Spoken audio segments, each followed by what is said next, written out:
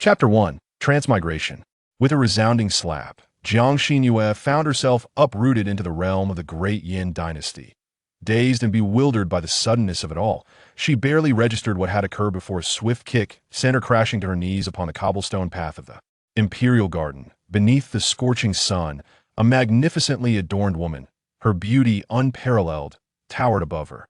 The piercing gaze of her phoenix-like eyes was enough to instill fear, while her alabaster skin radiated a lustrous sheen. Her fingers were adorned with gem-studded armor, epitomizing the quintessential favored concubine. Is it possible that Lady Jiang has been dazed by the heat?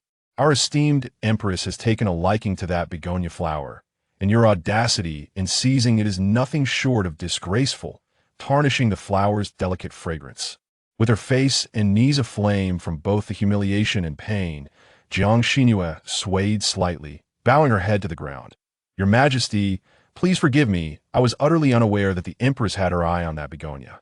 Had I known, I would never have dared to compete with your Majesty. You are the radiant moon in the heavens, while I am but dust beneath your feet. How could I presume to challenge you? In the face of such a predicament, it was wiser to set aside pride and adopt a posture of humility. In summary, she had aired gravely. Now that you recognize your mistake, you shall kneel here for 2 hours to reflect. December, lift the palanquin and return to the palace. The mocking laughter and scornful gazes of the other concubines and palace maids failed to redden Jiang Xinru's cheeks. Prior to her transmigration, she had been a leading psychological therapist at a prestigious private hospital in the capital. Having majored in psychology at university, she had mastered the art of understanding the minds of every VVIP client, which had propelled her to the position of department head. With $1 million annual salary in just a year, but a few derisive remarks were nothing more than idle gossip to her. Under the relentless sun, Jiang Xinru was drenched in sweat, her demeanor resembling that of a lost dog. Suddenly, a surge of foreign memories flooded her mind, revealing that she had traversed into the fictional Great Yin dynasty. Her original self was a secondary daughter of a fourth-rank official in the Ministry of Rights, chosen for her striking beauty to serve the emperor alongside her dignified elder sister. The Jiang family intended for her to bolster her sister's position, but the original Jiang was merely a pretty face, having captured the emperor's favor for but 2 days before. Becoming arrogant, provoked by a few words, she had dared to challenge the favored concubine Li. Just yesterday, she was thrust into a lake by concubine Li's maid, awakening from feverish delirium to be publicly humiliated in the imperial garden. Whether she perished from illness or indignation was unclear, but her soul had now claimed this body. Embracing the reality of her situation, Jiang Xinru began to contemplate her next steps. There was no turning back. A tragic accident, while attempting to save an elderly stranger, had left her body shattered, ensuring her demise was inevitable. Thus, in this treacherous court where sincerity could lead to ruin, how could she secure the emperor's favor, preserve her life, and rise through the ranks? As the saying goes, a transmigrated woman who does not aspire to be a favored concubine is not a good employee. Since she had arrived, she was determined to leave an indelible mark on history. How utterly embarrassing. After everyone had departed, a graceful young woman adorned in a lavender palace gown and sporting a traditional hairstyle stood before Jiang Xinru. Father often claims that your beauty would facilitate my rise within the palace. Yet do you see? There are countless beautiful women here, yet none are as foolish as you. You seek your own demise, but do not involve me. Her tone dripped with disdain and contempt, quite uncharacteristic of a biological sister, resembling more that of a sworn enemy. Jiang Xinru, enduring the pain in her knees, raised her gaze. The original owner of this body had relied on her beauty and eccentric nature to clash with this pretentious elder sister, and upon entering the palace, their animosity had only intensified, each looking down upon the other. Oh, you truly think you could tarnish my reputation? Look at your delicate, ordinary face. Who would believe you are my sister? The original owner had been targeted for her extraordinary beauty, while this sister was but of average looks, hardly warranting such effort to undermine her. Jiang Yutong's face flushed with anger. Do not be surprised if one day you find yourself begging me for assistance. What could a mere Baolin like you possibly offer me? The original owner had enjoyed some favor, having been granted the title of noble consort for a couple of days. Jiang Yutong, incensed, staggered back, grasping the hand of her maid. and stormed off in a huff. The maid standing behind Jiang Xinru sighed. "My lady, you have only just entered the palace, yet you have already offended a significant portion of its inhabitants. This is ill-advised, is it not?" "It is indeed," Jiang Xinru acknowledged. While she had no intention of suffering in silence or adopting a gentle demeanor to navigate the palace, she also did not wish to be indiscriminately abrasive. The original owner had a temperament akin to a dog, snapping at anyone in sight. Having offended the beloved consort, she knew that little in this palace could escape the emperor's notice. She would soon find herself out of favor. This could not be allowed. She must not remain passive. In the Yangxin Hall, several ice basins were arranged, providing a refreshing and comfortable atmosphere, completely dispelling any sensation of heat. The young and imposing emperor set down his brush. "Wang Dequan, has anything of note transpired in the palace today?" "Nothing of great significance," Wang Dequan replied, presenting a perfectly brewed cup of Zaijingshan Biluo Chun and calmly recounting the punishment meted out to noble consort for Jiang Guiren's transgressions. "Jiang Guiren? She must be a remarkably beautiful woman," he mused, having found her captivating for a fleeting moment before dismissing her from his thoughts, similar to the rest of the palace's occupants. "How unseemly of her to provoke the consort. She rightly deserves to be punished. Convey my decree that she must copy the palace regulations twice as an apology to consort." "Yes, I shall send someone to the Xiahe Hall to deliver the edict." Everyone in the palace was well aware that consort held the emperor's utmost affection. It was wiser to offend the empress than to cross her. This newly appointed Jiang Guiren truly was an audacious novice, recklessly courting disaster. There would be no place for someone like her in the palace. Barely having settled back into the Xiahe Hall, Jiang Xinru found herself once again chastised by the palace eunuchs sent by the emperor, adding insult to injury for the already grievously wounded Jiang Xinru. Copy the thousands of palace regulations twice. What a daunting task. The feudal hierarchy was indeed a perilous system. In her heart, she silently vowed, "Oh, Emperor, once I seize your power, I shall make you transcribe 2,000 edicts for your beloved consorts." For now, however, she could only endure the maid's ministrations on her bruises while begrudgingly copying those wretched regulations. Longxin Palace. As the 12th lunar month approached, the maidservant deftly groomed her mistress' long, lustrous black hair, a soft chuckle escaping her lips. "I expected something formidable, yet this is all she can muster. Compared to the empress, she falls woefully short." The emperor even punished her by making her transcribe the palace regulations. A hazy reflection of a beautiful face appeared in the bronze mirror. "What right does anyone have to compare themselves to me? What does beauty matter? Are there not countless beauties entering this palace year after year? Yet, has any one of them surpassed her? Beauty is the least commendable attribute among the concubines of the imperial harem. It ought to be wielded as one's own weapon." Chapter 2. Admiring the lotus on the second day, the heavens did not smile upon them, unleashing a torrential downpour. The consorts of the imperial harem, holding ranks above the 7th grade, were obliged to pay their respects at the empress's Ikuan palace. Fortunately, Jiang Xinru found herself fortuitously situated just below the 7th grade rank, thereby spared from the mocking jests of those sharp-tongued women.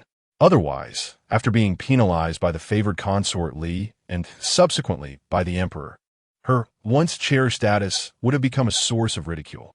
Having spent the night laboriously transcribing palace regulations, she rubbed her sore wrists and exclaimed, "Qinke, let us go admire the lotus flowers." The rain-soaked scene promised a unique charm.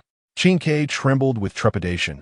"Ah, my lady, perhaps we should not venture out."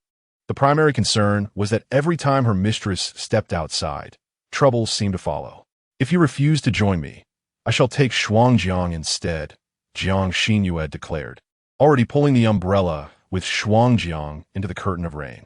Qinke, having been brought from home and wholly devoted to her mistress's well-being, felt uneasy about Shuangjiang. A palace made a sign to them. In haste, she grabbed an umbrella and hurriedly followed suit. In August, the lotus flowers in the pond were in full bloom, their vibrant colors contrasting with the green lotus leaves, which collected the raindrops, creating sounds reminiscent of pearls cascading onto a jade plate. In a serene state of mind, the melody was indeed quite comforting. Qingke, Shuangjiang, hold me steady while I pluck a few flowers to take back for a vase. Please, my lady, allow us servants to gather them. Take care. The noise of the rain was so loud that no one heard the approach of the emperor's entourage. A bright yellow imperial carriage halted not far away, and the emperor lifted the curtain, asking, "Why have we stopped?" Wang Dequan, his attendant, appeared flustered, "Your Majesty. It seems there is a lady ahead, gathering lotus flowers, obstructing our path. It must be one of the newly entered palace maidens. The seasoned residents are accustomed to such sights and would not brave the rain for a simple admiration of flowers," he added. The emperor frowned slightly. Have these new entrants not learned the rules? Why are they all so reckless? From the direction of the lotus pond came the sound of youthful laughter. You don't understand. It is the act of personally picking them that renders them beautiful. The emperor, unable to resist, leapt from the carriage, causing Wang Dequan to hastily hold the umbrella for him, while he felt a pang of regret for the bold young lady who dared to admire the flowers. Regardless of whether it was a breach of decorum, a glimpse into imperial affairs, or an innocent endeavor to gather blossoms, it was bound to incur the emperor's displeasure. It seemed likely that she would share the same fate as the disfavored consort Jiang of the washing lotus palace. "What are you doing?" Startled by the voice, Qingke and Shuangjiang turned to see the emperor, causing them to drop to their knees in deference. However, in their instinctive act of submission, Jiang Xinru met with calamity, letting out a cry as she fell into the lotus pond. "My lady!" Qingke leaned over the railing, desperate to pull her up, but to no avail. The emperor, taken aback by the fright of the two maidens, stumbled back at the sound of the splash, but quickly regained his composure and ordered the eunuchs to rescue her. Splash! Before they could plunge into the water, a breathtaking beauty emerged from between the green lotus leaves and delicate pink blossoms. She resembled a refreshing hibiscus flower, untouched by makeup yet strikingly enchanting, with droplets cascading from her hair, tracing down her forehead, delicate eyes, exquisite nose, and cherry lips, each feature captivating, each detail alluring. The water in the pond soaked the beautiful maiden's garments, the delicate pink and white palace attire clinging to her form, accentuating her enchanting curves. Truly, it embodies the saying, emerging from a mud yet untainted, washing in the clear ripples yet not alluring. If Wang Dequan were unfamiliar with Jiang Xinru, he might easily mistake this beauty for a celestial lotus fairy. The fervent breaths of the maiden amidst the rain created a captivating allure, infusing the youthful beauty with a hint of contradictory sensuality. The emperor's gaze dimmed as he extended his hand towards the unaware Jiang Xinru in the water, asking, "My beloved, what are you doing? Come up quickly, lest you catch a chill and lose your beauty." Jiang Xinru, resembling a startled little rabbit, blushed as she cautiously grasped the emperor's hand. The dog emperor still retained his masculinity. With a mere tug, he enveloped her in his embrace, prompting Jiang Xinru to shyly exclaim, "Your Majesty." Wang Dequan, alarmed, noticed the emperor seemed unable to recall the beauty in his arms and hurried forward, saying, "Your Majesty, both you and Lady Jiang are thoroughly soaked. The bathing lotus hall is just ahead. It will be prudent to bathe and change. As for consort Chu, I shall inform her at once." "Very well, go." Lady Jiang? This woman appeared vastly different from the one he had favored just days prior. He scarcely recognized her. Was she always so lively and animated in private? Jiang Xinru paid little heed to others' perceptions of her. Today, she had exerted considerable effort to bring him to the bathing lotus hall, and she would not let him go without some inexplicable events transpiring. Although it was summer, the rain had lowered the temperature, and upon exiting the lotus pond, Jiang Xinru shivered with cold. Magpie and Frostfall hurried back to the palace, urging the attendants to prepare warm water for the emperor and the young mistress to bathe. "Your Majesty, I beg your pardon, it is I. I have caused you trouble. You." Achu nestled in the emperor's arms. The maiden covered her mouth, her eyes shimmering with a shy allure, gazing at him with innocent charm. The emperor set her down, unable to resist pinching the soft flesh of her cheek, saying, "Let us see if you dare engage in such perilous antics again." Jiang Xinru, bashfully concealing her form, allowed Magpie to assist her in shedding her garments before swiftly entering the water, her large eyes peeking over the edge of the bath. "It's not dangerous. I can swim." Those eyes blinked invitingly, as if issuing a silent invitation.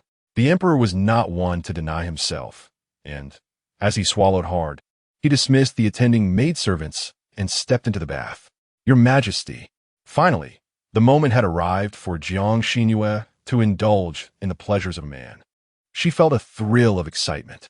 In novels, emperors were depicted as insatiable, engaging in fervent encounters that left their favored consorts unable to rise from bed. This Xuanwu Emperor, with his chiseled features and imposing stature, surely excelled in such matters. As he drew closer, the young maiden trembled, the mist enveloping her, her fair skin blushing a delicate pink, overwhelmed by shyness.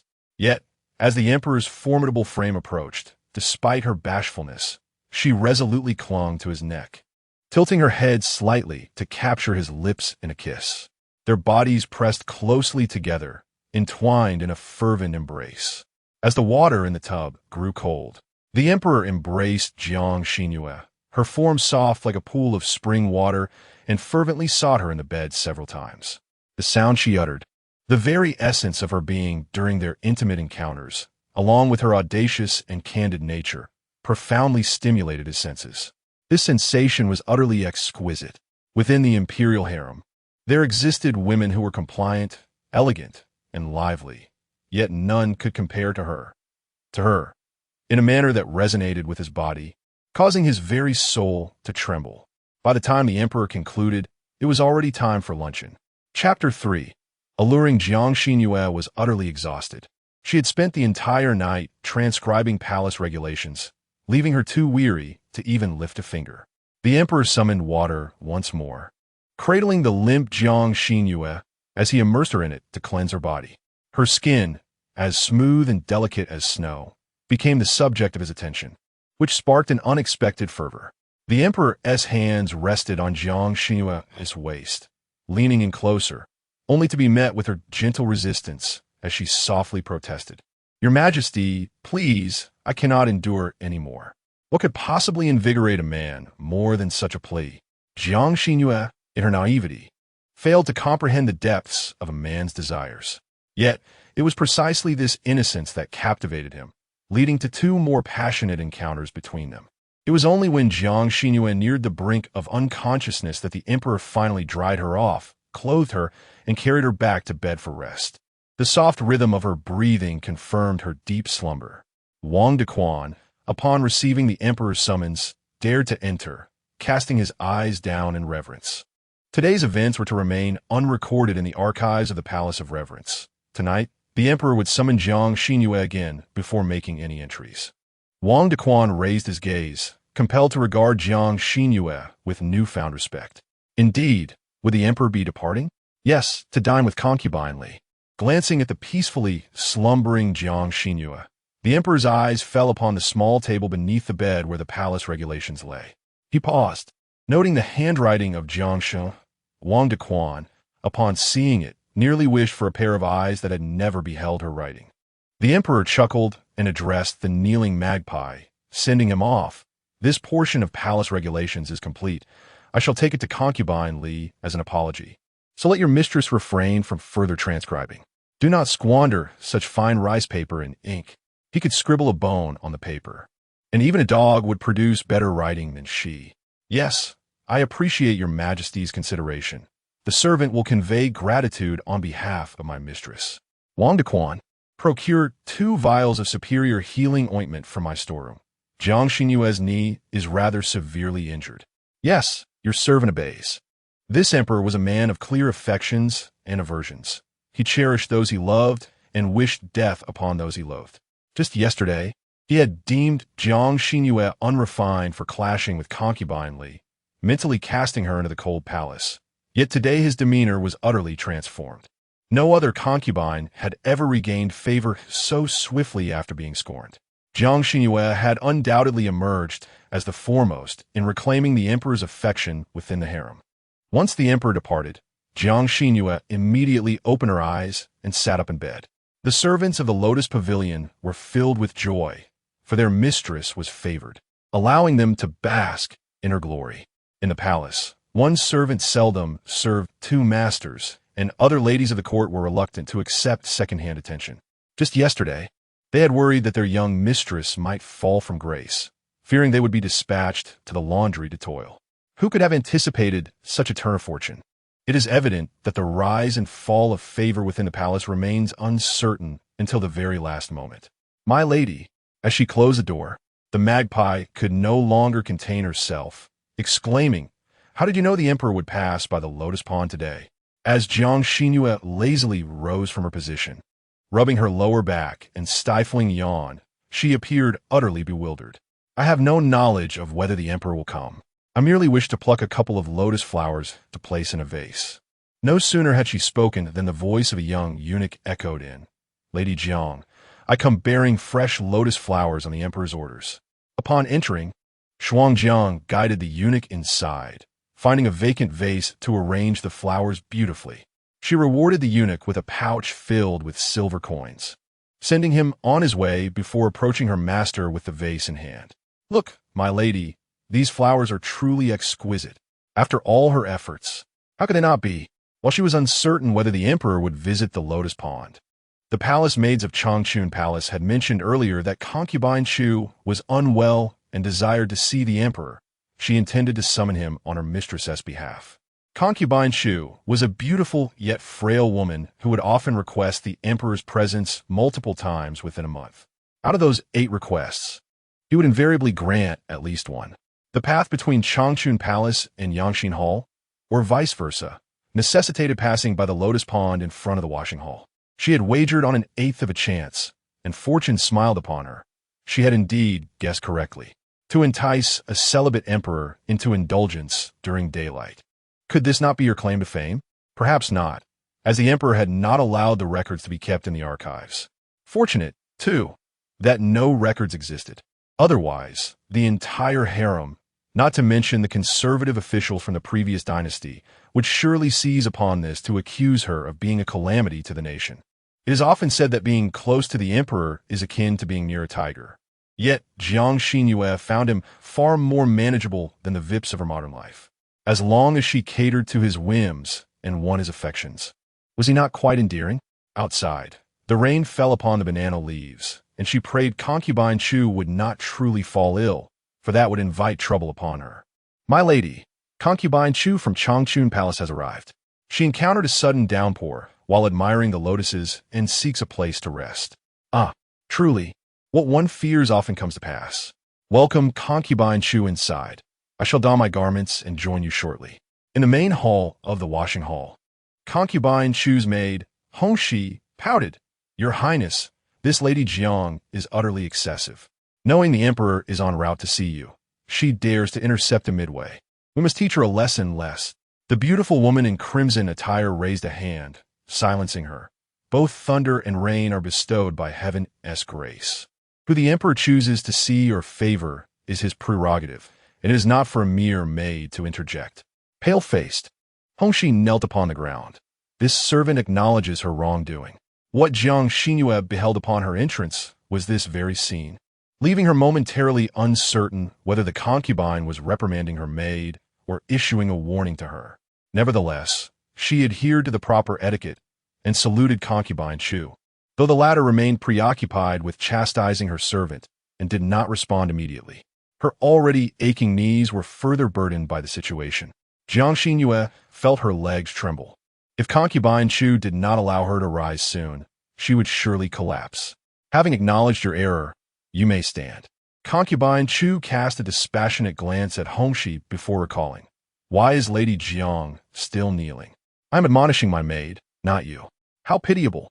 Please do sit." Jiang Xinru silently rolled her eyes, yet maintained a demeanor of utmost respect.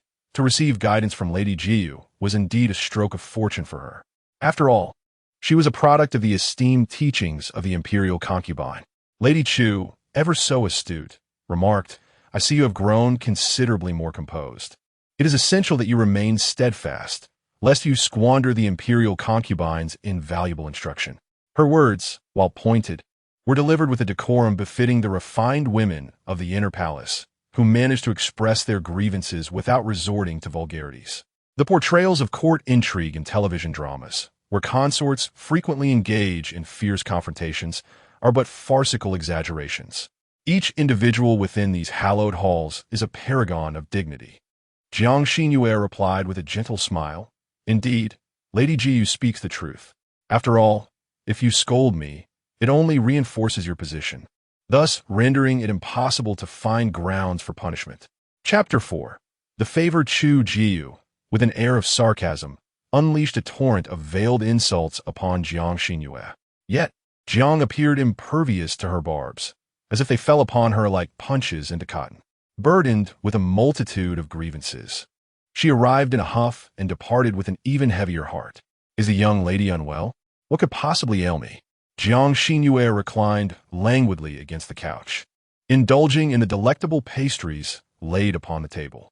Suddenly, she was interrupted by an acrid scent of medicinal herbs wafting through the air. Pinching her nose, she inquired, "From whence does this odor emanate?" Xuanjiang peeked out from behind the towering Qilin copper furnace, her face smudged with soot, replying to the young lady, "We are situated adjacent to the lotus pond, where summer insects abound. This is the mugwort provided to us by the Internal Affairs Bureau for the washing lotus pavilion.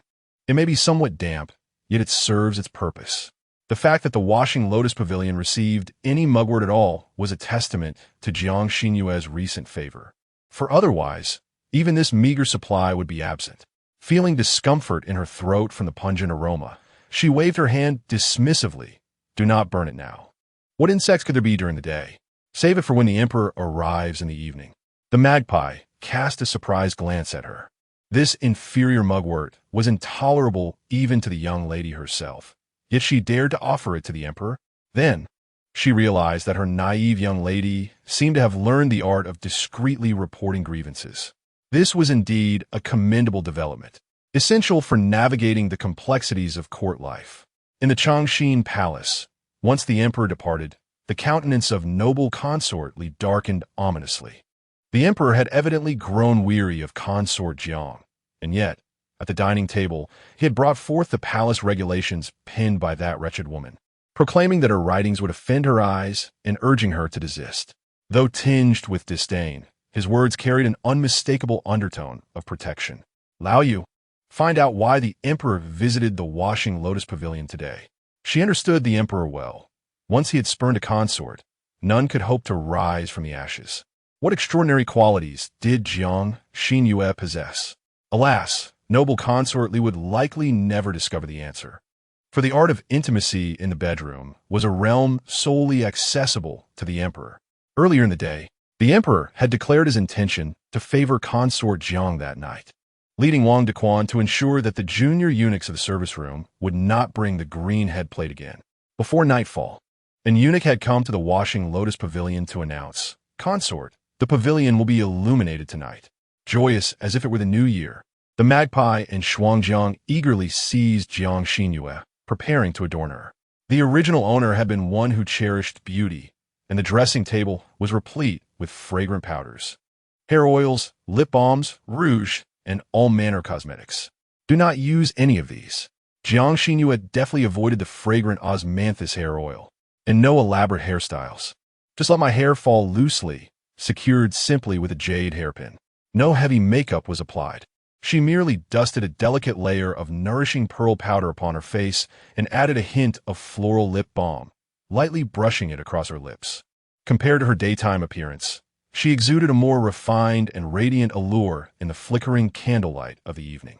When the emperor arrived, he beheld a delicate, ethereal beauty, adorned in scant attire, poised to take flight. She held a palace lantern, standing at the steaming gates, her face graced with a gentle smile to welcome his presence. The radiant lantern accentuated her exquisite features, and even the fluttering strands of her long hair added a touch of charm to her captivating allure, evoking the emperor's fondness for her. With purposeful strides, Emperor Xuanwu approached her, tenderly tucking a stray lock behind her ear. "On such a sweltering day, my beloved, why must you stand out here? In the future, simply await me inside." Her small hands were feverishly warm, and her cheeks flushed, a testament to her prolonged vigil.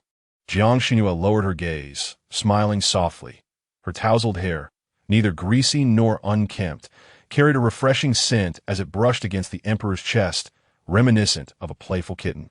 I knew the emperor would come. I do not feel the heat at all, only a sense of invigorating clarity. The emperor's large hand caressed her head, feeling the enticing form nestled close to him, causing his throat to tighten involuntarily. His arm around her waist tightened further as Jiang Xinru placed her small hand upon his chest, her shoulders deliberately drawing inward, revealing an alluringly deep neckline that pressed against him. Their eyes locked, and the atmosphere thickened with unspoken desire. The emperor's gaze was intensely possessive, the heat radiating from his palm, rendering Jiang Xinru flushed with embarrassment. Observing this, Wang Dequan discreetly ushered the palace maids away, retreating outside to stand guard. Once the room fell silent, the emperor, like a fierce beast, lowered his head and captured her sweet lips. After a lingering moment, he released her, both of them breathless. Their gazes intertwined. Jiang Xinru touched her swollen cherry-red lips, casting a shy glance at the emperor, her flirtatious allure making him unwilling to wait any longer.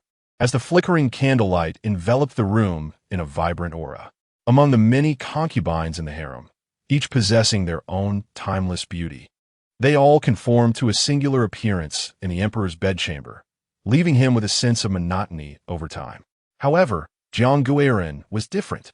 She dared to command the emperor with unrestrained boldness, her audacious words quickening even the heart of the seasoned Emperor Xuanwu. This feeling was exhilarating, a novel thrill that left him yearning for more, wishing for her to reveal even more enticing poses and speak words that tugged at the heartstrings. The tales and novels may deceive. An emperor cannot indulge 7 times in a single night, at most 4 or 5, yet he remains vigorous and enduring. One wonders if Emperor Xuanwu exhibits the same insatiability with his other consorts. In later generations, men envy the emperor's seemingly blissful life of nightly revelries. Yet Jiang Xinru perceives the emperor's plight as rather pitiable. With so many women in the palace, all vying for his attention, he must cater to their desires, regardless of his own inclinations, to maintain the legacy of the previous dynasty. However, Jiang Xinru does not sympathize with him. Such is the nature of power. One must pursue their responsibilities. Just as she has become a participant in the emperor's vast harem, she too employs all her charms to win his favor, seeking a life adorned with luxury and abundance. Ahem. After a sumptuous feast, Emperor Xuanwu cleared his throat lightly, pausing as he dressed. Wang Dequan, your servant is here. Outside the door, there was an immediate commotion as several eunuchs carried in hot water to pour into the bathing tub concealed behind the screen. The woman on the bed lay with her eyes tightly shut, her butterfly-like long eyelashes quivering slightly, her fingers clutching the bedding, appearing too bashful to open her eyes. The emperor chuckled softly, cradling her as he placed her into the tub. Amidst the gentle sound of flowing water, Wang Dequan, listening attentively, noted the emperor's calm, yet imposing demeanor as he commanded. Have the Ministry of Internal Affairs send some mugwort incense tomorrow to cleanse the Lotus Palace. Wang Dequan, catching the pungent scent of inferior herbs in the air, nodded vigorously in response, his mind racing with thoughts. Surely, he had not offended the formidable Lady Jiang. Had he? Chapter 5. Reality and Illusion initially feigning sleep, Jiang Xinru found herself gently lulled in a slumber by the emperor's tender demeanor. The following morning, as the emperor prepared to attend the morning court, the sore and weary Jiang Xinru remained seated on the bed, draped in her white robe, her disheveled attire contrasting with the elegance of her petite, fair feet that gently swayed. She gazed at him with a smile, exuding an enchanting allure. Why not indulge in a bit more rest? The emperor inquired, now fully dressed. He settled beside her on the bed, tucking her exposed little feet into the warmth of the covers. Jiang Xinru wrapped her arms around his sturdy waist, nuzzling against him with a sense of affection. My heart aches at the thought of your majesty leaving me for such a long time. It keeps me awake. Although her tone was playfully coy, tears glistened in her eyes, and a hint of tremor colored her voice, leaving one to ponder whether she truly felt reluctant to part, masking her genuine emotions behind a facade of playful banter. The emperor felt a pang in his heart as he pressed a kiss upon her forehead, silly girl. I shall return to keep you company tonight, so do not be sad, all right? Her eyes sparkled with delight, radiating an enchanting charm as she replied, You, your majesty, have promised this. I shall eagerly await your return. The emperor chuckled softly, playfully pinching her nose. Very well, it is I who has made this promise. This daring Jiang Xinru had audacity like none other, boldly asking for a commitment from the emperor. Waned, having served the emperor for a lifetime, had never encountered a consort so adept at navigating the delicate balance of courtly affection. Should she misstep and tread upon the emperor's sensitive boundaries, she risked a lifetime of exile in the cold palace. How did Jiang Xinru manage to adeptly dance within the confines of the emperor's limits? As the emperor departed for court, the women of the harem were not idle. Before dawn's light had fully graced the palace, they were required to visit Equine Palace to pay their respects to the empress. Among the array of fragrant silks and elegant figures, none could rival the beauty of Consort Li. Consort Liang touched her sideswept hair and noticed the lustrous red polish on Consort Li's fingertips, smiling as she remarked, I heard the emperor lit the lamps in the Lotus Hall last night. Quite a rarity indeed. It was peculiar, as in past years. Numerous inexperienced newcomers had dared to challenge Consort Li, only to be cast into the cold palace by the emperor. What made Jiang Xinru different? Or perhaps, had Consort Li fallen out of favor? Without lifting her eyelids, Consort Li's subordinate, Jiang Zhaoi, interjected, There is nothing remarkable about it. Jiang Xinru possesses the finest beauty among the recent consorts, much like how Consort Liang was once favored for her exquisite looks. And what follows? Consort Liang retorted, her teeth clenched in frustration. With age, beauty fades and affection wanes, leaving one to languish in the shadows. As tensions rose, Empress Zhu interjected, raising her teacup, Enough. The addition of another favored consort is a boon to the palace. The more sisters we have, the sooner we can expand the royal lineage, which will also please the Empress Dowager. You, who have long resided in the palace, must also strive to ensure the royal family flourishes. Li Guifei let out a cold smile, remarking on the queen's empty rhetoric, especially when the queen herself bore no children. It is likely that among the concubines is the Emperor Zhu who least desires any offspring.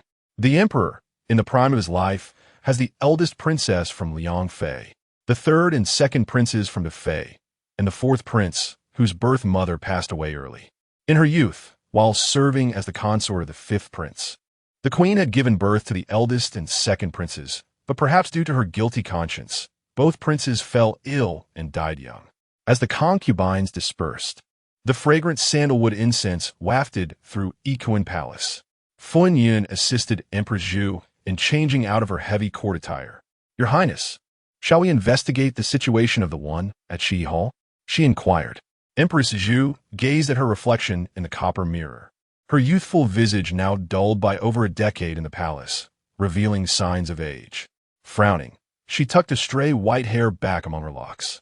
That Jiang family's concubine has grown arrogant after a brief favor. She lets others manipulate her without a thought. What is there to investigate? Simply send some congratulatory gifts. For tomorrow, it is likely that Equine Palace will see another Jiu added to its ranks. Funyun quietly gathered the fallen strands of hair and tucked them into her sleeves. Though she may not achieve great things, she can still garner a modicum of favor from Li Guifei. Empress Zhu chuckled lightly.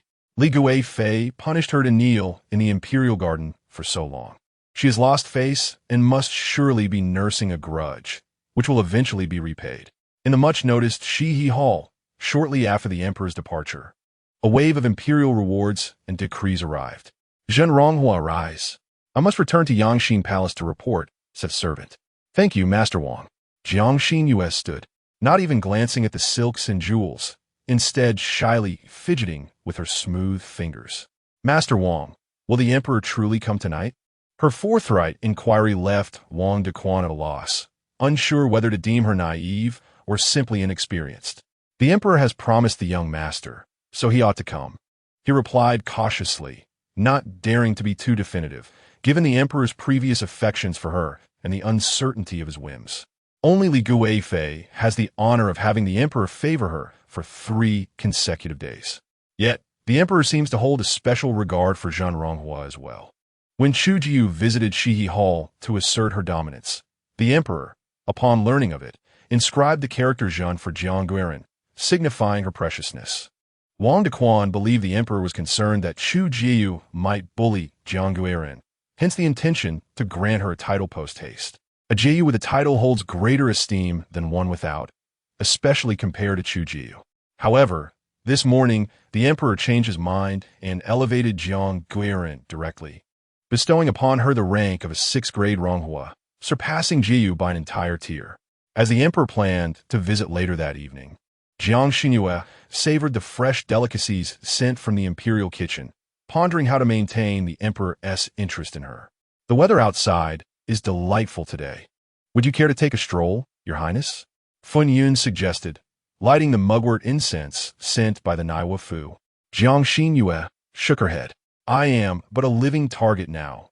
Rather than venture out to be schemed against, it is wiser to wait here for the emperor's arrival. The thoughts of a noble lady are indeed correct. The magpie presented a charmingly shaped icy dessert.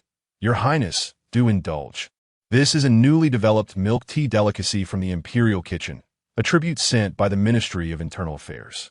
The rich aroma of the milk tea distinguishes itself from the myriad instant teas laden with artificial flavorings, as it is evident that this is crafted from genuine dairy products. Jiang Xinru sighed in contentment, diligently strategizing to win the favor of the emperor, all for the sake of this leisurely existence. Suddenly, in the Changchun Palace, Lady Chu shattered a set of Ru porcelain teawares.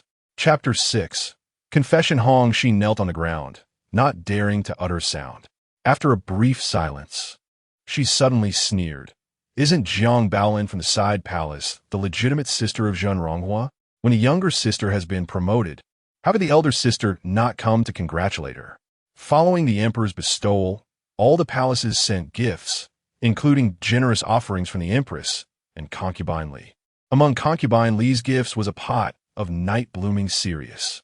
Xiao Ke and Shuang Jiang cautiously observed their mistress's expression and, seeing no sign of displeasure, dared to gingerly lift the flower pot, preparing to dispose of it in the storeroom. Concubine Li's actions were rather provocative, using the flower to insinuate that their mistress's favor was as fleeting as the bloom itself, unworthy of concern. Jiang Xinru stopped Shuang Jiang. It would be a pity to put such a beautiful flower away. She pointed towards the sunlit window. Let's stay there. If it blooms at night, I can enjoy the flowers with the emperor, which would be a delightful occasion. As for the notion of fleeting beauty, she never likened herself to flowers. Hence, she paid no mind to anyone who used flowers to mock her. A person is a person, and cannot be compared to mere lifeless objects. In the Yangxin Palace, you mean?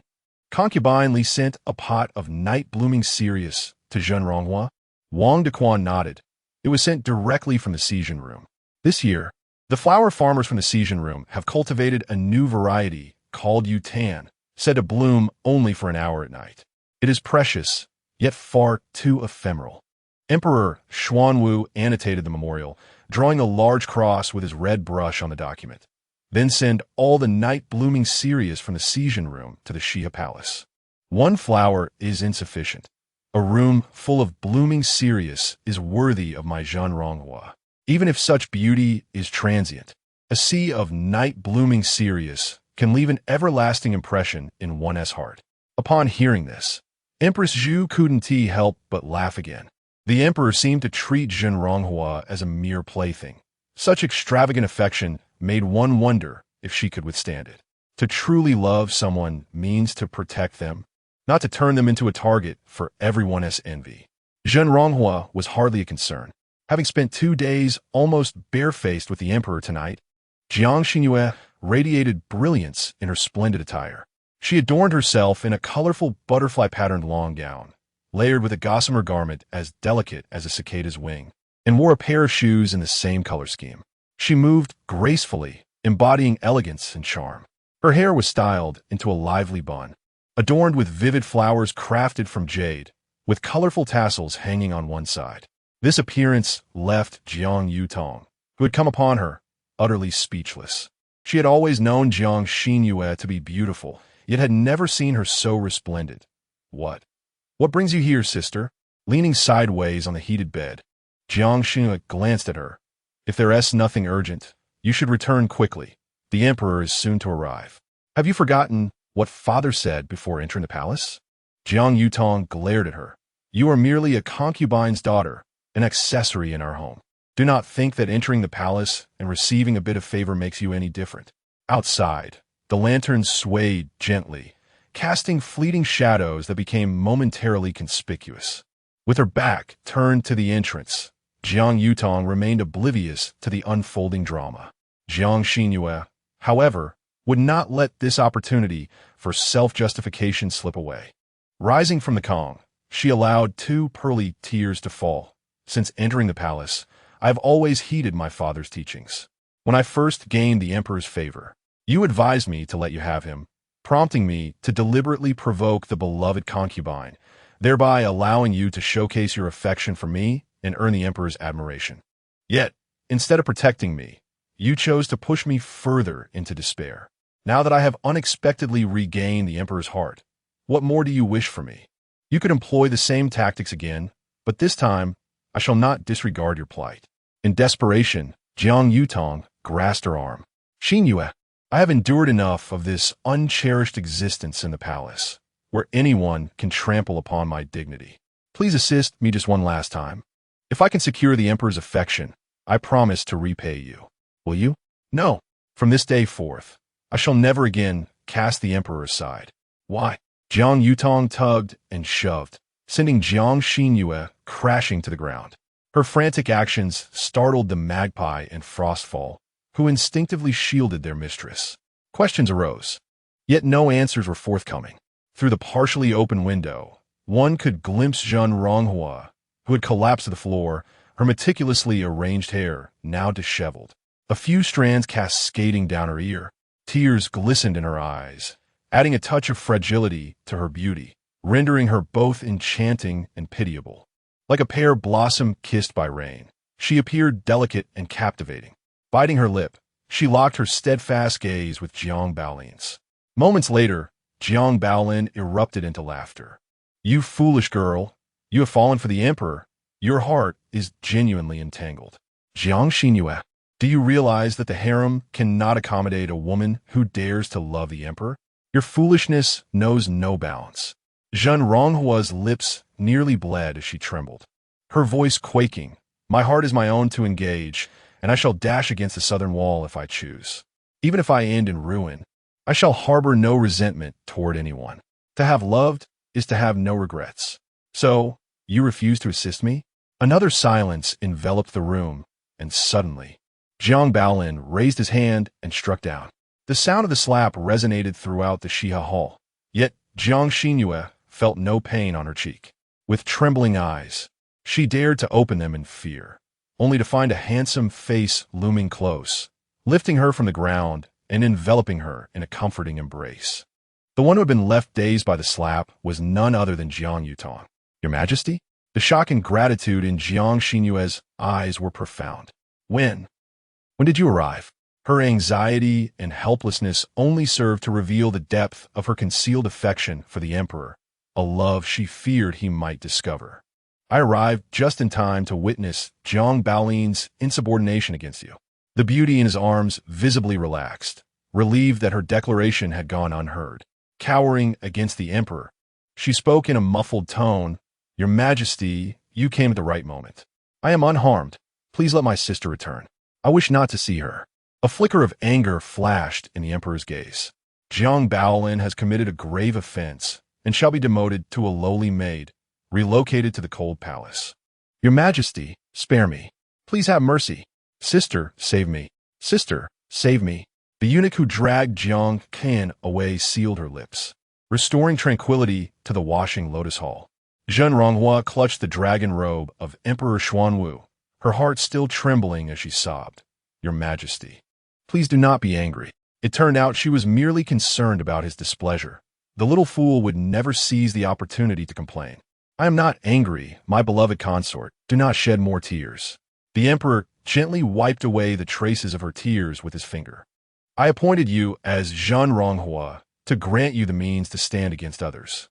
If even the small Bao Lin can bully you, what can I possibly say in your defense? Chapter 7. Jiang Xinru timidly lifted her gaze from the embrace of Emperor Xuanwu, her clear, rain-kissed eyes blinking earnestly as she spoke, but I fear that conflicts with them may trouble your majesty. I do not wish to cause you any distress. To deeply love someone is to selflessly endure for their sake, and even the cold-hearted emperor, Xuanwu, found himself moved. Within the confines of the imperial harem, he had favored many women, each professing their love for him. Yet he discerned that their affections were largely for the power and status he conferred upon them. From a young age, he understood that not only are emperors devoid of compassion, but the women in the harem are even more so. Even the most innocent and virtuous of maidens, after years of dwelling in this palace, would inevitably become unrecognizable. This inner sanctum resembled a monstrous beast, gaping with a bloodthirsty maw, devouring all the beautiful qualities of these women. How long could Jiang Xinru's love for him endure? That night, the emperor did not engage Jiang Xinru in discussions of physical mysteries. Instead, he held her hand, gazing at the blooming night, blooming serious. The following morning, Emperor Xuanwu playfully pinched the cheek of the sleeping Zhenronghua, whispering in her ear, "Little deceiver, you claim to love me so dearly, yet here you are, still asleep while I have risen. Jiang Xinru, just let me turn over and continue sleeping." As dawn broke, the other half of the bed had grown cold. Shi Chue and Shuangjiang attended to Jiang Xinru's grooming. Today marked her first public appearance in the harem, as she intended to shine without overshadowing others. Adorned in a delicate green gown, she appeared even more fresh and ethereal, with matching tassels in her exquisite hairdo. Her skin was as fair as snow, her bright eyes and white teeth reminiscent of a magnolia flower, untouched by the dust of the mundane amidst the reign of Jiangnan. In Yiquan Palace, Jiang Xinru arrived neither early nor late. Many concubines had already gathered to pay their respects to the empress.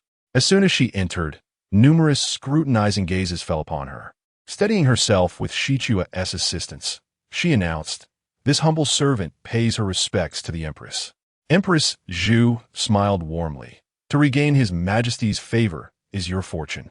Cherish it well, and do not behave as you once did, with such capriciousness and pride." Jiang Xinru blushed. "This humble servant thanks the empress for her guidance." Empress Zhu shook her head. "It is not guidance, merely a reluctance to see you lovely young ladies squander your youth in this forbidden court. I offer a few words of advice from my own experience." Consort Liang teased, "If the empress is old, then we, the old residents of the palace, have no face left to speak. Your majesty, you remain as splendid as the first time we met." Consort Chu coughed lightly. "Speaking of which, Zhenronghua should thank the Gui Fei, were it not for her bestowing a pot of night-blooming Sirius upon you. How could the emperor have moved all the Sirius from the Seizen Pavilion to the Washing Lotus Hall?" A remark intended to provoke two individuals. Yet, Jiang Xinru seemed oblivious to the insinuation, sweetly thanking Gui Fei. "I must indeed thank you, Gui Fei, for the beautiful blooms in this room are the most exquisite sight I have ever beheld. Did you not say I was but a fleeting flower? I shall convey to you that the most exquisite flowers, even if they fade in an instant, can leave an indelible impression in the fleeting moment before their disappearance. It is prudent to reveal one's claws at the right moment, allowing others to misconstrue one as an impatient, flawed vase, thus preventing them from hastily dealing with her." Jiang Zhaoi sipped her warm tea and remarked, "Zhenronghua, I have heard from the people in the palace of Concubine Shu that last night Jiang Bounty, Jiang Caney sought you out at the Lotus Hall, only to be demoted to a mirror made by the emperor and cast into the cold palace. Is there any truth to this?" Jiang Bounty, "Jiang Caney is not your biological sister?" Jiang Xinru, resembling a startled fawn, replied, "This humble servant dares not speculate on the emperor's intentions. Hence, I am unaware of why he would cast my sister into the cold palace.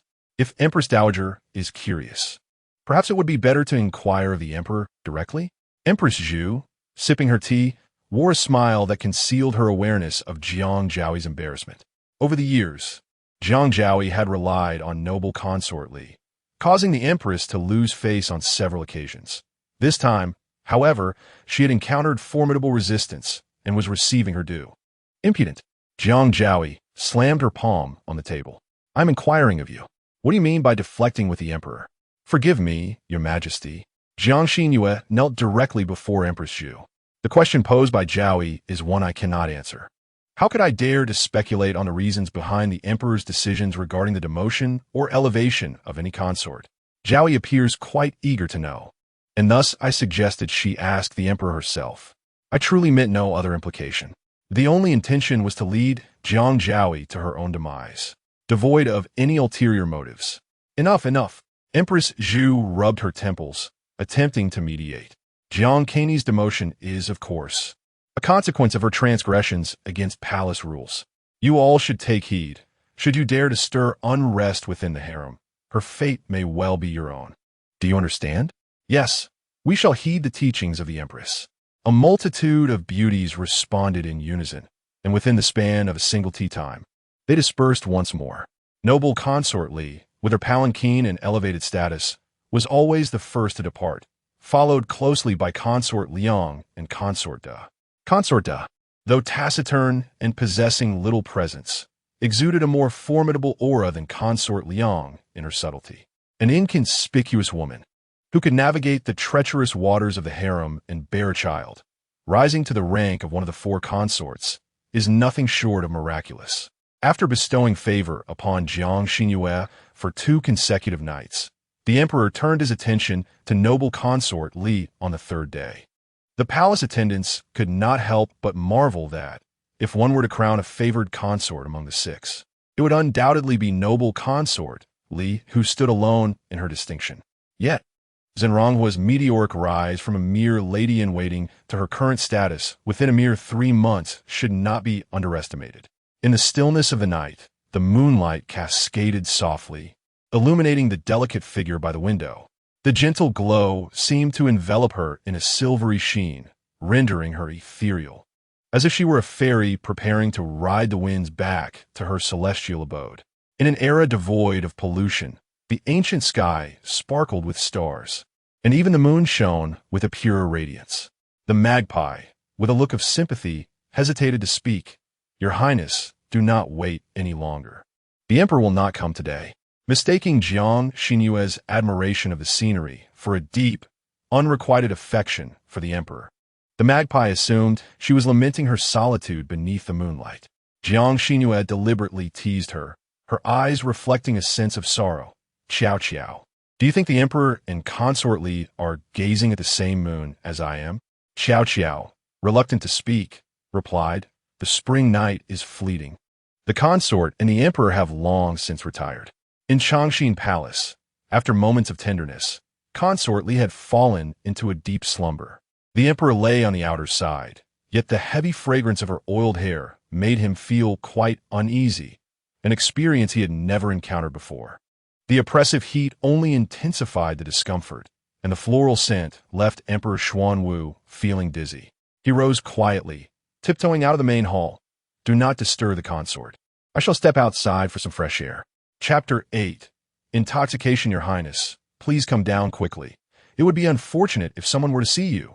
Jiang Xinru, grasping a wine bottle, had already climbed the peach tree in the courtyard of the washing lotus hall. Her delicate pink attire was casually draped across her lap, and her fair, slender legs swayed gently, captivating anyone who laid eyes upon her. In the palace, there was none as audacious as she. Sure. With a hint of inebriation, Jiang Xinru placed her finger upon her lips. Keep your voice down. We are in our own palace, and no one will discover us. In her future role as a psychological therapist, she often accompanied her patients in a few drinks to bridge the gap between them, fostering trust. At that time, she had earned the nickname the one who cannot be intoxicated, no matter how many cups. Earlier, she had stumbled upon a cache of vintage Huadiao wine buried beneath the peach tree for several years.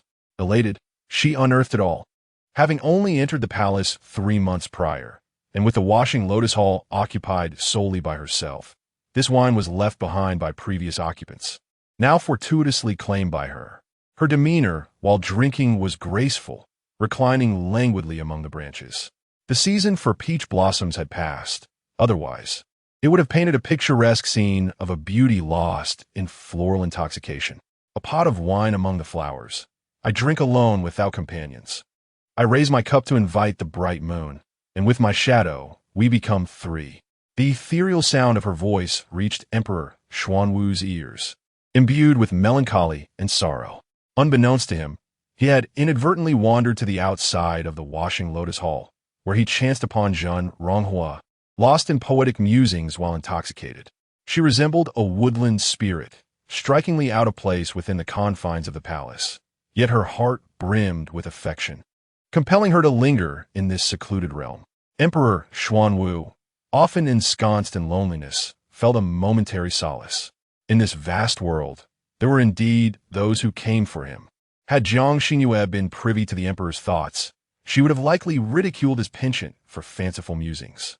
She found herself simply enjoying the tranquility of lying on the tree, gazing at the star-studded sky, serenaded by the croaking frogs and chirping cicadas. Not long after the hour of high, which in modern terms equates to approximately 9 o'clock, the nightlife was just beginning and slumber eluded her. She had taken to climbing trees again, reminiscent of her childhood days spent at her grandmother's home in the country. I had no idea my beloved consort was so talented. Even composing poetry, Emperor Xuanwu mused. Jiang Xinru squinted playfully at him, tilting her head, and then, with a mischievous grin, she leapt over the courtyard wall. The attendants, Xiao Niao and Shuang Jiang, were startled, nearly crying out, but upon witnessing Emperor Xuanwu's swift and steady dash to catch her, they breathed a sigh of relief. The one who startled everyone remains blissfully unaware of her transgressions. She poked the emperor's face. You resemble someone. Wang Dequan lowered his head, while Xiao Niao and Shuang Jiang quickly knelt, their hearts racing for their master. Such an irreverent touch upon the emperor's royal form was decidedly improper. A drunken sovereign was indeed a formidable sight. To their astonishment, however, Emperor Xuanwu did not express anger. Instead, he assessed the weight of the figure in his arms, securing her more firmly, and smilingly inquired, "Who do I resemble?" The beauty's cheeks flushed a rosy hue, her gaze dreamy and beguiling. She wriggled in his embrace, her eyes cast downwards in shyness, murmuring like, "Someone I admire." Upon finishing her words, she shyly covered her face with her hands, unable to dare glance at Emperor Xuanwu even once more. The young maiden's heartfelt sentiments were vividly portrayed. The emperor swallowed hard, but considering the temperament of consort Li, he ultimately carried Jiang Xinru back to the washing lotus hall, instructing Xiao Qiao and Shuang Jiang, "Take good care of your mistress, and ensure she does not drink excessively again." He did not wish for others to witness her alluring demeanor, just as Xiao Qiao presumed the emperor would remain. He turned back towards Changxing Palace. As he departed, Jiang Xinru opened her eyes, terrified. Thankfully, the emperor had not chosen to linger there that night. She had the audacity to snatch him away from consort Chu, knowing that the latter held little favor and lacked significant backing. Consort Li, however, was an entirely different matter. Not only was she the most favored in the harem, with her rank only subordinate to the empress, possessing the authority to oversee the 6 palaces, but her father was also a first-rank prime minister of the Great Yin dynasty, a stature far beyond that of the Jiang family. Moreover, her entire family was filled with high-ranking officials. Should she provoke consort Li, it would be as effortless for her to crush Jiang Xinru as it would be to squash an ant. The lights in Changxing Palace were ablaze when consort Li awoke midway, realizing the emperor was absent. In a fit of rage, she shattered several vases and injured a few palace servants. When Emperor Xuanwu returned, consort Li had yet to mask the fury on her face, and a maid bearing a handprint was busy cleaning up the debris from the floor. "Your Majesty?" The surprise and regret flickered across consort Li's face, quickly transforming into a guise of grievance and fragility. "This humble servant has. What troubles you, my beloved consort?" The emperor's expression remained inscrutable as he gently grasped her elbow, drawing her into his embrace. "But which insolent servant has caused you distress?" Seizing the opportunity presented, consort Li readily replied, The ice basin in the chamber has been depleted, and those servants have not replenished it.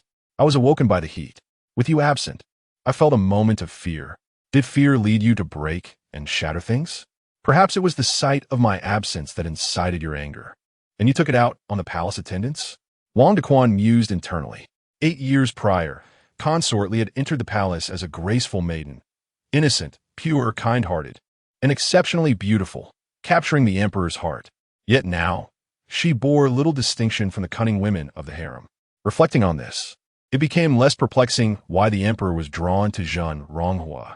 The current Zhen Ronghua indeed possessed a semblance of the grace and temperament that Consort Li had once embodied. Why is it raining again? Xiao Qiao asked, holding an umbrella while supporting Jiang Xinru on either side with Xuanjiang. The weather has been so erratic lately. I am uncertain how to dress. This was the season of fluctuating temperatures, where one could easily feel warm-dressed too heavily or chilled when underdressed, compounded by the incessant rain and sudden gusts of wind. Jiang Xinru found it vexing. She was not of high status and unable to travel by palanquin. The journey from the Washing Lotus Hall to Yikeng Palace took nearly half an hour. For someone like her, who preferred to take a taxi for even a 10-minute distance, it felt akin to torture. Exhausted, she had to rise slightly earlier each day to avoid being late for her morning greetings in Yikeng Palace. Today, Zhen Ronghua arrived rather early, indicating that in the absence of the emperor, she must exert herself diligently. Chu Jiu, harboring resentment towards Jiang Xinru for usurping the emperor's favor, sought any pretext to deliver a few barbs. Yet, in this palace, everyone is similarly inclined. Those who refrain from competing have long since met their demise. Has Chu Jiu never seized anything from another? Jiang Xinru, seated in the position above Chu Jiu, regarded her with a languid gaze. If that is the case, then surely Chu Jiu ought to be the most industrious of all. Why then do you not rise early each day to pay your respects? Are you secretly neglecting Her Majesty the Empress? Chu Jiu, lacking favor, should indeed arrive the earliest. What nonsense are you spouting? Chu Jiu's complexion paled as she knelt upon the ground. Your Majesty the Empress, please see clearly. I harbor no such intentions. Empress Zhu did not even cast a glance in her direction. Zhen Ronghua was merely jesting with you. How is it that you have been so thoroughly frightened? Funyun glanced at Li Guifei, recognizing that Chu Jiu was aligned with her, revealing her underlying trepidation. Chapter 9. The clever one, the Empress Dowager, is well aware that this concubine has a penchant for jest. With a single remark, Jiang Xinru expertly sowed discord between Concubine Chu and Empress Zhu. Concubine Chu, I was merely teasing you. You wouldn't take offense, would you? Surely not, right? You wouldn't be so sensitive, would you? Concubine Chu, gritting her teeth, replied, How could I? The beautiful noble consort rolled her eyes, clearly dismissive of Concubine Chu's foolishness. Were it not for the Chu family's usefulness as loyal supporters in the court, she would not deign to associate with such a dim-witted woman, always failing to seize opportunities. She nevertheless relished in drawing attention to herself, lacking the wit and charm of the illustrious Rin Ronghua, which was truly disheartening to behold. Observing the noble consort's displeasure, I wondered if she was feeling unwell.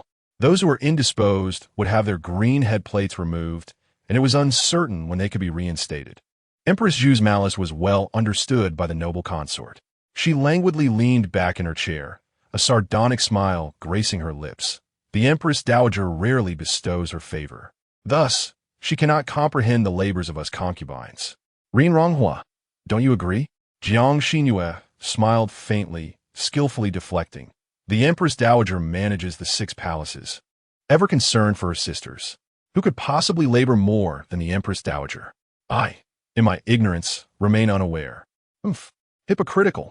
The noble consort did not hesitate to cast a disdainful glance her way, impatiently fiddling with the armor on her pinky finger.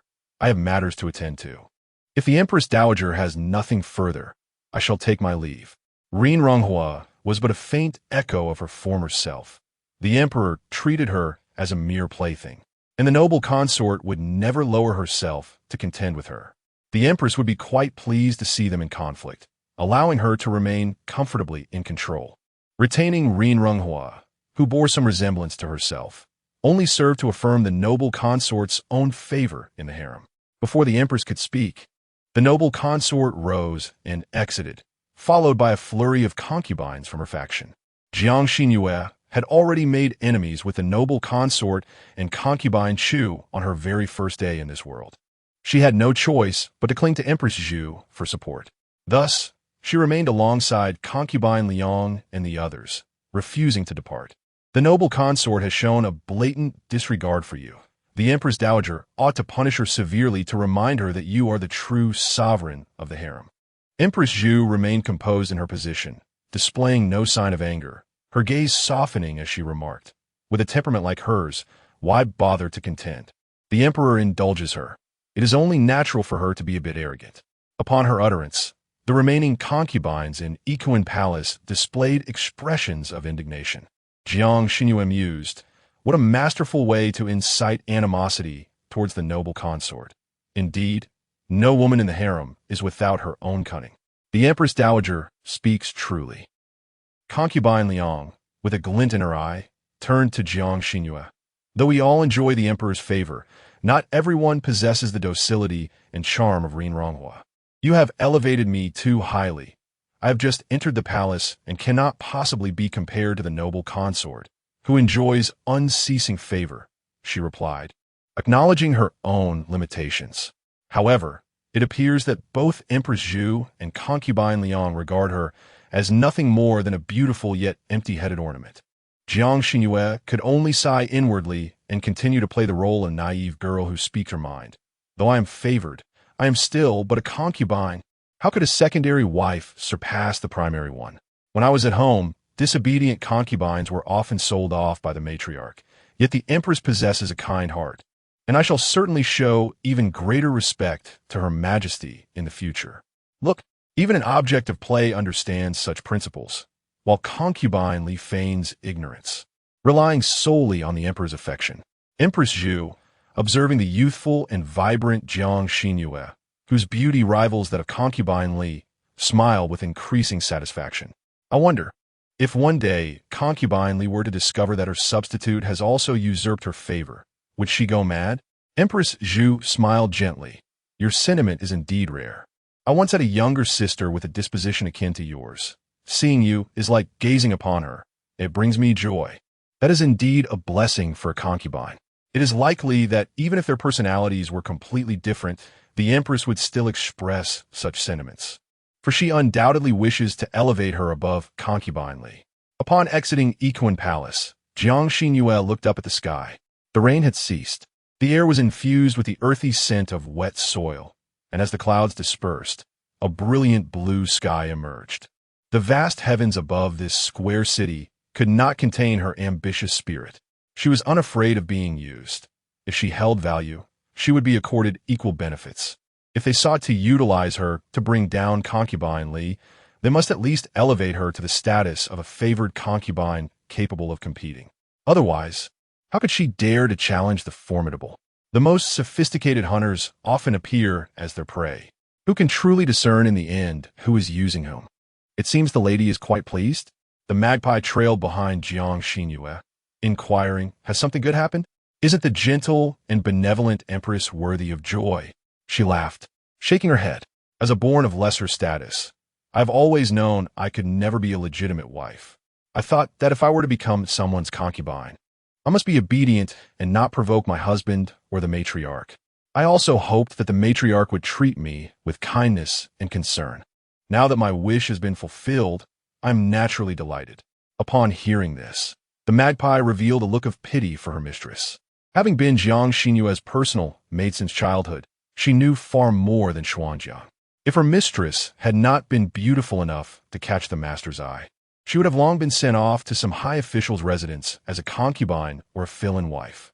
Where would she find the honor she enjoys today? Even if she entered the palace, the master and mistress would expect her to serve as a mere embellishment to the eldest daughter. They fail to realize how the eldest daughter's delicate beauty pales in comparison to her mistress's captivating allure. The emperor must be blind to overlook such an extraordinary beauty and instead choose to be intimate with the eldest daughter. Jiang Xinru's remarks at the entrance of Equine Palace reached the ears of the emperor and empress. The emperor mused, 3 parts affection have transformed into 7 parts. The empress replied, "She is one who understands gratitude. She can be supported." As the night deepened like water, Emperor Xuanwu found himself preoccupied throughout the day with thoughts of the enchanting Jiang Xinru, whose intoxicating demeanor lingered in his mind. Having heard her endearing remarks, he concluded his administrative duties and signaled for the conveyance to the Xia Hall. If only he could persuade the captivating lady to indulge in a few more cups of wine, perhaps in her inebriated state. The mere thought stirred something within him. "Wang Dequan, hasten your pace." The palanquin was already on the verge of flight. They needed to move swifter, as the bearer's shoes were nearly worn to the point of smoking. Yet, with the emperor's command issued, Wang Dequan could only urge the attendants to quicken their efforts.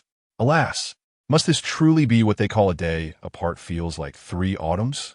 Chapter 10. A glimpse of elegance, a crescent moon gracefully arched over the exquisite corner tower, casting a soft, hazy glow within the high walls, enveloping the washing lotus hall in a warm and tranquil light. From a distance, the palace perched above the lotus pond was partially concealed by flowering trees, revealing only glimpses of its glazed tile roof, much like its owner, inviting curious gazes.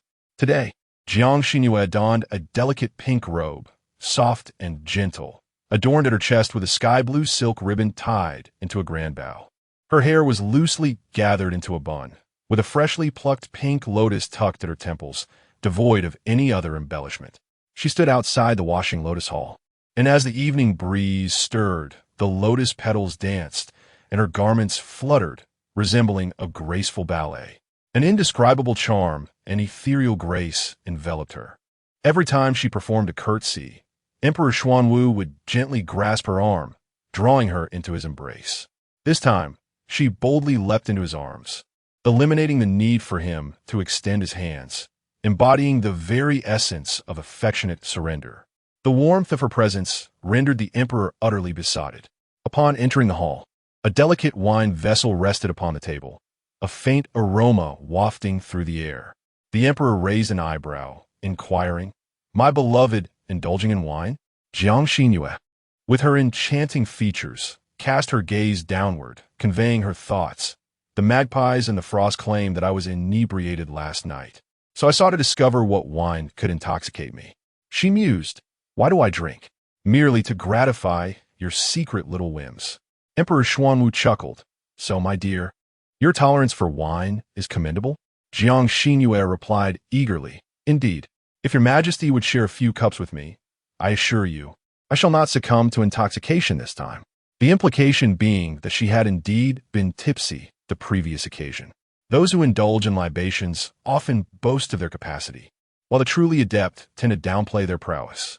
In the harem, every concubine claimed to be impervious to alcohol, but upon facing him, they would feign dizziness after just a couple of cups, seeking his embrace. He was emperor, not a fool. Their faces remained unflushed as they declared intoxication. Mere tactics for favor. Unlike this enchanting figure before him, why do you hesitate to drink, your majesty? Jiang Xinru's face glowed with a crimson hue, not just her cheeks, but her ears, neck, and even her arms were flushed. If Emperor Xuanwu were a modern man, he would surely recognize the phenomenon known as the drink showing on one's face. Jiang Xinru was remarkable, as her intoxication radiated throughout her entire being. Like a vision of beauty lost in ecstasy, she grasped the wine vessel, seemingly dancing, a cup clasped between her lips, downing it in one go. Her steps were unsteady, swaying as she danced, brushing aside the lilac-hued gauzy curtains within the hall. The emperor playfully guided her forward, while he retreated. Jiang Xinru's dreamy eyes appeared to gaze at him, yet seemed unfocused, her attire slightly disheveled, revealing a smooth, alabaster shoulder and deep collarbones that accentuated her irresistible allure. This was but a playful jest. She had watched countless portrayals of intoxicated beauties in dramas, and if Lushan had been captivated by Yang Guifei to incite rebellion, surely she could emulate that level of charm. Even the erudite Emperor Xuanwu had never encountered a breathtaking beauty, seemingly transported from centuries hence. Adorned with the tales of Empress Zhenhuan, the secret history of Yang Guifei, and the legend of Wu Meinyang. The wine stains at the corners of her lips trickled down her delicate jawline, cascading into the unfathomable heights of the mountains. With her loose tresses swaying gently, she appeared both enchanting and unsteady. Suddenly, her gaze ignited with fervor as she toppled Emperor Xuanwu, perching atop him with an innocent smile, declaring, "I've caught you. You shall not escape." If Wang Dequan were present, he would undoubtedly lament the audacity of Jiang Xinru. Yet, Emperor Xuanwu was no humorless eunuch with a soft grunt. He grasped the beauty's slender waist and asserted, "I do not flee. What do you desire of me, Zhenronghua?" The already dazed beauty tilted her head, striving to keep her eyes glistening, only to shake her head vigorously, causing the lotus flower in her hair to tumble to the ground as though it had been ravaged. Her half-bound tresses cascaded down, enveloping Zhenronghua's petite visage, eliciting a deep sense of affection, a yearning to embrace her tenderly. With such thoughts swirling in his mind, Emperor Xuanwu acted upon them. Outside the Xia Hall, Hongxi was intercepted, pleading with Wang Dequan, "Lord Wang, our esteemed concubine's old ailment has returned. She is weeping for his majesty. I am truly distressed. Might I trouble you to relay a message? I merely wish to catch a glimpse of her, once she sleeps." Zhenronghua can send for her again. Such words were lightly spoken, yet one must consider that he dared not intrude upon the emperor's private moments with Zhenronghua. Should the emperor indeed venture to the Changchun Palace, he would find it nearly impossible to return. Zhenronghua lacked the audacity to urge the emperor, for any fury would likely be directed at this eunuch. If the emperor were to favor Zhenronghua in the future, what would happen if he found Wang Dequan unsatisfactory? He would not jeopardize his future for a mere concubine. If the concubine were unwell, she ought to summon the imperial physicians. The emperor, burdened with affairs of state, had finally found rest, and no one should disturb his slumber. "Miss Hongxi, please return. What disturbance of the emperor's sleep?" As Hongxi listened to the sounds emanating from the Xia Hall, she inwardly cursed Jiang Xinru vehemently. That shameless vixen only enticed the emperor to linger in her embrace. Utterly brazen. But what could she do? The emperor was enamored. Despite her indignation, she dared not display it in front of Wang Dequan. Upon returning to the Changchun Palace, concubine Chu would undoubtedly unleash her wrath. Thus, she remained at the entrance of the Xia Hall, attempting to make some noise to attract the emperor's attention. Caught in the emperor's grasp, Jiang Xinru felt fragile, her eyes glistening with tears, yearning to flee. Yet, intoxicated as she was, her writhing only served to further bewilder Emperor Xuanwu, bringing him to the precipice of despair. "Do not move," he commanded, firmly holding her shoulders, burying his head in the crook of her neck, struggling to restrain himself as he tenderly nibbled and kissed her skin, indulging in the depths of their passion. In the confines of the hibiscus canopy, the crimson quilt undulates like waves, while the flickering candlelight dances energetically. Moonlight envelopes the hall of washing lotus, where a pair of mandarin ducks entwine their necks in intimate affection. Where there is joy, sorrow inevitably lingers. Even at midnight, the lights of Changxin Palace remain aglow, as Liu Guifei performs the long-sleeved dance tirelessly. Liu anxiously implores, "Your Highness, please cease your dancing. If you continue, your body may not withstand it." After a vigorous spin, Liu Guifei, exhausted, collapses to the ground. Liu hastens to assist her, and Liu Guifei wipes the sweat from her brow, lamenting, "Alas, age has taken its toll. In the past, I could dance all night without feeling fatigue. Your Highness is in the prime of your beauty. How could you possibly be old?" Liu tenderly helps her to sit down. "Who in this palace does not know that your Highness possesses the most exquisite beauty, cherished dearly by the emperor? Is that so?" Liu Guifei cradles her youthful visage, yet a shadow of discontent crosses her features. "Am I still truly the one in his heart?" Chapter 11. Shame and humiliation whether or not Consort Li remains the emperor's beloved is a matter lost on the palace servants, who can only perceive the surface and cannot delve into the emperor's heart. However, it is evident to all that the lady of the washing lotus pavilion has managed to share in Consort Li's affection, capturing the emperor's fresh interest and fondness. Just last night, he spent the night at the Washing Lotus Pavilion, and this morning, an array of lavish rewards was bestowed upon Zhen Ronghua's chambers. During her morning visit to Yiquan Palace, she harvested yet another wave of enmity. Yet, the Empress regards her as one of her own, and the loquacious Liang Fei spares no mercy. With just a hint of tears in her eyes, others rally to her defense. You are admirable in every way, yet your courage is lacking. In the imperial garden, Jiang Xinru trailed half a step behind Liang Fei, mimicking her every move. With a shy smile, she remarked on Liang Fei's character. With the Empress and sister Liang Fei protecting me, it matters not that I am a bit timid. Liang Fei was about to respond when she noticed Jiang Xinru's eyes glistening with tears, gazing at her with innocent eyes. As a concubine born of a secondary line, I have always envied the deep bonds of sisterhood in other households. Sister Liang Fei's protection has moved me profoundly. With that, she dabbed at her eyes with a handkerchief, fearing the tears might spill over. Oh, is it not Zhen Ronghua? A procession of palace beauties approached, led by Jiang Zhaoi, who had just bullied Jiang Xinru at Yiquan Palace. Look at those red-rimmed eyes. Not only the emperor, but even I feel a pang of sympathy. She accused Jiang Xinru of feigning distress to elicit the emperor's pity and seduce him. Jiang Xinru retorted, "The warmth of concern is worth more than mere jewels. The emperor indeed cherishes me, as evidenced by the abundant gifts he has bestowed. If Lady Zhaoi truly cared for me, would her words be mere empty rhetoric?" Liang Fei was thoroughly pleased with her response and scoffed at the sycophants of Consort Li. "The sun is rising. You should return quickly, for the emperor may have further rewards in store. Remember, you are now his favored one, unlike Chu Jiu and Jiang Zhaoi, who lack any significant favor and merely cling to Consort Li for survival." Seeing this, Jiang Xinru refrained from engaging in verbal sparring and took the hand of the magpie to return to the Washing Lotus Pavilion. "Stop right there."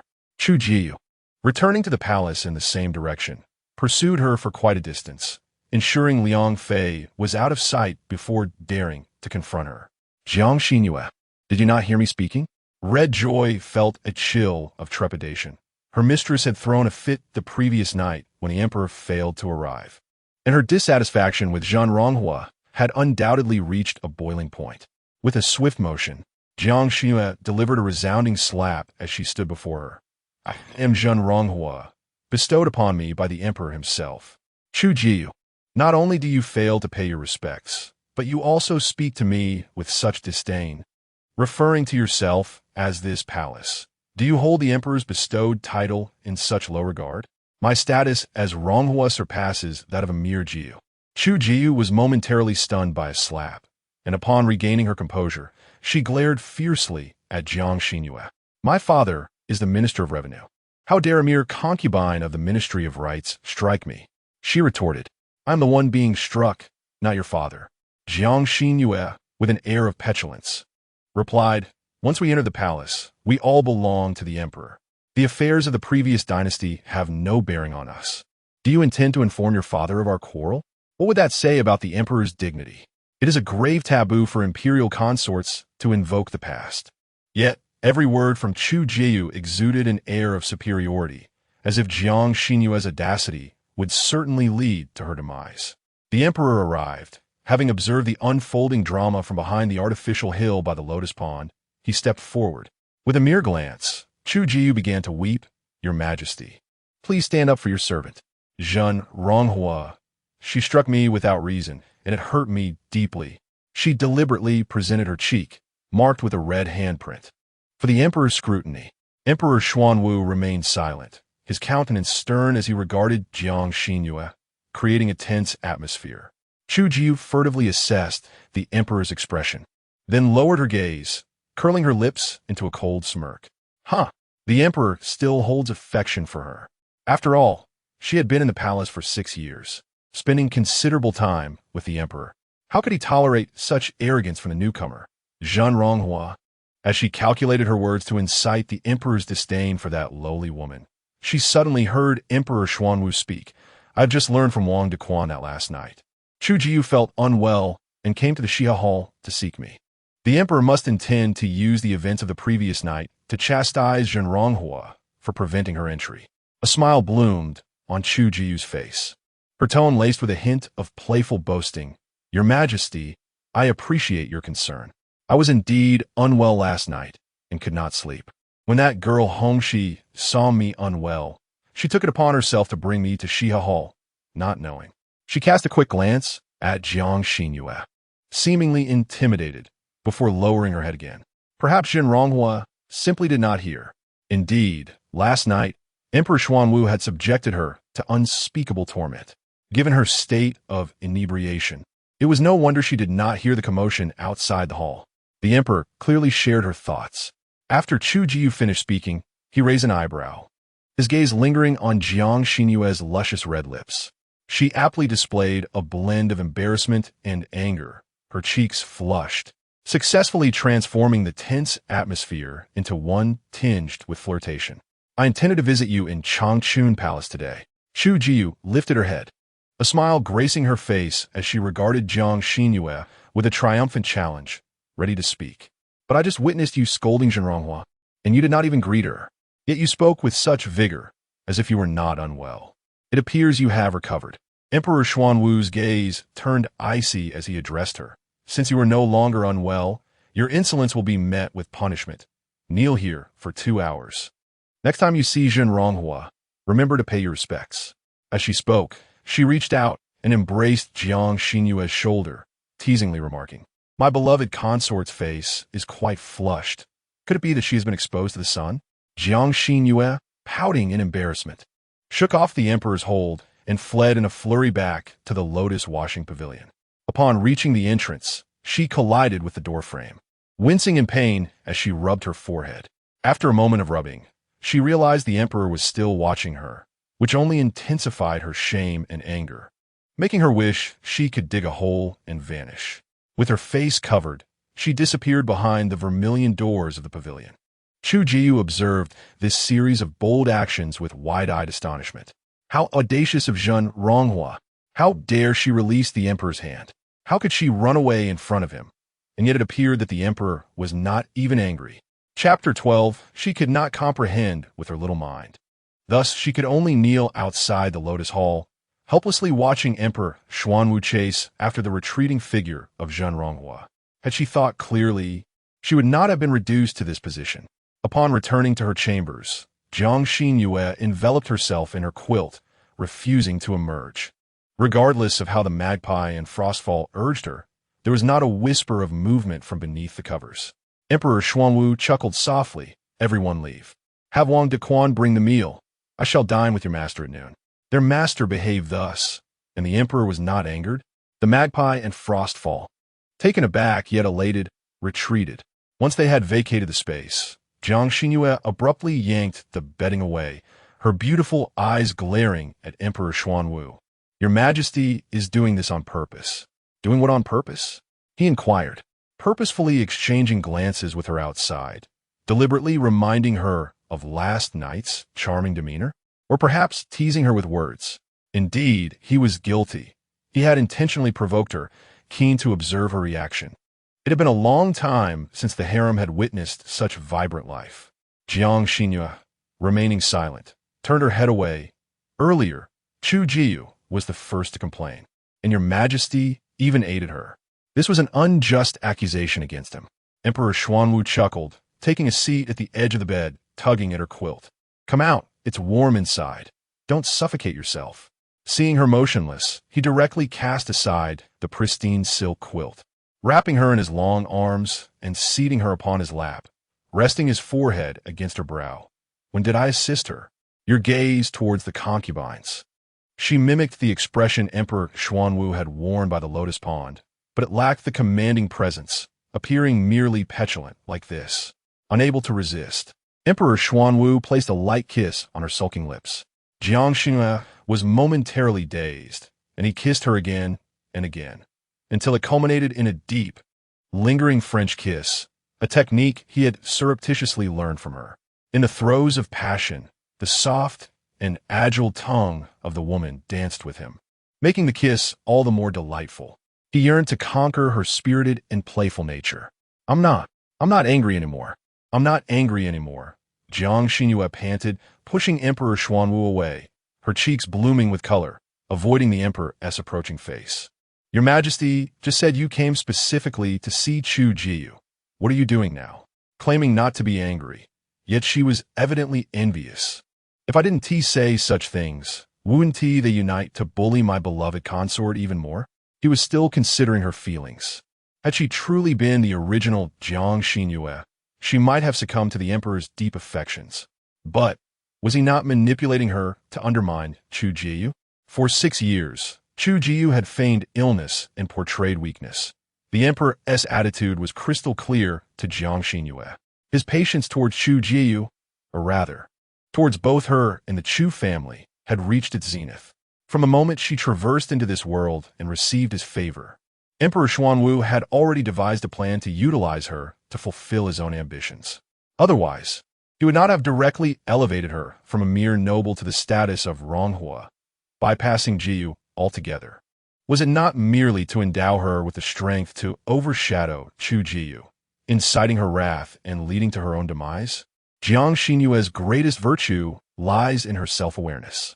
Having witnessed the allure of the imperial harem, the Emperor Xuanwu governs the great Yin dynasty with such poise that one cannot fathom him harboring genuine affection for her.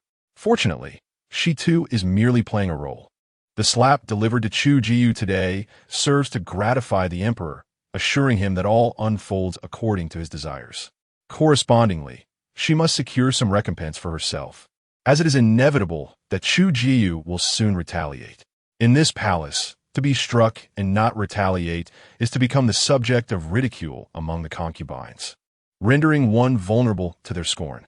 Only through successful counterattacks can one convey to all that they are not to be trifled with, thus preserving their facade of dignity and status.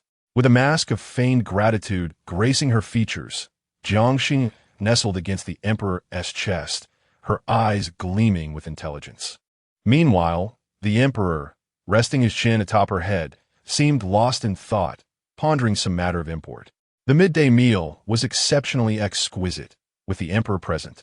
The imperial kitchen dared not be negligent in their service to the Shuiliang Hall, attending to the occasion with utmost care. Jiang Xinru, accustomed to indulging in a beauty slumber half an hour after lunch, found the Emperor devoid of such leisure. After a tender exchange with his favored consort, he rose to return to the imperial study to attend to state affairs.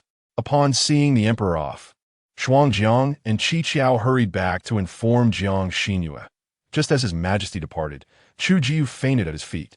You won't believe what happened next.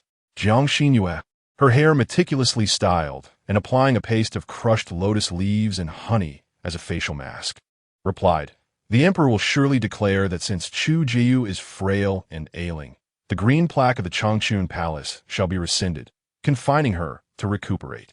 She shall only reemerge once she is fully recovered, lest her illness infect the other concubines. Her words astonished Xuanjiang more than the first time she witnessed Jiang Xinru's use of lotus leaves and honey for a mask. My lady, how did you know the Emperor would say such things? It's as if you recited his words verbatim, with a tranquil demeanor. Jiang Xinru massaged the mask to enhance absorption, responding nonchalantly, Because your mistress is but a parasite in the Emperor's belly. What is there to deduce? In the past, when the powerful maternal relatives exerted their influence, Empress Wu dominated the harem, rendering the position of Empress virtually powerless. The Wu family, relying on the Emperor's kinship with the Empress Dowager, audaciously trafficked in titles and positions, transgressing the Emperor's limits. Thus, the Wu family faced annihilation. The Empress Dowager was confined to the Xinang Palace, and all members of the Wu clan, from the Emperor's maternal uncle to distant relatives, regardless of age or gender, were exiled to the desolate northern lands.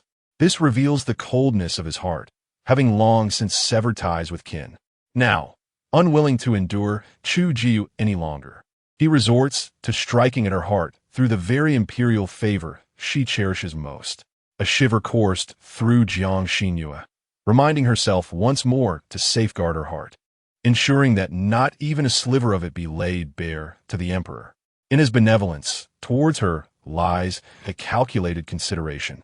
Even in the absence of Zhenronghua today, there would still be Zhang Ronghua or Li Ronghua. She merely appeared at the opportune moment, her beauty striking, her lineage unremarkable, free from the worry of her maternal family stirring any tumult. Having never been moved by affection, she felt no sorrow. On the contrary, she found solace in the fact that she possessed qualities coveted by the emperor, the empress, and the favored concubine Li, attributes that would only elevate her to greater heights. She harbored no aspirations of becoming the empress, nor did she wish to serve as a mere caretaker for Su Nwd, entangled in trivial matters and slanderous intrigues. Her ambitions soared higher. She yearned to be the emperor's cherished concubine, adored to the extent that she could disregard the opinions of others and live freely and exuberantly. Chapter 13. The noose on this night. Emperor Xuanwu did not summon his concubines, opting instead to rest in the queen's equine palace. It was the 15th day of the month, a time when, by tradition, the emperor would spend the night in the queen's chambers. Although Emperor Xuanwu held no deep affection for the queen, he respected the customs of the court, willing to uphold the dignity of his primary consort.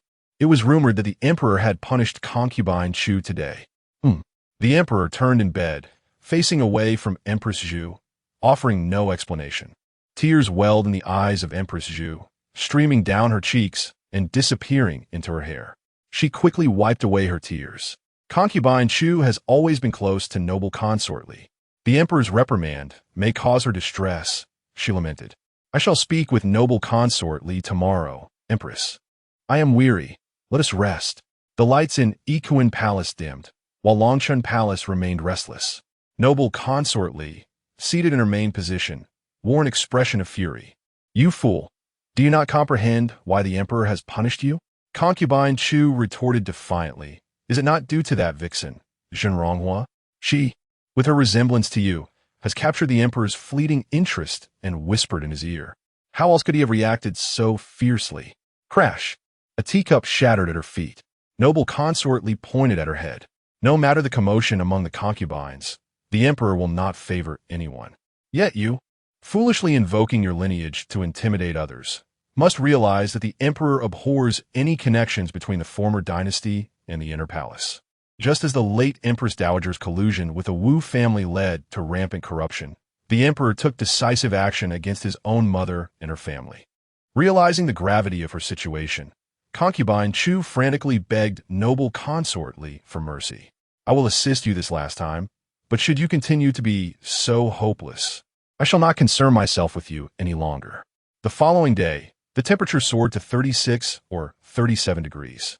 After paying her respects to the queen, Jiang Xinru was nearly overwhelmed by the heat on her way back to the palace. The air was stifling, making each breath a challenge. In such weather, what was the point of formalities? One should simply recline in a chamber filled with ice, indulging in beauty sleep, while also concocting skincare remedies. A beauty never tires of enhancing her allure, and the emperor certainly would not mind. After all, they were all women he did not cherish. Whether they appeared unappealing or enchanting, it mattered not. Why not indulge in the pleasing sight of a beautiful face? At least, after such a night, one could enjoy a moment of joy from gazing at a lovely visage. As for Jiang Xinru, had Emperor Xuanwu been an unsightly old man, foul and unkempt, she would prefer a tranquil existence in the cold palace rather than becoming a favored concubine. Such ugliness would diminish any appetite, let alone stir any desires. Under the scorching sun, at midday, the palace grounds were deserted. All palace gates were tightly shut, as everyone sought refuge from the heat. At the height of noon, while Jiang Xinru still slumbered, a high-pitched cry erupted, seemingly emanating from the washing lotus hall. My lady! Immediately, Frostfall pushed open the door, startling the magpie who had been dozing by the bedside. What is it? What has happened? Two trembling palace maids, their legs weak, knelt behind Frostfall, shivering in fear. Your Highness, consort room, in the side hall, someone hanged themselves. Jiang Xinru sprang to her feet, and the magpie hastily draped a cloak over her shoulders. The three of them, along with the chief eunuch Jiang Chuan from the washing lotus hall, proceeded towards the side hall. At the entrance of the side hall, several young eunuchs and palace maids were gathered. Jiang Chuan scolded them sharply. causing them to drop to their knees. Jiang Xinru waved her hand, commanding, "Go about your duties, stop loitering here." Jiang Chuan, leading the way, selected 2 eunuchs to accompany him. "My lady, please step back. It would not do for you to witness this. We shall lower the body first." Without Jiang Xinru's command, none dared to touch the hanged corpse. With a hint of fear in her expression and her face devoid of color, she covered her eyes as she approached the door, her voice trembling as she urged, "Quickly." As the crimson dress swayed, the figure hanging from the beam was lowered. The magpie shouted, "My lady, is the eldest young lady." "What?" Startled, Jiang Xinru, peeking through her fingers, could no longer contain her fear.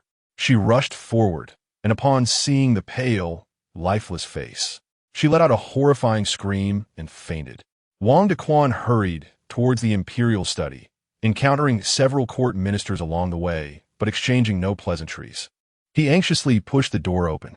"Your Majesty, there's been an incident at the washing lotus hall." Only then did he notice Consort Jiang standing behind the emperor's desk, grinding ink for him. Though Consort Jiang was not the most stunning of beauties, her grandfather was a cabinet scholar, and her father had recently been promoted to the Minister of Personnel. The Jiang family, of scholarly pedigree, exuded an air of cultivation and refinement. At times, the emperor would share moments of intimacy with Consort Jiang. The Emperor Xuanwu's brush paused, a drop of ink splattering onto the rice paper, blurring the character he had just inscribed for her name, Jiang Yuan. Upon hearing of the incident at the washing lotus hall, the emperor abandoned his brush without a word of acknowledgement and left the imperial study with Wang Dequan. Consort Jiang had no choice but to follow, declaring, "I shall accompany your Majesty."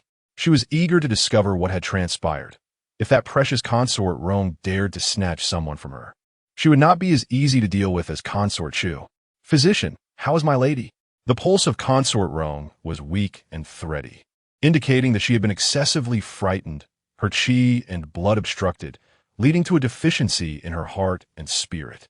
Old Minister will prescribe a remedy for her. Send someone to the Imperial Hospital for medicine. Emperor Xuanwu strode into the washing lotus hall, his expression grave as he inquired, "What has happened? How could Consort Rong be so frightened?"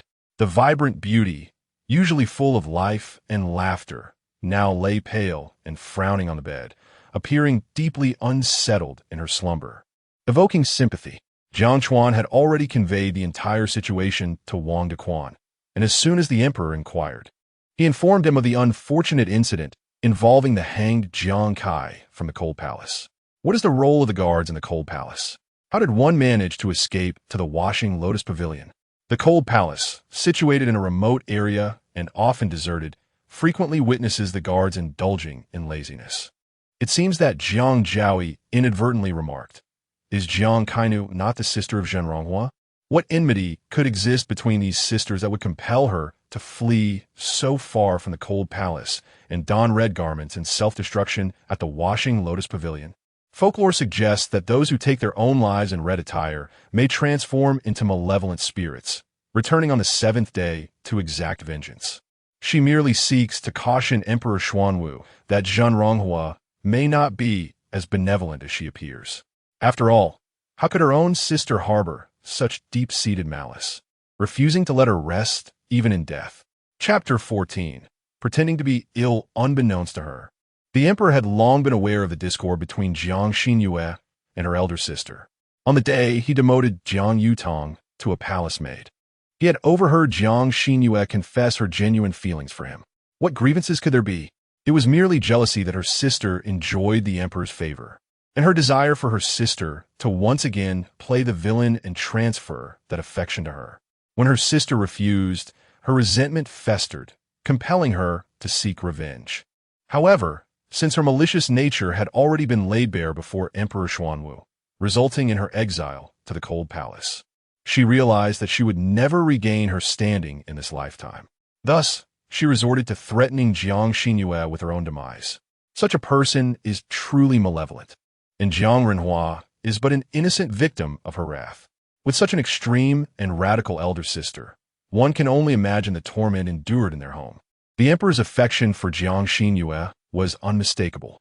With his hands clasped behind his back, He tightly clenched his fists and instructed Qi Qiao and Shuangjiang to take good care of their mistress, remarking that he had matters to attend to and would return later. Wang Dequan, accompany me to the Imperial Medical Department to fetch medicine, ensuring that the physicians are meticulous in their care. Meticulous in what regard, one might ask? Naturally, in providing Jiang Renhua with treatment that leaves no lasting effects on her health. Jiang Zhaoi barely managed to utter a few words, attempting to sow discord in the emperor's mind against Jiang Xinru, but the emperor paid her no heed. All she could do was instruct them to care for Jiang Renhua before hastily following Emperor Xuanwu out. As the doors of the Shihe Hall closed, Qi Qiao sighed in relief, saying, "Mistress, the emperor has departed." The frail Jiang Xinru, who seemed barely alive, opened her eyes. No trace of illness remained. She sat up and examined her reflection in a small bronze mirror. Indeed, her sickly guise was well executed, likely to evoke even greater compassion from the emperor. After all, she had just offended Consort Chu, and now this incident had occurred. Anyone would suspect that Consort Chu was orchestrating it from behind the scenes. How could the eldest daughter possibly contemplate suicide? Qi Qiao continued to murmur. With her lofty ambitions, she once declared her desire to become the empress. How could she resort to such an act after only 2 months in the palace? If word reached the household, one could only imagine the uproar the matriarch would cause. Best not to dwell on it. This matter does not concern us, Jiang Xinru advised as she tended to her long hair. The emperor will handle it appropriately. Even in the original identity, there was no bond with Jiang Yutong, let alone for her impersonator. In the Yangxin Hall, Emperor Xuanwu rubbed his temples and commanded, "Go to Yikuan Palace and instruct the empress to thoroughly investigate Jiang Xizhong's suicide. Moreover, Jiang Renhua is timid and may no longer be able to reside in Xia Hall. Let the empress select a more suitable palace for her." Upon receiving the emperor's decree, Empress Zhu immediately brought a century-old ginseng to visit Jiang Xinru, accompanied by noble consort Liang and noble consort Da. Jiang Xinru, half reclined on the bed, was throwing a tantrum, refusing to drink the bitter medicine prescribed by the physician when they entered. She attempted to rise, but lacked the strength, only to collapse back down. Empress Zhu personally assisted her to sit down, her eyes filled with compassion. "You are unwell. Do not engage in such empty formalities. Are you feeling any better?" Jiang Xinru coughed softly, her eyes glistening with tears. "Thank you, Your Majesty, for your concern. I am much improved." However, her appearance hardly reflected that improvement. "Just today, I mentioned that you are well in every respect, save for your timidity, and indeed, I have spoken the truth.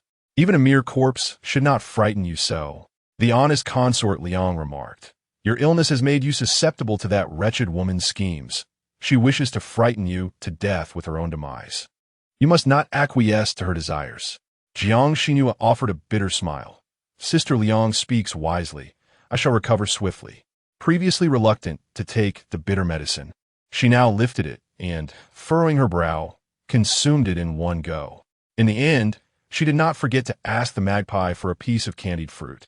Consort smiled gently. It is no wonder she was frightened. She is merely 15, still a child. Her manner of taking medicine is exactly like that of the second princess. The second princess is 9 this year, making Jiang Xinru 6 years her senior. Consort Liang, thinking of her own eldest daughter, softened her expression. "Do not fear. The emperor has already made arrangements for you. Once your health is restored, you shall move to a new palace." Empress Zhu nodded. "I have selected 3 options for you: Jingren Palace, Heshi Palace, and Shunan Palace. Among them, Jingren Palace and Yikeng Palace are in close proximity, so should a similar situation arise, you can swiftly seek my assistance. The main position in Shunan Palace is held by Consort Liang, and I see that you get along well together. However, it is also contingent upon your wishes. Heshi Palace was chosen by the emperor, being the nearest to Chengqian Palace." Empress Zhu was probing her sentiments. Jiang Xinru's cheeks flushed, now bearing a hint of color. She hesitated. "Both Your Majesty and Sister Liang have treated me kindly. Both Jingren Palace and Shunan Palace are excellent. Yet, I still wish to be closer to the emperor. Your Majesty, please do not hold it against me. I shall certainly visit you often in Yikeng Palace. With all the flattering words you have spoken, how could I possibly be angry?" Empress Zhu chuckled softly. Very well, I understand your intentions. I shall not disturb your rest any longer. Do recover swiftly so that you may move. Jiang Xinru nodded earnestly. After seeing off Empress Zhu and her entourage, the magpie scratched its head. Mistress, you have turned down Her Majesty. Will she? No, she will not, Jiang Xinru replied, stroking the century-old ginseng. Put it in the storeroom for safekeeping and tell the kitchen that I will be consuming century-old ginseng soup in the coming days. Is Her Majesty truly not angry? Consort Liang followed closely behind Empress Zhu.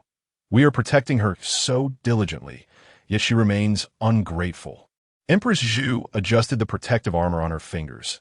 If she had chosen Jingren Palace or Shunan Palace, then we would have truly needed to be wary of her. Consort Liang was puzzled. Why do you say that, Your Majesty? Empress Zhu appeared to be arranging Consort Liang's collar.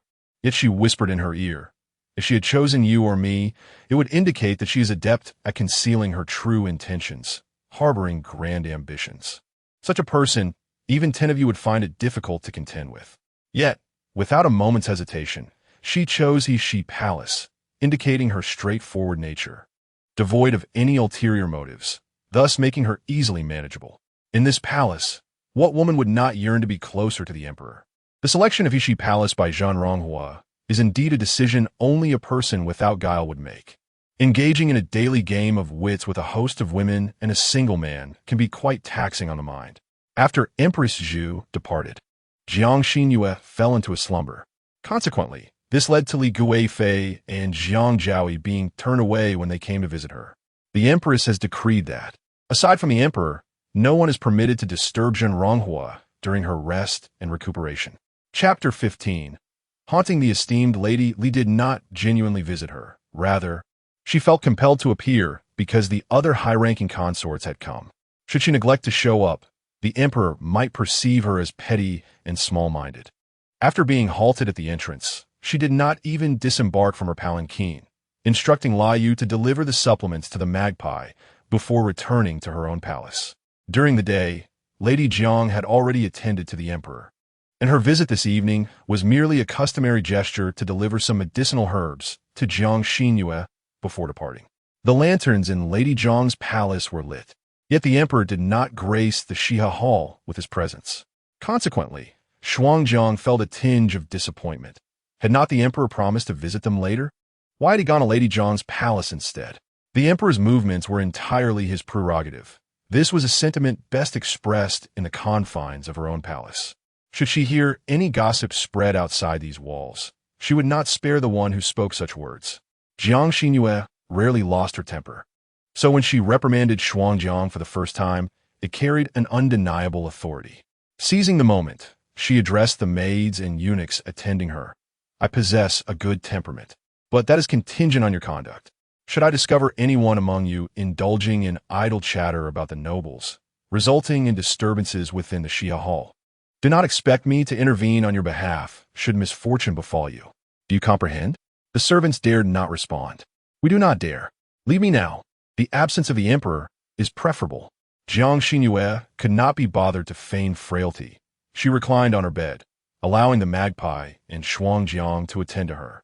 The other palaces dared not neglect her, providing her with the finest delicacies and comforts, leading to a most leisurely existence.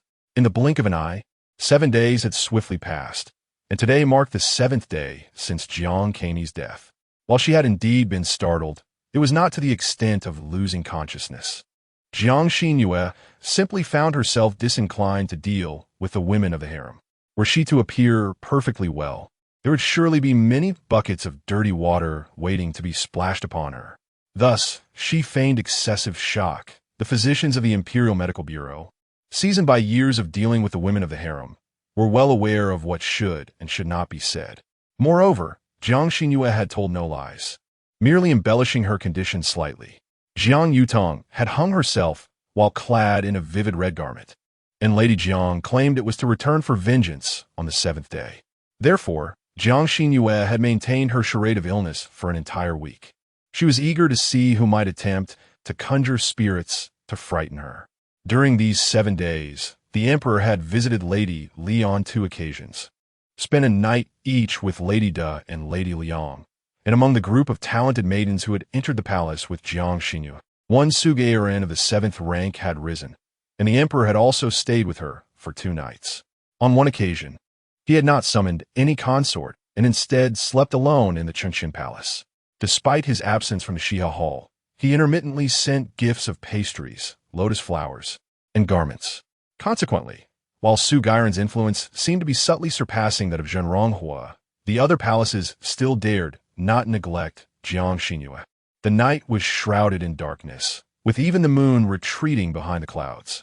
The wind outside howled in a chilling manner, occasionally punctuated by the rustling of leaves. Suddenly, a shadow flitted past the window, yet the outside remained eerily silent, as if the darkness threatened to consume all. A gust of wind suddenly swept through, flinging open the window of the sleeping quarters. The flickering flames of the lanterns were extinguished, leaving only a faint glow from the lantern under the eaves by the door. The magpie and Frostfall, startled, huddled together, tightly shutting their eyes in fear, too terrified to open them. Their mistress had advised that if they were afraid, they should simply close their eyes, for she would handle any demons or ghosts that might appear. The maidservants and eunuchs of the Lotus Washing Hall had been ordered to remain indoors that night, as their mistress intended to confront the specters herself. Suddenly, amidst the chilling winds, a figure descended from the window, a ghostly woman adorned in red, her hair flowing freely and her face pale as snow. Frostfall couldn't resist the urge to peek, and upon doing so, was immediately seized by terror, hastily shutting her eyes again while shaking her head and wailing, "Ah, ah, ah, ah, ghost!" The magpie, unable to contain her curiosity, dared to open one eye. Though she did not scream, her face turned ashen, her eyes wide in disbelief. Jiang Xinru, with a dismissive click of her tongue and a roll of her eyes, stepped forward and seized the ghost, tossing it to the ground. It turned out to be nothing more than a poorly crafted cloth figure. The ghost disguise was so inept that it paled in comparison to the haunted houses Jiang Xinru had experienced in her past life, where she had chased after real NPCs and had left players trembling in fear as they pleaded for mercy from the ghostly figures. Frostfall's cries subsided as she glanced at Jiang Xinru and then at the cloth figure on the ground, feeling as though her beliefs were crumbling. Was this truly the delicate beauty they had spoken of? Just then, a shadow flitted behind them, accompanied by the ghostly voice, "Sister, I met a tragic end.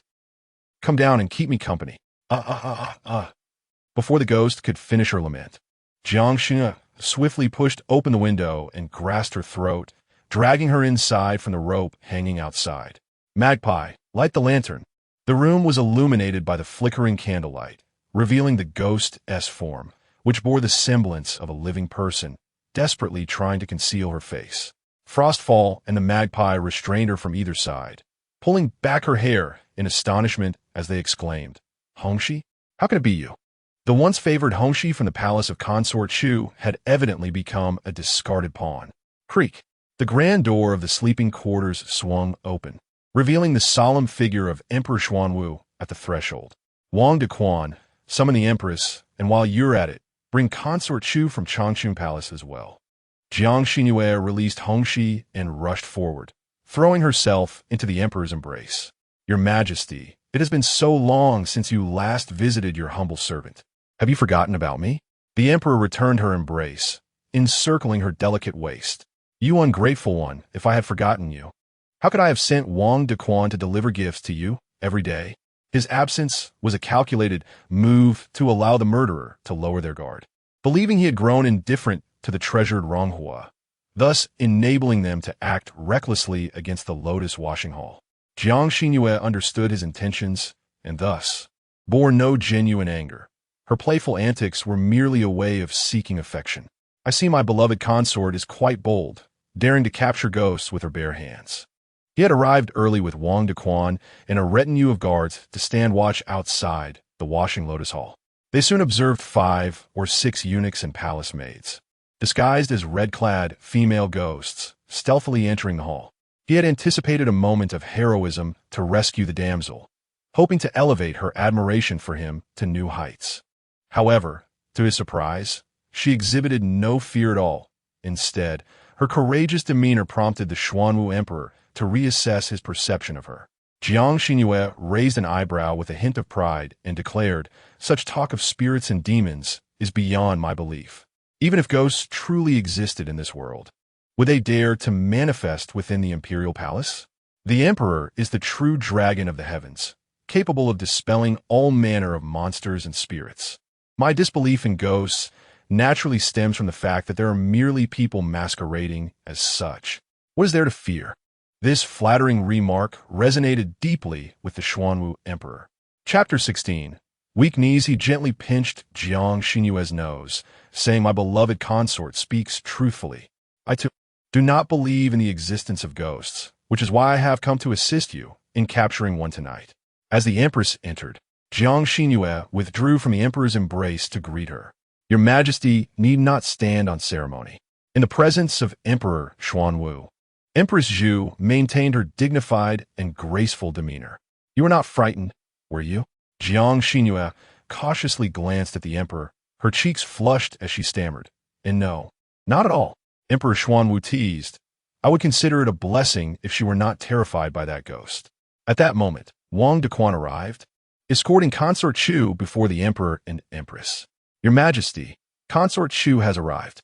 "Vile woman, it was you who instigated Jiang Kai to hang herself in the cold palace, and you who sent your maid to impersonate a ghost to frighten Zhenronghua."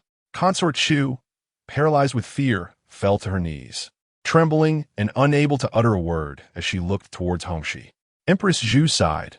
"Consort Chu, do you acknowledge your crimes?" As she lifted her gaze, the tenderness in her eyes vanished, replaced by a venomous glare directed at Jiang Xinru, who stood hidden behind Emperor Xuanwu.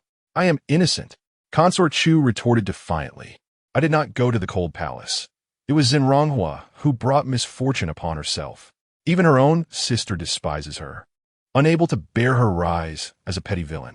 I merely had Hongxi frighten her. She was not harmed. So what crime have I committed? It is due to the Emperor's protection that you were not rendered unconscious by fear," Jiang Xinru replied, wiping away non-existent tears, her tone laden with feigned grievance. "The physician warned that I am overly startled and require ample rest. Should I be frightened again, I might succumb to illness with no remedy to be found. Does Consort Chu wish to frighten me to death?" Seizing the opportunity, Emperor Xuanwu decreed, "Consort Chu, with your malevolent heart and plot against the imperial consorts. From this day forth, you are demoted to the lowest rank of attendants and will serve as a slave in the labor camp." Regardless of whether she had indeed released Jiang Yutong from the cold palace, the Emperor's word was final, and thus it must be so.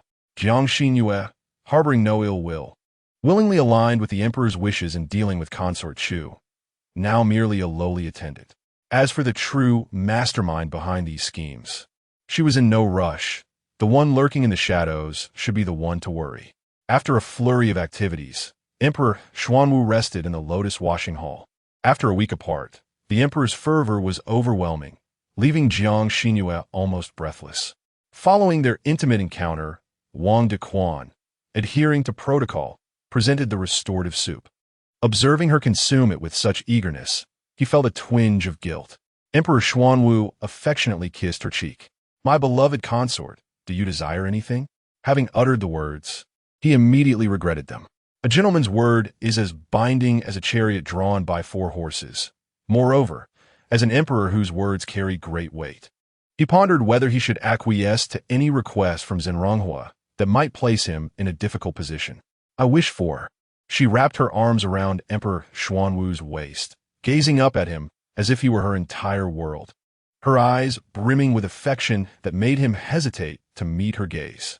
The maiden, with unguarded sincerity, offered her heart, clumsily expressing her love for him. "I am rather greedy. I wish for." The Emperor's heart. This response took the Emperor Xuanwu by surprise, causing the tension in his gaze to dissipate. With a gentle tone, he remarked, "My heart has long been devoted to you, my beloved. Do not believe me? Feel for yourself."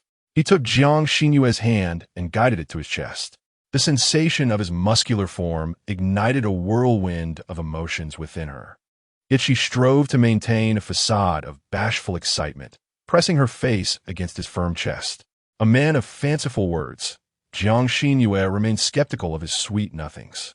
Nevertheless, this did not deter her from engaging in yet another spirited encounter with the charming emperor, whose prowess in that regard was unparalleled. However, due to her exuberance, Jiang Xinru awoke the following day, experiencing the all-too-familiar sensation described in novels, the feeling of being utterly spent after being cherished fervently by a domineering figure. When Emperor Xuanwu attended court that morning, she wished to offer her assistance in his attire. Yet, as she rose, her legs, weak and trembling, gave way beneath her, and had it not been for the emperor's swift reflexes to catch her, she would have undoubtedly suffered a most embarrassing fall. With a satisfied expression, Emperor Xuanwu lifted her effortlessly and laid her back onto the bed.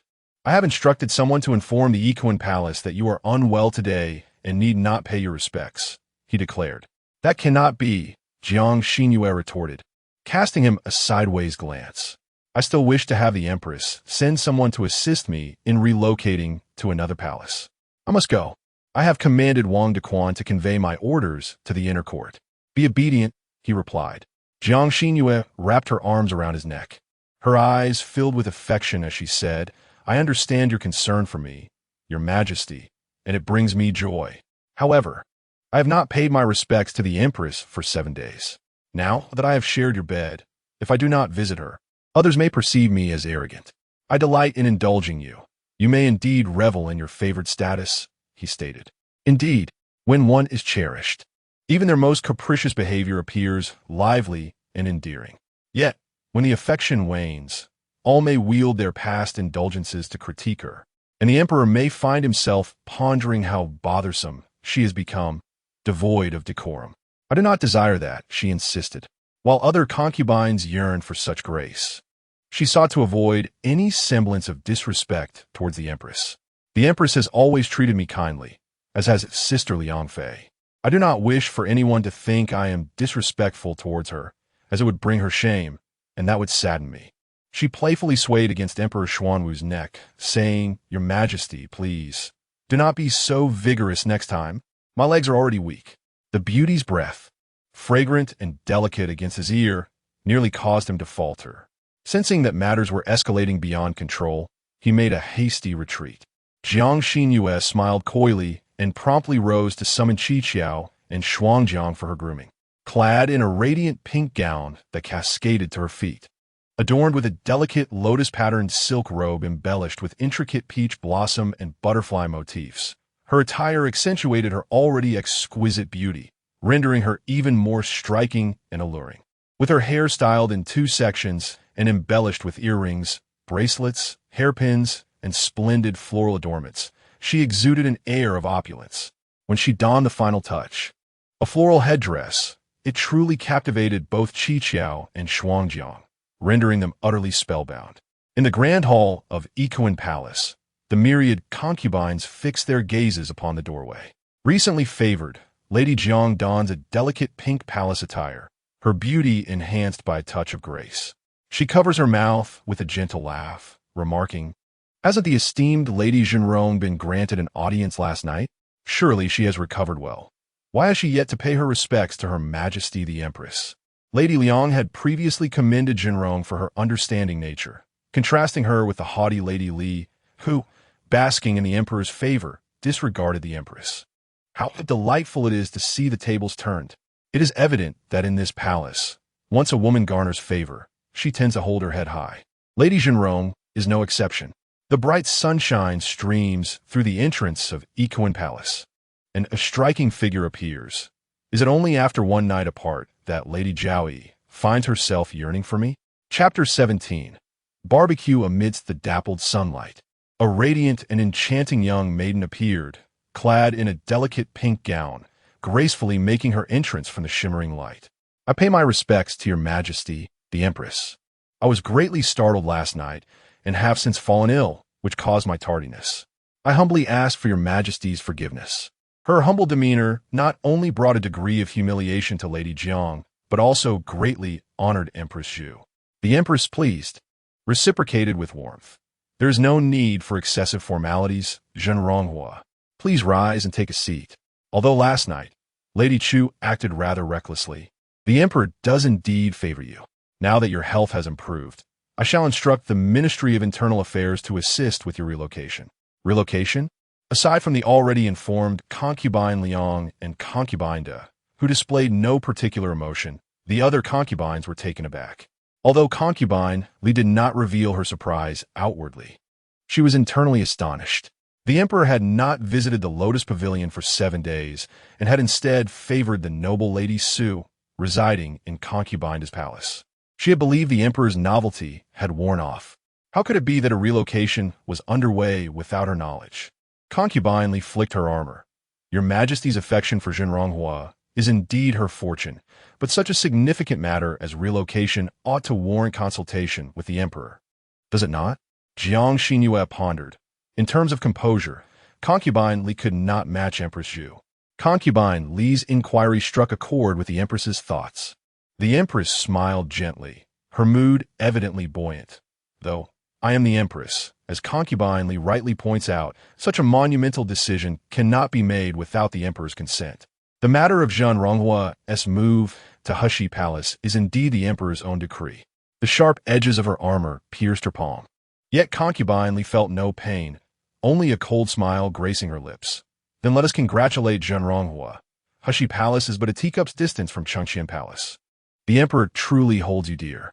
The room was filled with gazes of envy and jealousy directed at Jiang Xinru. She mused.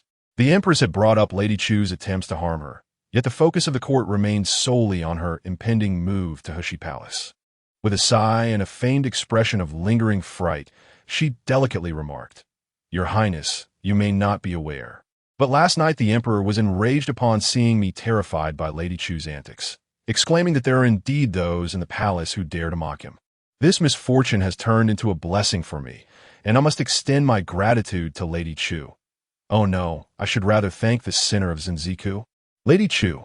Where was Lady Chu? Only then did the assembly realize that she had not come to pay her respects to the empress. Seizing the opportunity, Empress Zhu announced the emperor's decree demoting Lady Chu to the lowest rank of attendants and assigning her to Zinziku as a servant. Finally, she did not forget to admonish the other concubines. I have repeatedly reminded you all to live harmoniously and to refrain from engaging in clandestine schemes behind each other's backs. Lady Chu did not heed this warning, and this is her consequence. Do not presume that only you are clever, treating others as fools. Our emperor is wise and discerning, and he will not tolerate deceit. This subtle reprimand was indeed sophisticated. Jiang Xinru gracefully bowed. I shall faithfully heed your Majesty's teachings. With her at the helm, regardless of whether the multitude of women in the room were willing participants, they were compelled to bow in unison and express their allegiance. Empress Zhu was exceedingly pleased with the outcome, as the imperial household department exerted exceptional effort in assisting Jiang Xinru with her relocation to the palace. Every request made by Zhenronghua was met, provided it did not overstep boundaries. Of course, Jiang Xinru herself was not one to take advantage. Her requests were all aimed at winning the heart of Emperor Xuanwu. The furnishings of Hushi Palace, while not as grand and stately as Yikong Palace, nor as exquisitely luxurious as Changxin Palace, exuded warmth and a sense of childlike wonder. Beneath the wisteria trellis, a charming swing was set up, accompanied by a quaint wooden house from which the soft whimpering of a puppy could be heard. In the front courtyard, vibrant flowers bloomed in abundance, having been transplanted closely together, while on the opposite side, freshly turned earth lay, the contents of which remained a mystery, as several eunuchs and palace maids diligently watered the soil. Chief Eunuch Jiang Chuan supervised from the side, urging caution, be attentive, for our master has declared that whoever is responsible for the earliest ripening vegetables and fruits, come autumn, shall be generously rewarded. As everyone anticipated that Zhenronghua, having just moved into the palace, would surely attract the emperor's attention that evening. Unexpectedly, it was the favored Su Gairan from the side hall of Yanqing Palace who received his affections. To keep their master pleased, the magpies and Frostfall had arranged for the imperial kitchen to prepare a myriad of Jiang Xinru's favorite delicacies. Observing the table laden with various meat dishes, all prepared in a singular style, she shook her head and had a whimsical idea. Let the imperial household send 2 baskets of charcoal and a bronze stove. And do we have any wire mesh? Send some of that too. She was intent on having a barbecue. Though life in the great Yin dynasty was pleasant, with servants attending to her every need, Jiang Xinru found herself longing for something more than mere sustenance. However, the cuisine of the time was not as varied as in later years, primarily consisting of steamed or stir-fried dishes, devoid of spices like chili, which resulted in a monotonous diet. As a native of Hunan, Jiang Xinru was accustomed to her meals bursting with flavor. These past months had left her palate yearning for zest. She recalled that the imperial kitchen had previously stocked chili peppers, yet the chefs seemed incapable of preparing spicy dishes. Believing that the pepper's intense heat rendered them unsuitable for inclusion in meals, often reserving them instead for the feeding of pigs, dogs, and sheep. Uncertain of his master's intentions, Jiang Chuan obediently ventured to the imperial household to procure the requested items. The attitude of the eunuchs there was markedly less enthusiastic than before, yet they dared not refuse the face of Heshi Palace. After all, Zhenronghua held considerable favor not only with the emperor, but also with the empress herself. As for the imperial kitchen, Jiang Xinru personally attended, fearing that the magpies might miscommunicate her desires. The kitchen, bustling with the preparations for the evening meal, was well stocked with an array of ingredients. Jiang Xinru instructed the chefs to slice 5 platters of beef, 3 platters of lamb, 5 platters of pork belly, 2 platters of potato slices, 2 baskets of lettuce, and to prepare sliced garlic along with a platter each of Qingyang chili and millet chili. Salt, oil, cumin, and 5 spice powder were also requested. The chefs exchanged bewildered glances, questioning whether Zhenronghua had lost her senses. Why, then, did they bring back such an abundance of raw meat? The Heshi Palace lacks a small kitchen. How could such meat be properly cooked? Within the Heshi Palace, everything was prepared, while the Chengqian Palace was already partaking of their evening meal. Emperor Xuanwu furrowed his brow at the noticeably diminished quantity of meat on the table. Is there a famine occurring somewhere? Wang Dequan, puzzled, shook his head in confusion. I have not heard of such a thing. The emperor's tone bore neither anger nor joy. Then why treat me so harshly? He mused to himself that his appetite was not particularly strong. Yet the meager portions of the meat dishes before him left this carnivore at a loss for how to proceed with his meal. Chapter 18. Delectable delicacies. The chief eunuch serving in the imperial kitchen hastily knelt and reported, Your Majesty, today, Her Highness, Princess Zhenronghua, personally visited the royal kitchen and took away a substantial amount of raw meat, particularly from the provisions prepared for Chengqian Palace. She claimed that, if you inquired, it was merely for her own consumption. How audacious to compete with the emperor for food. Wang Dequan truly regarded Zhenronghua as a formidable woman. Upon hearing that it was Jiang Xinru, the emperor's anger dissipated significantly. He surmised she was merely sulking out of jealousy for his affection towards consort Su. Nevertheless, her audacious act of seizing food did leave him with a slight feeling of offense. Jiang Xinru, however, thought to herself that with repeated offenses, one becomes accustomed to it. Habituation is indeed a formidable force. She tested the boundaries of her transgressions little by little, and with each indulgence from the emperor, she pushed the envelope further. His tolerance expanded infinitely, and eventually, no matter her actions, he would perceive nothing amiss, even indulging her whims. In truth, it was merely the accumulation of habits over time, leading outsiders to believe the emperor cherished her deeply, thus allowing her such liberties. This was precisely the outcome she aimed to achieve. Subtly and imperceptibly, she was shaping the emperor's inclinations, an essential task on her path to becoming a favored concubine. As dusk fell, a rich aroma of meat wafted from Heshi Palace, a fragrance that could be said to drift for miles.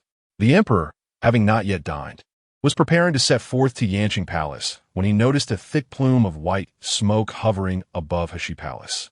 Straightening his posture, he inquired, Wang Dequan, has there been a water leak at Heshi Palace? Wang Dequan craned his neck to observe, It does not appear to be a leak, Your Majesty. Allow me to investigate. Let's go together, commanded the emperor. The eunuchs bearing the imperial palanquin promptly set off, sensing the urgency of their sovereign's mood. As they drew nearer, the enticing aroma intensified, provoking salivation. A palace maid, having received a delightful beef bun personally crafted by Princess Zhenronghua, emerged from Heshi Palace, eagerly preparing to savor the unique and delectable treat when she found the imperial entourage before her. Hastily, she raised the bun above her head, kneeling as she presented it. "This is a gift from Her Highness, Princess Zhenronghua, for your esteemed taste, Your Majesty." What was she, after all? Merely a servant who had assisted the princess in moving a stove. She had no right to partake in the meat personally roasted by the princess. It should rightfully be offered to the emperor. Wang Dequan accepted the bundle wrapped in greens and opened it. "Your Majesty, it contains beef, garlic slices, and green chili, all cooked." Had the kitchen not stated that Princess Zhenronghua requested raw meat? Did he misinterpret her intentions as mere petulance due to jealousy? The emperor's meals were always tasted by designated personnel for poison before consumption. He lifted his chin slightly, Wang Dequan. As the emperor's trusted eunuch, he understood with a mere glance that today, this seemingly haphazard assortment of meat and vegetables was something he had to consume. He hoped that Princess Zhenronghua would prove reliable enough to prevent any adverse effects. The young eunuch, kneeling on the ground, watched helplessly as his roasted meat was devoured, saliva continuously swallowing down as his eyes reflected profound sorrow. Was it truly that delicious? Wang Dequan took a bite, and the aromatic spiciness surged up his nostrils. It was so delectable that he nearly swallowed his own tongue. He never interfered with Emperor Xuanwu's affections for any concubine, yet after tasting that piece of meat, he found himself licking his lips, exclaiming, "Your Majesty, it seems you have not had your fill for dinner. The night is still young. Shall we not venture to Heshi Palace for a hearty meal before proceeding to Yanqing Palace?" It was indeed exquisite, truly too delightful. After a silent exchange of glances between the master and servant, Emperor Xuanwu nodded in agreement. Granted. Due to the need for roasting meat, the smoke was considerable. Jiang Xinru changed into a gray short outfit, her hair wrapped in a scarf, resembling a skilled roaster. Xiao Ke and Shuangjiang had mastered her techniques, and in the courtyard of Heshi Palace, their small brushes were almost smoking as they prepared meat for their master. Jiang Xinru munched contentedly, her little shoulders swaying, cheeks puffed, her eyes squinting with satisfaction as her joy radiated to everyone around. Some eunuchs and palace maids were also indulging in roasted meat, although they dared not dine at the same table as their master, standing aside and eating quickly in small bites. Wang Dequan was taken aback by the joyous scene between the master and servant, momentarily at a loss for words. Emperor Xuanwu did not admonish his old companion for his indiscretion, for even he was captivated by the farmer girl, Zhenronghua's enchanting appearance. "What are you eating?" A thunderous voice broke through the air, causing all the palace maids and eunuchs to turn, frightened, and kneel on the ground. A few, with roasted meat still in their mouths, scalded their tongues as they looked down, unwilling to spit it out. Jiang Xinru heard Emperor Xuanwu's voice. A piece of pork belly still lodged in her throat, rendering her unable to swallow or spit as she began to hiccup. "Cough, cough, your humble servant." Cough sends greetings to the emperor. In Yanqing Palace, Su Guiran awaited eagerly, her eyes straining to catch a glimpse of Emperor Ming's figure, which had yet to appear. Her personal maid, Shu Hua, remarked, "My lady, you have been standing for half an hour. Why not go inside and wait? The emperor has summoned you. He will surely come." Su Guiran, with a face full of disappointment, shook her head as she leaned on Shu Hua's hand, reluctantly turning back. After dinner, De Fei was taking the second princess for a walk to aid digestion when she noticed Su Guiran's sorrowful expression and could not help but offer comfort. "It is not yet time for the emperor's visit. He has gone to dine with Zhenronghua. You need not be so anxious. Zhenronghua is a very kind person."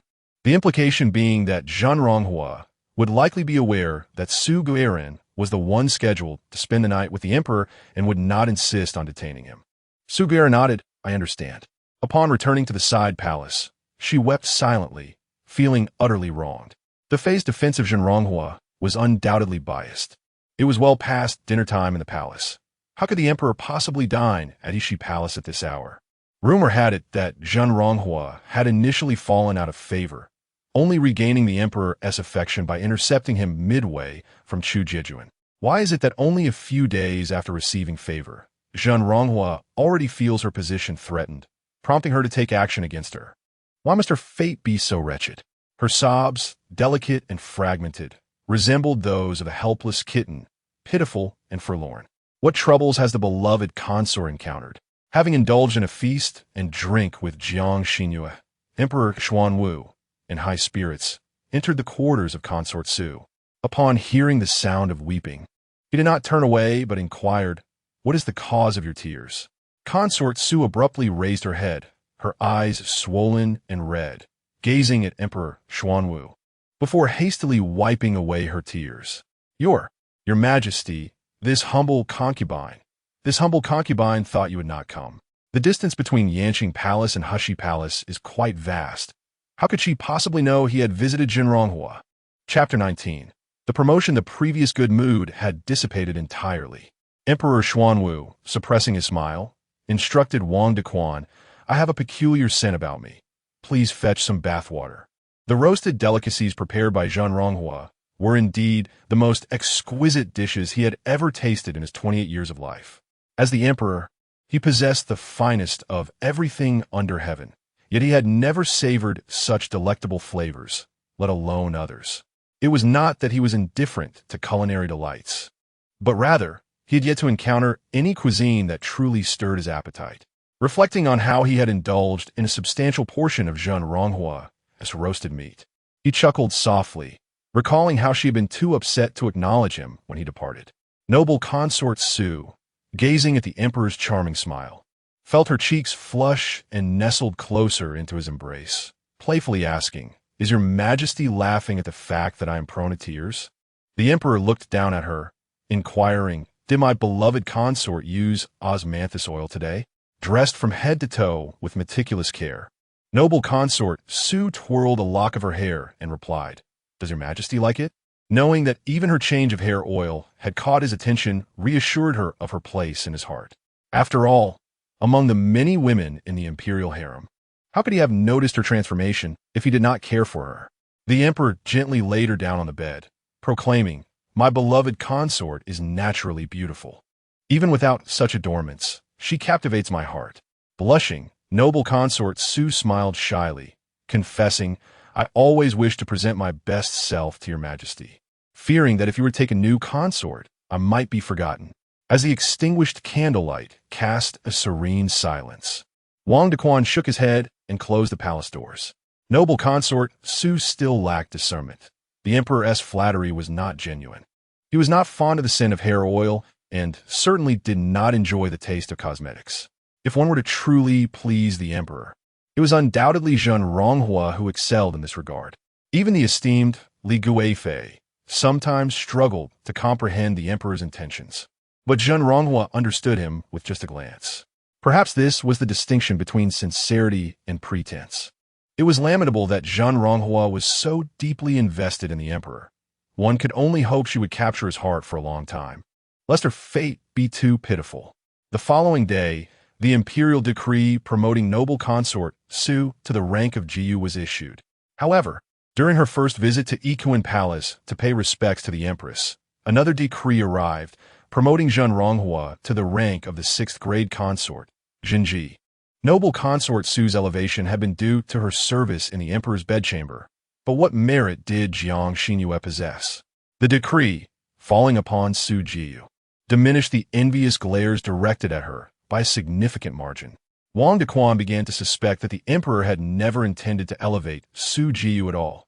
Rather, he aimed to promote Jinji's status, but was concerned that doing so alone would draw too much attention and expose her scheming, thus raising Su Jiyu's rank as a diversion.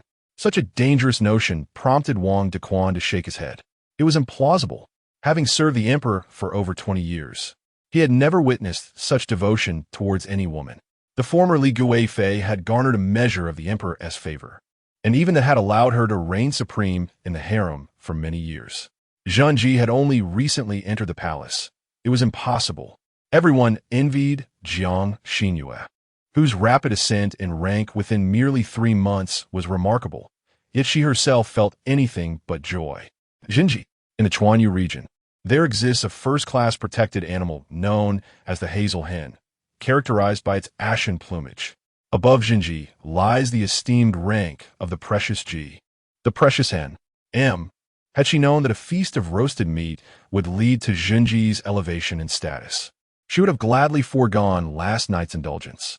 However, scarcely had she returned to Heshi Palace when Wang Dequan arrived, announcing that dinner would be held at Lady Jinji's residence, urging her to prepare accordingly. Jiang Xinru gazed at the courtyard, where two grand pair-wood tables were set, laden with an array of skewered meats and slices of pork belly alongside various vegetables. The array of accompaniments surpassed even the previous night's offerings. To her surprise, the imperial kitchen chefs had also come, wishing to observe and requesting Lady Jinji's guidance. News of Jiang Xinru's culinary prowess had evidently spread throughout the palace, fueled by the emperor's decision to linger at Heshi Palace. It was said that the emperor had intended to stay with Jinji last night, but she had persuaded him to visit consort Su instead. This led to the conclusion that Lady Jinji was favored above all but the illustrious Guifei. One could not help but deem this a beautiful misunderstanding. Last night, Emperor Xuanwu had no intention of staying at Heshi Palace. Jiang Xinru did not wish to become the target of intrigue and had not intentionally endeavored to entice him, even feeling a twinge of annoyance when he finished all the meat. Jiang Xinru gazed skyward, seemingly envisioning her grim fate of becoming the emperor's personal chef. Yet, upon reflection, she realized that to shed the title of Jinji, she must employ every means to win the emperor's favor. As the adage goes, to capture a man's heart, one must first capture his stomach. This timeless wisdom spurred her on, and with renewed determination, she donned a more competent attire, enlisting the help of Magpie and Frost to begin marinating the meat. Last night's insufficient time had left the meat lacking in flavor, not up to her culinary standards. However, with ample time at her disposal today, tonight's roasted meat would be flawless. She poured oil, sprinkled salt, added white wine, scallions, ginger, bay leaves, and 5-spice powder, kneading and mixing with fervor, leaving the imperial chefs astounded. Could such a method yield delicious results? Uncertain, they watched with keen interest. Magpie, wiping the sweat from her brow, Jiang Xinru instructed, "Go to Yiquan Palace, Liangfei's quarters, and Shunan Palace, and invite Her Majesty the Empress, Sister Liangfei, and Sister Defei to join us. Also, let the eldest princess, second princess, and third prince come here for dinner. I must convince the Empress that I harbor no ambition for supremacy in the harem. Mere words of flattery will not suffice. My actions must reflect sincerity."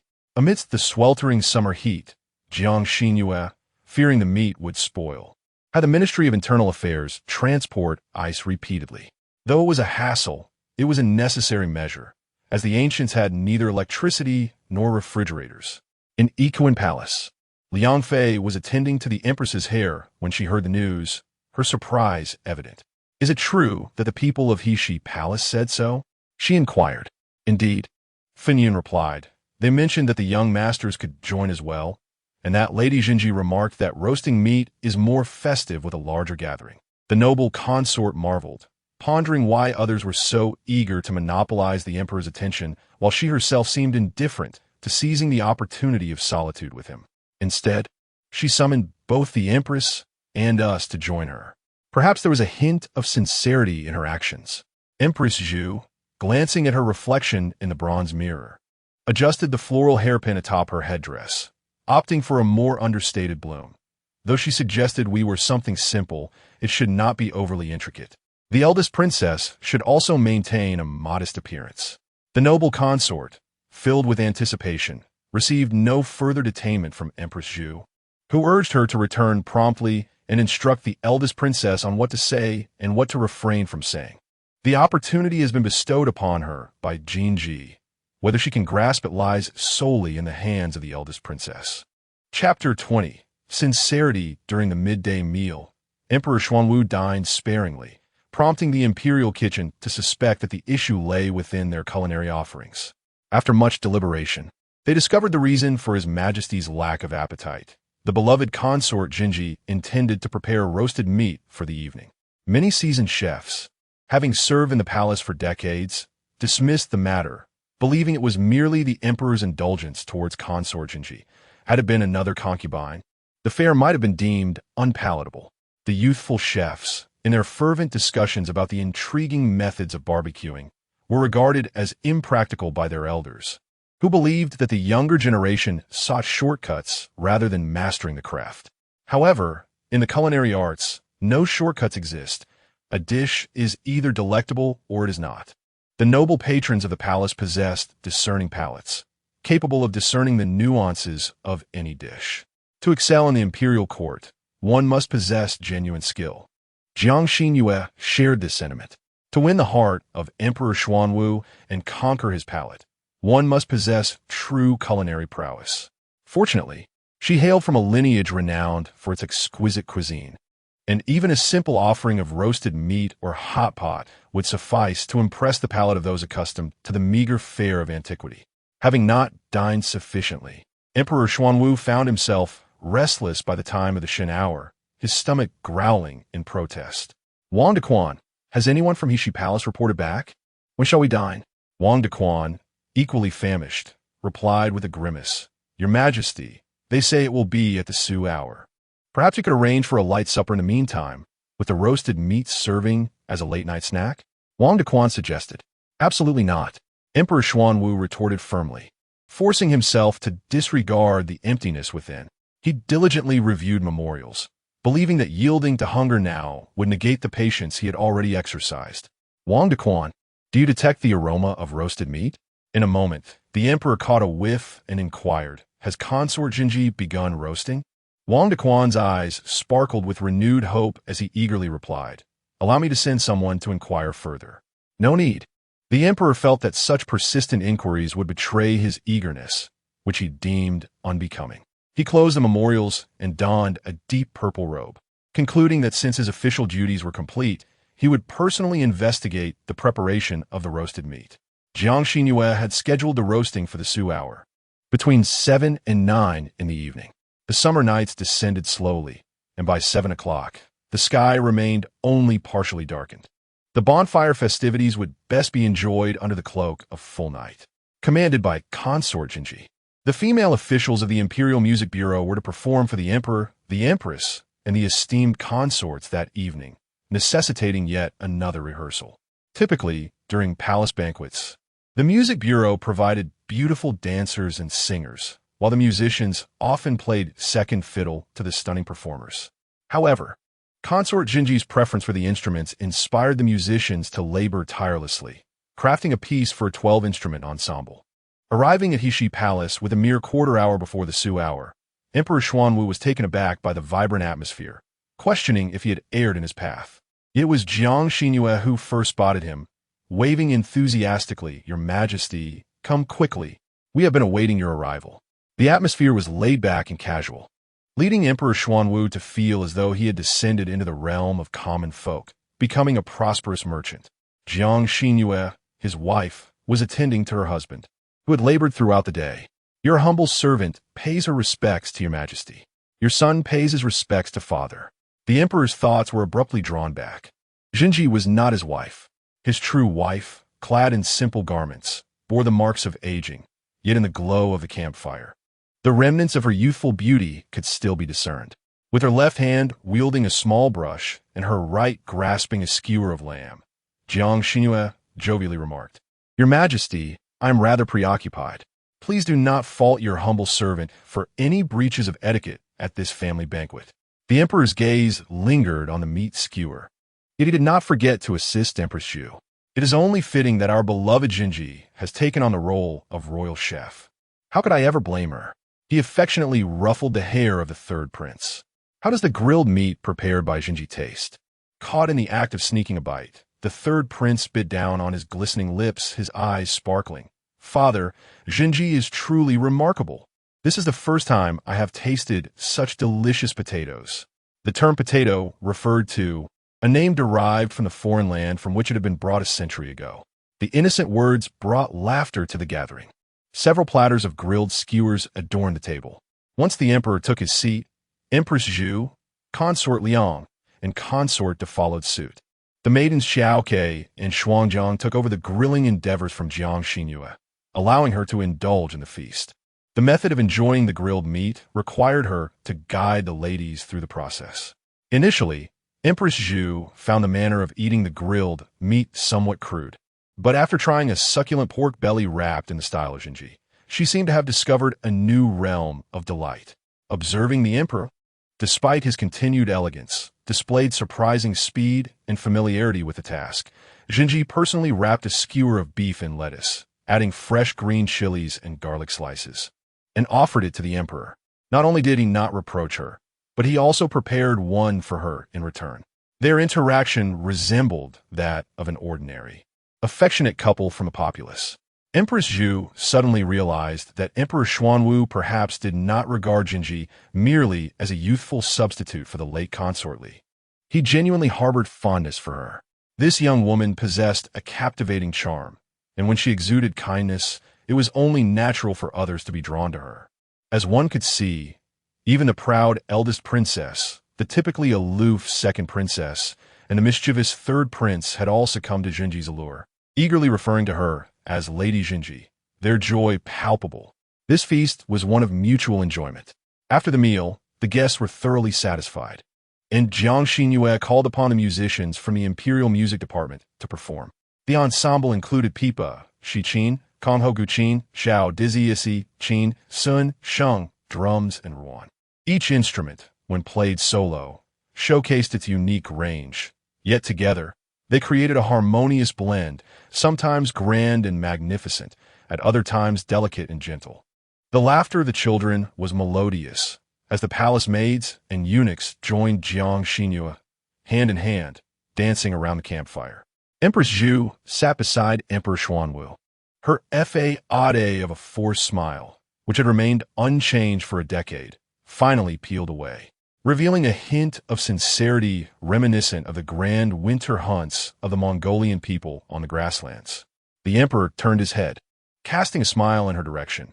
The Mongolian roast involves an entire cow or sheep on a platter, lacking the elegance of Jinji's methods, which are far more suited to us, the people of Dian. At that moment, Jiang Xinru had donned a new set of court attire, her beauty by the fire akin to the luminous moon in the sky, radiating a gentle glow. Her smile was radiant, capable of dispelling all shadows and darkness, evoking an irresistible desire to chase after such beauty. Empress Zhu regarded her with a kind gaze. No wonder the emperor is fond of her. A person so pure and innocent is impossible to dislike, even for someone like me. Chapter 21. Playthings. Empress Zhu had never considered concealing her innermost feelings in front of Emperor Xuanwu, for she understood that the imperial harem held no secrets for him. The emperor was well aware of her every action. Yet, as the empress dowager, she possessed the authority to discipline the concubines who disrespected her, regardless of the propriety of her methods. This was the dignity and respect bestowed upon her as the emperor's principal wife. She harbored a profound disdain for the likes of Concubine Li, a sentiment he was acutely aware of. In Emperor Xuanwu's gaze upon Jiang Xinru, there lay an unrecognized tenderness. Zhenji, indeed, is remarkable. She had never spoken ill of any concubine in his presence, nor did she ever subtly undermine others. Those she esteemed, she treated with sincerity, such as the Empress, Concubine Liang, and Concubine Da. Conversely, those she disdained received her indifference, and she kept her distance from them. Take, for instance, the banquet of roasted meats held that day. Even if other concubines, including Concubine Li and Jiang Zhaoi, were not on cordial terms, they would still invite her to maintain their facade of kindness and generosity. Jiang Xinru, however, displayed her likes and dislikes openly. Emperor Xuanwu appreciated her vivacity and her lack of pretense.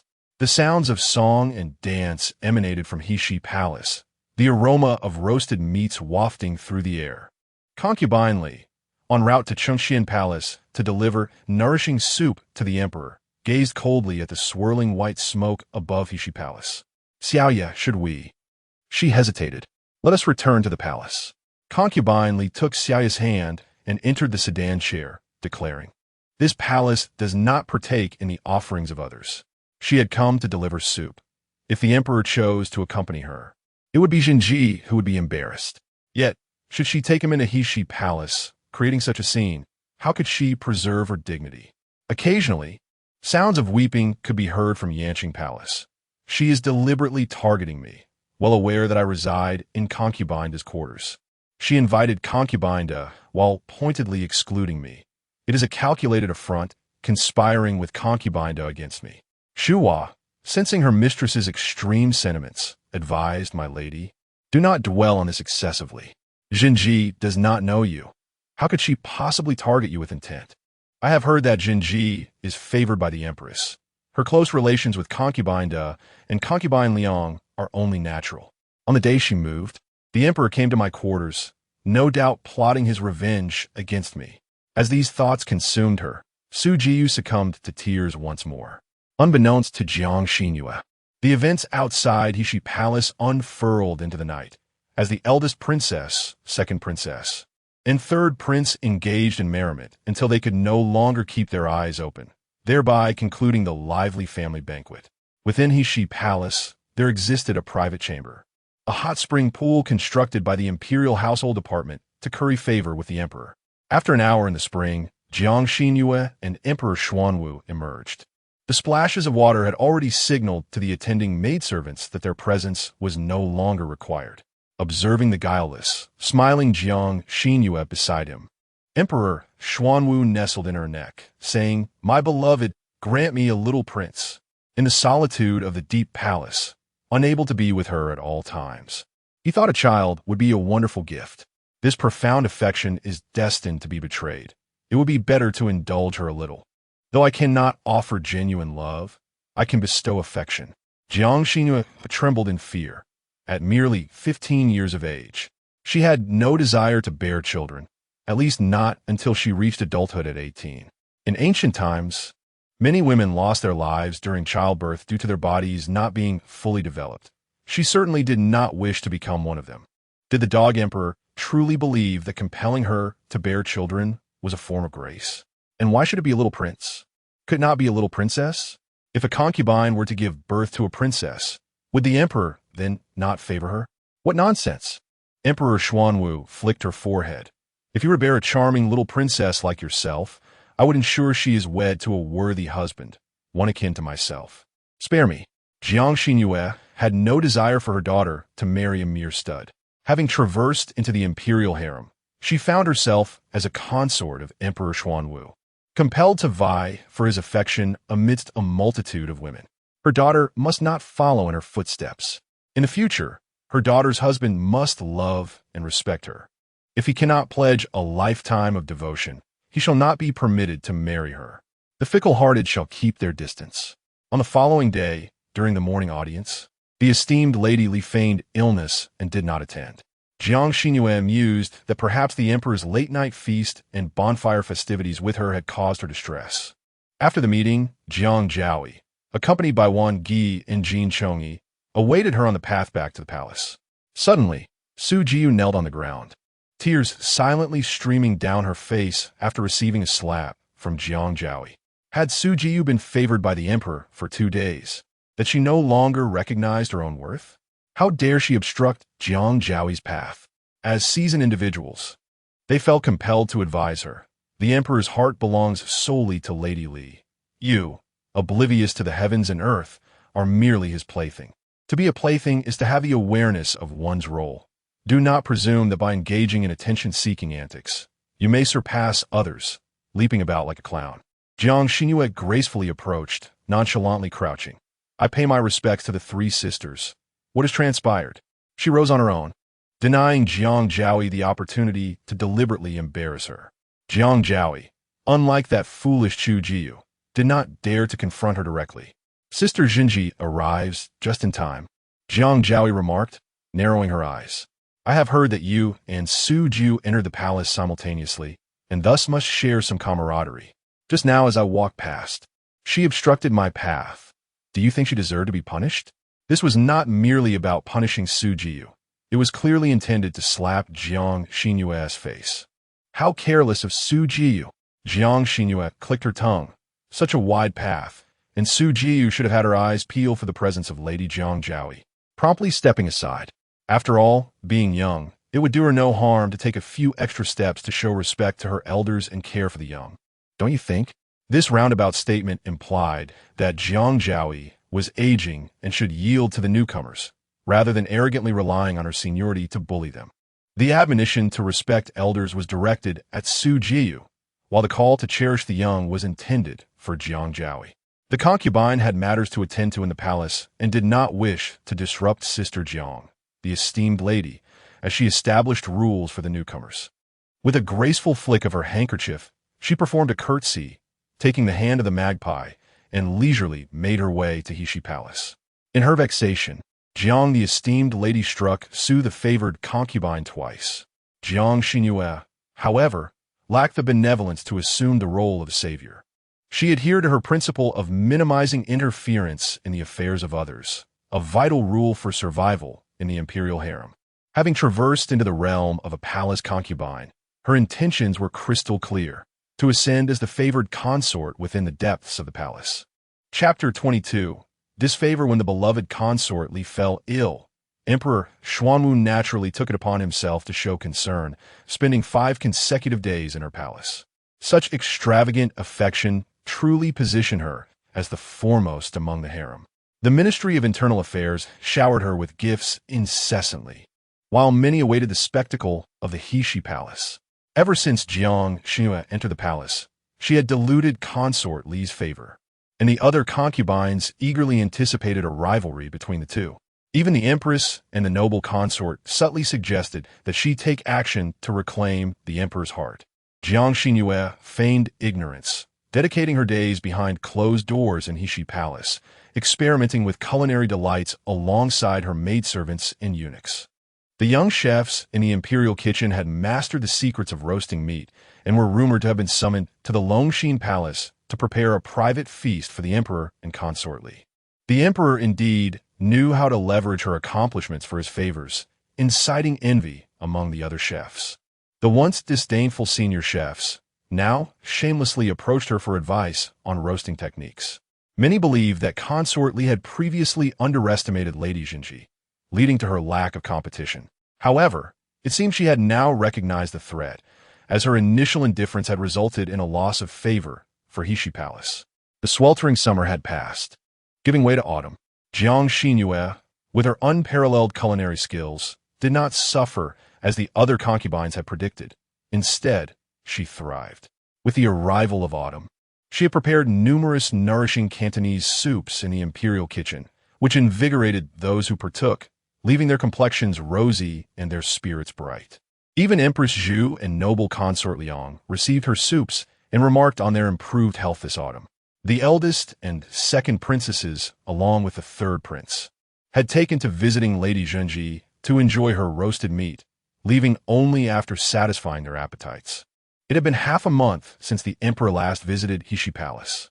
Due to consort Li's illness, the court physician had advised rest and tranquility, warning that any emotional disturbance could jeopardize her health and future chances of conception. In Chengxian Palace, the atmosphere was notably somber. Emperor Xuanwu had been in a foul mood, and the attending servants were on edge, fearful of making any mistakes. "Your Majesty," Wang Dequan's heart raced as he announced, "Lady Jinji has gone to Ikuan Palace again, bringing with her radish and dry tangerine peel beef soup." With a snap, the emperor broke his brush in frustration, ink splattering across his hand. Unfazed, he wiped his hand on the rice paper, his expression impassive as he commanded, "I am aware. You may leave." For half a month, Lady Jinji had not sent a single pot of her nourishing soup to Chengxian Palace, despite the proximity of their residences. The emperor felt a pang of discomfort, increasingly envious as consort Li and Jiang Zhaoi, along with noble consort De and noble consort Liang, had all made several visits. Just yesterday, while visiting Longshin Palace, he had caught sight of Jiang Xinru at the entrance of Heshi Palace, and after half a month apart, she had blossomed into even greater beauty. Her figure was voluptuous, with skin so luminous it seemed to glow, exuding an enchanting allure tempered by a hint of youthful innocence. In short, without the emperor's favor, her life remained remarkably carefree and comfortable. After indulging in a fortnight of leisure, Jiang Xinru returned from Equine Palace and, passing by Chengqian Palace, experienced a pang of conscience, prompting her to visit the emperor. As she approached the steps of Chengqian Palace, she encountered the approaching Lady Li, the noble consort. "Your servant pays her respects to the noble consort," she greeted. Lady Li, without even glancing her way, accepted the food box from Liu, instructing a eunuch to announce her arrival. Shortly thereafter, Wang Dequan emerged to usher Lady Li inside. It was only when Lady Li stepped aside that Wang Dequan noticed the smiling figure of Lady Zhen standing at the foot of the steps. His eyes widened, and he opened his mouth to offer an explanation to the emperor, but saw Lady Zhen wave her hand and scamper off with her two maids, Xiaoke and Xuanjiang. What was wrong? Why did he feel that the emperor meeting with Lady Li was a slight against Lady Zhen? It was utterly absurd. As he closed the door of Chengqian Palace, he glanced at Jiang Xinru's retreating silhouette, pondering that perhaps the emperor's particular concern for Lady Zhen had prompted his own unease. "Your Majesty should savor this pig's stomach soup. It was prepared by the small kitchen of Chengqian Palace at my behest." The emperor, who had little fondness for offal, graciously took a few sips. Noticing Wang Dequan's hesitant demeanor, he turned to Lady Li and said, "I am quite occupied with state affairs today, and since you're in good health, it will be best for you to return to Chengqian Palace to rest. Wang Dequan, escort the noble consort back in my dragon carriage." Lady Li was reluctant to depart, but the emperor's insistence on using the dragon carriage left her unable to refuse. "Those state matters are significant. Your Majesty must also take care of your health. I shall not impose further." The dragon carriage was a privilege even the empress had never enjoyed. She would be the first consort to experience such honor. Such distinction would surely incite envy among others and serve as a reminder to the resident of Hushi Palace of who held the emperor's heart. After seeing Lady Li off, Wang Dequan hurried back. "Your Majesty," when the noble consort arrived, Lady Zhen was also outside. "She must have come to see you." "What did you say?" The chair beneath him screeched as he abruptly stood, taking a few steps before pausing. "Why did you not mention this sooner?" "I only saw her upon my departure and inquired with the eunuch on duty at the entrance, who confirmed that Lady Zhen arrived first." Lady Zhen arrived first. Yet it was Lady Li who was announced? The emperor furrowed his brow. "Today, I had the guards at the entrance replaced. There should be no lapse in protocol. Is it because they regard Lady Zhen with disdain and refuse to announce her?" Jiang Xinru's status had, in Wang Dequan's mind, inadvertently ascended a level. Upon returning to Hushi Palace, Jiang Xinru instructed Xuanjiang, "I desire lotus seed and pig stomach soup for dinner this evening. Notify the imperial kitchen." Xuanjiang received her orders and departed, but failed to return promptly. The autumn wind howled, and the courtyard of Hushi Palace showcased an abundance of vegetables and fruits, their vibrant green sheen suggesting delightful flavors. The lantern at the entrance swayed gently in the breeze, while the magpie knelt at her feet, cradling a stew pot. "Your Highness, please do not weep any longer. Though we lack pig stomach soup, we still have a delectable cordyceps and pigeon soup." "Am I truly weeping for pig stomach soup?" Jiang Xinru's voice trembled with emotion. "It is all my fault. I should not have provocatively challenged the esteemed consort out of fear of losing favor. Now, I have put you all in a position to endure the harshness of winter's chill alongside me. I feel utterly useless." "I'm not hurt," came a muffled sound of a whimper, causing Jiang Xinru's tears to flow even more profusely. "Do not fear, Xuanjiang. I shall ensure that no scars mar your beautiful face." At that moment, Emperor Xuanwu pushed open the door. Chapter 23. The beating Jiang Xinru sat before the bronze mirror, with Qi Qiao and Xuanjiang kneeling at her feet. Qi Qiao held a tray containing the pigeon soup she had requested, while Xuanjiang, on the other side, rested her chin in Jiang Xinru's hand, which she lifted to scrutinize the red marks on her cheek. In some places, dark droplets of blood had already begun to seep through.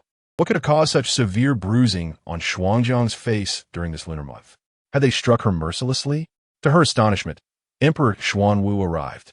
Flustered, Jiang Xinru knelt before him, dressed in the simplest of nightgowns, her hair cascading untidily, presenting an image of disarray. Yet, a beauty remains a beauty, even clad in rags. She exuded the aura of haute couture. though seemingly unadorned. Every strand of her hair was meticulously styled to achieve a look of effortless elegance, accentuating her stunning features to their fullest. Her eyes, reddened like a rabbit's, added an air of fragility to her allure. Jiang Xinru had previously informed the gatekeeper eunuchs that upon the emperor's arrival, they were to shake the lanterns at the entrance. Their sovereign was known for his eavesdropping tendencies. What transpired? Emperor Xuanwu inquired, hoisting her from the ground. Were you bullied?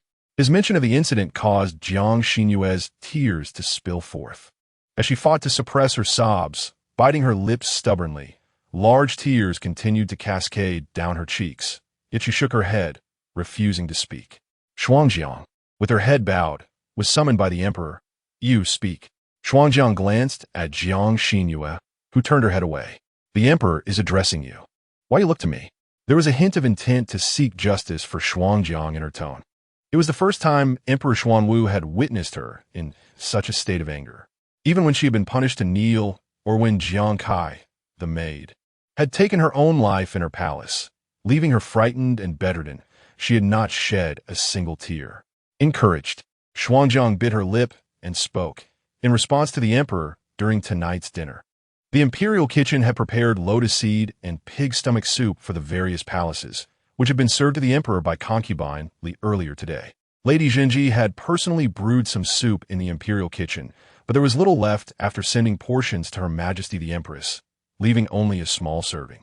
The third prince had been suffering from a sore throat these past few days, and upon discovering this, the dowager consort did not allow him to return to the prince's residence, instead arranging for him to be cared for in Yanqing Palace.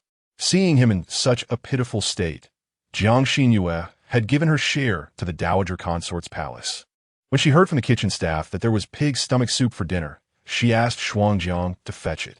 Coincidentally, Lai Yu, from Concubine Li's palace, was present in the kitchen and, upon hearing Xuanjiang mention adding Angelica to the soup, mocked Lady Jinji, insinuating that she was waiting in vain for the emperor and had to deceive herself into believing she needed Angelica.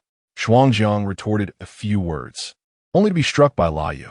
I merely stated that our mistress suffers from imbalanced vital energy, and the physician advised that Angelica is sweet and rich, thus capable of nourishing blood. Its light and pungent properties promote circulation, making it an essential medicinal herb for blood. Our mistress consuming Angelica does not imply any hidden meanings. She cautiously lifted her gaze, her eyes cast downward, unable to meet the emperor's gaze, revealing her injured face. Lai Yu claimed that I had contradicted her, showing disrespect to the esteemed concubine, and rewarded me with 10 slaps. If it were merely a slap, her face could not possibly bear such a ghastly appearance. How audacious! In a fit of rage, Emperor Xuanwu slammed his palm upon the round table, the resounding crash startling all the palace maids and eunuchs into submission. Jiang Xinru, with tear-filled eyes, hurriedly took the emperor's reddened hand and gently blew upon it, then exclaimed in irritation, "Had I known your majesty would erupt with such fury, I would have refrained from allowing Xuanjiang to speak, for it is your majesty who suffers, and it is I who bears the pain." Xuanjiang, in fear, prostrated herself. "I deserve punishment. I do not speak of you," replied Emperor Xuanwu, waving his hand. "Take her away to tend to her wounds, and heed your mistress's words. Do not allow her to bear scars upon her face." Once the room was cleared, the emperor embraced Jiang Xinru from behind, comforting her. Consort Li hails from nobility, and her temperament is inevitably proud. Her attendants have also adopted a measure of arrogance. I apologize for the grievances you have endured. Yet, she did not mention the necessity of punishing Consort Li. Are the lives of her attendants not of consequence? Jiang Xinru cast her gaze downwards, fully aware that uttering words of understanding would evoke more sympathy from the emperor, yet her spirits were low, feeling as though her previous meals had been fed to the dogs. Her silent tears indeed tugged at Emperor Xuanwu's heartstrings, prompting him to tenderly console her.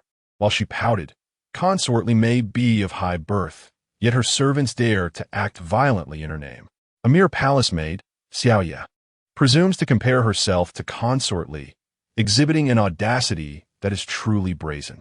Should she dare to show disrespect to me again, I shall not forgive her. This was a preemptive warning to the emperor, lest he side with consort Li the next time she confronted Xiaoye. Could she not chastise the esteemed consort Li, yet be intimidated by a mere maid? She had no intention of waiting patiently for the storm to pass, nor did she subscribe to the notion of a gentleman avenging himself a decade later. As the saying goes, enduring a moment may lead to ovarian cysts, and taking a step back may result in fibrocystic breast disease. She bore a grudge and sought immediate retribution. If her attendants were struck, she would retaliate in kind, employing every means necessary to do so. Upon learning that the emperor had visited Heshi Palace that night, Xiaoye, feeling guilty, confessed to having struck Xuanjiang. Knowing full well that the pig stomach soup was prepared by your ladyship's command for the emperor, she, in her singularity, insisted on adding Angelica, which was a veiled insult to your ladyship's claim over the emperor. I could have easily given her 10 slaps, yet I feared that they might report to the emperor. I have implicated your ladyship. Consort Li was utterly unconcerned, lazily lifting her eyelids and blowing upon her nails. Dyed with the juice of the balsam flower. A mere servant, struck or not.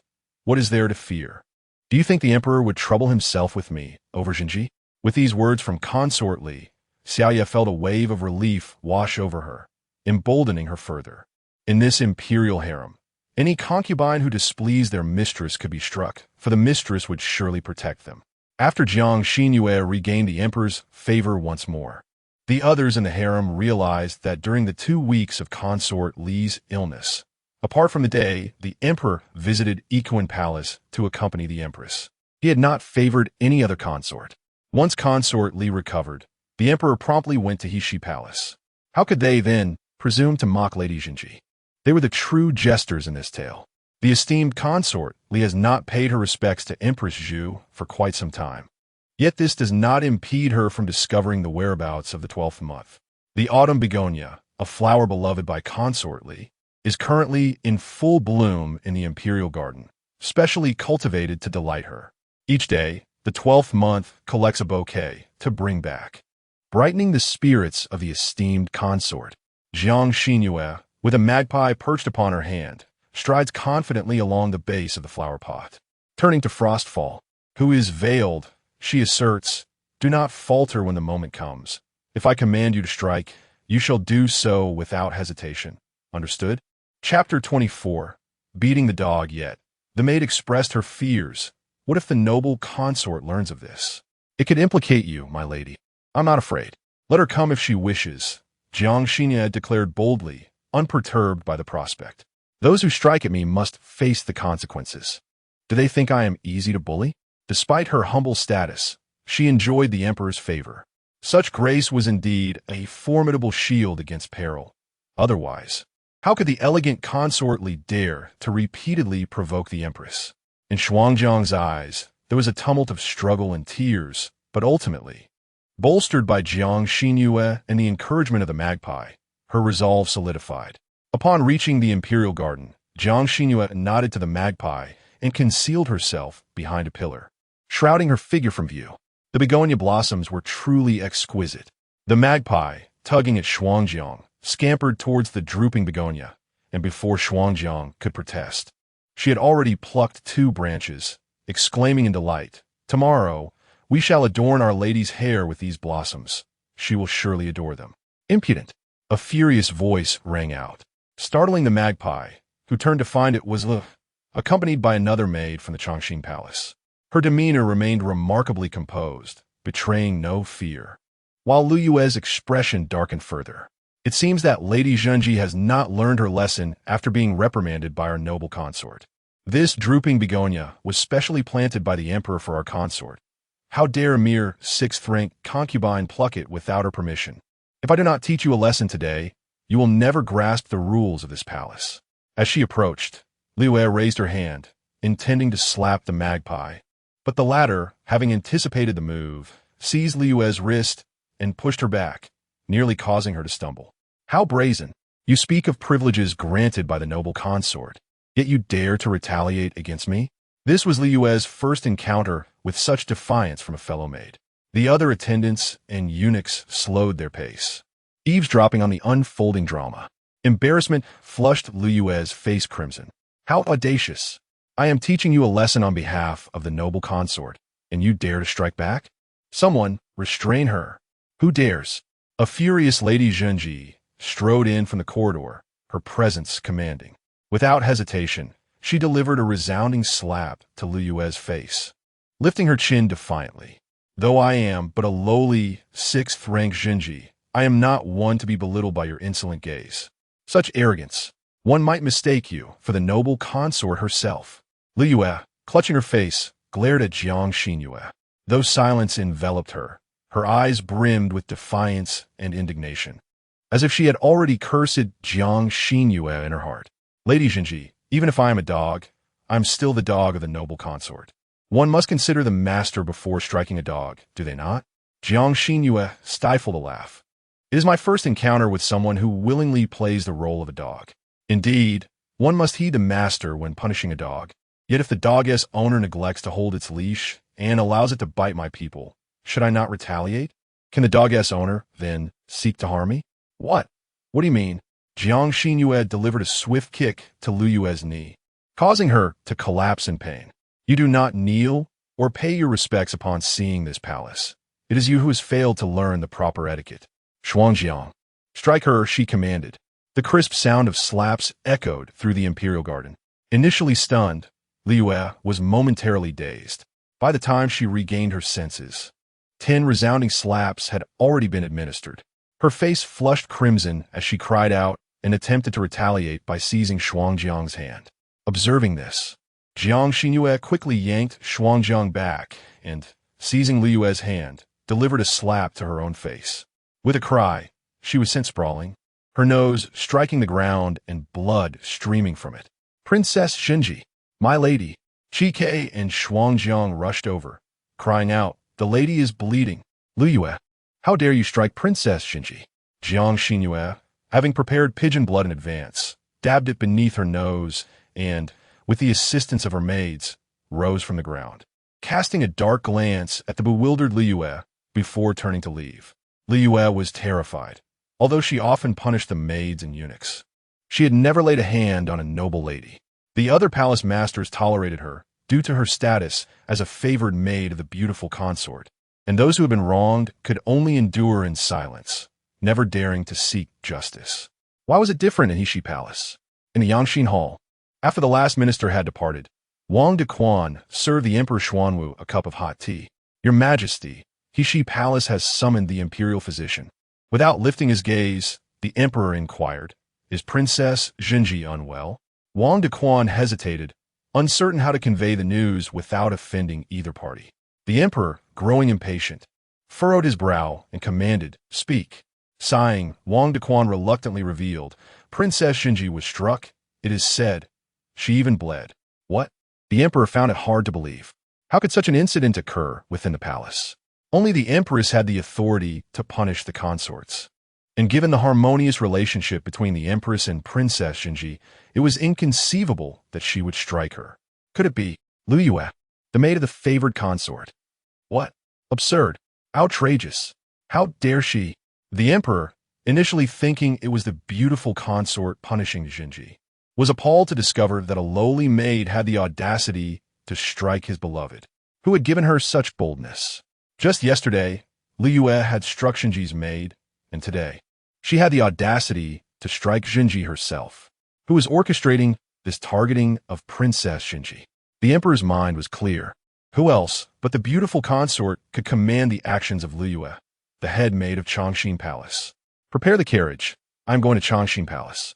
The emperor, filled with fury, stormed off to confront the beautiful consort, and by evening, news of their fierce quarrel had spread throughout the entire harem.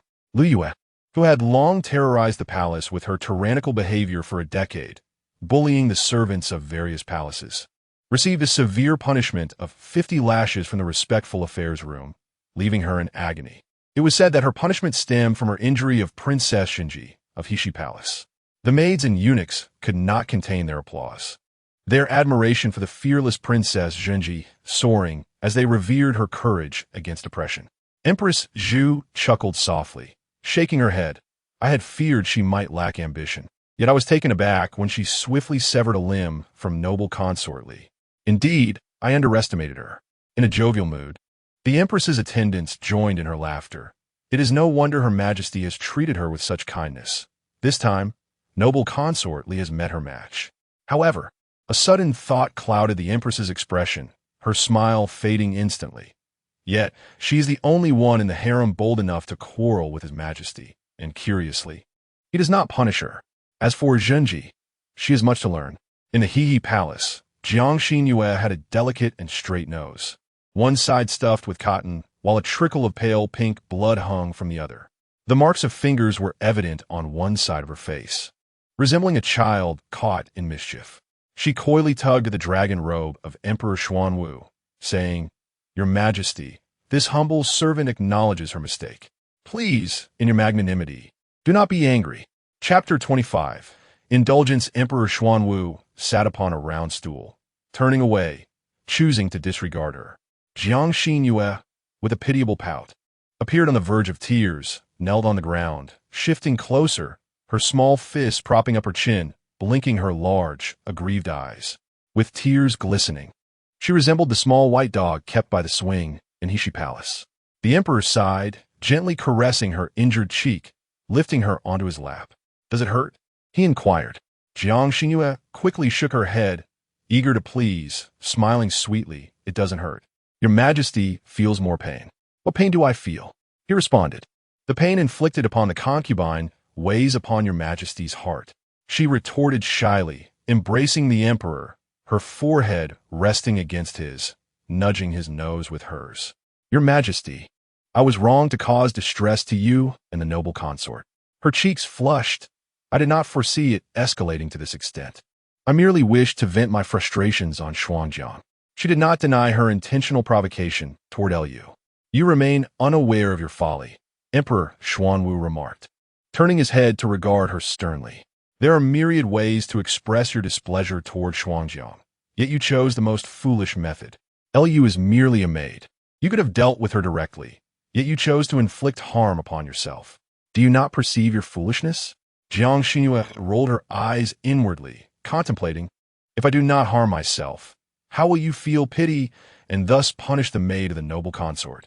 In the realm of palace intrigue, the fates of maids differed vastly based on their masters. There were many astute concubines within the palace, yet she had the emperor's favor and felt no need to be overly clever. A touch of foolishness was permissible with his protection. "Do you take pride in that?" Emperor Xuanwu queried. Jiang Xinru pouted and shook her head slightly, perhaps a little. The emperor understood her implication. Amidst the numerous clever concubines she deemed foolish, relished in the emperor's protection, finding joy even in being scolded for her perceived lack of wit. Had he conveyed such sentiments to the noble consort, she would surely have felt disheartened, striving to showcase her own cleverness in an attempt to reshape her image in his eyes. Though he was emperor, he was not divine. He too would draw comparisons between the noble consort and Zhenji. In this respect, he favored Zhenji's disposition, innocent yet slightly willful, kind-hearted yet resolute, possessing a gentle sharpness that never harmed, openly sharing her thoughts with him, endearing in her simplicity, rendering her utterly unoffensive. Wang Dequan had long received the order to procure the emperor's scar-reducing ointment, entrusting it to the magpie and Xuanjiang to apply upon Zhenji. However, Emperor Xuanwu took the ointment from the magpie's hands, silently applying it himself to Jiang Xinru.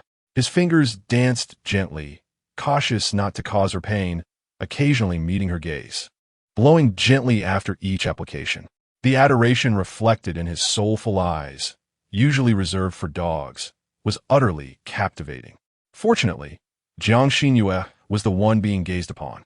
She aspired to be a modern woman of the 21st century, intent on avoiding the pitfalls of romantic folly, striving to become a favored concubine, and living a life of carefree indulgence. The emperor is merely a tool for leading a prosperous life.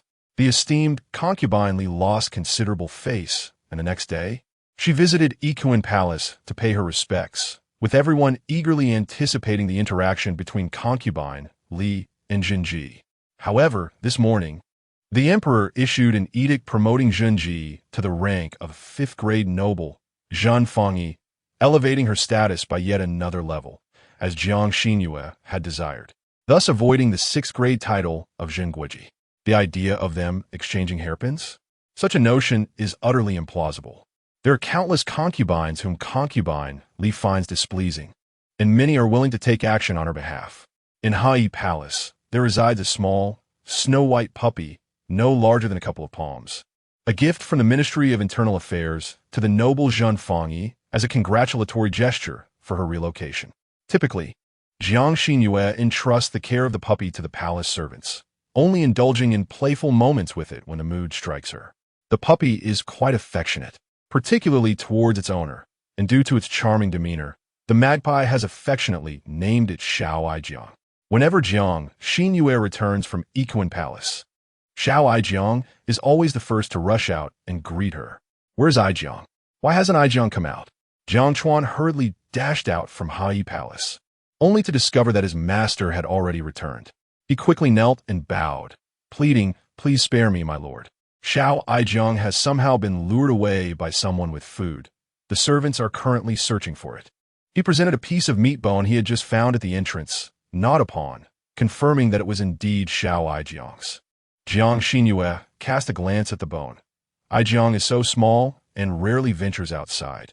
Please search thoroughly in the vicinity and inquire in the neighboring palaces. In our haste to protect our people, we neglected the safety of our little puppy. She bit her lip, feeling a pang of guilt.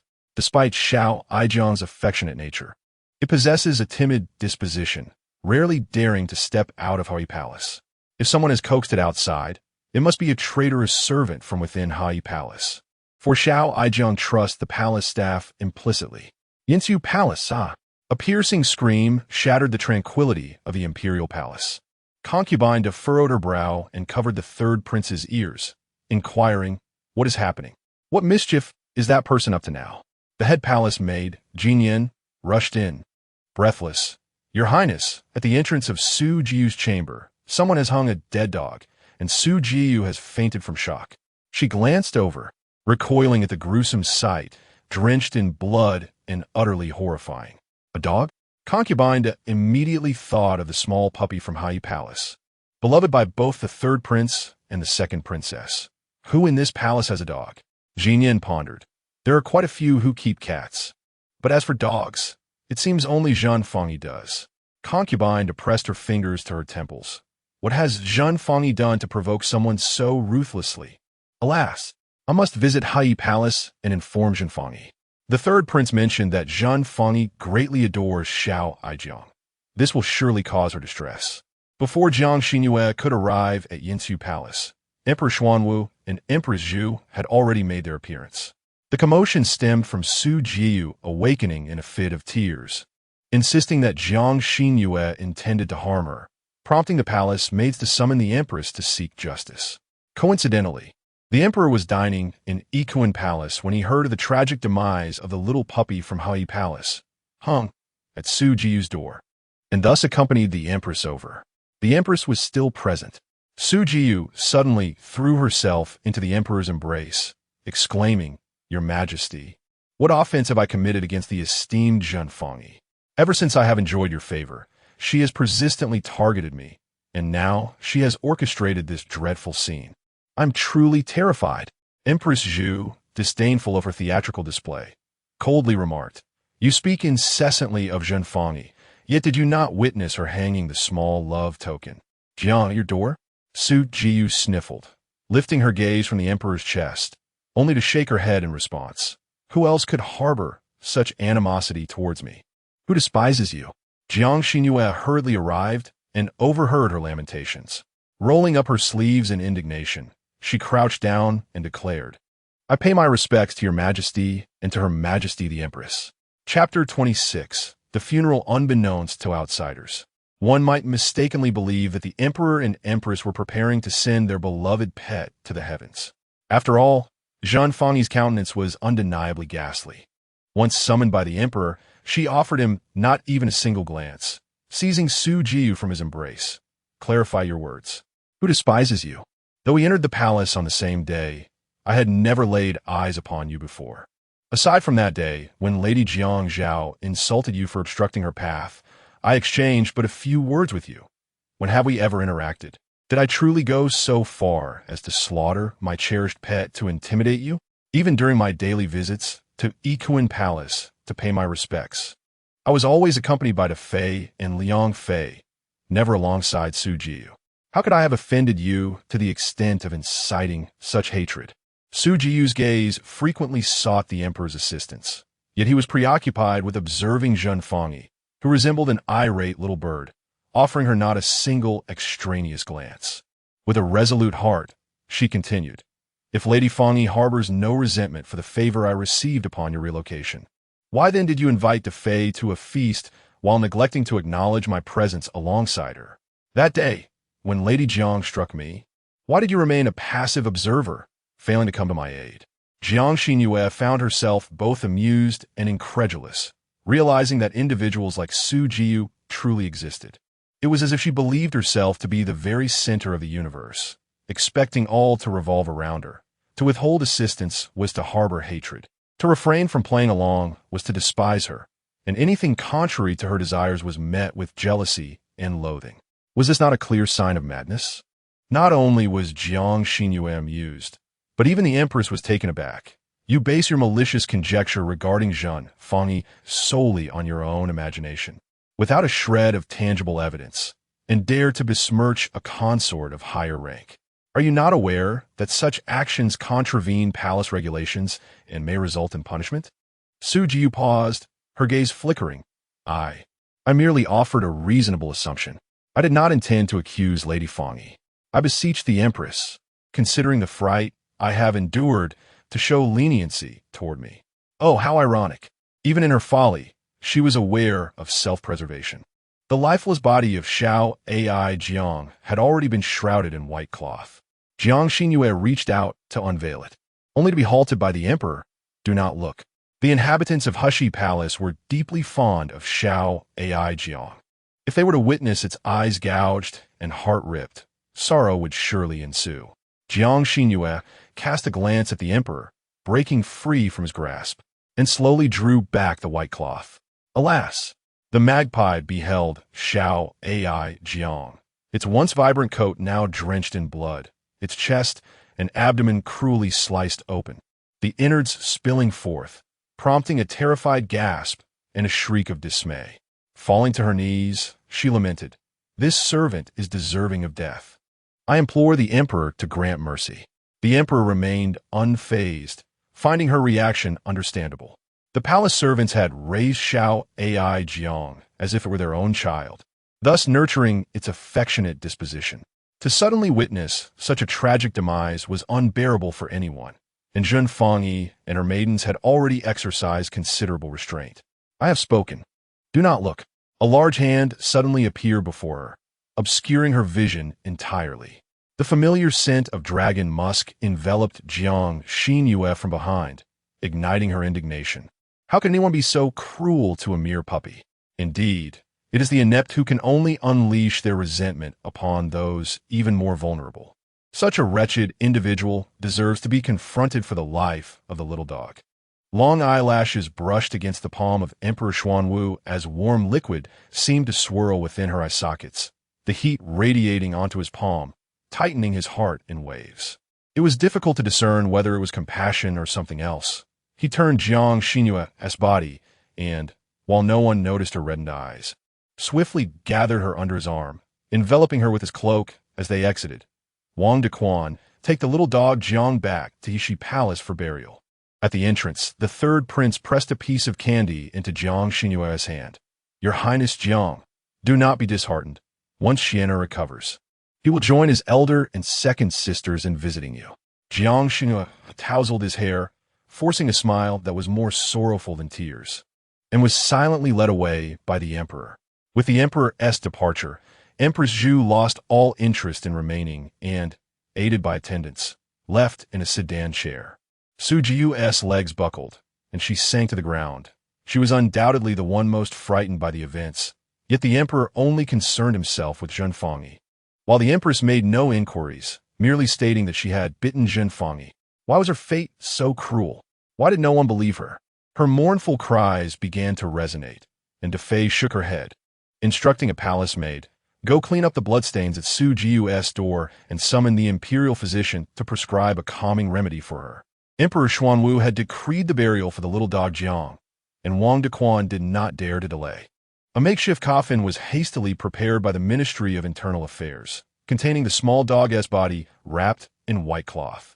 In Changxin Palace, Li Guifei, clad in thin garments and adorned with a forehead band, appeared frail, reclining on the favored concubine couch.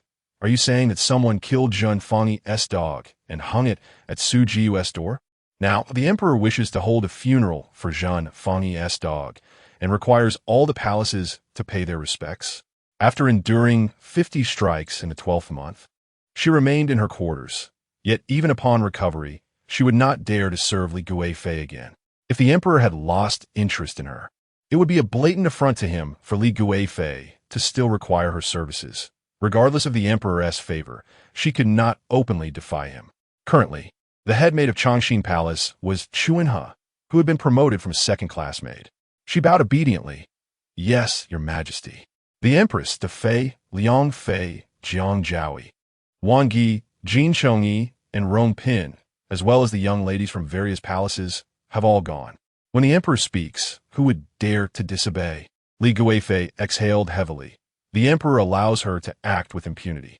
If the empress dowager were in charge of palace affairs, would such a spectacle occur? To mobilize so many for a mere dog, it ultimately reflects the empress's incompetence. She was still sulking with the emperor, who had not come to placate her, but instead was fervently engaged with Zhenfangyi. Should she be the first to concede? If so, she would be subordinate to Zhenfangyi from then on. She was unwilling. "There is no need for your highness to be angry. I have already replied on your behalf. The empress said to take good care of yourself, and that you need not attend." "Well done." Li Guifei rubbed her temples, and Chuanhe promptly understood, stepping forward to massage them. Since the gates of Ishi Palace were opened, it has never witnessed such lively scenes. Beautiful maidens, like swallows and warblers, filled the courtyard, their figures varying from plump to slender, adorned in vibrant reds and greens, all striving to capture the attention of Emperor Xuanwu with their allure. Yet, it was precisely their opulent attire that accentuated Jiang Xinru's exquisite white ceremonial robe, embroidered with night-blooming cereus, rendering her ethereal and graceful. Complemented by her delicate and fragile visage, she exuded an air of vulnerability. As Jiang Xinru cast her gaze around, her eyes grew increasingly poignant and sorrowful. Chapter 27. Exile. Did she think she could vanquish her on her own territory with mere beauty? Apologies, but the moment her visage graced the scene, even the concubines of the palace would kneel and call her father. When it comes to the art of bewitching with beauty, she would claim the second position, with no one daring to assert themselves as the first. Indeed, upon the appearance of Jiang Xinru, the gaze of Emperor Xuanwu was irresistibly drawn to her, his admiration evident and unmistakable. The onlookers could not help but murmur. Could it be that His Majesty truly regarded Zhenfangyi merely as a youthful substitute for the illustrious consort Li? The likes of consort Liang, and concubine Rome, who had entered the palace around the same time as consort Li, had all witnessed her youthful radiance. Truth be told, they could not, in good conscience, claim that Zhenfangyi surpassed the beauty of consort Li. This young maiden, merely 15 summers old, already possessed the unparalleled beauty reminiscent of consort Li's prime. Given another 5 years, who could doubt that she would eclipse even the former's exquisite charm? It was apparent that her beauty transcended that of consort Li. Yet her tender years and incomplete features led many to perceive her merely as a reflection of the illustrious consort. Once time had passed, it was certain that her favor would surpass that of consort Li. With the emperor present, even if Jiang Zhaoyi and her peers felt discontent, they dared not express it openly, resorting only to secretive eye-rolling. Jiang Xinru instructed the servants of Hushi Palace to summon the eunuchs and maids, forming a line before the lifeless body of Xiao Aijiang. "Speak." "Who?" While the master was at Ikuan Palace paying respects to Her Majesty, lured Xiao Aijiang out with meat bones? A profound silence enveloped the room. Xuanjiang wore a stern expression. Do I need to investigate through the imperial kitchen who brought the meat bones? With so many gazes upon them, including that of the emperor and empress, the few servants under scrutiny trembled, their legs quaking with fear, particularly the one guilty of the transgression. Thud! A small, unassuming eunuch collapsed to the ground, trembling uncontrollably, prostrating himself. Please spare me. My master, please spare me. It was I fed Xiao Aijiang the meat bones, but I swear I meant no harm. I beseech your wisdom. Your responsibility was to care for Aijiang's diet alongside Xuanjiang. Why then did you feed it? Moreover, that bone was discovered outside the palace gates. Do you still dare to argue? Who commanded you to do this? The emperor and empress are here. Treason against the crown could lead to the obliteration of your entire kin. So speak carefully. For the sake of a mere dog, would one obliterate an entire lineage? The emperor raised an eyebrow at Jiang Xinru, who, feeling the weight of guilt, averted her gaze, unable to meet his eyes. What is the matter? A master reflects his servant. What harm is there in probing that eunuch? The small eunuch appeared far from seasoned in misdeeds. Otherwise, he would not have left such critical evidence at the gates of Hushy Palace. As the autumn chills settled, beads of cold sweat formed upon his back, his garments clinging to him uncomfortably, the biting wind piercing through him. The small eunuch nearly fainted, yet the usually gentle Zhan Fangyi regarded him with icy eyes, showing no inclination to grant him leniency. With reddened eyes, he trembled, pointing a shaking finger towards Jiang Zhaoyi. All eyes were fixed upon Jiang Zhaoyi, who wore a face of schadenfreude, unable to conceal her expression. Her smile became rigid, and she soon erupted in fury. Zhan Fangyi, what is the meaning of this? Jiang Xinru chose to disregard her, continuing to glare at the young eunuch. Did you not hear what Zhaoyi Nyang asked? What do you mean by pointing at her? The young eunuch squeezed his eyes shut, shrinking in fear. It is Nyang Nyang. Nyang Nyang threatened me, compelling me to lure out Xiao Aijiang. I truly had no idea that Nyang Nyang would kill Xiao Aijiang. Engaging in such covert deeds is acceptable as long as one remains undetected, but once discovered, one must endure the scorn for their ruthless heartlessness. It was merely a defenseless little dog. Was such cruelty truly necessary? What sort of dark and twisted mindset must one possess? You're talking nonsense. Jiang Zhaoyi's eyes widened in disbelief. I did not kill it. Are you implying that you admit to having it lured out? It was but I. In a fit of extreme anger, Jiang Zhaoyi inadvertently confessed to her actions, but quickly sought to clarify, kneeling at the feet of the Xuanwu Emperor. But your majesty, I merely wished for the dog to disappear for a time, to make Zhan Fangyi anxious. I truly did not kill it. Yet it was during its absence that it perished. Regardless of whether Nyang Nyang was its murderer, it died because of you. As soon as Jiang Xinru finished speaking, Liang Fei interjected, that is quite accurate.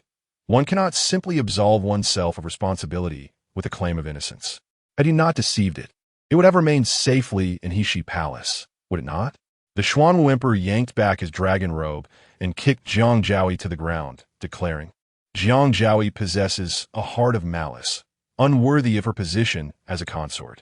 She is demoted to the 5th rank, Xuanyi, and shall relocate to the Washing Lotus Hall, confined for 3 months. In an instant, she transitioned from the esteemed Zhaoyi to the 5th rank Jiang Xuanyi, now on equal footing with Jiang Xinru Shinfangyi. Yet, Jiang Xinru still held the prestigious title of Zhen, whereas Jiang Xuanyi did not, rendering her status inferior. I recall that the Washing Lotus Hall was once the residence of Zhan Fangyi, a place where death had occurred. Who could argue otherwise? The emperor surely had many ways to exact vengeance for Zhan Fangyi, all because of a dog. 10 years of effort had evaporated in an instant.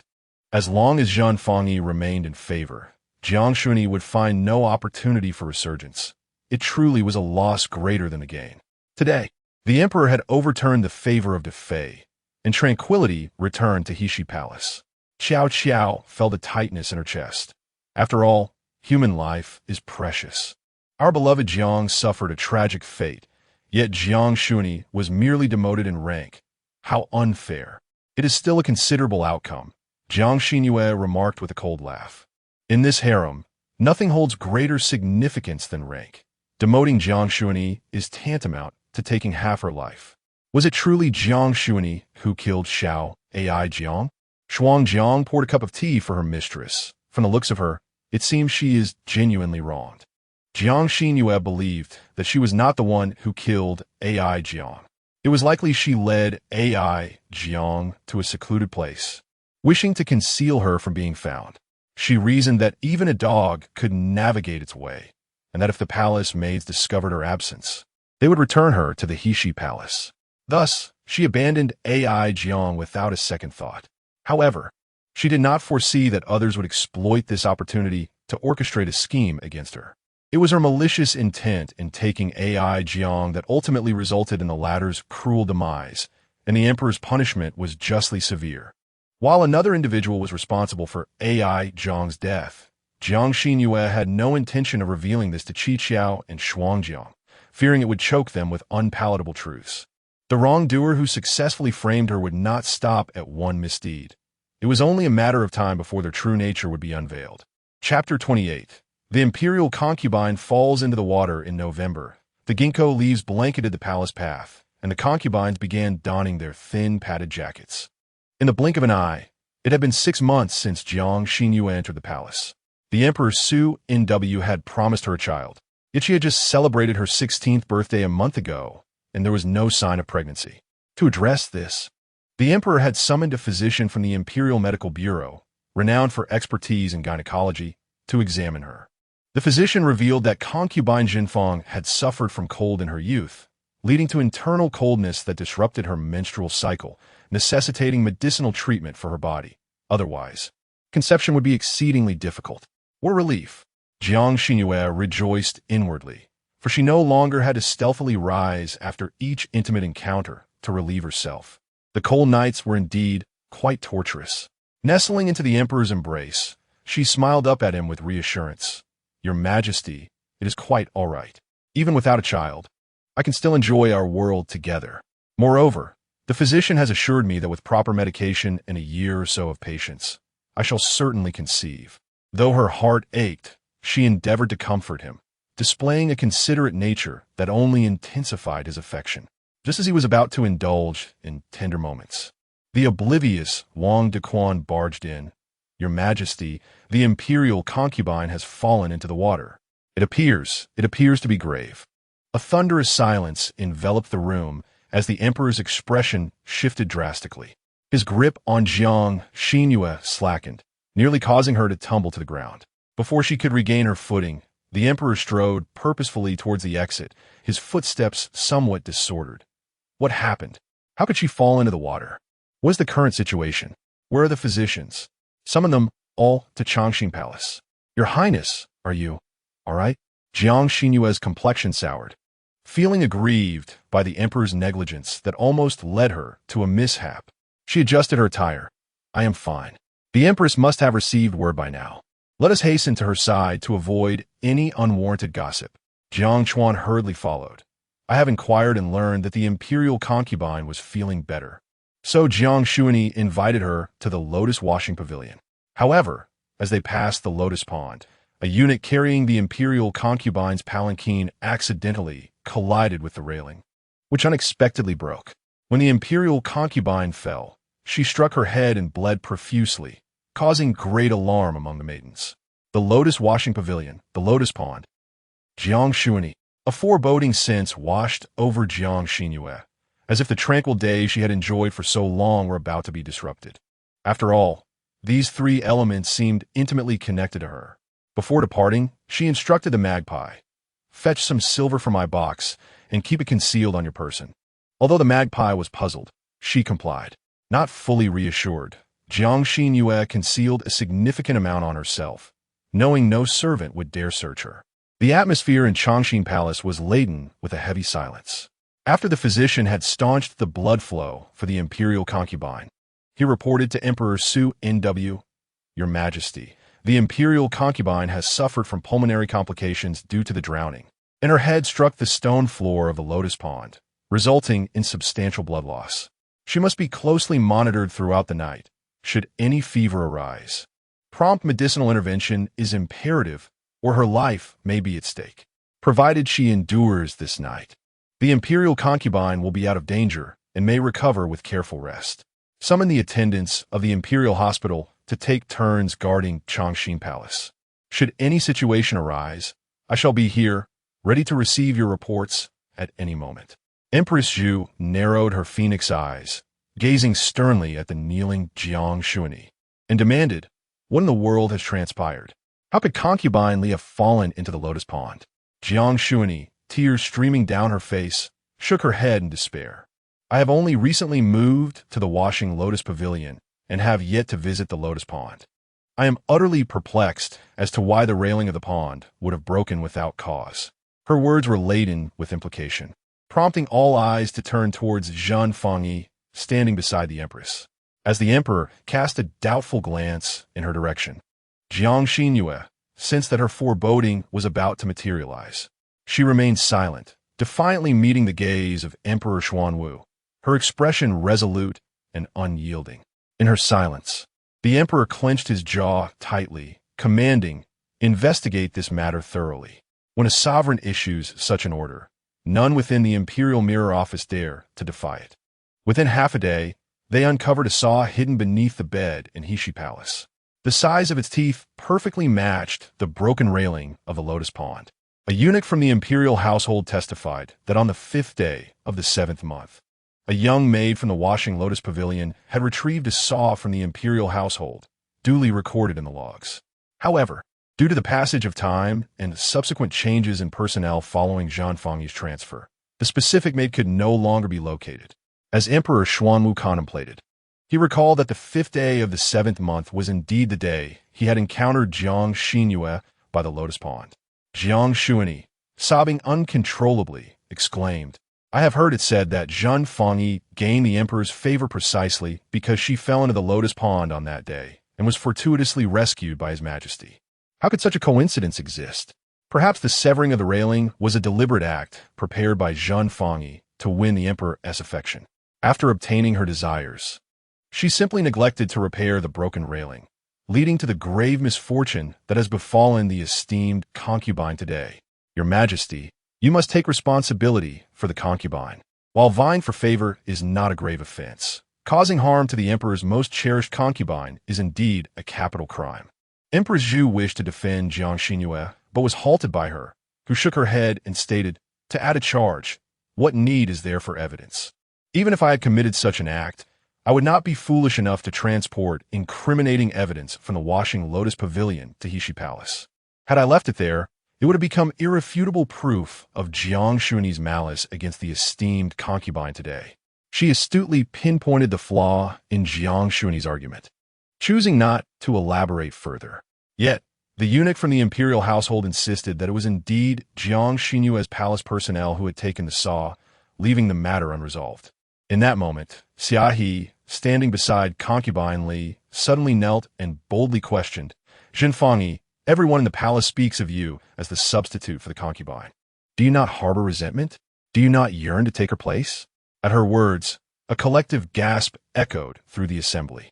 Before the emperor, this girl dared to voice such sentiments, displaying unwavering loyalty to Concubine Li without fear of his majesty's wrath. Yet, her words bore the weight of truth. This palace is at a loss for how to respond to you. I have never heard His Majesty refer to me as a mere substitute for the esteemed Concubine Li. Therefore, you ought to inquire of the Emperor whether I, a humble servant, am indeed merely a stand-in for the illustrious Concubine Li. Jiang Xinru stood in the hall, adorned in a soft apricot-hued robe, delicately embroidered with sprigs of osmanthus. The plush design was complemented by a sleeveless fur outer garment, its collar lined with a ring of white rabbit fur, inadvertently exuding an air of sweet charm. Concubine Li has always been radiant and vibrant, devoid of such adorability. Had she known that her favor stemmed from my resemblance to her beauty, she would never have donned such attire. Rather, she should have emulated Concubine Li. With a sharp sound, a resounding slap struck Summer He's face, dealt by none other than the emperor himself. Chapter 29. Downfall. He glared at those imposing eyes. Where did you hear such nonsense, daring to be insolent before me? Waned, take him away and give him 30 strokes of the board. Zhen Fangyi was Zhen Fangyi. She had never been anyone's substitute. How could the emperor shield Zhen Fangyi and leave the noble consort in such a predicament? Was the noble consort's suffering to be in vain? Jiang Xinru kowtowed on the ground, her forehead bleeding from the impact. I implore the emperor to severely punish Zhen Fangyi. Otherwise, will all the concubines in the palace follow her methods to gain favor? She beseeched the emperor for harsh retribution against Zhen Fangyi. Behind Jiang Xinru, a multitude of Li Guifei's followers knelt in solidarity. On the contrary, Empress Zhu appeared to be in a precarious position. This once more made her, as the Empress Dowager, profoundly aware of Li Guifei's threat. Foolishness. Prior to this moment, Jiang Xinru had never believed that Li Guifei would endanger herself with reckless maneuvers to deal with her. Yet, as she observed Jiang Xinru, Wang Yi, Jin Chongyi, and the other concubines aligned with Li Guifei, all kneeling in unison, fervently demanding the emperor's punishment, she understood the gravity of the situation. It was Li Guifei who remained unscathed, while she was the target of this deliberate scheme. Absurd. Did they think the emperor would favor a group of concubines that force his hand?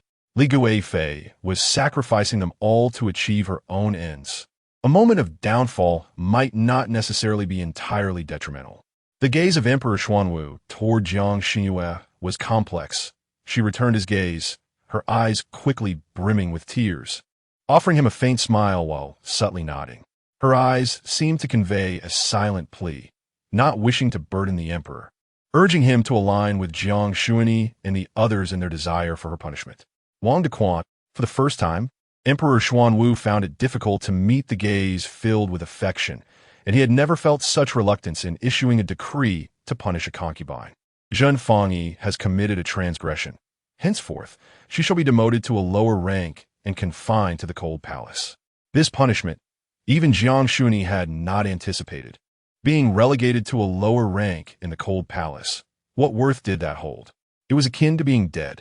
Observing the emperor's profound affection for the noble consort, it was clear that no one could replace her. Your Majesty, Empress Zhu believed the punishment was excessively severe and sought to persuade him further. But the emperor waved his hand dismissively. Everyone leave. It suffices that I remain here with the noble consort. Who could have foreseen that not long ago? The emperor had demoted Jiang Zhaoyi to Xunyi for a mere dog belonging to Zhen Fangyi, and now, for Li Guifei's sake, he had demoted Zhen Fangyi to a lower rank and condemned her to the cold palace? The political landscape within the palace shifted rapidly, unpredictably. Who could predict when this noble consort would suddenly regain the emperor's favor and return to the public eye? After all, she had once been despised by the emperor, only to rise again through her own merits. Not to mention, even now, the palace maids and eunuchs had never witnessed a concubine being sent to the cold palace.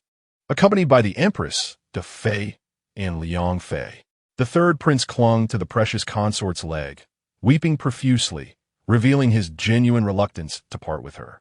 The eldest princess's eyes glistened with tears as she implored, "Precious consort, please take good care of yourself inside. I will surely find an opportunity to speak with father and persuade him to release you." Jiang Xinru shook her head gently. "Your concern touches me deeply, princess. There is no need for you to seek ways to rescue me. This is a matter for adults. If you truly wish to assist the precious consort, I would recommend that you frequently visit the Heshi Palace with your younger siblings to help tend to the fruits and vegetables there. It would be a shame for my efforts to go to waste." Her intention was not merely for the eldest princess to tend to the vegetables, but to ensure that the princes and princesses often frequented the Heshi Palace, preventing the palace maids left in the cold palace from being bullied by others. The second princess immediately declared, "Precious consort, rest assured, I shall visit the Heshi Palace often." "So shall I," echoed another. Empress Zhu sighed, "Do not blame the emperor, precious consort. The Li Guifei is still in a perilous state. It is only natural that he must impose this punishment upon you. Once she awakens, the emperor will certainly release you." Both Liang Fei and De Fei nodded in agreement, stating that the palace maids in Heshi Palace were still retained and not dismissed, suggesting that the emperor indeed had intentions to set her free. Jiang Xinru thought to herself that it was unlikely to happen so soon. Nevertheless, she expressed her gratitude, bowing gracefully. Having entered the palace for half a year, I am deeply thankful to your majesty and my two elder sisters for your care. Once I am released from this cold palace, I shall repay your kindness by painting a grand picture for them. Empress Zhu would surely exert every effort to ensure the emperor did not forget her.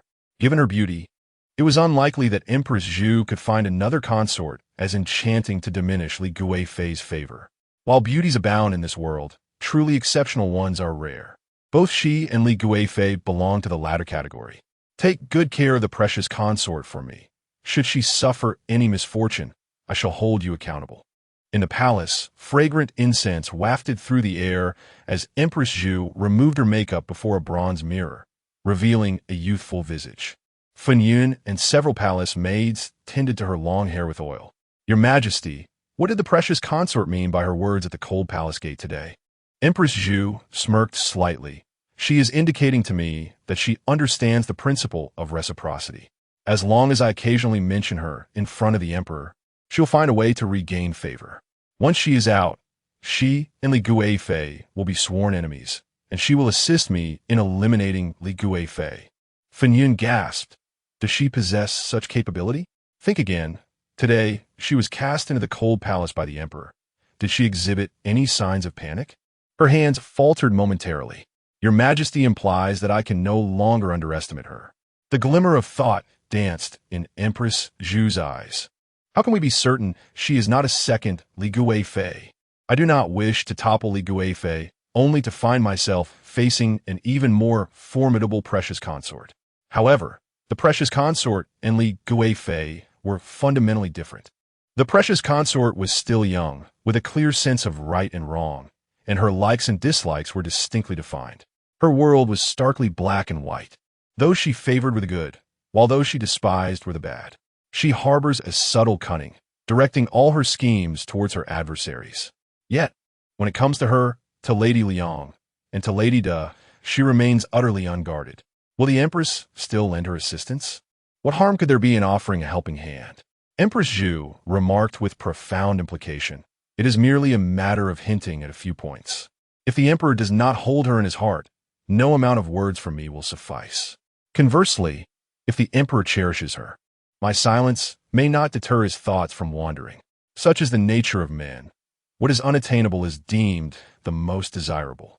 I shall merely perform a small act of kindness, which may inspire gratitude in the recipient. Why not seize the opportunity?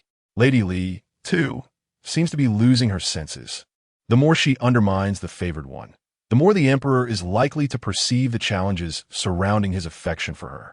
Men are drawn to challenges, and the emperor, being the most exalted of all, is no exception. Chapter 30. The Cold Palace. Cough, cough, cough. The magpie pushed open the room assigned by the eunuch, only to be choked by the dust that filled the air. The gatekeeper of the Cold Palace approached with a flattering demeanor, carrying a bucket of water. Oh, my lady magpie, please step back. Such labor is not meant for you. Xiao Su, shall clean it at once. Jiang Xinru took a couple of steps back to avoid getting her garments soiled. If all went as expected, this outfit would be worn for quite some time. From her sleeve, she retrieved a few pieces of silver and flashed a sweet smile at him. Eunuch Su, you flatter me. We are all servants of our masters, regardless of rank or status. I appreciate your hard work. Let us hasten to tidy this place so that our master may settle in. Xiao Su, momentarily taken aback, accepted the reward and, under the warmth of Jiang Xinru's smile, joined the magpie in cleaning the room. Truth be told, he sought to gain favor in the eyes of the esteemed ladies, hoping to benefit from their goodwill. The ladies relegated to the Cold Palace, upon their arrival, typically bore a haughty demeanor, their pride evident. They would scold or insult him, calling him a dog-like servant. He had long grown accustomed to such treatment. In the end, those same ladies, some driven mad, others perished, would kneel at his feet pleading for him to seek out the emperor. He had witnessed the myriad faces of humanity. Yet, never had he encountered a mistress as serene and gentle as the esteemed one, who treated others with a warmth akin to a spring breeze. Even the maidens by her side exhibited great courtesy, not regarding him with disdain for being a eunuch of the Cold Palace. Now, He began to understand why the empress and her ladies came to bid farewell to the esteemed one. Such a disposition, who could possibly dislike it? The cleaning, in truth, merely involved dusting and sweeping. The room in the cold palace was bare, containing only a bed, a table, and 2 stools, devoid of any proper bedding. Xuanwu smiled awkwardly. My lady, the internal affairs court seldom sends provisions to the cold palace. It might only happen 2 or 3 times a year.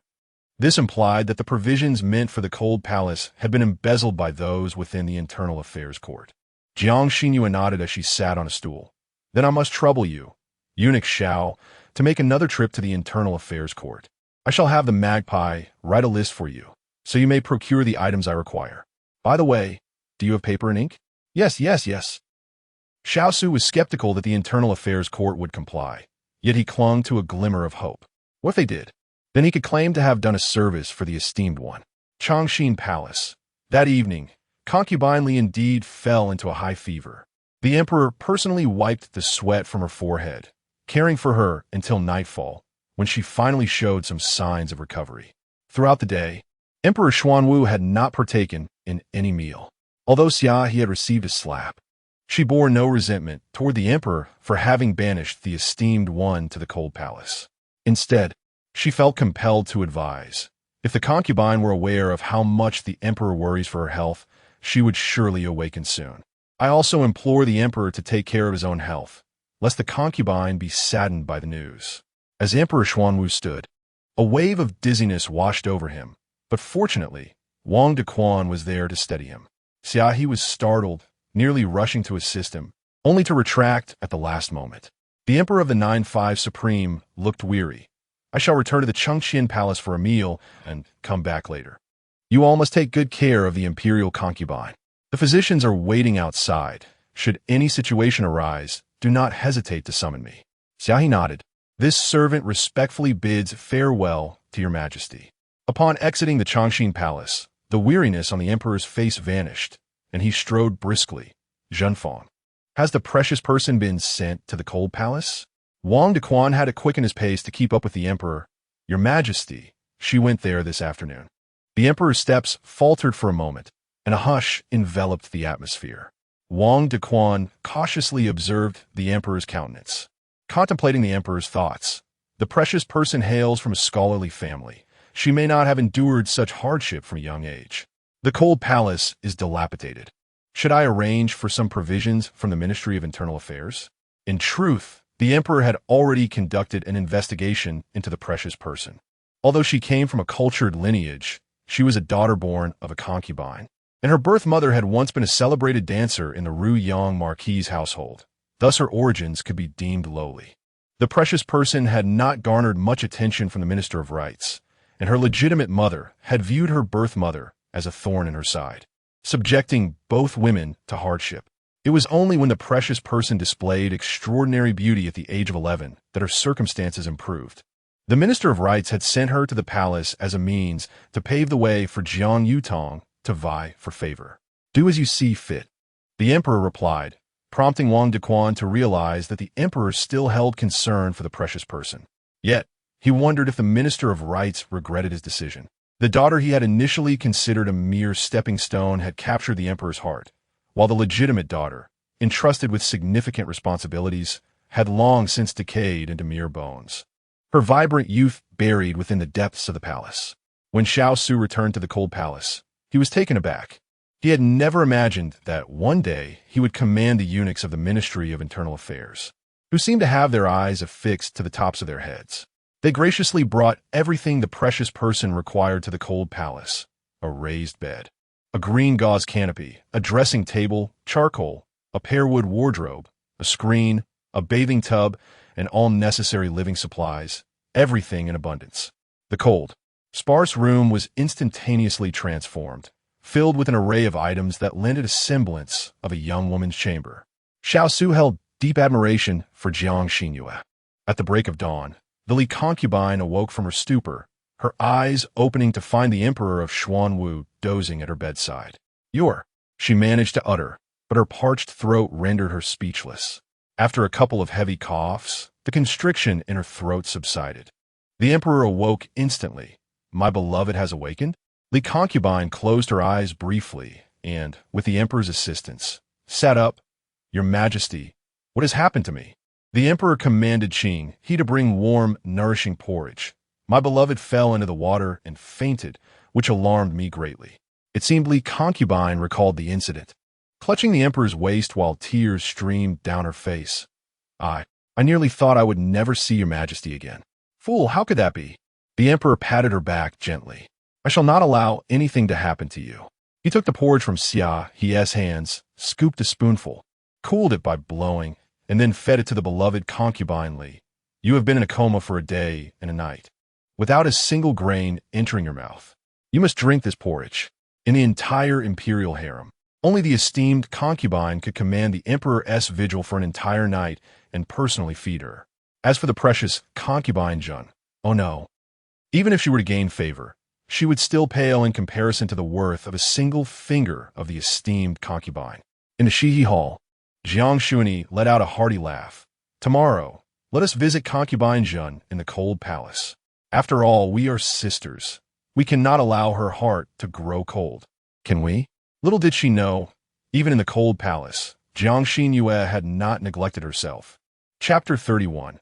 A visit. Though some of the attendants of the Shiha Palace have been dismissed, a number remain, all of whom have served Jiang Xinru. The esteemed concubine Jun is known for her kindness, never imposing excessively strict rules upon her servants, and is able to engage in light-hearted banter with them, making her an exceptional mistress. In contrast, the unyielding Jiang Xinru regards her servants with disdain, particularly those who have previously served at Shiha Palace, treating them harshly. Several palace maids and eunuchs with ties to the imperial household glanced at one another. Choosing not to inform Jiang Xinru of concubine Jun's recent visit to the imperial household department, where she successfully acquired what she sought, they were curious to witness the comical expression on Jiang Xinru's face when she inevitably faced humiliation the following day. After Emperor Xuanwu fed Li Guifei porridge, he advised her to rest well. A plethora of memorials had accumulated in the Chengqian Palace, and he needed to attend to them promptly. After all, having just awakened from coma, the emperor was reluctant to linger, wishing to spare Li Guifei the exertion of maintaining a conversation with him. My lady. Once Emperor Xuanwu departed, Xiaohe hastily returned to Li Guifei's bedside, reporting their victory. The emperor had demoted Jinfangyi to the status of concubine Jun, relegating her to the cold palace. Li Guifei rose and approached the bronze mirror, finding the bandage around her forehead exceedingly bothersome. She raised her hand and tore it away. The wound on her forehead was not severe, merely a small cut, which had begun to heal after 2 days of treatment. The surrounding redness appeared alarming. It was merely a superficial injury. My lady, Xiaohe exclaimed in alarm, quickly rewrapping her forehead.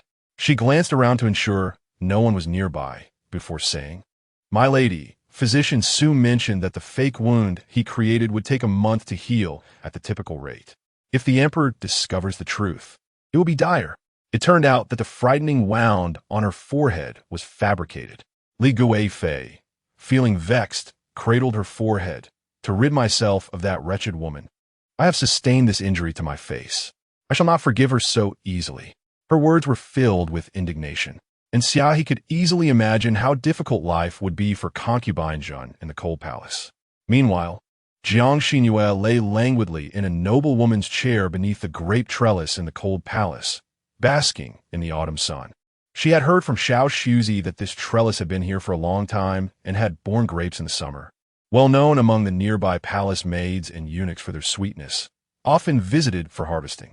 Jiang Xinru lamented her ill-timed arrival, wishing she had been banished to the cold palace earlier, so she could have enjoyed the fresh grapes. Yet at that time, she had not made a significant impression on the emperor. Without his favor, being sent to the cold palace would have made escape nearly impossible. With this thought, the absence of grapes did not seem so regrettable. The warm autumn sun enveloped her in comfort, and a magpie even massaged her shoulders, rendering her drowsy. Princess Jiang Xinru. Without the empress's decree, you cannot enter. Jiang Xinru has arrived? How eager she is to witness my misfortune. Xuanzi could not deter Jiang Xinru. As Jiang Xinru lay with her eyes closed, a shadow suddenly loomed above her. Sensing something amiss, She opened her eyes to behold a face she found utterly distasteful. Stretching lazily, she slowly rose from her chaise, her movements languid and dismissive as she curtsied. "I pay my respects to Lady Jiang Xinru." Having uttered those words, she promptly resumed her seat. Muten, Jiang Xinru's personal maid, widened her eyes in astonishment. "How audacious! You, a mere noble, rise without our mistress's command?" Jiang Xinru raised her gaze lazily, a look of disdain etched on her countenance. "I'm still a noble, am I not? Have you a lowly maid? Offer me your respects." Muten, caught off guard by her piercing stare, felt a twinge of insecurity. Jiang Xinru chuckled lightly. "When you point a finger at me, do not forget that 3 fingers point back at yourself." It seemed Jiang Xinru sought to assert her dominance over her as a concubine without needing to concoct elaborate justifications. In the vast cold palace, Jiang Xinru occupied the most splendid chamber, bathed in the morning sun, its doors ajar, revealing a glimpse of the tasteful decor within, quite comparable to that of Jiang Xinru's own quarters. Jiang Xinru stood, looking down upon Jiang Xinru from her elevated position. It appears the esteemed noble has been enjoying her time in the cold palace. Perhaps I, as your elder sister, have been overly concerned. She gestured to a little maid behind her. "Fearing you might not find your favorite water chestnut cake here, I had the imperial kitchen prepared especially for you. Do taste it and see if it retains its original flavor." What original flavor? What flavor of the present? A cake possesses but one flavor. Jiang Xinru merely used this confection to jab at her heart, subtly mocking her diminished status and a lack of care from the imperial kitchen, implying that the delicacies were no longer as refined as when she was known as Zhenfangyi. To deliver a cake to the cold palace without cause was akin to a weasel wishing a chicken good fortune, ill-intentioned. "What? Are you unwilling to accept my kindness and try it?" Behind her stood 2 eunuchs, rolling up their sleeves in anticipation, as if they would force the cake into her mouth should she refuse. Such a scenario was far from appealing. Only after witnessing Jiang Xinru consume the cake did Jiang Xinru reveal a sly smile, seemingly in high spirits, as she swaggered away with the food box from the cold palace. Shi Qiao, observing the cake that appeared delectable, turned to her mistress. "Mistress, may I have a piece?" Slap! Her outstretched hand met with a resounding smack, and Shi Qiao blinked in astonishment. "Mistress?" Jiang Xinru flipped the plate of pastries onto the small table and closed her eyes. The palace was rife with those who sought her demise. A trickle of blood escaped from the corner of her mouth, prompting Shi Qiao to shriek, "Mistress! Mistress! Eunuch Xian, fetch a physician quickly." The searing pain in her abdomen caused beads of sweat to form on Jiang Xinru's forehead. Grasping Shi Qiao's hand tightly, she gasped, "No. Do not go to the imperial hospital. Go. Go to Equine Palace to find Her Majesty, the Empress." With a forceful shove, her face contorted in agony, she expelled another mouthful of blood. The mistress knew the cake was poisoned, which was precisely why she had been warned against consuming it. The magpie wept as it turned and fled from the cold palace. Xiao Xuanzi did not stop her, but instead used Jiang Xinru's own handkerchief to catch the blood she spat out, then pressed the cloth back in her hand, hoping that anyone who might witness the sight of the esteemed mistress in such a state would feel a surge of compassion. Jiang Xinru, lounging on the imperial concubine's chair, had already succumbed to unconsciousness. Meanwhile, Jiang Xinru, having returned to the Xia Hall, could not help but chuckle at the thought of how the laxative hidden in the horsehoof cake would leave Jiang Xinru looking haggard and worn. Muten presented her with a bowl of warm sheep's milk, saying, "My lady, I have stationed someone at the entrance of the cold palace. Soon, the entire palace will be aware of the disgraceful incident involving the precious one." Oof. Jiang Xinru held her head high in triumph, declaring, "If it weren't for the fact that she has only just entered the cold palace, I would have rewarded her with a deadly poison." Chapter 32. Poisoning the Empress Dowager truly perplexes me. That wretched Jiang Xinru has already been relegated to the cold palace. What chance does she have for redemption? Yet, the Ministry of Internal Affairs seems to be attending to her needs. In Jiang Xinru's eyes, the preferential treatment Jiang Xinru received in the cold palace was undoubtedly due to the Queen Zhu's meticulous connections within ministry. Otherwise, how could such audacious privileges exist in the cold palace? She had initially planned to enter and deliver a searing tirade against Jiang Xinru, rendering her utterly mortified and filled with indignation. Alas, all her plans have come to naught. Nevertheless, she has at least indulged in the water chestnut cake, laced with a purgative. Poisoned? Queen Zhu was dining with the emperor in Equine Palace when the tumultuous reports reached her. Turning to the inscrutable expression of Emperor Xuanwu, she said, "Your Majesty, I shall take my leave." The emperor calmly blew on his hot soup to cool it down before consuming it, and without rising, he declared, "Even a lowly consort is still my wife. Should anyone dare to poison my consort within the palace, the queen must conduct a thorough investigation." Queen Zhu nodded.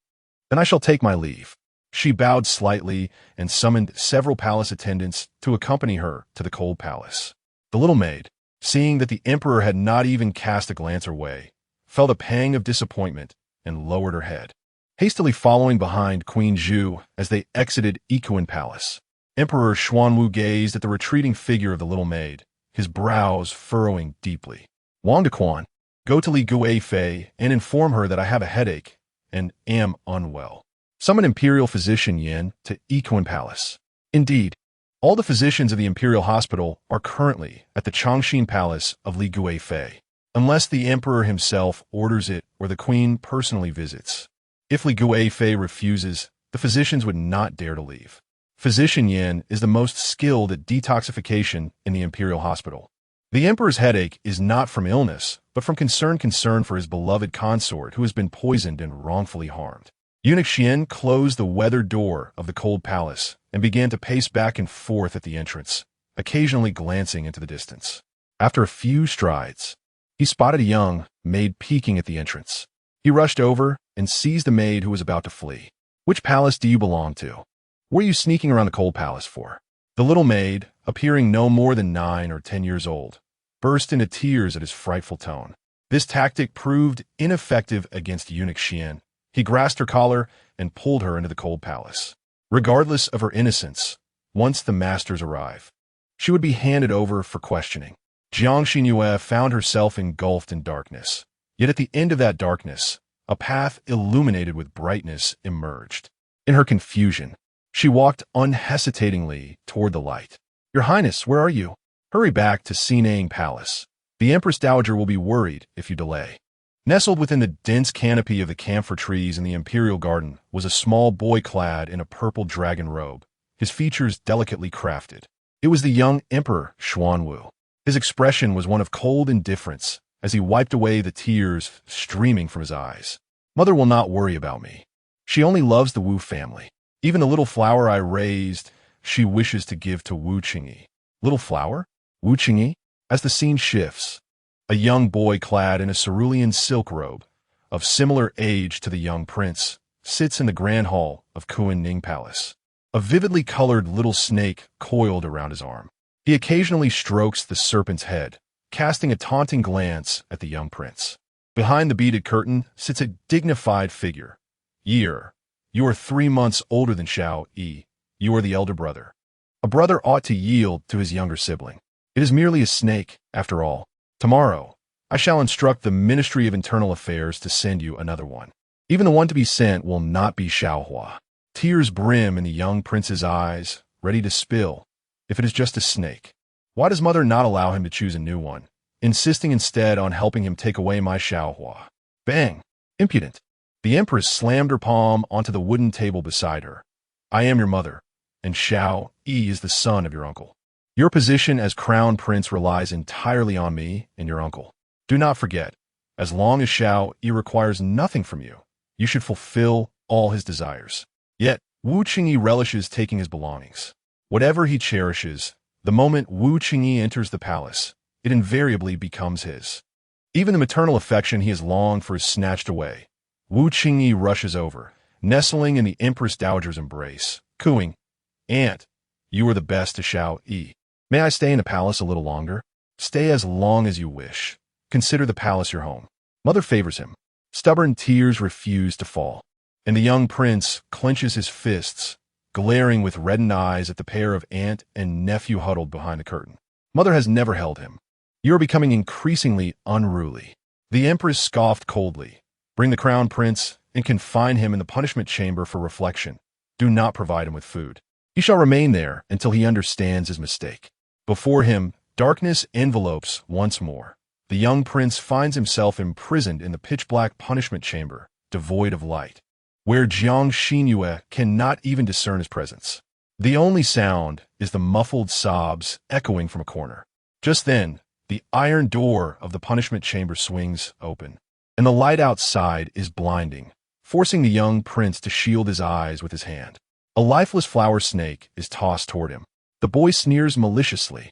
Hey, don't say I haven't treated you well. I noticed you were lonely, so I've brought you this little flower to keep you company. Nurture your bond with it. Ha ha. He did on purpose.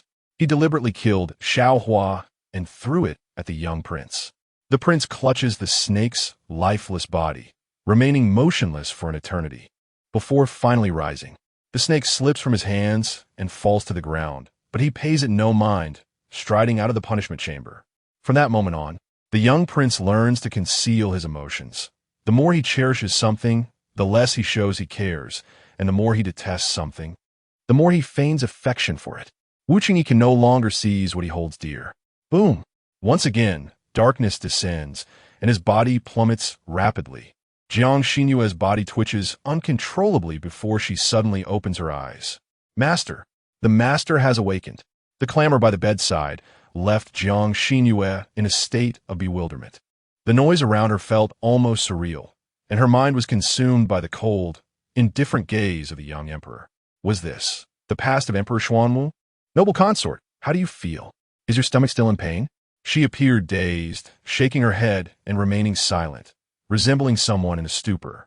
Wang's heart sank. Dr. Yin, this. Dr. Yin continued to take Jiang Xinru's pulse, exclaiming, this shouldn't be. I have never encountered anyone whose intellect was affected by a small dose of arsenic. My lady, please do not frighten me, sobbed the maid.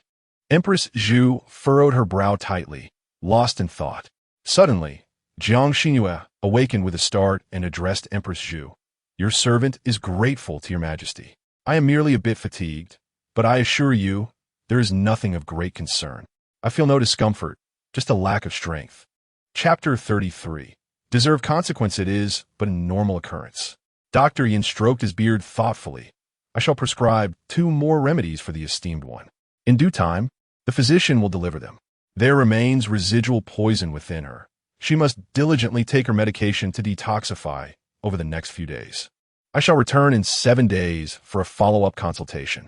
Thank you, Dr. Yin, Jiang Xinru replied, propping herself up as she watched Wang Dequan and the physician depart in unison. Empress Zhu shook her head. You have been rather imprudent. Jiang Xinru has been demoted. Her hatred towards you is profound. How could you dare to consume the pastry she sent? Your heart is far too bold. Jiang Xinru coughed delicately. I did not wish to partake, but in my current state of disgrace, anyone may trample upon me. If she dares to poison me, even if I refuse, she would force me to consume it. Empress Zhu sighed.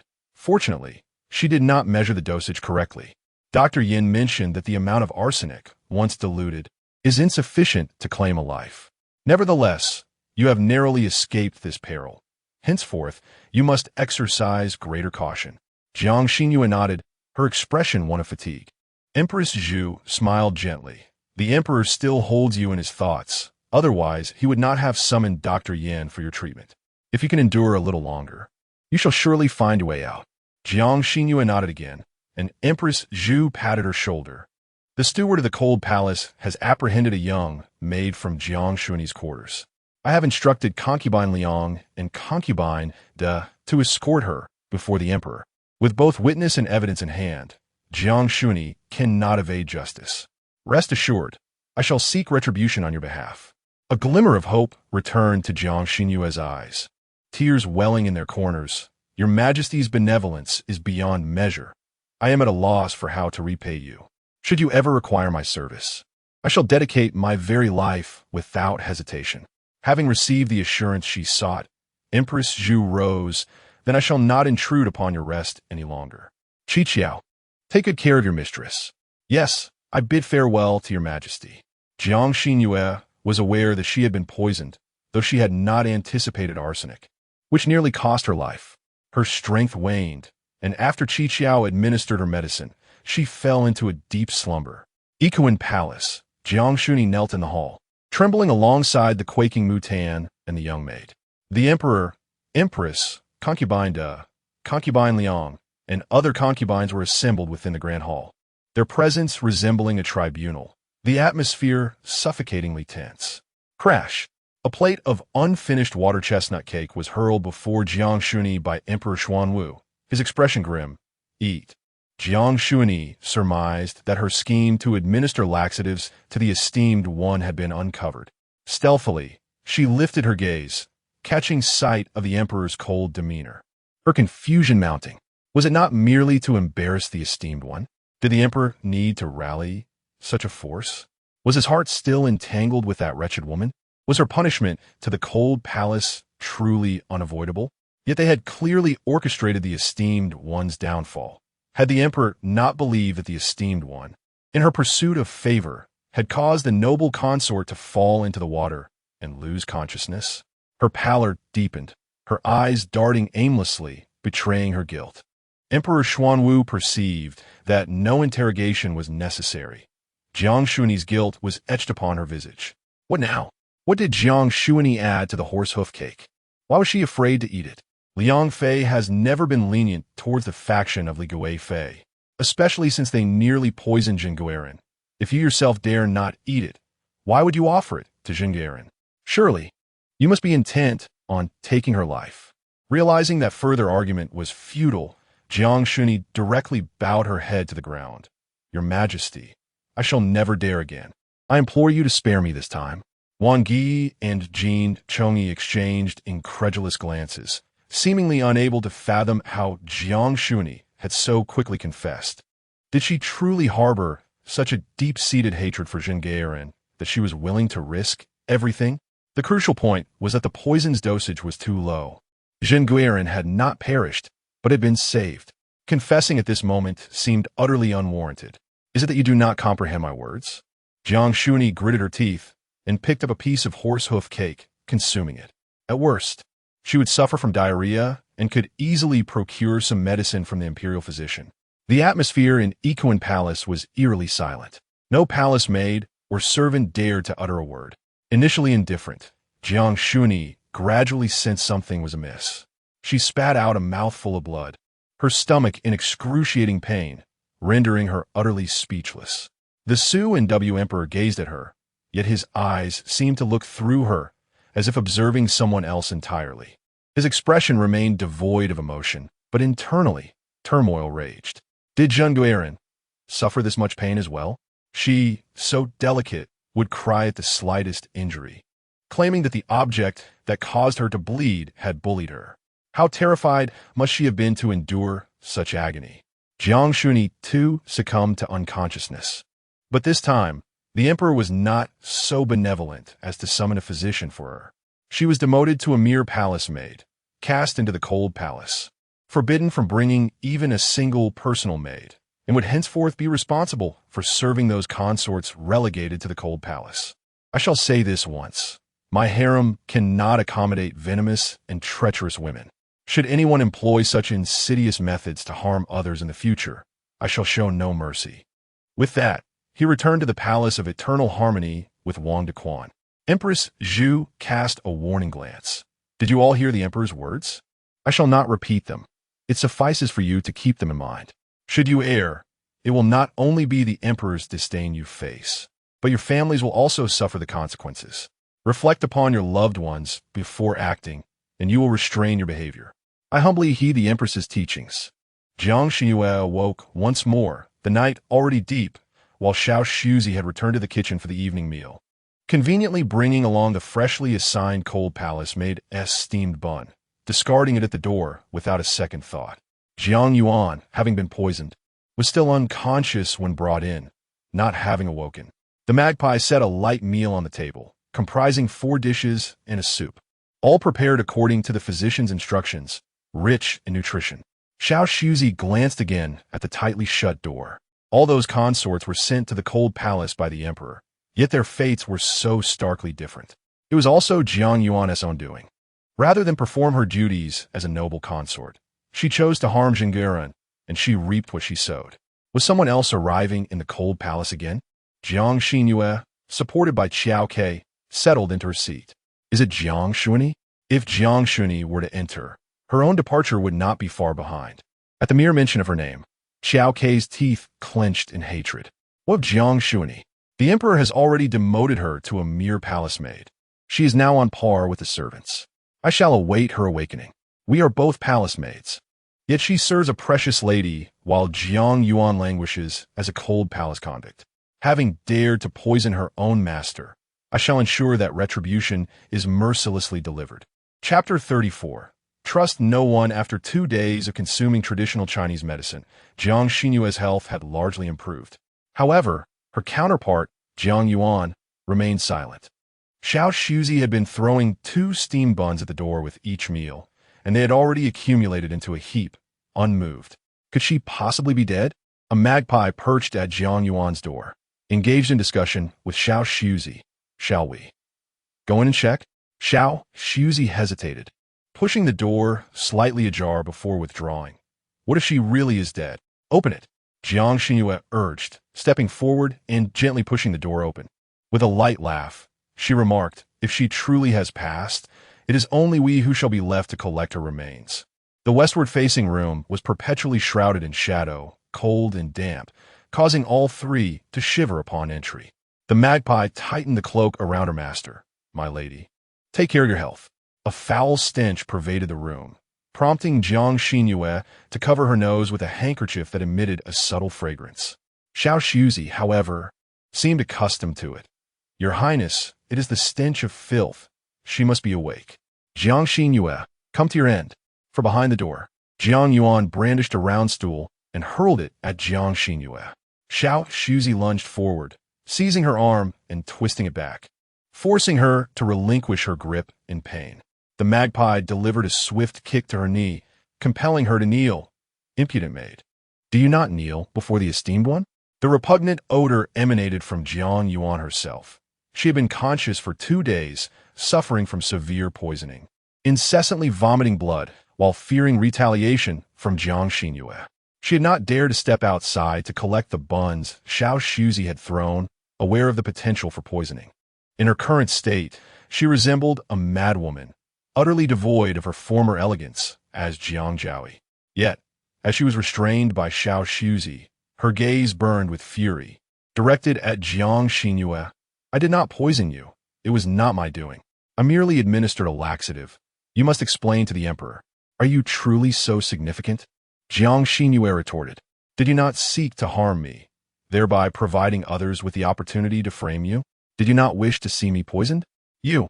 Jiang Yuan's eyes sparkled with disbelief. What do you mean?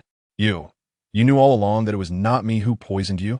Jiang Xinru smiled, her lips curling. To me, it matters not. The one who poisoned me sought to pit me against Li Guifei. You are merely a pawn. In my eyes, you are also an adversary. Thus the identity of the poisoner is inconsequential. What matters is that you shall never rise again. Jiang Yuan contemplated for a moment before suddenly collapsing to the ground in frenzied laughter. Ha! It is the Empress, the Empress. Ha ha! She must believe her plan is flawless. Jiang Xinru has been playing the fool while I am no match for her. Once her laughter subsided, she turned to the charmingly smiling woman, reveling in her misfortune. I shall never rise again. Do you think you can? Do not be foolish. Once you enter the cold palace, it is akin to stepping halfway into the gates of death. The emperor will no longer favor you. Then let us wait and see. Jiang Xinru turned and walked toward the door, saying, You should eat some of the steam buns that Xiao Shuzi sent. You need to witness my meteoric rise. Do not let yourself perish in the cold palace. As they exited the room, the fresh air rushed eagerly into the nostrils of the 3. Qi Qiao glanced back at the door, her expression still seething with indignation. My lady, why do you not allow me to teach her a stern lesson? She is merely a palace maid. Why must she act so arrogantly? There is no need to quarrel with one who is destined to perish. After washing her hands, Jiang Xinru retrieved a travel journal to peruse. Just as Qi Qiao assumed her mistress intended to read quietly, Jiang Xinru slowly spoke. In her quarters, There is not even a bed or bedding. She is frail from poisoning. It is uncertain whether she will survive this winter. Qiqiao, she is merely a scapegoat. Qiqiao then recalled Jiang Yuan's mention of the empress, which was indeed hard to believe. But there are no buts, Jiang Xinru interrupted, shaking the pages of her book without diverting her gaze. In this palace, I trust no one but myself. If she could not place her faith in the emperor, how could she trust the empress, who was her rival? Recently, the favored concubine had fallen from grace, all due to the presence of the precious lady. This woman was quite extraordinary. When the emperor favored her, she managed to outmaneuver concubine Chu. Yet the emperor cast her into the cold palace, and still, she could have Jiang Yuan accompany her. After losing 2 companions, the precious lady remained unscathed, and the other concubines mocked her behind her back, calling her a paper tiger. That night, Concubine lay in the arms of Emperor Xuanwu, acting coy. Your Majesty, though a Yuan has erred, she has been my companion in the palace for so many years. May I visit her tomorrow? No, Emperor Xuanwu replied immediately. Your injuries have not yet healed. The cold palace, with its heavy, oppressive atmosphere, is rife with snakes, insects, and vermin. What would happen if you were to encounter them? Concubine suspected the emperor feared she might trouble the precious lady. If that were the case, she would be truly trapped. My beloved, Emperor Xuanwu tenderly caressed her forehead, adorned with silk. You must cherish your own health for my sake. It would not be too late to visit once you have recovered. He did not seek to prevent her, but was merely concerned for her well-being. Concubine Li's eyes, once filled with venom, softened again as she sweetly smiled. I shall heed your words, your Majesty. She would refrain from visiting, yet her subordinates could go. Surely, they could not torment a mere minor noble. Boom! Before dawn, a thunderous clap illuminated the sky, followed closely by a brilliant flash of lightning. A torrential downpour ensued. Crack! The side hall of the Washing Lotus Palace was struck by lightning, a corner of the eaves collapsing in a burst of flames. The rain had yet to fall. Only thunder and flashes of light, frightening Jiang Xinru into summoning Qiqiao from outside to sleep by the foot of her bed. With the thunder rumbling and unable to sleep, Qiqiao decided to sit up, leaning against Jiang Xinru's bedside. Miss, remember when we were still at the manor? You were afraid of thunder then as well. It was always Aunt Ruan who would sneak in to coax you to sleep while I stood watch outside. If Madame approached, I would quickly hide Aunt Ruan. The address of Miss from Qiqiao filled Jiang Xinru with warmth. A visage, reminiscent of a captivating beauty, materialized in my mind, one that bore a striking resemblance to this very body. Her countenance perpetually adorned with a gentle smile, instilling a profound sense of tranquility within the heart. The magpie mused to herself. I wonder how Aunt Ruan, the second young master, and the third young lady are faring since our entrance into the palace.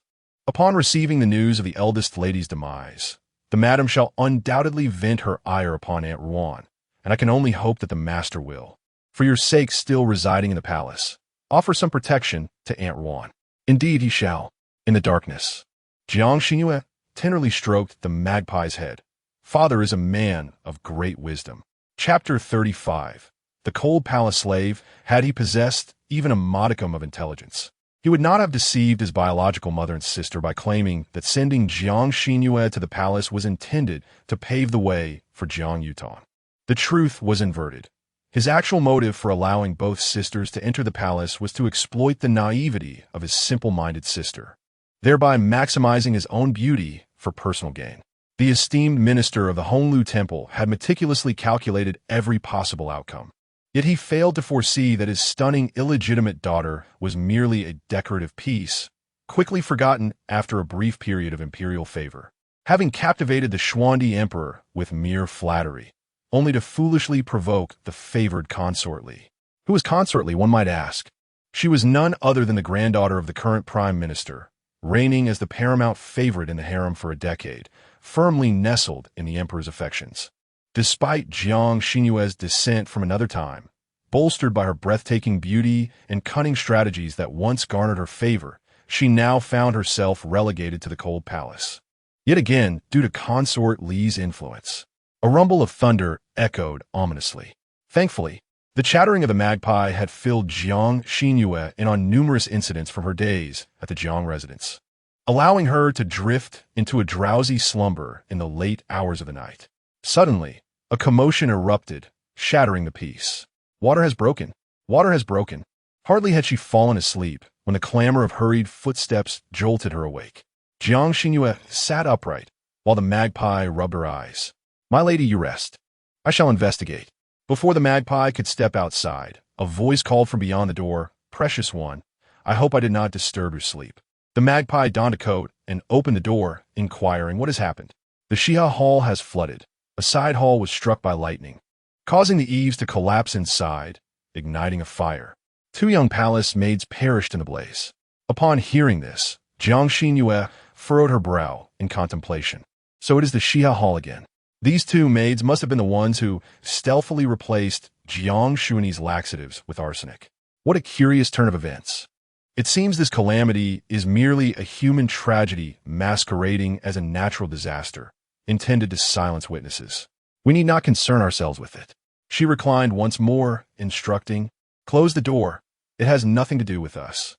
The Shiha Hall lay in the direction of the cold palace, yet a considerable distance separated them. The Xuanwu Emperor cast a glance toward that darkened area, devoid of even the faintest glimmer of light.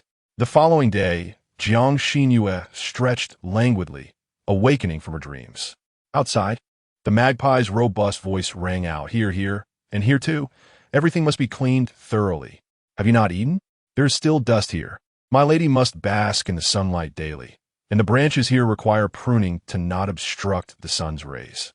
Do you dare glare at me? Do you still think yourself Jiang Xuani? You are now a cold palace slave. Anyone can command you. Understand? Do not act like a mistress, for if you fail to perform your duties, there shall be no food for you." Her demeanor bore a hint of a cruel overseer. Jiang Xuani draped a garment over her shoulders, needing no assistance from the magpie, as she anticipated the time for her rising. A basin of warm water had already been prepared for her. After freshening up, she pushed the door open. "Magpie, my lady, you are awake. Xiao Xian has brought our breakfast. Please, take a seat." The swift change in demeanor was astonishing. Jiang Xinru, Jiang Yuan, whose health had always been poor and who occasionally coughed up blood, had endured torment throughout the morning. Upon encountering Jiang Xinru, she threw a broom at her feet, exclaiming, "I am the daughter of the Minister of Personnel. How can you allow your maid to humiliate me like this? Do you? Slap." Jiang Yuan was stunned by a sudden blow, dealt not by Jiang Xinru herself, but by her lowly servant. Jiang Xinru, "Hit me again." Jiang Xinru yawned, stretched her neck, and casually replied, "I shall cease when this cold palace slave learns to bow and address me properly." Slap, slap, slap. The magpie, having long harbored disdain for Jiang Yuan, was eager to follow her mistress's command, unleashing a flurry of blows. "This is for insulting my mistress. This is for attempting to poison her. This is for colluding with the favored concubine. This is for plotting against my mistress." During the assault, Xiao Xuanzi returned with the morning meal, presenting Jiang Yuan with 2 cold, hard-steamed buns. Jiang Xinru took a few sips of porridge, but a slight pain in her throat led her to shake her head, refusing to eat further. The remnants of her meal would not go to waste. They would be consumed by Xiao Xuanzi and the magpie. The fragrant abalone and sea cucumber porridge wafted an enticing aroma, momentarily pausing the magpie's hand. This offered Jiang Yuan a fleeting chance to catch her breath. Shielding her face with her hand, she weakly pleaded, "Please, stop hitting me. I have encountered esteemed individuals." If the beating continued, she would not succumb to arsenic, but would surely perish at the hands of the magpie. Her teeth felt loose. Her mouth burned with pain, and an unrelenting searing sensation lingered in her throat. Ultimately, she spat out a mouthful of dark crimson blood. Indeed, her plight was dire. When Jin Chongyi and Wang Gi arrived, they were horrified by the brutal scene before them. Wang Gi, regaining her composure, pulled Jin Chongyi forward, saying, "How bold of you, Jiang Xinru! Even after being cast into the cold palace, you dare to act so violently, unafraid of the emperor's wrath?" Jiang Xinru, initially seated under a tree, enjoying her meal while relishing Jiang Yuan's misfortune, immediately reclined weakly in her concubine chair upon their arrival. "Esteemed sisters, please pardon me. I am still quite frail and cannot perform the proper courtesies. I trust you will not hold it against me, for you are both kind-hearted." She subtly reminded them that Jiang Yuan was the one who had attempted to poison her, and she had nearly lost her life because of her. She had merely sought to teach her a lesson, yet here were Jin Chongyi and Wan Gi, rushing to defend Jiang Yuan's honor. "Since you are both so benevolent, willing to overlook even those who have harmed you, I see no reason to trouble you with such minor formalities as greetings, especially not with a sickly individual like her. That would indeed be hypocritical." Wan Gi, momentarily taken aback, felt her face flush. The emperor has demoted her to a palace maid. She has received her due punishment. If you are dissatisfied, you may certainly address your grievances with the emperor. This was a veiled suggestion that she was displeased with the emperor's decree, attempting to ensnare her. "Indeed," Jiang Xinru replied nonsensically, "she is already a cold palace slave." Just as Wan Gi was perplexed by her intentions, she suddenly fixed a cold gaze upon Wan Gi. "As a concubine, I am but a noble woman, yet a mere servant from the cold palace dares to scold me and raise her voice in reproach. Am I not entitled to punish her? Must even such trifles disturb His Majesty? Who knows, in the end, whether His Majesty will hold me accountable or cast blame upon my two elder sisters? It is only just for a master to discipline a servant. Has Wan Gi never punished a servant in her own palace for wrongdoing?"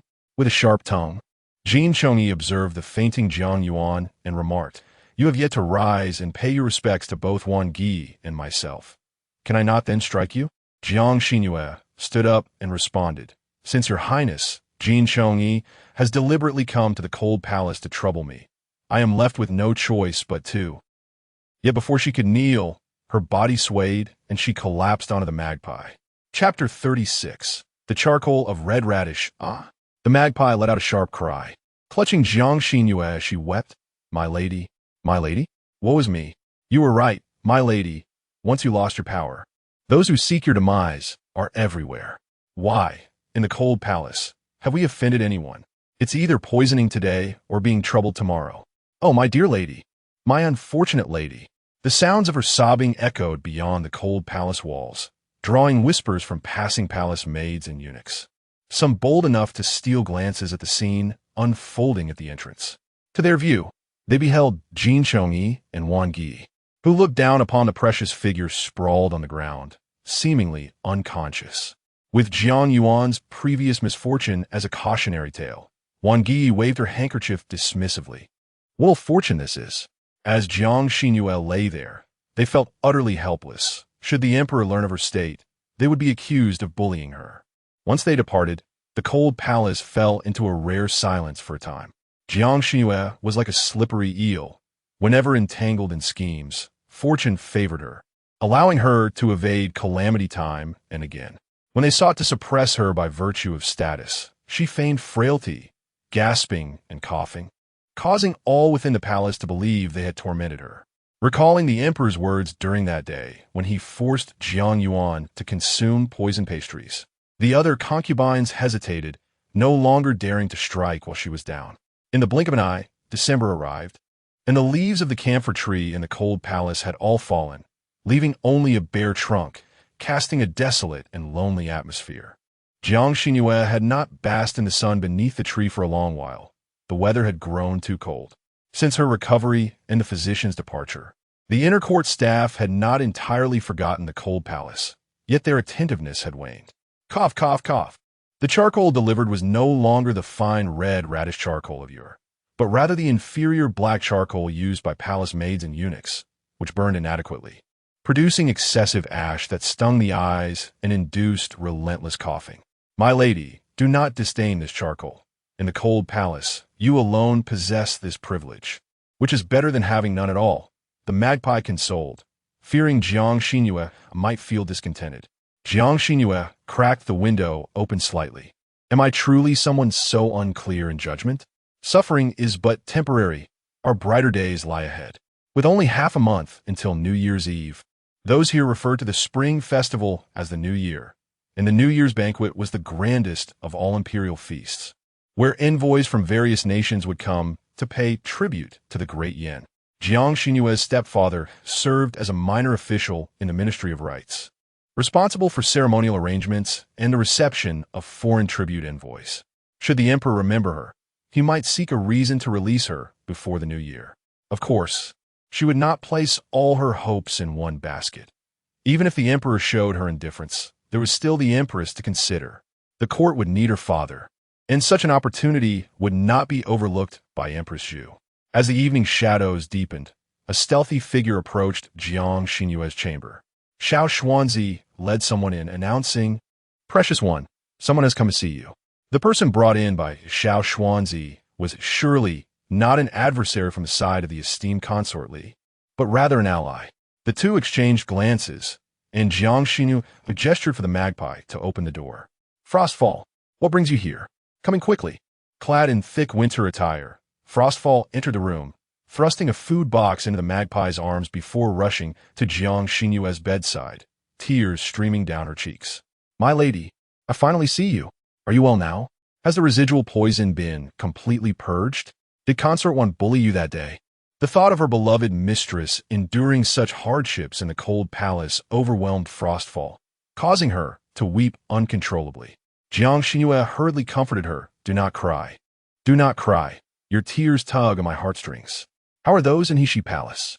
Have you faced any mistreatment?" Frostfall shook her head. "Before you entered the cold palace, my lady entrusted us to Her Majesty and the eldest princess. The second princess and the third prince frequently visit Heshi Palace to gather fresh fruits for the imperial kitchen, ensuring that the emperor enjoys them. The emperor has even visited us several times, instructing me to tend to the vegetable garden. The servants from the Ministry of Internal Affairs dare not mistreat us." Given the presence of the princesses and princes, this indicated that the emperor had intentions of releasing her. Otherwise, he would not have given such instructions to Frostfall. "Frostfall, you brought charcoal." The magpie opened the food box and discovered the beloved red charcoal within, instantly beaming with joy. "Do not fret about Our Lady. She is not one to suffer in silence. But tell me, where did you acquire this charcoal?" Frostfall surveyed the room's furnishings, which were comparable to those of the esteemed ladies in Heshi Palace. She wiped her tears and replied, "It was offered by Lady Liang and Lady Da from their own rations. Fearing that Consort Li's people might see, I pretended it was food I was carrying." Although the emperor still harbored feelings for her lady, those sentiments were scarcely sufficient, certainly not rivaling those for the esteemed consort. If trouble were to arise again, it would be her lady who would suffer. Thus, it was better to avoid unnecessary conflict. Once the charcoal was replaced, the air became considerably fresher. Frostfall could not linger too long. Otherwise, she risked being mistaken for an assassin by the imperial guards and facing dire consequences. Guided by Xiao Xuanzi, she stealthily departed the cold palace. In the adjoining room, the sound of something heavy hitting the ground echoed, accompanied by curses emanating from within.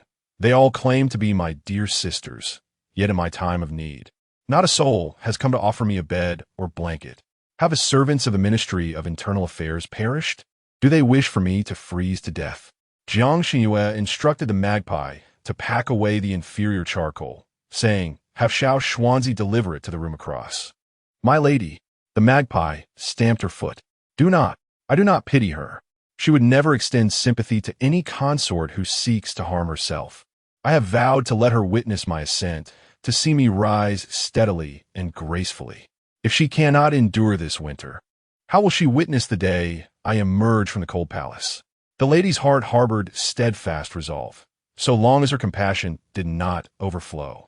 There was no room in the palace for a soft-hearted consort. "Is this what the precious person sent you?" Jiang Yuan shivered in the cold. On that wooden plank bed, there was not a luxurious silk quilt to be found, nor even an ordinary cotton blanket.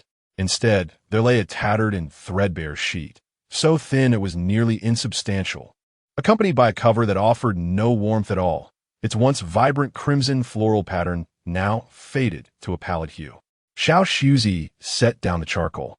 Wearing a composed smile, the benevolent Lady Zhun. Jiang Yuan scoffed with derision. "Benevolent?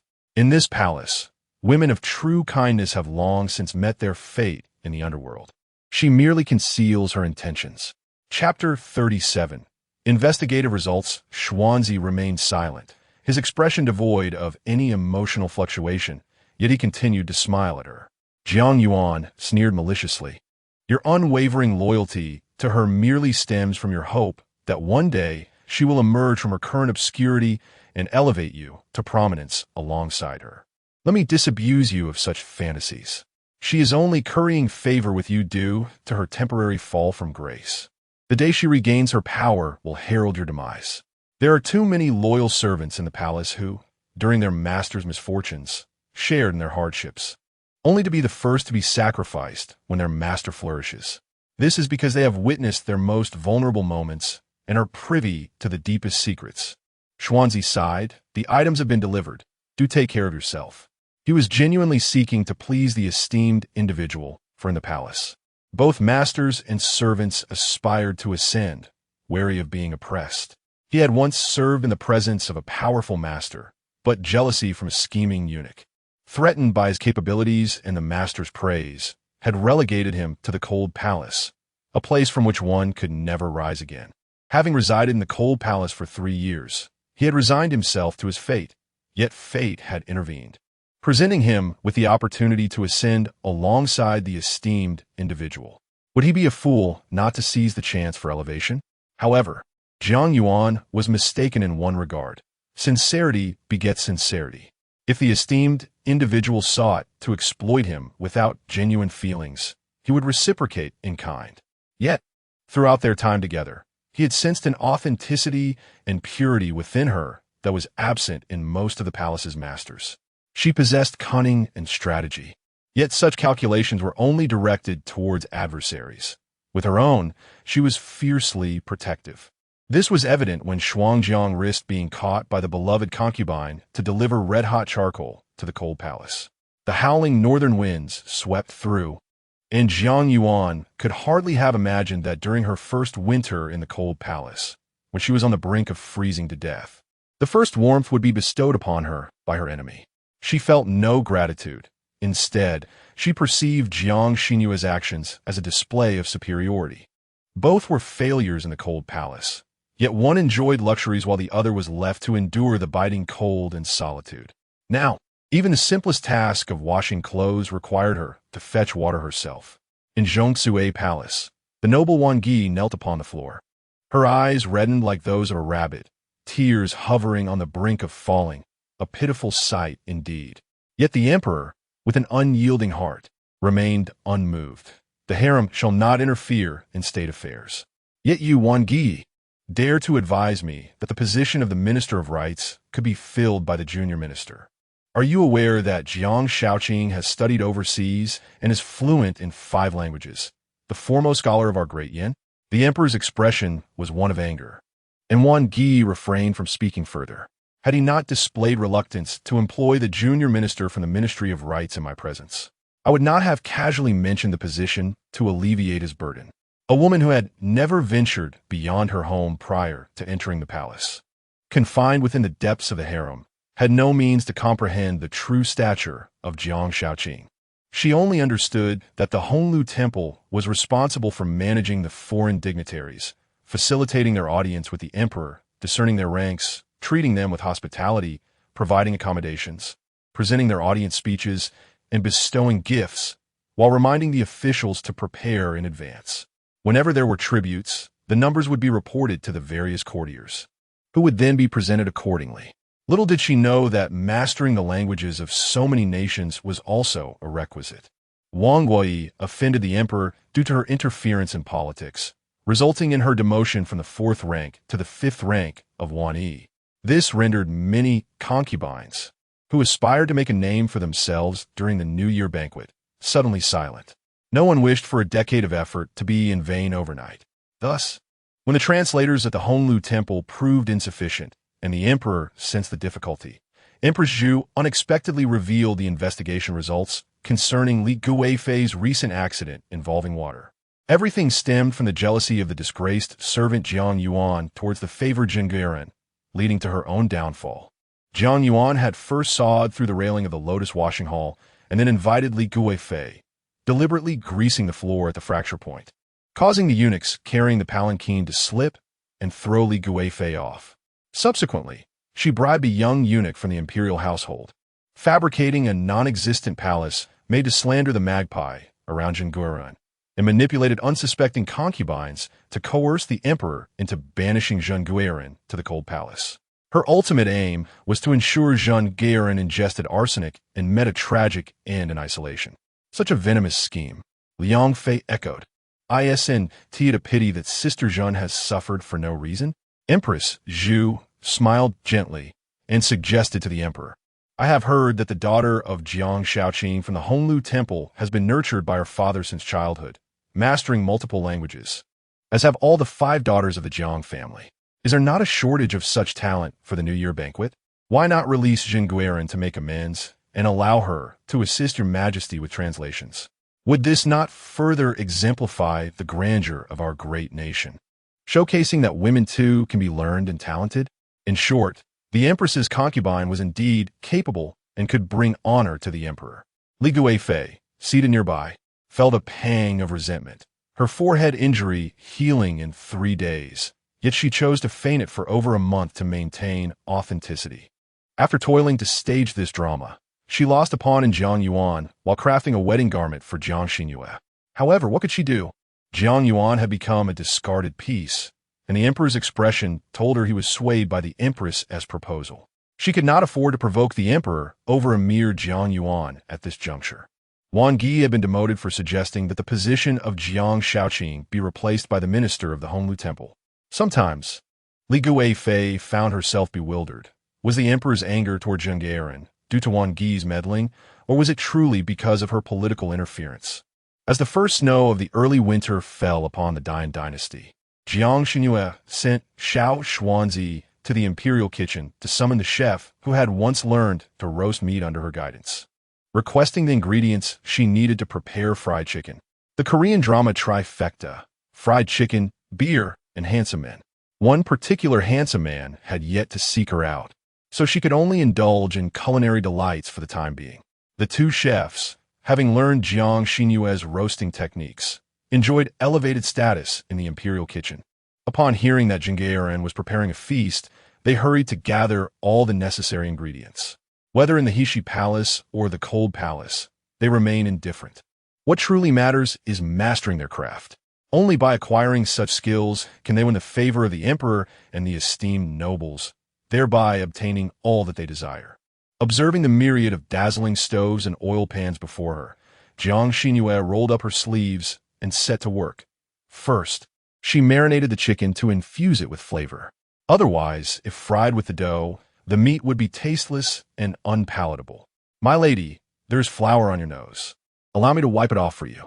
Before the magpie could lend a hand, the imperial decree arrived, prompting everyone to disregard their soiled hands and swiftly kneel upon the ground. Chapter 38. The exit from the Cold Palace by the divine mandate of heaven. The emperor proclaims, Jiang Xinru of the Jiang family, possessing virtues of a noble woman, well-versed in literature and propriety, demonstrating respect and filial piety. To you, Jiang, who has long attended to the internal affairs with diligence and reverence, embodying the grandeur of a noble lineage, I am greatly pleased. Henceforth, I bestow upon you the title of Precious Lady as a manifestation of imperial grace. May you accept this favor with humility and obedience. Thus decreed, the titles of Guifei, Guerong, and Guyuan are all ranked as 4th-tier consorts. Previously, Wang Guifei held this position, but now Jiang Xinru has ascended to it, while Wang Guifei has been demoted by 2 ranks, rendering her less esteemed.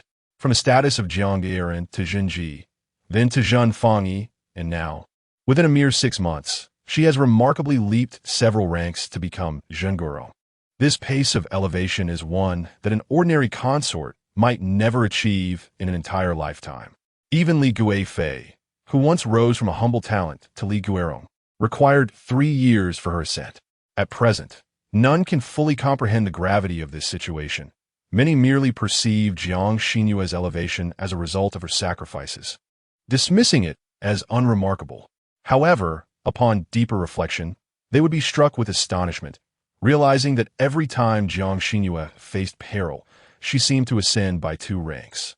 In dire circumstances, she would leap 4 ranks, a phenomenon that is truly terrifying. I, your humble servant, thank your majesty for your great grace. As Jiang Xinru rose from her kneeling position, tears streamed down her face, a mixture of grievances finally vindicated, overwhelming joy at the prospect of seeing the emperor again, and a release of the suffering endured during this time. Wang Dequan, unable to restrain his own sorrow, interjected, "Your ladyship, please cease your tears. The emperor has instructed me to bring the attendants from the Palace of Internal Affairs to assist you with your attire and personal care. The entire palace is gathered at the entrance of the Cold Palace, eagerly awaiting your return to Hushy Palace. Such an honor has never been bestowed upon any consort, not even the empress or Li Guifei. From this moment forth, no one would dare to look down upon Zhang, nor would they consider Jiang Xinru to be anyone's substitute. She now possessed the standing that could rival even Li Guifei." The two imperial chefs lamented their inability to learn the peculiar dish known as fried chicken, but to their surprise, Zhang turned and declared, "Please move all these items to Hushy Palace. I wish to treat the emperor and the empress to fried chicken." After all, it is the first snow. Outside the Cold Palace, the emperor and empress stood beneath the eaves, sheltered from the snow, their sleeves warmed by stoves. Surrounded by a throng of palace attendants, yet they felt no chill. Li Guifei, De Fei, and Liang Fei, as high-ranking consorts, were also attended to, though they dared not stand alongside the emperor and empress. Instead, maidservants held umbrellas for them, shielding them from the snow. Alas, it was the less favored and lower-ranking consorts who suffered, standing in the icy wind and snow, drenched and frozen, watching as the emperor lavished all his honors upon another woman, unable to voice any complaint. The heavy snowfall showed no signs of abating, and Empress Zhu turned to glance back. "Your Majesty, perhaps we should allow them to wait in the corridor?" Upon seeing the meticulously adorned consorts drenched in snow, the emperor noted how the white flakes, upon contact with their body heat, ruined their makeup and hair, rendering them ghostly in appearance. Indeed, not everyone possesses the exquisite beauty of the precious concubine. Even when barefaced, she captivates with unparalleled charm. Yet, the intentions of those who feigned welcome were far from sincere, their simmering resentment evident, and it did not escape the keen eyes of Emperor Xuanwu. Jin Chongyi remained, while the others retreated to the corridor to escape the snow. Caught in such an awkward position, Jin Chongyi felt a wave of embarrassment wash over her. Her cheeks flushed, and she cast her gaze downward, unable to meet the emperor's eyes. With everyone else gone, her predicament became all the more pronounced. And then, the precious concubine emerged, clad in a refined, snow-gray satin robe embroidered with seasonal floral motifs, and draped with a deep-hued fur shawl. A delicate ring of soft pink fur encircled her chin, accentuating her petite, jade-like face. Despite her prolonged stay in the Cold Palace, her beauty remained untouched.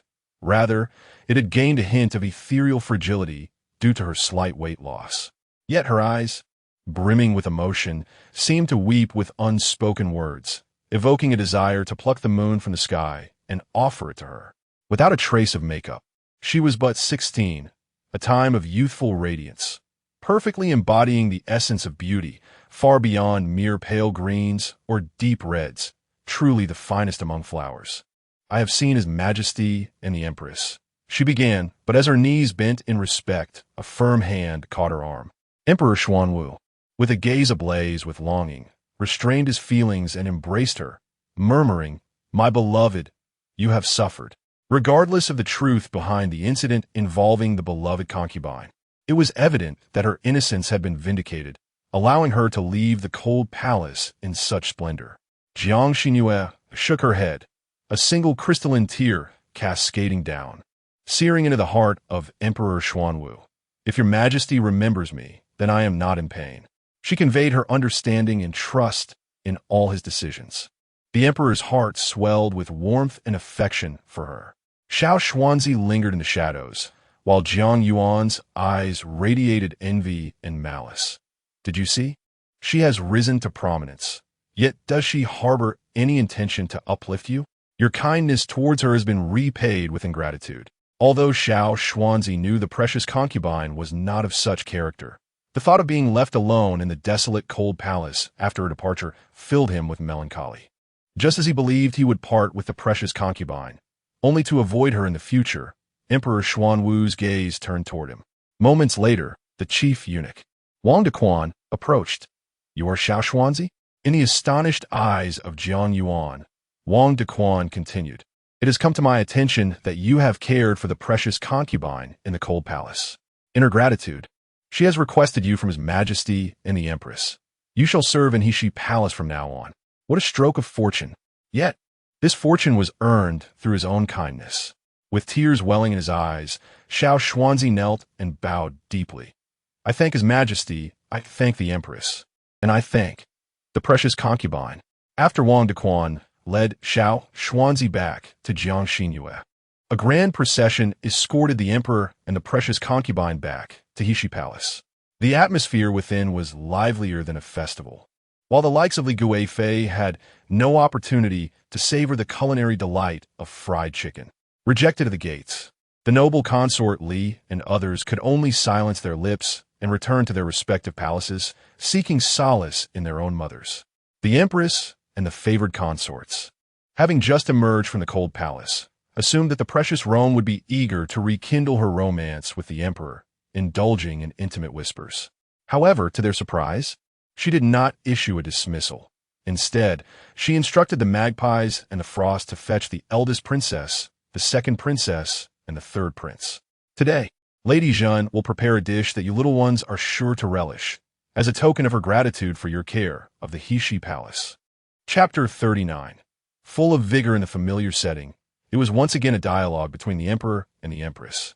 Yet the expression of Emperor Xuanwu was not as gentle as it had been during their first encounter over roasted meat. "Empress, Zhen Guorong possesses a rare purity of heart. Despite the vile machinations of this palace that have brought her to such a plight, she harbors no resentment. Which is indeed remarkable, is it not?" Empress Zhu, believing the emperor to be speaking from the heart, readily agreed. "Indeed, it is quite rare. Thus, I do not wish for anyone to disrupt this precious tranquility. Empress, do you comprehend my words?" At this, Empress Zhu trembled, frozen in place, her complexion paling. "Your Majesty, he knows everything." Just then, Jiang Xinru beckoned to them. "Come here quickly. Do taste the fried chicken I made." Even the eldest princess and others enjoyed it immensely. On a small stove, hawthorn wine was warming, which even the eldest and second princesses could indulge in, a delightful blend of sweet and sour, utterly devoid of spiciness. The third prince, however, was too young at 7 to partake. The two imperial chefs expressed immense gratitude to Zhen Guorong for her guidance in their new culinary skills, praising the fried chicken. Though such greasy fare should be consumed sparingly, its crispy and savory allure was simply irresistible. Merely inhaling its aroma was enough to make one salivate. While it might not serve as a staple, it was an excellent choice for a delectable snack. Moreover, Zhen Guorong proclaimed that anything could be fried. Upon their return, they intended to follow her recipe to fry chicken wings, drumsticks, and, oh yes, popcorn chicken. They planned to deliver these treats to the various palace ladies. And should the response be favorable, it would mark yet another achievement. Though there were no musical instruments for entertainment, the moment stirred fond memories for Emperor Xuanwu. He turned to Wang Dequan and instructed, "Remind me tomorrow after the court disperses to summon the minister of the imperial household and Jiang Shaoqing to the study to discuss the upcoming New Year banquet." "Yes, Your Majesty, I shall remember," Wang Dequan replied, casting a glance at Zhen Guorong. After all, Jiang Shaoqing was her father. As night fell and the guests departed, Emperor Xuanwu could no longer contain his emotions, drawing his beloved concubine into his embrace. Jiang Xinru rested her head upon his chest, listening to the powerful rhythm of his heartbeat, her heart remaining utterly unperturbed. How could she not feel a trace of resentment? She had done nothing wrong. Simply because the emperor sought to placate Li Guifei, she had been cast into the cold palace, deemed less valuable than Li Guifei, and thus became the forsaken choice. It mattered not that the emperor had previously treated her with kindness, discreetly instructing the imperial household to care for her, she was innocent in all of this. Enduring such suffering without cause was something the emperor ought to have rectified. The one deserving of her affection would steadfastly stand by her side, believing in her, protecting her, and sharing a profound bond with her. Emperor Xuanwu was merely a stepping stone on her path to advancement. His affections could be shared with Empress Zhu, Li Guifei, Liang Fei, and Fei. Such sentiments were far too cheap for her liking. She had no desire to engage in rivalry with other women. After all, she had received a superior education in the 21st century, having even studied abroad, cultivating an open and bold mindset. There were plenty of men. If one were to be taken, so be it. Regrettably, she found herself transported to the imperial palace, becoming the consort of the emperor. Rather than competing with a throng of women, her fate lay in either living a solitary existence until her demise within the palace walls or falling victim to treachery. Unwilling to accept such a destiny, she resolved to regard the palace as her workplace, the emperor as her superior, and the concubines as colleagues impeding her advancement. With this mindset, the industrious Jiang Xinru was instantly invigorated. That night, the Heshi palace echoed with calls for water thrice. And it was not until the latter part of the night that the emperor finally embraced the precious Rome and succumbed to slumber. The following morning, the emperor attended the morning court, and a stream of rewards flowed into the Heshi palace. The maidservants from the Kuan palace arrived after Jiang Xinru had finished her breakfast. One of them bowed and informed her, "Your Highness, the Empress is unwell and has sent me to inform you that the usual morning greetings are to be excused for the next 3 days." Concern and guilt flickered across Jiang Xinru's face. The Empress is ill? Could it be that she caught a chill from waiting too long at the cold palace gate yesterday? The young maidservant hurriedly shook her head. "It has nothing to do with your Highness. Our Empress has a recurring headache every winter and has already summoned the imperial physician." With a sigh of relief, Jiang Xinru responded, "As long as she is not in serious trouble, I shall wait until the Empress recovers to pay my respects, lest my visit burden her with the need to entertain me." The maidservant smiled. "Then I shall take my leave, for I must notify others in different palaces as well." This subtly conveyed that the Empress held her in high regard, as she was informed before the others. Joyfully, Jiang Xinru took the young maidservant's hand and pressed a pouch of silver in her palm. "Allow me to see you off." The New Year banquet was merely 3 days away, and it appeared that Empress Zhu was utterly occupied with preparations, leaving no time to engage in witty exchanges with the other concubines. It was a relief not to have to pay morning respects. Jiang Xinru shed her garments and indulged in another nap. She slept soundly until it was time for lunch, and the heavy snowfall throughout the night had ceased by the time she awoke. Joyful voices echoed from the courtyard, where Joyous Magpie, Frostfall, Jiang Chuan, and Little Xuanzi had constructed several tall snowmen. The atmosphere in the Heshi Palace was lively, in stark contrast to the somberness of other quarters. The cheerful laughter wafted through the air, prompting Jiang Xinru to don a robe and gaze out the window, her heart resolute in the desire to remain favored. Only by maintaining her favor could the vibrant spirit of her palace endure, ensuring that Joyous Magpie, Frostfall, Little Xuanzi, and all the servants of Heshi Palace could lead peaceful lives. "Your Highness has awakened," Frostfall exclaimed, immediately dropping the snowball she had just formed. Brushing the snow from her clothes, along with Joyous Magpie, she entered the room, lingering by the charcoal fire until the chill dissipated before approaching Jiang Xinru. "Why did you not summon us to attend to you upon waking? If the matrons overseeing palace decorum were to learn of this, they would surely reprimand us severely." Jiang Xinru playfully teased Joyous Magpie. "Oh, you frolic outside while I lie here unattended. How bold of you to speak of my shortcomings. Your Highness, please do not be angry."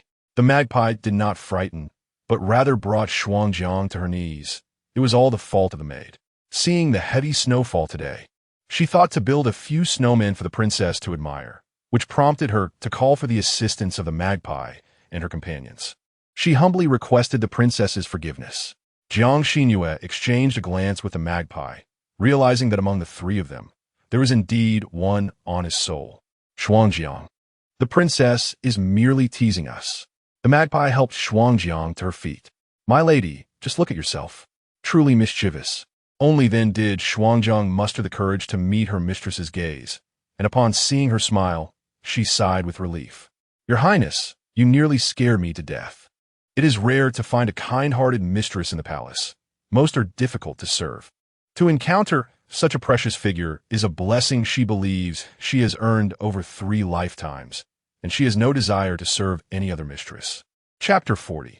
Meeting the benefactor today's lunch featured exquisite Jiangnan cuisine prepared by the imperial chefs. Prompted by Jiang Xinru's desire to savor the delicacies of the region expressed the previous evening. The staff of the royal kitchen, skilled in the art of reciprocity, readily obliged.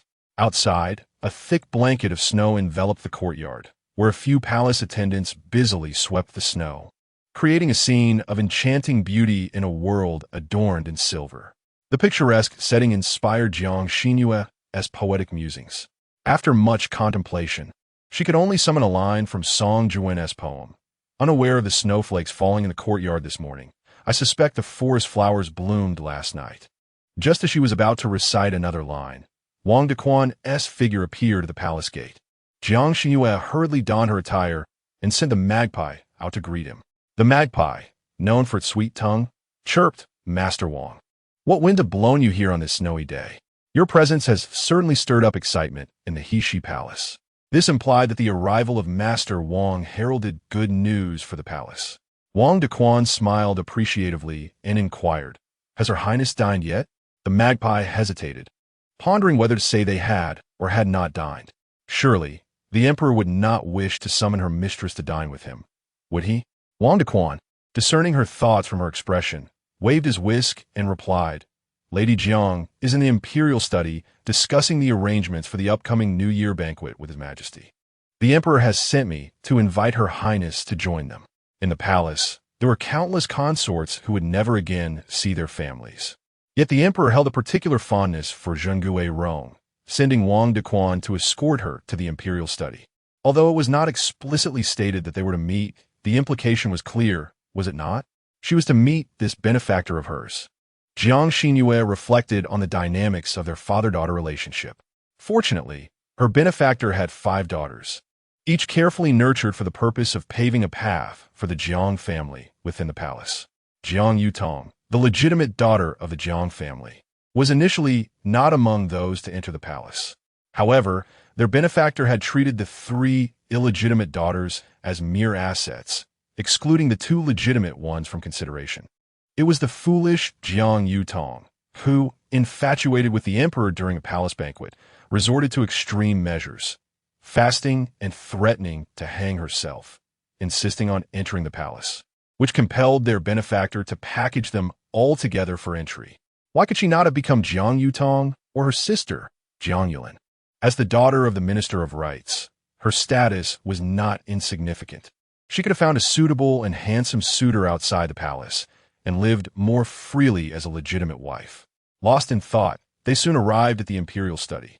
From a distance, she spotted 2 slightly stooped figures engaged in conversation with the emperor. Her intuition told her that the tall, slender man on the left, with a distinguished appearance, was her benefactor. After all, it was unlikely that the short, stout, gray-haired elder on the right could have fathered such a beautiful daughter. "I have seen His Majesty," a gentle, melodious voice announced, as Jiang Shaoqing turned with the superior to see an enchanting beauty in palace attire gracefully bowing. Jiang Shaoqing smiled and replied, "I have met the esteemed Xuanwu Emperor." "Father, there is no need for such formalities," she added. "My beloved, come closer to me." The emperor beckoned. Jiang Xinru seized the moment to observe her benefactor up close before hastily approaching Emperor Xuanwu.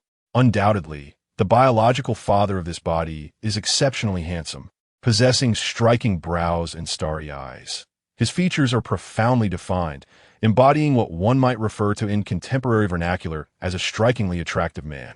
However, the father has the allure of a captivating gentleman. Jiang Xinru's features appear to be a harmonious blend of her father's and mother's virtues, exquisite allure intertwined with a hint of innocence. Graceful beauty mingled with a touch of seduction, both pure and desirous, resembling Jiang Shaoqing by 4 parts, while the remaining 6 parts are undoubtedly inherited from her renowned beauty of a mother, whose fame resonates throughout the capital. Did Emperor Xuanwu summon her merely for a reunion between father and daughter? Such benevolence seems improbable, for his heart is not so generous. Jiang Xiaoqing possesses a remarkable daughter, and since her entrance into the palace, she has bestowed upon me countless delights. The roasted meats and fried chicken I previously discussed with my esteemed ministers were conceived by her. Moreover, the 12-woman orchestra at the banquet was also orchestrated by her. I ponder, it would be more enlightening for her to articulate this herself, rather than through my explanation. In Ikuan Palace, the anxious Fenyun gazed at the emaciated queen, who reclined on her bed, looking unwell. Your Majesty, Precious Rong has been in the imperial study for an entire afternoon, and has yet to emerge. The color drained from Queen Zhu's face as she coughed several times before speaking. The Minister of Rites and Jiang Xiaoqing are in the imperial study. The Emperor has shown her favor, providing an opportunity for them to meet. Fenyun pursed her lips. Your Majesty, the Emperor's actions seem overly attentive, both welcoming her from the cold palace and arranging this meeting in the imperial study. Recalling the Emperor's warning from the previous night, the Queen's cough intensified, prompting Fenyun to rush forward to pat her back. After a moment, the Queen remarked, I remind myself repeatedly not to underestimate anyone in the harem. Yet I find myself repeatedly misjudging her. Let us observe for now. If she harbors ambitions akin to those of Concubine Li, she shall not be tolerated.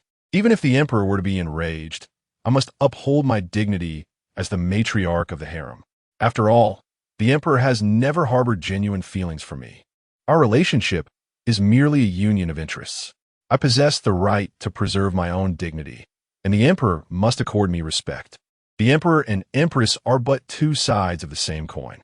Today, the sky is devoid of moonlight and stars, shrouded in ominous clouds, foretelling an impending storm. Jiang Xinru walked alongside her father, having received special permission from the Emperor to escort him out of the palace. Seizing the opportunity along the way, she engaged in casual conversation. Her concern for the Jiang family was minimal. She merely occupied Jiang Xinru's body and felt obligated to fulfill her filial duties. After much hesitation, she broke the silence. Father, how are Aunt Ruan, Brother Zhe, and Sister Yin? Jiang Xiaoqing paused, and Jiang Xinru halted as well. Does the death of your legitimate sister have any connection to you? This is a question posed by your biological mother. Upon receiving the news of Yutong's demise, your mother went into a frenzy, insisting on punishing your aunt and sister. I understand your difficulties within the palace. I shall ask you only this. Did you take action yourself? No, Jiang Xinru replied. It was her own folly that led to her being despised by the Emperor. She was incited by others, and, donning a red garment, came to my palace to hang herself, hoping to transform into a vengeful spirit to harm me. That suffices. Jiang Xiaoqing replied with a gentle smile. I will take good care of Aunt Ruan and your siblings. Rest assured and serve the Emperor diligently. I will handle everything at home. Jiang Xinru nodded, finally hearing some sensible words from her father. You have been in the palace for over half a year now, and it is said that the Emperor dotes on you greatly. Why is there no sign of life in your belly? It would be prudent to have a prince by your side within the depths of the palace. This is surely to pave the way for your career, is it not? Just moments ago, she had acted like a person, only to revert to a mere dog in an instant. Nonetheless, Jiang Xinru acquiesced, determined to play the role of a dutiful and filial daughter. After all, it is her body, and the decision of whether to bear a child lies solely with her. She had no desire to engage in disputes with these individuals. They discussed the recent affairs of Zegur, and soon the palace gates loomed close. Uncertain whether it was the lingering emotions of this body or something else, Jiang Xinru felt a pang in her nose, an inexplicable urge to weep. Chapter 41. Sweet Nothings. Jiang Xiaoqing bowed deeply to Jiang Xinru, his eyes slightly reddened. Your Highness, this is where I must part ways with you. It will soon be dark, and the roads are treacherous. Take care not to stumble. You were always the least steady among your sisters, often falling down. In the palace. Please take good care of yourself. This place is not like home. If you fall, you can only lift yourself up, for your father can no longer carry you. This sentiment, though tinged with the notion of selling a daughter for glory, still bore the weight of a loving father's heart. Tears welled in Jiang Xinru's eyes as she returned the gesture with a bow, saying, Father, Please take care of the family and yourself as well. I promise I will not disappoint you." With that, they parted ways, both turning to wipe away their tears, their expressions mirroring each other's cold indifference. If Wang Dequan were to witness this, he would surely exclaim, "What a dramatic father and daughter they are." In the brightly lit He-Shi Palace, Emperor Xuanwu held the Shangju and Shu, seated at the head of Jiang Xinyue's bed. Hearing a sound, he looked up with a smile and said, "You have returned. Are you hungry? I have ordered dinner. Will you join me?" With reddened eyes and a lackluster demeanor, the beautiful maiden suddenly burst forth, leaping into the emperor's embrace. She held him tightly, sniffing back her emotions, and after a long moment, she lifted her head from his chest. Her eyes sparkled like a shattered ice lake, exuding an exquisite beauty that enveloped the room.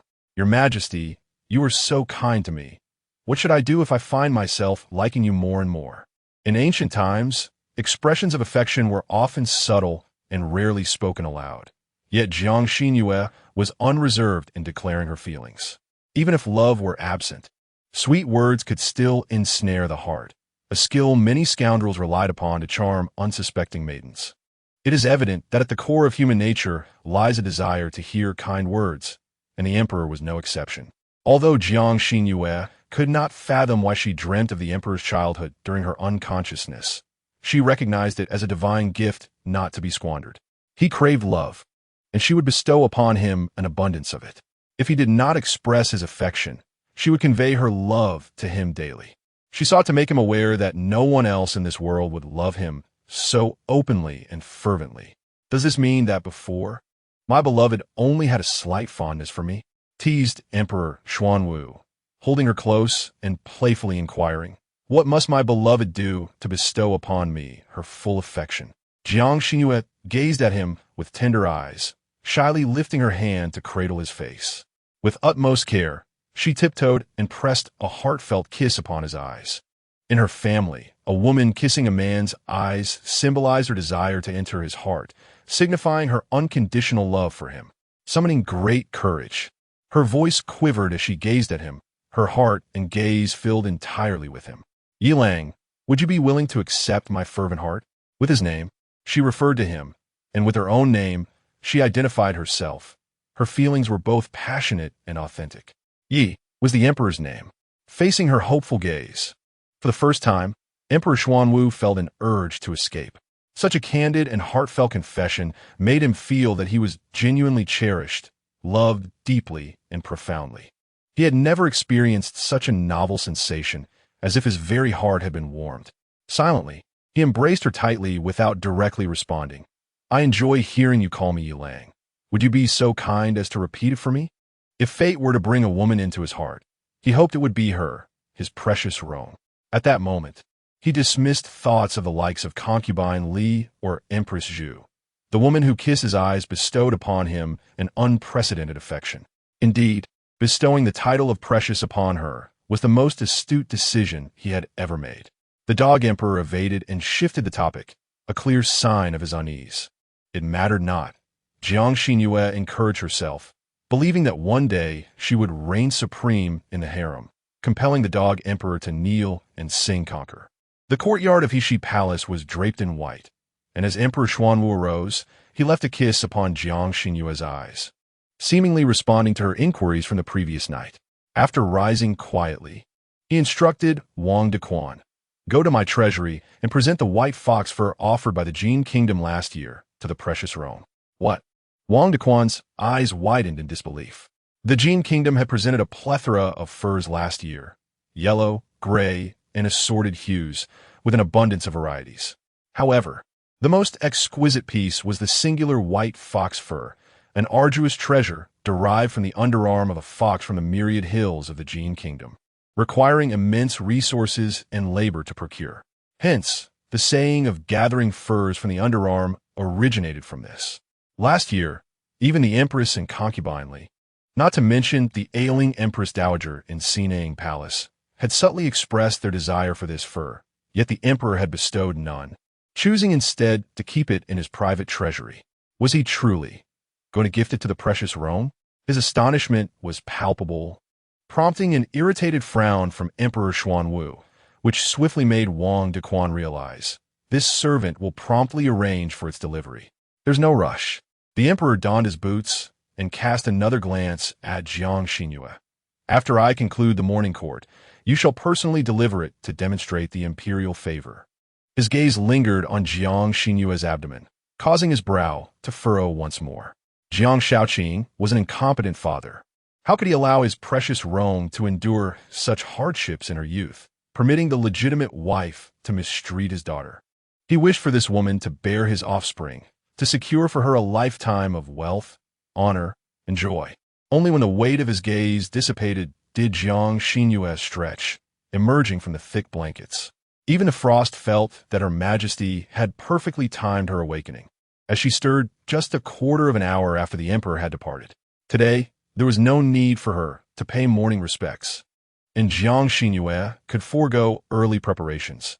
She let her hair down and gathered with several magpies around the table to play Do Shou Qi, an ancient game of chance akin to a board game, where the movement of pieces was determined by the roll of dice, and the first player to remove all their pieces from the board would claim victory. There exists a remarkable similarity between this and the later evolution of the game of Ludo. The monotonous nature of moving pieces can be quite tedious, prompting Jiang Xinru to transform the traditional backgammon into a lively game of Ludo, infusing it with many entertaining elements. Both Xiaoke and Shuangjiang became utterly engrossed, alternating between sighs of exasperation and bursts of joyous laughter, creating an atmosphere of unparalleled harmony. Were they engaged in? The Empress Dowager led the second princess to the scene, remarking, from afar, I could hear the sounds of laughter emanating from Heshi Palace. After Jiang Xinru rose to pay her respects, she eagerly invited the second princess, saying, Come, second princess, would you like to learn how to play Ludo with me? What is Ludo? The princess inquired. Jiang Xinru replied, It is this.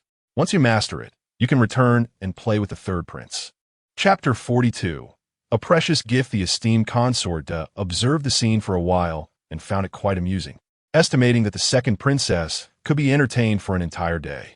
With that thought, she felt reassured and said, Dear sister, please take care of the second princess for me. The empress has some matters to relay to me, likely concerning the arrangements for the New Year's banquet. Ultimately, Empress Zhu could no longer manage alone and called upon the loyal consorts Liang and to assist her in administering the affairs of the palace. Jiang Xinru waved her hand dismissively, saying, Very well, I shall look after the second princess diligently. Sister, do hurry along. Please convey my regards to the empress. Oh dear, Magpie, why are you being so mischievous? You must take 3 steps back here. With a gentle smile, Consort shook her head in mild exasperation. The children were so playful that it was no wonder they adored her. They regarded Consort Jun as a companion of their own age. After Consort departed, the eldest princess and the third prince arrived, prompting Magpie, Frostfall, and Little Xuanzi to cease their play and allow the 3 young royals to join Consort Jun. When Wang Dequan cautiously approached, cradling a white fox fur coat in his hands, the 4 children were lost in laughter, completely forgetting their decorum. Esteemed Consort Jun, I bring you a gift from His Majesty, Wang Dequan announced. The children paused, and Jiang Xinru was the first to step forward, inquiring, What sort of gift is it?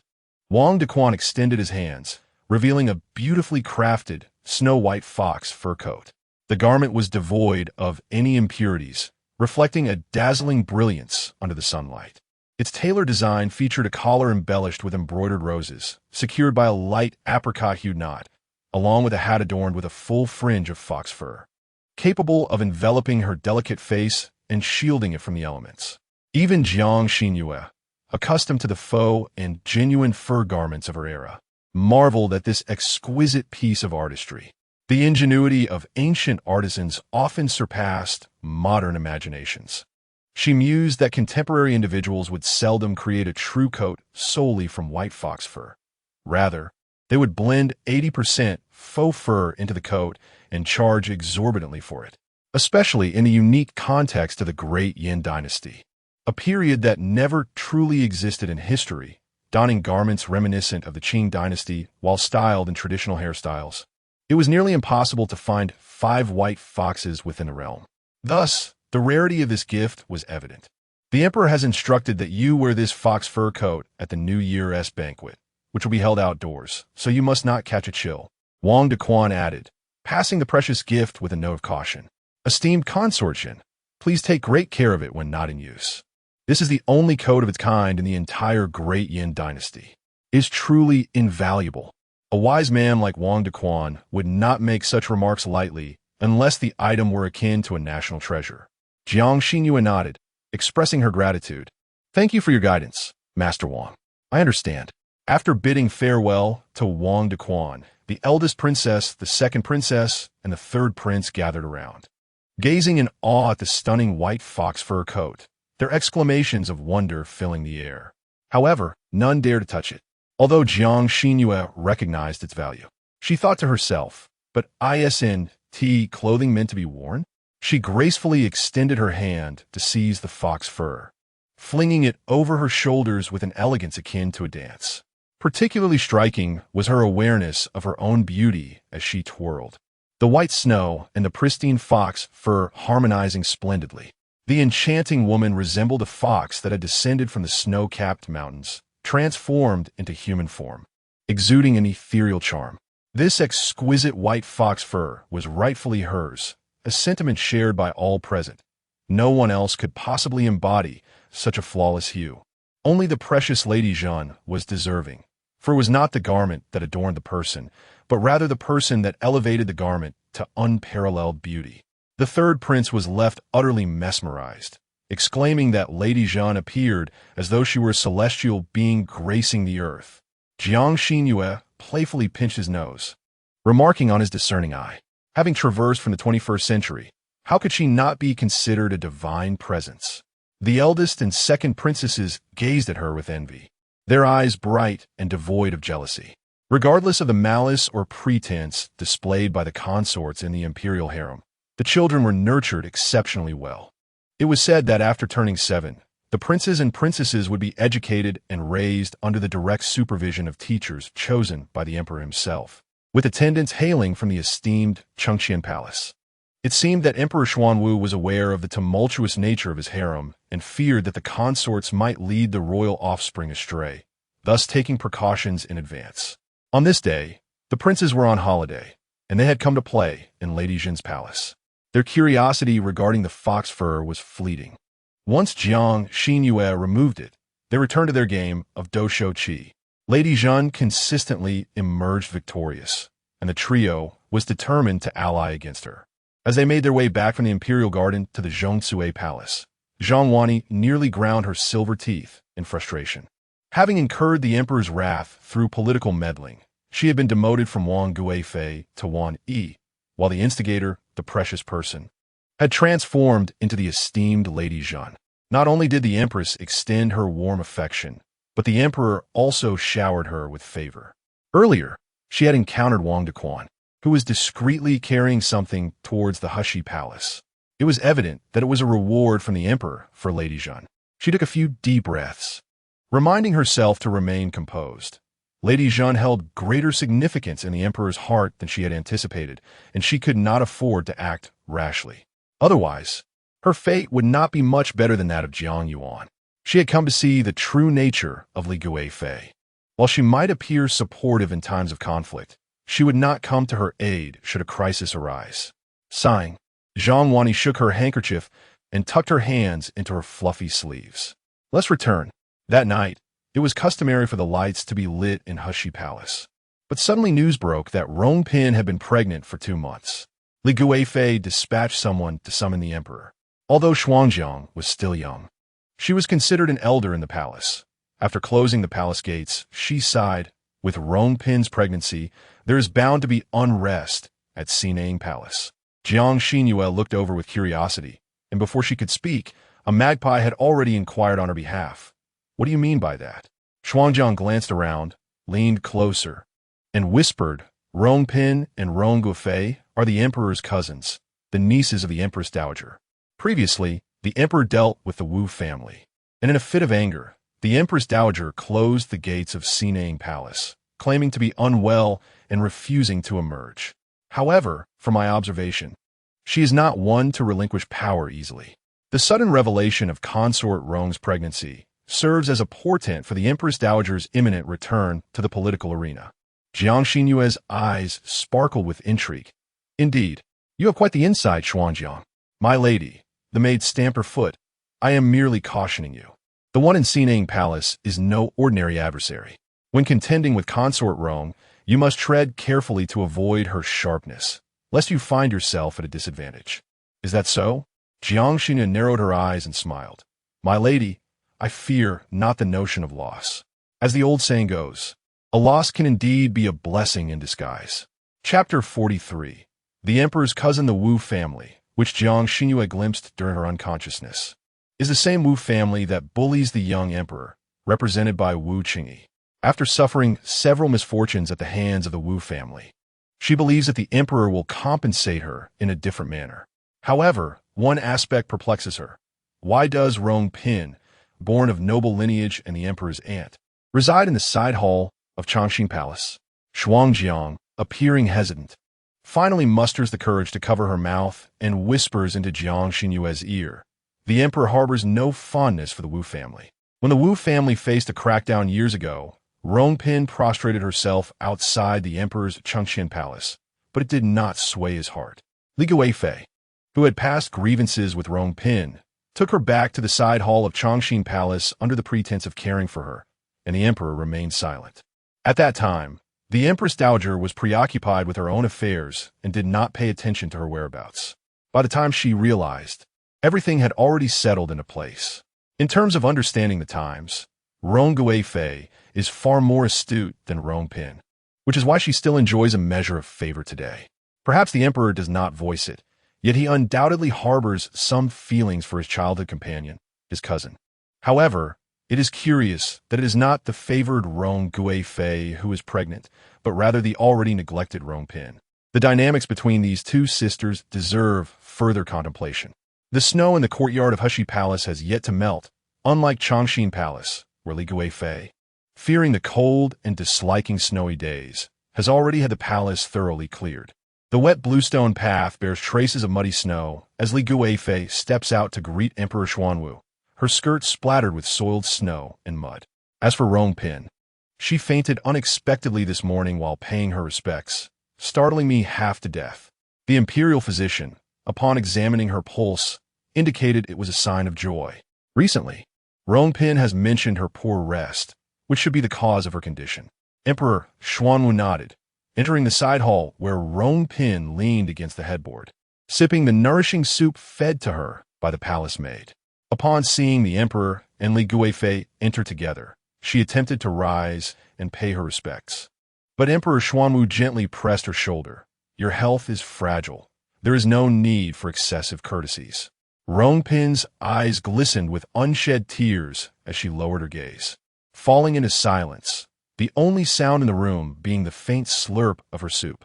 After lingering in awkwardness for a while, Emperor Xuanwu stood and instructed Wang Dequan. Remember to report the good news to the Empress Dowager at Xinang Palace tomorrow. Wang Dequan did not raise his eyes. Bowing respectfully, this servant obeys. The Empress Dowager has always reproached the emperor for showing insufficient favor to Rong Pin and Rong Guifei. Now that Rong Pin is with child, it is likely that her resentment towards the emperor will diminish. Li Guifei intertwined her arm with Emperor Xuanwu's. Your Majesty, allow Rong Pin to rest well. The dew is heavy, and I have prepared spicy soup for you. If you do not mind, you may come to my quarters for a bowl to warm yourself. Since my beloved consort has expressed such a wish, if I do not comply, would it not sadden you? Li Guifei shot him a playful glare as they exited the side hall together. Mei Xiang, frustrated, slammed the door shut, her eyes reddening. Look at her brazen demeanor. My lord, you are the one with child, not her. What is she so pleased about? Today, the emperor evidently wishes to spend time with you, my lady. It is truly shameless of her to intrude upon this moment. Mei Xiang, as crystalline tears cascaded down, Rong Pin closed her eyes. What difference does it make if the emperor stays? Do you expect me to bow and scrape to appease the very one who has taken my father's life? She had spoken out of turn. When Rong Pin reopened her eyes, the profound sorrow that had once enveloped her was now masked. her gaze fixed on the doorway. As frigid as ice. To be a woman in love with the emperor is the most tragic fate, akin to gazing upon a vibrant bouquet that has long since withered within. She regarded Li Guifei as one with a faded beauty. Mei Xiang, sensing her mistress's sorrowful reminiscence, sighed, "My lady, even if you do not think of yourself, you must consider the child within you. With your pregnancy, how many in the harem regard you as a thorn in their side? If you do not find the strength to rise, how can the little prince be born safely?" Her words seemed to stir Rong Pin, who tenderly caressed her flat abdomen, struggling to believe that a small life had taken root within. A lovely smile graced her lips. "You are right. I must indeed find my resolve. I hope she is a little princess." She wished to keep her child out of the machinations between the Empress Dowager and the Emperor. The following morning, Jiang Xinru arose unusually early. From her hair ornaments to her attire and even the hue of her shoes and cosmetics, every detail was meticulously chosen. Once the magpies and frostfall had adorned her, they were left speechless by her stunning appearance. It seemed her mastery of makeup was unparalleled, with pearl powder applied so skillfully that it appeared as if she wore none, leaving her complexion a delicate rosy hue, smooth and radiant. Her eyebrows were no longer the slender willow-like arcs of yore, but rather wild and textured, subtly arched at the peaks, with slender, sharp tails that enhanced her beauty to a breathtaking degree. Her small, refined nose and full, rosy lips graced a petite face, and her almond-shaped eyes sparkled with life, captivating all who beheld her. Though her complexion was already fair and flawless, she artfully applied a dot of rouge beneath her eye, instantly enlivening her striking features, rendering her irresistibly enchanting without a single expression. The magpie marveled. "My lady, today you shall outshine all the ladies of the harem." Jiang Xinru, pleased, caressed the luxurious necklace around her neck, smiling like a bewitching fairy. One cannot squander such exquisite beauty. The emperor has subtly indicated that she should dress splendidly for the New Year's banquet. How could she disappoint her esteemed superior? In Yanqing Palace, Su Jiu received a magnificent dress from the weaving department. Her spirits lifted as she changed into it. "Xuanwu frowned, my lady. The patterns on this fabric, they seem to contravene palace regulations. As a 7th rank Jiu, you should not wear the 6-petal satin meant for those of 5th rank and above." As she spoke, Su Jiu's tears fell anew. This attire was sent by the weaving department for tonight's New Year banquet. Surely, seeking to appear more affluent is not a crime. "Xuanwu, do you too believe, like others, that I am unworthy of such beautiful garments?" The atmosphere was charged with an impending outburst as the elegant beauty, renowned for her artistry, threatened to weep bitterly if deprived of her exquisite garments. Xuanwu, overwhelmed, had only served this demanding mistress for a mere few months, yet she had already witnessed the essence of a beauty seemingly crafted from water. The matron behind Xuanwu shook her head, urging her to refrain from becoming entangled in the intricate rivalries of the imperial harem. Surely, the artisans of the weaving bureau were well aware that such luxurious silk brocade was exclusively reserved for consorts of 5th rank and above. If they were cognizant of this fact, why then deliver it here? It was evident that someone was scheming against Su Jiu. Su Jiu, rather simple-minded, had already sensed that the attendants within the Yanqing Palace were contemplating the prospect of seeking new allegiances. Chapter 44. The imperial procession of the palace does not accommodate disloyal servants. However, if their master has passed away, their fate is often overlooked. The anguish within Xuanwu could only manifest as a deep sigh. Upon noticing Xuanwu's silence, Su Jiu triumphantly raised her chin, admiring the pale, apricot-hued embroidered gown adorned with jade hairpins, unable to part with it. It is no wonder that everyone in the palace yearns for elevation. The higher the rank, the more exquisite the garments, and the more opulent the jewelry. Which woman could resist such temptations? During the day, the palace hosted a banquet attended by ministers and the emperor, dining together in the Hall of Supreme Harmony, sharing in the joy of their camaraderie. Fortunately, the sun shone brightly today, rendering the weather relatively mild. Warmth emanated from the braziers within the hall, prompting the ministers to shed their cloaks upon entering. Envoys from the four nations also brought their families, Yet this was a battleground for men, filled with sharp retorts and spirited exchanges, where no one dared to bring their kin. As night fell, splendid carriages began to appear at the palace gates. Jiang Yulin stealthily lifted a corner of the carriage curtain, marveling at the grandiose palace, further captivated by its breathtaking beauty. Suddenly, her hand was met with a sharp slap from a noblewoman clad in a silver-gray patterned gown, her expression icy. What a lack of decorum. Have you forgotten what I told you before entering the palace? Jiang Yulin swiftly subdued her exuberance. Daughter remembers. Mother said to enter the palace to serve the emperor. Replacing Jiang Xinru. Madame Zhou nodded. Though your father claims your sister was not the cause of her demise, why should she receive imperial favor after your sister's passing? She did not save your sister, so you must seek vengeance on her behalf. Indeed, Jiang Yulin thought of Jiang Xinru's stunning beauty, which dimmed all else in comparison, and felt a twinge of insecurity. Yet, in the presence of her formidable mother, she dared not voice her doubts, fearing another scolding. She had heard it all, about fostering others' ambitions while extinguishing her own, about using beauty to gain favor, which could never endure. Not to mention, Jiang Xinru was exceedingly cunning. In their household, both elder sisters often bullied her, but now reflecting back, it was the eldest who faced their father's wrath the most for tormenting her. She had a knack for feigning innocence before their father. As her thoughts swirled, a eunuch approached to escort them from the carriage, leading them through the Grand Hua Gate toward the Hall of Preserving Harmony. There were exceptions, such as the Queen's mother, Lady Wang, and the beloved concubine's mother, Lady Pei, who were carried in special litters, entering the Grand Hua Gate amidst the envious gazes of many, heading toward Ikuan Palace and Changxin Palace, respectively. Jiang Yulin rolled her eyes. Didn't they say Jiang Xinru was favored? Why did she not send a litter to fetch you, mother? Madame Zhou snorted in amusement. No matter how favored she may be, she is but a mere noble concubine, unworthy of a litter to collect us. Then she is not as formidable as they claim. Jiang Yulin pouted, determined that upon entering the palace, she would win the emperor's heart, ensuring that he would love only her from that moment on. You are indeed different from her. Zhou gently stroked her head, declaring, You are a legitimate daughter. Her base lineage is unworthy of comparison with yours. If Aunt Ruan had not been blessed with such a beautiful visage, she would have long since met her demise in the bed of some corrupt official. What fortune does she possess to marry into your family? A daughter born of a plaything is fit only to be a plaything herself. The grand hall of the Baohe Palace was adorned with a golden carpet, surrounded by lanterns and vibrant red couplets, exuding a strong festive atmosphere.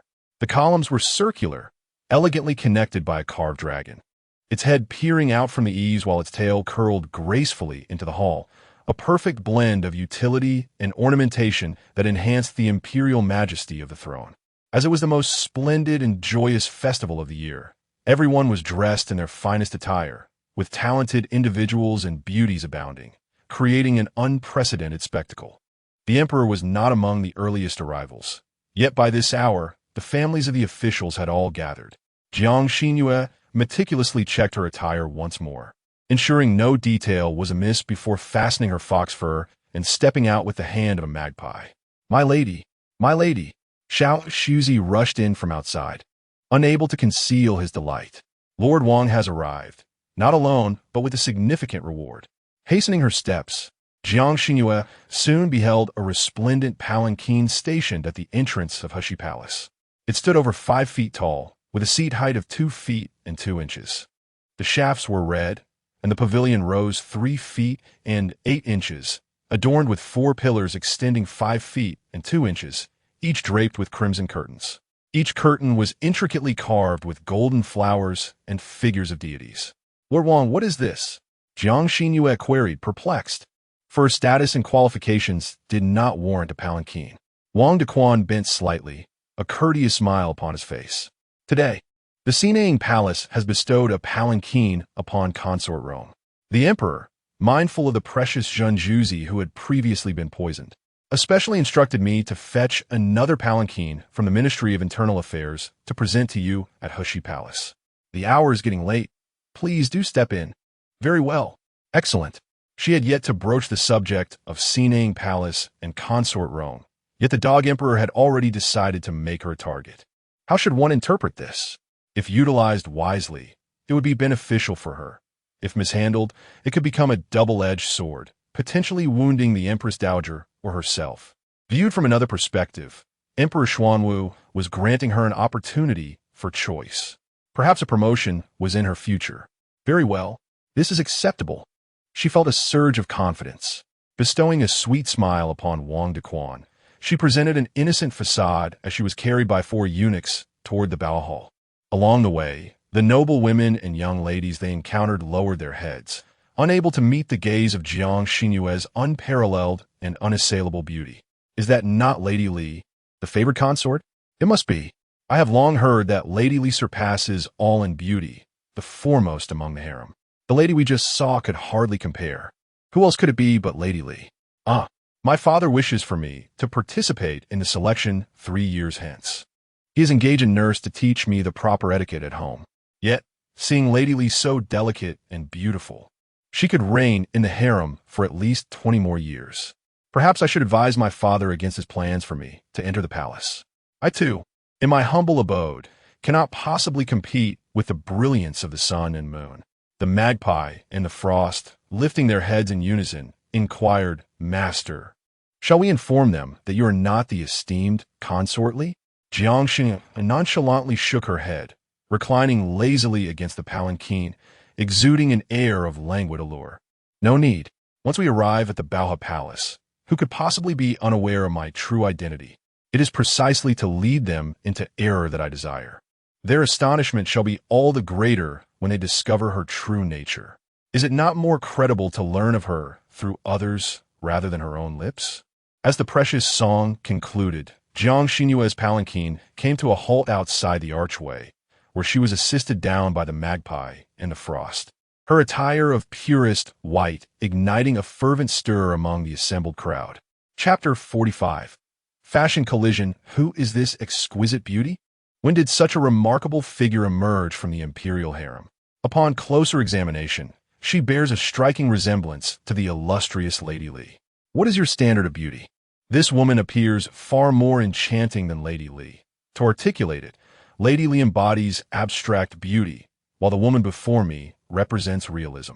This signifies that the woman in the white attire possesses a more intricate and defined allure, whereas Lady Li merely hints at beauty, lacking the capacity for detailed appreciation. Am I mistaken? Is she not adorned in the white fox fur bestowed upon the emperor by the Jin court last year? What? Is that the very piece the emperor has treasured away, never granted to anyone else? Several ladies acquainted with the Zhou family grasped Zhou's hand, both confirming and questioning. Sister Zhou, does that princess not resemble your second daughter? You? Hiss. During this year's early summer selection, did your family not send both Tong and you into the palace? If so, it must undoubtedly be Jiang Xinru. Zhou was momentarily taken aback. The seemingly sacred and untouchable noble lady is, in fact, the same girl who habitually plays the pitiful underclass woman at home. Alas, she cannot lose composure in the palace. Otherwise, she would rush forward to scrutinize whether the lady is indeed a vixen donning a human mask. The palace is notorious for tormenting youthful beauty. How could she grow increasingly radiant? As the onlookers noted Zhou's silence and her cold, fixed gaze upon the princess, they began to piece together the situation. Realizing that Zhou likely could not bear to witness a low-born girl receiving such favor. Jiang Shaoqing from the Jiang family is a perceptive individual. Regrettably, the lady is rather short-sighted. A beauty of such unparalleled caliber, if born into another family, would undoubtedly be cherished as a rare treasure. Those who can bring fortune and glory to their families, no matter how much disdain they may feel, are compelled to feign smiles. The palace concubines scrutinized the precious fox fur adorning the noble lady, their eyes filled with envy and resentment. What sorcery has this wretched woman employed to earn the emperor's repeated exceptions on her behalf? They had all witnessed that the noble lady arrived in a palanquin. Clearly, palace regulations dictate that only those of rank above a concubine may be carried in such a manner. Yet, she, merely a fourth-rank noble, would not dare ascend without the emperor's consent. With both the fox fur and the palanquin, even the esteemed Liang Fei felt a pang of jealousy, remarking, "Truly, the noble lady is the apple of the emperor's eye. This fox fur others cannot obtain, yet it is delivered directly to her palace." Wang Dequan, the servant, feigned ignorance, focusing his gaze elsewhere, as he was merely a messenger executing the emperor's orders. He hoped Liang Fei would not direct her ire at him. "The emperor has arrived, Her Majesty. The Empress has arrived." The announcement from the little yellow gate brought a sigh of relief to the anxious Wang Dequan, who quickly returned to the emperor's side. Jiang Xinru was seated between Jin Chongyi and Zhang Wani, flanked by wolves and tigers. Yet she remained unfazed, sitting confidently. The magpie and the frost guard vigilantly watched over her, fearful that these two might harbor ill intentions and tarnish her noble lady's fox fur. Within the warm embrace of the Palace of Harmony, where one would not feel the chill even without a fox fur coat, Jiang Xinru had paraded about, garnering ample attention before she finally removed the garment, draping it over her arm and retreating to a quieter corner. This should suffice. The imperial gifts are not to be carelessly damaged or lost. Should someone seek her out over the coat's fate, heads would surely roll. Oh! A curious onlooker glanced at Su Jiu, then at Jingui Rong, exclaiming in surprise, "Su Jiu, your attire is identical to that of Zhengui Rong. This cannot be." The garments of the palace concubines are meticulously crafted by the Imperial Garment Bureau and the Weaving Department, with each hue and design carefully designated for each consort. A mistake of this nature is inconceivable. All eyes turned towards Jiang Xinru and Su Jiu, but they soon realized that a mere clash of outfits was not a source of dread. Rather, it was the one who lacked charm who would bear the embarrassment. Zhengui Rong, with her elongated and graceful figure, donned the creamy apricot-hued gown embroidered with jade hairpins, accentuating her curves. Her alabaster skin radiated brilliance that surpassed the attire, and coupled with her crimson lips, she resembled a captivating sprite.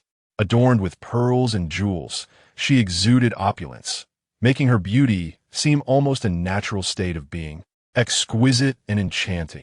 In contrast, Su Jiu presented herself in simplicity, devoid of excessive adornments. Her hair arranged in a conventional manner with a single pink tassel cascading down. While individually she was pleasing to the eye, even appearing more vibrant than usual. Her competitor was Jiang Xinru. Plain fare could not compare to a feast of abalone and lobster, rendering any comparison futile. On the exalted throne above, Emperor Xuanwu seemed to take note of the unfolding scene, his brow furrowing slightly as he gestured for an attendant to approach. "Remove Su Jiu from the gathering. We must not provoke Zhengui Rong's displeasure." Without the emperor's consent, such actions contravened palace regulations and warranted reprimand.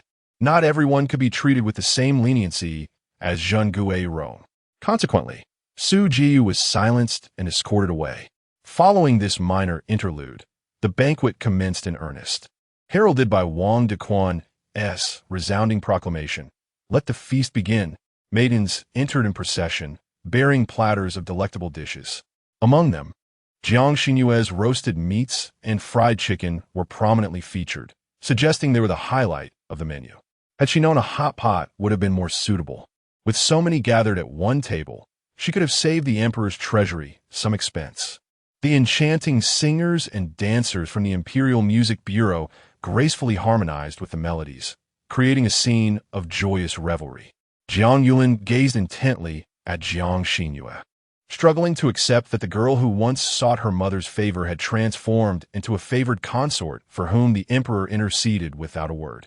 The emperor's handsome visage and commanding presence captivated her thoughts. Time waits for no one. Those present who aspired to become consorts understood the urgency of not wanting to endure a 3-year selection process, suffering in silence, only to find themselves unchosen by the emperor. They yearned to enter the palace through the emperor's favor, thereby securing an advantageous position from the very beginning. A maidservant prepared the grilled meat on a small stove, wrapping it in chili rings and garlic slices to suit Jiang Xinru's palate. But she shook her head, removed the garlic slices. Soon, she might find herself in close proximity to Emperor Xuanwu, and should her breath bear the scent of garlic, all her efforts today would be in vain.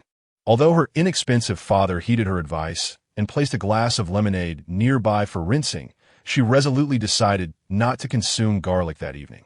Consort Li was accompanied by the emperor and Empress Zhu, occupying the first position to the emperor's left. Moments ago, in the palace corridors, the wives and daughters of Jiang Xinru were wide-eyed with evident shock. Could it be that was not Consort Li?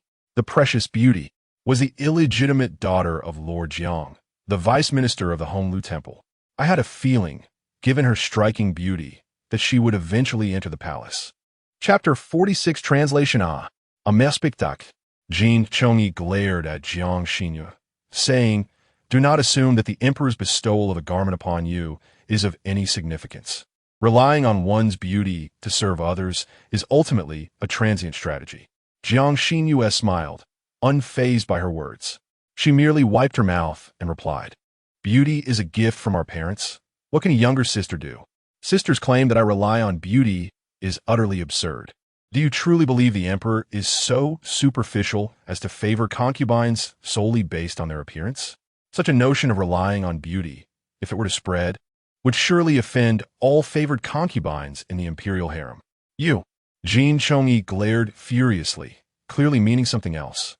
Jiang Xinru smirked. "Sister, that crispy delight before you, known as fried chicken, should be savored while hot. Once it cools, it loses its appeal. If you're here to pick a quarrel with me despite having a satisfying meal, it seems you are merely seeking trouble, for reasons unknown." Both Zhang Wani and Jin Chongyi perceived another layer of meaning in her tone. "Ha ha!" A hearty laugh resonated from the front, as a middle-aged man, dark-skinned and with a distinctly exotic appearance, rose to bow before Emperor Xuanwu, then launched into a rather unrefined attempt at foreign language. The essence of his words conveyed that he deemed the fried chicken the highlight of the banquet, inquiring of the Minister of Rites about its preparation and whether he could be informed. Xuanjiang whispered in Jiang Xinru's ear, "This is Sultan Khan, a prince from the kingdom of Sri Vijaya." It sounded like a Buddhist nation, undoubtedly a reference to future India. One might wonder if the Indians had begun speaking English at such an early time.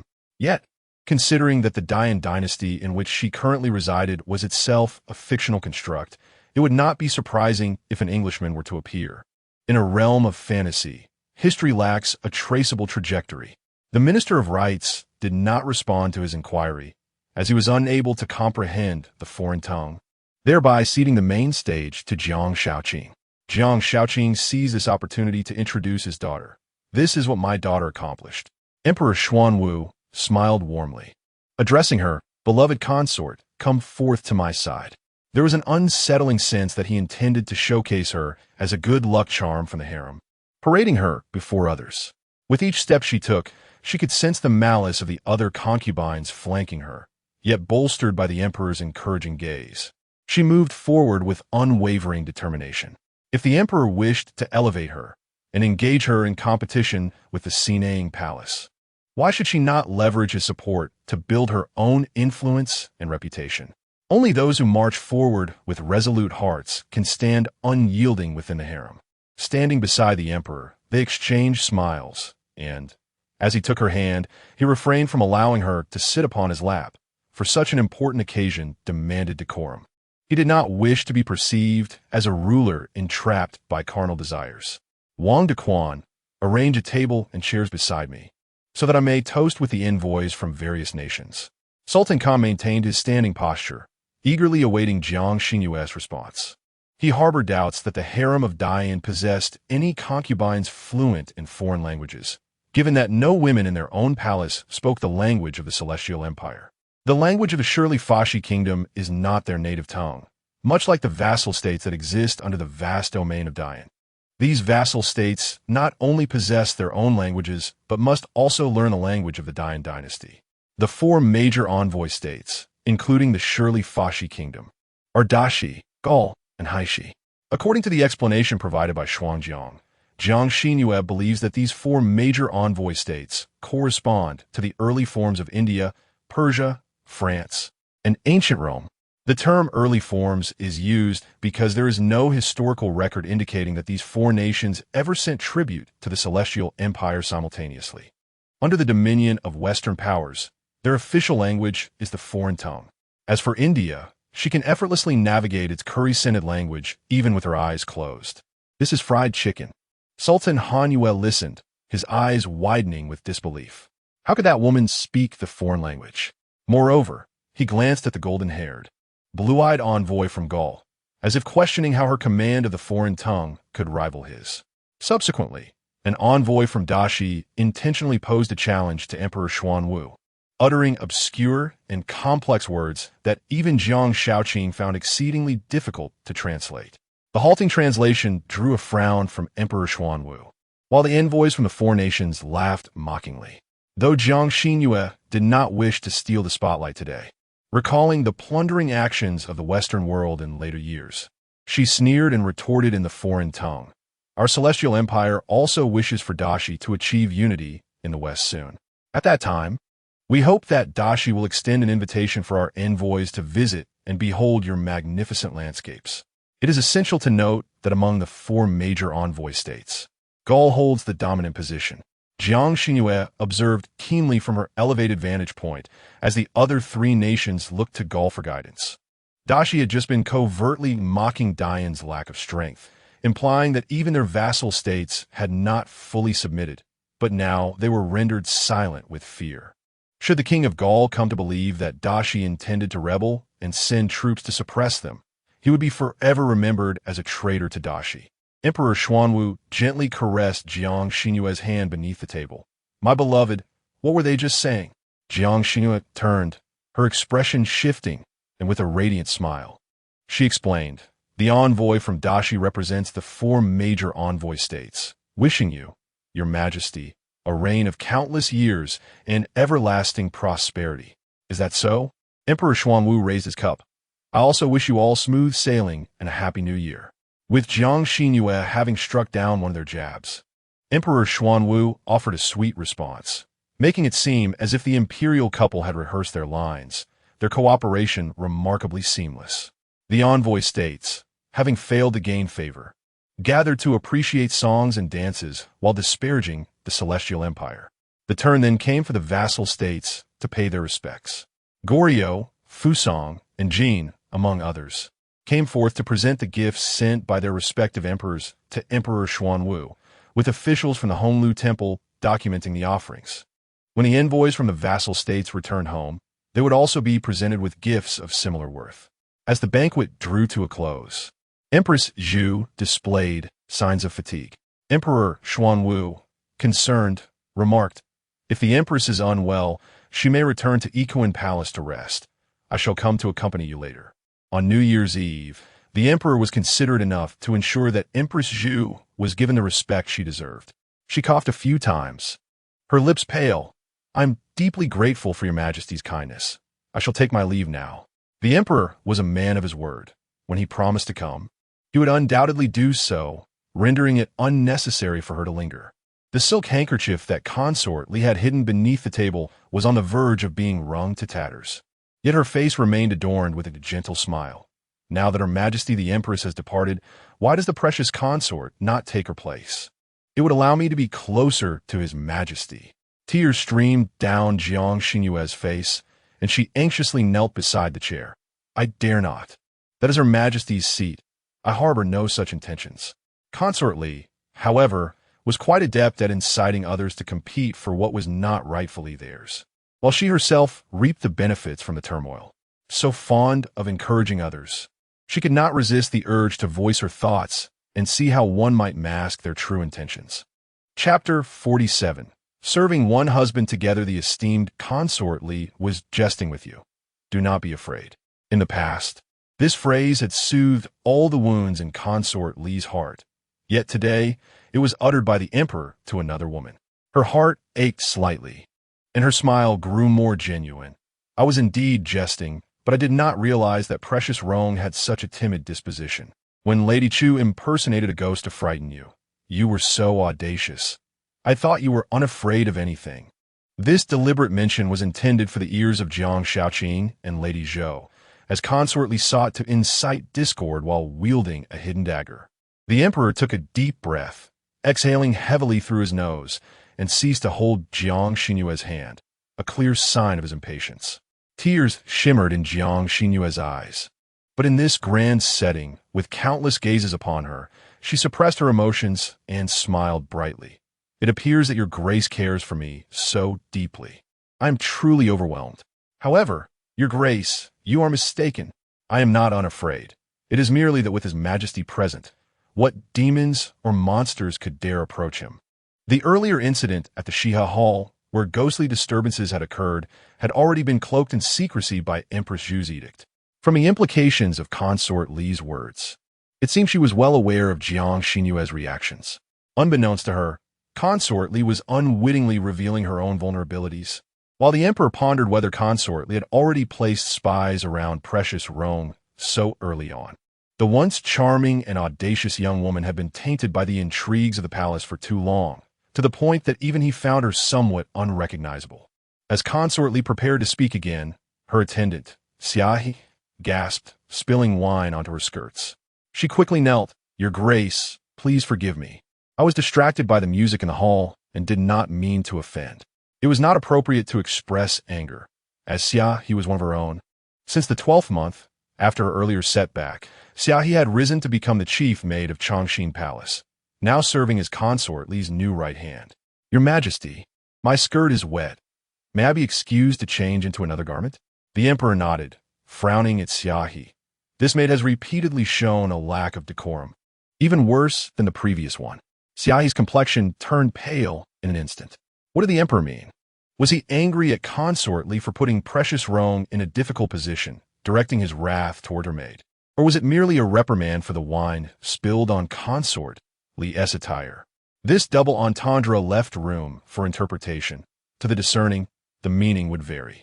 Only Jiang Xinru understood that the emperor's displeasure was not aimed at Consort Li, but rather a simple distaste for Xiahi. This was due to the incident when Consort Li had been injured and unconscious, during which she had claimed before the harem that the emperor regarded Jiang Xinru as Consort Li's substitute. The gazes of the lower-ranking consorts now held an added measure of trepidation toward her. There was nothing inherently wrong. They knew fear, and the next time they plotted against her, they would hesitate, contemplating whether they could bear the consequences of their schemes being exposed. "Your Majesty, the daughters of Jiang Shaoqing, Jiang Yulin, Wang Rulin, the daughter of the Minister of Rights, and Meng Wanru, the daughter of the Director of the Imperial Academy, have come forth to entertain." Originally, it was a spontaneous whim of Jiang Xinru, who, inspired by a cherished all-female band from her modern life, selected these talents from a music bureau to form the Great Yin Women's 12 musicians, surprisingly including 3 daughters of ministers. Among them is even a half-sister of hers. What is the meaning of this? Are they attempting to emulate the concubines Rong and Rong Gui, vying to serve a single man? How absurd, to speak candidly. Although the 3 noble ladies possess the most exquisite beauty among the musicians, their instrumental performances pale in comparison to those of the original trio from the music bureau. The emperor's sharp gaze revealed a fierce displeasure, his eyebrows thick as ink strokes, exuding an overwhelming authority. He was clearly irked by the unexpected disruption of his arrangements. While others could not discern his expression from afar, Jiang Xinru, being closer, could see it distinctly. She tugged at the emperor's sleeve and whispered, "Your Majesty is the Son of Heaven. All civil and military officials are beholden to your command. A mere performance by a few ministerial daughters to curry your favor, receiving gold and silver as rewards, even a silk flower, would be a tremendous grace." Regardless of how repulsive the notion of 2 sisters serving one man may be, she found it utterly distasteful. Even though she was not truly Jiang Xinru, and this body was not genuinely hers, her education had not equipped her to accept such a distortion of values. Since the emperor himself disdained their presence, she resolved to follow his inclination and obstruct their path to the palace. It would be absurd to invite rivals into a court already filled with so many beautiful songbirds. She could hardly afford to be so busy. As the music came to a close, the hall erupted into thunderous applause. The 3 noble ladies, hailing from prestigious families, excelled in the arts of music, chess, calligraphy, and painting. Their performance, though not flawless, was the most splendid spectacle witnessed by ministers and their wives in recent years. Each year's palace banquet is meticulously orchestrated by Empress Zhu, except for the New Year banquet, which is collaboratively planned with the Ministry of Rites to accommodate foreign envoys.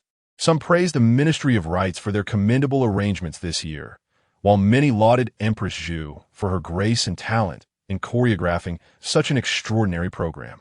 Moreover, the dishes served this year deviated from the usual Manchuhan banquet, offering a refreshing novelty and exquisite flavors, distinctly unique from anything they had tasted elsewhere. Concubine, to cast a glance at the esteemed roan beside the emperor, relieved to see no sign of displeasure on her face, despite the empress claiming credit for the success. This chicken paired with fine wine, the roasted meat beside the hearth, and the innovative 12 musicians of the palace, all conceived by Rome, garnered widespread acclaim. She did not seize this moment to seek validation from the emperor, instead graciously attributing all credit to the empress, demonstrating remarkable discernment. In this regard, the other concubines in the palace fell short. Fortunately, Concubine had her garments dampened. Otherwise, witnessing the praises directed at the empress from the ministers and their families would surely incite her to disrupt the atmosphere. Compared to the esteemed Xuanwu, the favored consort yearned even more for the stability of the empress's position, as she perceived herself to be of noble lineage, aspiring to become the mistress of the 3,000 beauties in the imperial harem. The Emperor Xuanwu, flattered by such praises, found delight in his own discernment, believing that by adopting Xuanwu methods, he had garnered unanimous acclaim, a testament to his keen insight. Rewards were promised, all would be rewarded. With a grand gesture, he decreed, "The Bureau of Music shall bestow 1,000 taels of silver, and as for the daughters of my 3 esteemed ministers, the yellow and white items tarnish your noble status." His hesitation quickened the hearts of the 3 below, who felt as though they were racing like thunder. "Let each of you be gifted a silk flower from the renowned weaving region of Jiangnan." That is hardly preferable to receiving the yellow and white items. Chapter 48. Sweet yet malevolent Jiang Yulin nearly fainted. She was to enter the palace as a consort. Yet who desired this wretched silk flower? Wang Rulin and Meng Wanru displayed expressions of despair, accepting the silk flower presented by Wang Dequan, supported by their maidservant as they descended. These 2 women, devoted to the royal family and eager to showcase their talents, had not been favored by the emperor upon leaving the palace. They would be hard-pressed to marry into a respectable family. Daughters with lofty aspirations were not sought after by ordinary officials, for fear that their entrance would disrupt domestic harmony. Under the stern gaze of Lady Zhou, Jiang Yulin tucked the emperor's bestowed silk flower into her hair, wearing a sweet smile. "Your Majesty, my sister and I share an excellent relationship at home. May I converse with her for a moment?" As she smiled, 2 tiny dimples appeared at the corners of her lips, making even her feigned smile exceedingly charming. The Xuanwu Emperor held high expectations for his consorts. He was more aware of the relationship between Jiang Xinru and Jiang Yulin than Jiang Xinru herself. He tilted his head and inquired, "Does my beloved consort wish to join them?" Jiang Xinru shook her head, stating, "This legitimate younger sister of mine has never understood propriety. I am one who values decorum. How could I befriend her?" She did not adopt a gentle persona, and the emperor had long grown accustomed to her forthright nature. He did not perceive her lack of kindness as a fault. Rather, he appreciated her candid disdain for Jiang Yulin, believing it to be a sign of her trust in him. This affirmation was quite gratifying for the Xuanwu Emperor. He chuckled. "The upbringing of the several concubines of Jiang Shaoqing is commendable. How is it that this does not extend to the legitimate daughter?" He tilted his head slightly, expressing dissatisfaction. "My dear consort, you must strive further. If only they were as straightforward and sincere as Xuanwu, it would be ideal. As for those sweet-faced yet malevolent, the palace has enough of them already. We need not add another Jiang Yulin." If Wang Rulin and Meng Wanru had just suffered a significant blow, Jiang Yulin could be described as ashen-faced. Which noble family would be willing to wed a woman deemed poorly brought up by the emperor? Even impoverished scholars would prefer to marry daughters from lesser households. "Mother."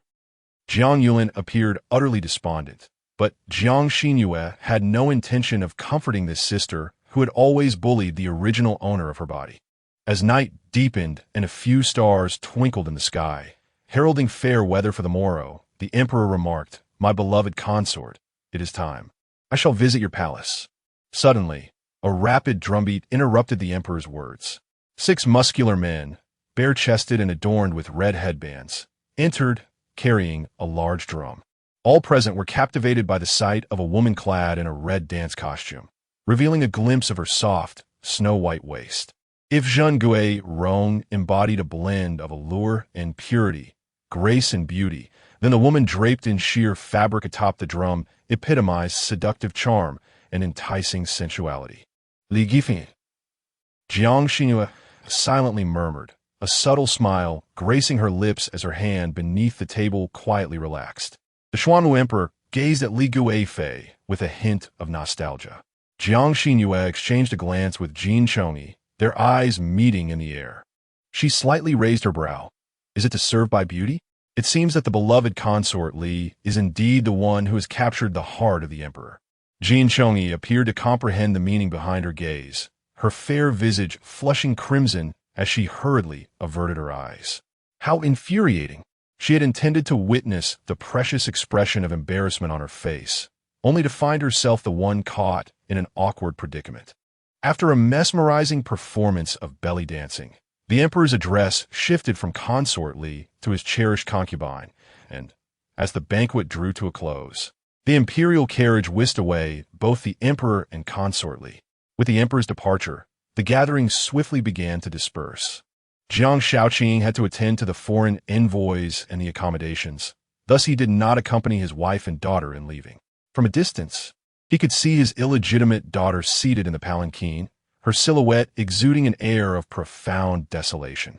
In their home, his second daughter had been the most affectionate, often clinging to him, regarding him as a beloved father. However, since entering the palace, she seemed to have grown estranged. Yet he understood the changes in you.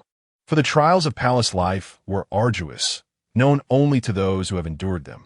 From the washing lotus hall to the Heshi Palace, from Heshi Palace to the Cold Palace, and back again to Heshi Palace, she must have endured unspeakable suffering.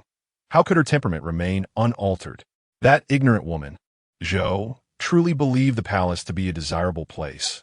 Having already lost one legitimate daughter within its confines, yet she sought to send her only remaining legitimate daughter there, merely to contend with you. Utterly foolish. As the palanquin approached the storage palace, where the previous talented maidens resided, a melodious voice echoed, "Precious Rome." Yet, there was something painfully anguished in that tone. As they drew near, Jiang Xinru wished to avoid any further entanglements, but it seemed impossible. She turned to observe consort Rome reclining in the palanquin, her head tilted back, beads of sweat forming on her forehead despite the chill in the air. "Consort Rome." She halted the palanquin and hurried to her side. "I pay my respects to you, consort Rome. What troubles you?" Consort Rome bit her lip fiercely, the unbearable pain forcing a low cry from her lips as warmth flowed from her lower body. In a state of panic, she grasped Jiang Xinru's hand. "My child, precious Rome, save my child." Jiang Xinru clasped her hand back. "To the Imperial Medical Institute. It is too far from Changxin Palace, but the medical institute is nearby. We must go at once." After giving her commands, she resumed her pace alongside the palanquin, inquiring of consort Rome's maid. "What has happened to your mistress?" Mei Xiang, wiping her tears, replied, "Just moments ago, our mistress emerged from the Bow Hall, unaware that a lowly servant had spilled oil at the entrance without cleaning it. Our mistress slipped, but she protected her belly. We thought all was well, yet after traveling this short distance, our mistress began to bleed." Sobbing, Jiang Xinru found this hard to believe. Wang Dequan was responsible for overseeing all the eunuchs and maids at the banquet. He was meticulous in his duties. And how could he allow oil to remain at the entrance of Bow Hall? It was inconceivable that any pregnant consort, or even any envoy who might fall due to his negligence, could be so easily dismissed. Rong Pin evidently harbored doubts, her expression fraught with anguish as she endeavored to suppress her distress. Zhengui Rong, escort this imperial concubine to the Tai hospital, and consider it. a favor owed to you by this imperial concubine. In this palace, the most arduous debts to repay are those of human kindness. She extended her sincere intentions, hoping fervently that Zhengue Rong would prove to be a compassionate and benevolent soul. After all, it concerns a fragile life. Jiang Xinru steadied herself against the palanquin, her countenance somber. Qiqiao, Shuangjiang, proceed ahead to scout the path. Xiao Su, go to Changxin Palace and summon His Majesty. This considerable burden was beyond her capacity to bear alone. It was far wiser to allow those capable to share the load. Chapter 49. The cold and stern Empress Dowager. The lights of the Changxin Palace had been extinguished, and the young eunuch pondered how the palace attendants mirrored their imperious mistress. If he were to approach, he feared he would be turned away without even glimpsing the emperor. Gritting his teeth, he retreated a few steps before charging forward, shouting, "Your Majesty! Your Majesty! Something has happened to Consort Rome. She encountered a mishap on her way to the imperial hospital. Your Majesty, please protect her child." He could not disclose that his master had sent him to summon the emperor, lest it provoke hostility. After all, it was Consort Rome who required saving, and let her bear the brunt of the consequences. The young eunuch felt no psychological burden whatsoever. For a brief moment, silence enveloped the room, soon followed by the sounds of hurried dressing and what seemed to be the shattering of something. The emperor, in a flurry, emerged, and Wang Dequan immediately spotted the young eunuch. Before he could greet him, the lad, head bowed, swiftly trailed behind the emperor as they exited. "Mother, slap!" The young eunuch noticed that the favored concubine was barefoot in the frigid weather. He intended to remind her that cold originates from the feet. But before he could utter a word, a sharp slap rendered him bewildered. Xia He, having vented her frustration at the favored concubine, stepped forward to inquire, "Who was the loud eunuch just now? Which palace does he belong to?" Everyone knows the favored concubine has a fiery temper and is favored. Who dares to jeopardize her standing with the emperor? Such a person would surely face the concubine's wrath, wishing they had never been born. The messenger eunuch stumbled in, kneeling and shouting, while keeping his head lowered, his cap obscuring much of his face in the dim light, making it impossible to discern his features. However, the favored concubine was clearly in a rage, and the eunuch dared not feign ignorance. Without a moment's hesitation, he blurted, "It is the little servant by Consort Rome's side." Xiaohe paused, lifting her gaze to the favored concubine. Upon hearing it was the little servant, the tension in the concubine's chest began to ease. She shot a fierce glare at the palace guards before retreating to her chambers. Xiaohe instructed the eunuchs behind her, "Go find out what has transpired with Consort Rome." Jiang Xinru stood outside the medicinal chamber of the imperial hospital, listening to the harrowing cries within. Understanding that Consort Rome would likely not be able to preserve this pregnancy, she had done all that she could and felt no remorse, her heart untroubled. Yet, Shuangjiang's anxious expression could not be concealed. "My lady, perhaps you should return to the palace. Here, we have the servants and a magpie to guard. And when the emperor arrives, we can return, all right?" Why was Shuangjiang so insistent that she leave? The Empress Dowager has arrived. Before the emperor appeared, this formidable, domineering figure had made her entrance. Shuangjiang's fears materialized, and she hastily grasped Jiang Xinru's arm, saying, "My lady, the Empress Dowager will surely direct her ire at you." "What shall we do? Where's the emperor?" A throng of individuals surged into the imperial hospital, and soon appeared a stunning woman, seemingly in her mid-30s, gracefully leaning on the arm of a eunuch as she entered, draped in a high-collared black robe with wide sleeves, adorned with intricate crimson embroidery. The subtle patterns on her attire shimmered with silken threads that danced with her every movement. Her hair, elegantly styled into a bun and embellished with a delicate string of pearls, radiated a gentle luminescence, while a magnificent golden crown, shaped like a 12-petal lotus, encased her coiffure in resplendent beauty. This was the well-preserved Empress Wu, appearing youthful, though her true age must surely exceed 45. Her icy gaze swept over the room, and when it fell upon Jiang Xinru, the latter felt as if she were prey ensnared by a venomous serpent. "Your servant pays her respects to the Empress." "Slap! Kneel before me." The harsh command accompanied by a stinging blow left Jiang Xinru no choice but to submit instantly, sinking to her knees. The maid, Qiaq, opened her mouth in shock, but was swiftly pulled down by Xuanjiang, collapsing to the ground with a thud. The palace maids and eunuchs surrounded the empress as she took her seat, while Jiang Xinru and her two companions resembled lambs encircled by a pack of wolves. Looking utterly pitiful, the Emperor Xuandi arrived nearly simultaneously with Empress Wu, thus witnessing the slap delivered to Jiang Xinru. "Your son pays his respects to mother," he proclaimed.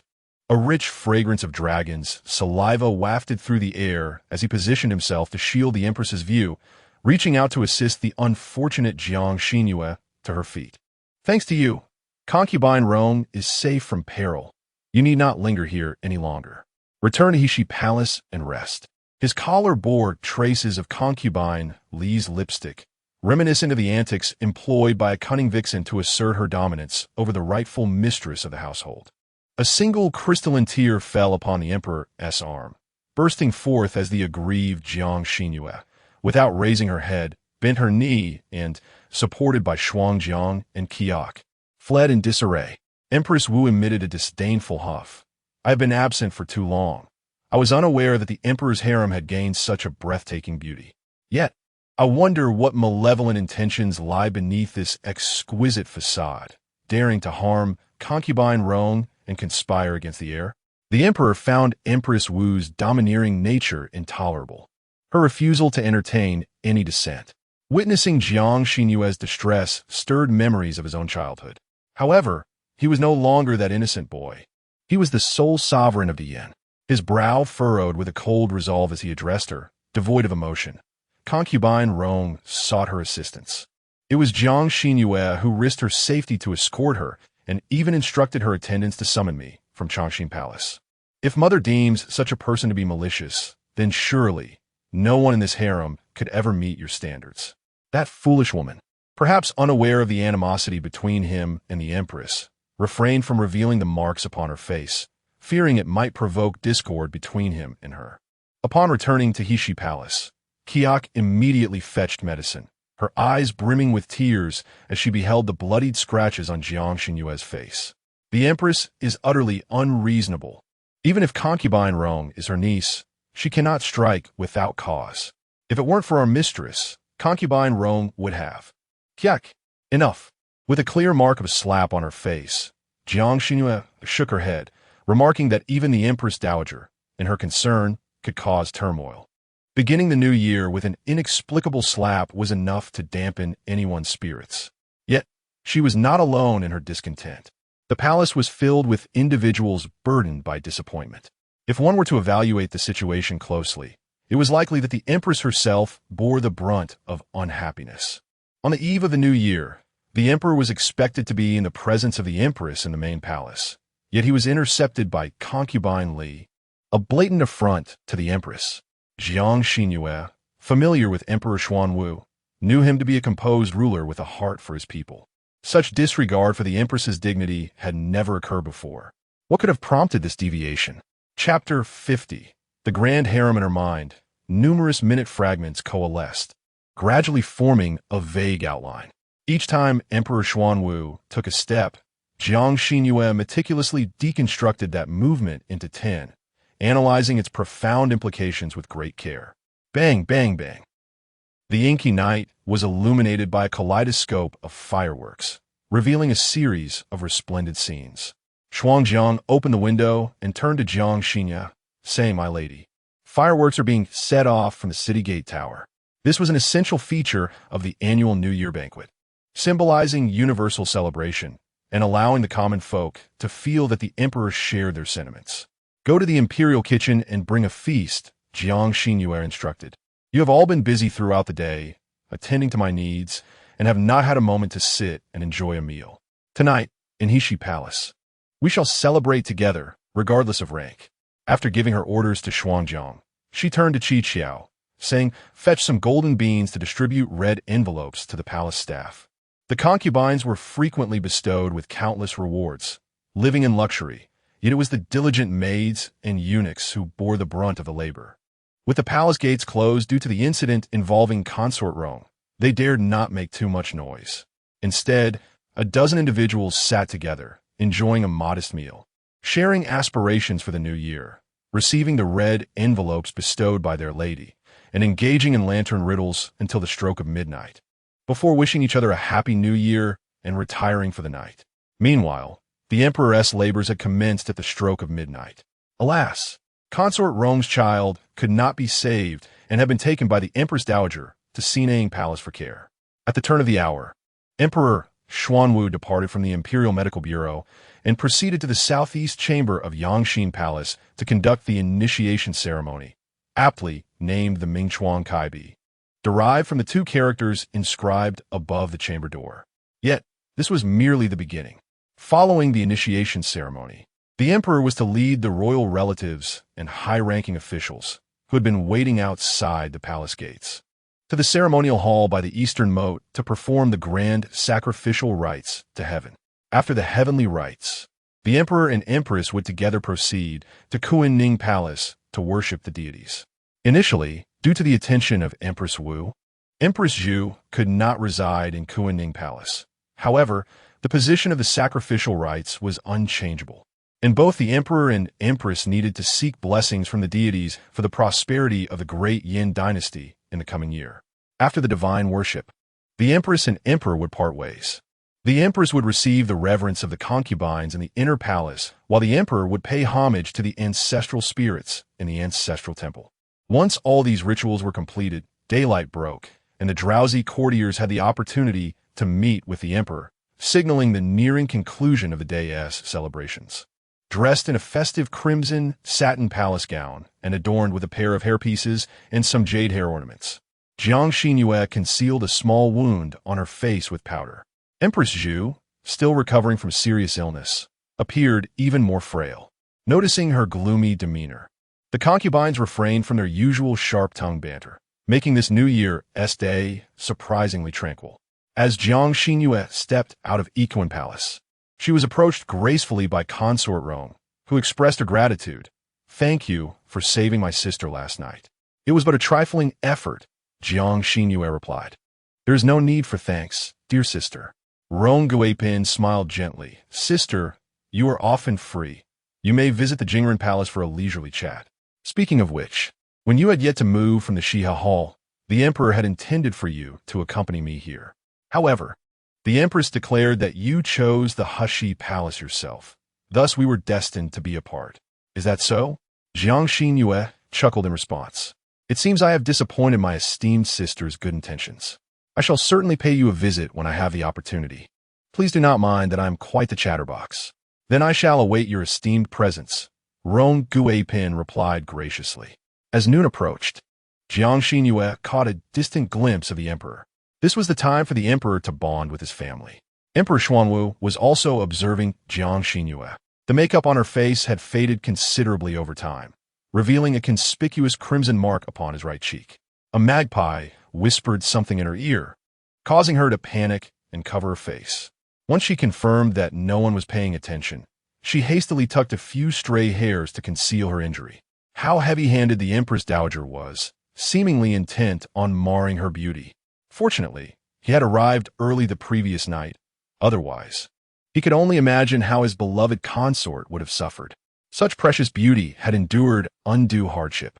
"Empress, please convey my decree for a grand elevation in the palace," the emperor commanded. Empress Zhu nodded, and the chief eunuch Yang from the Equine Palace announced, "Proceed to declare the edict." While it was referred to as a grand elevation, it primarily concerned the promotion of consorts below Guipin's rank. Those who were originally Changzai would be elevated to Guiran to Jieyu, and Jieyu would ascend further, and so forth. However, this rule was broken for Jiang Xinru, Rong Guipin, and Jin Chongyi. Jin Chongyi had previously held a higher rank than Jiang Xinru, but the emperor had promoted Jiang Xinru several levels, bestowing upon her the title of Zhenjiao Yi. Although she had also become a Zhao, her joy was overshadowed by the circumstances. Rong Guipin transformed into one of the four consorts, now known as Shufei. Among the ranks of consorts, there were now Liangfei, Shufei, and Defei, leaving only Xianfei unfilled. The qualities of virtue and grace characterized the esteemed Xianfei, who stood as the foremost among the four consorts. The competition for these coveted positions would soon intensify. Li Guifei felt quite aggrieved, believing she was in desperate need of a child. She had held the title of Guifei for 3 years, yet the emperor had yet to elevate her to the rank of Huang Guifei, seemingly due to her lack of offspring. It appeared she would need to write several more letters home, enlisting her parents' assistance in seeking out methods for conception. Following the emperor's gaze, the empress's heart raced as she observed Jiang Xinru kneeling among the consorts. Had the emperor struck her in anger last night because she had poisoned Zheng Zhao, framing Jiang Yuan for it? This thought flitted through her mind, but was quickly dismissed. It was inconceivable. Despite the emperor's affection for Zheng Zhao, he would not use Li Guifei to strike at her as empress. Just last night, the emperor's decree had included Li Guifei's name, intending to elevate her to Huang Guifei. Since the time of Emperor Taizu, the grandfather of the sovereign, a rule gradually emerged to prevent the emergence of a favored concubine who might overshadow the empress and threaten her position. This custom dictates that when an empress is alive, a favored concubine cannot be appointed. Consequently, the practice of bestowing gold tablets and treasures upon both the empress and the favored concubine has transformed into a privilege reserved solely for the empress. Thus, she declined the offer, which led to a few quarrels with the emperor. Lady Li remains the emperor's foremost affection. He would never use her to vent his frustrations on Zheng Zhao, as their statuses are nearly interchangeable. So, is it due to her inability to bear surviving children? As the new year passed, Jiang Xinru turned 17, an age that in modern times corresponds to that of a high school student, yet in this accelerated ancient era, is considered the age at which one is urged to bear children. Chapter 51. The true culprit. Has it been over half a year since Zheng Zhao entered the palace? After the family banquet concluded, the emperor retreated to his study to attend to state affairs, while Empress Zhu retained consorts De, Liang, and Jiang Xinru before they could exchange pleasantries. Consort Liang gazed at Jiang Xinru's abdomen, her brows slightly raised. You are indeed one of the favored concubines in the harem, second only to Li Guifei. How is it that Rong Pin is already with child, yet you remain unperturbed? Although Rong Pin's child did not survive, at least she had conceived. Jiang Xinru displayed a dejected expression. The emperor has summoned the imperial physician to examine me. He stated that I suffered from ailments in my youth, which have compromised my health. I must undergo a period of recuperation for 2 to 3 years before I have a chance. By then, I will be 18, and it is preferable to conceive then rather than at 16 or 17. Once I reach adulthood, my physical constitution will be significantly stronger. I aspire to ascend, but I cannot gamble my life for such pursuit. Wealth and glory must come with the ability to enjoy them.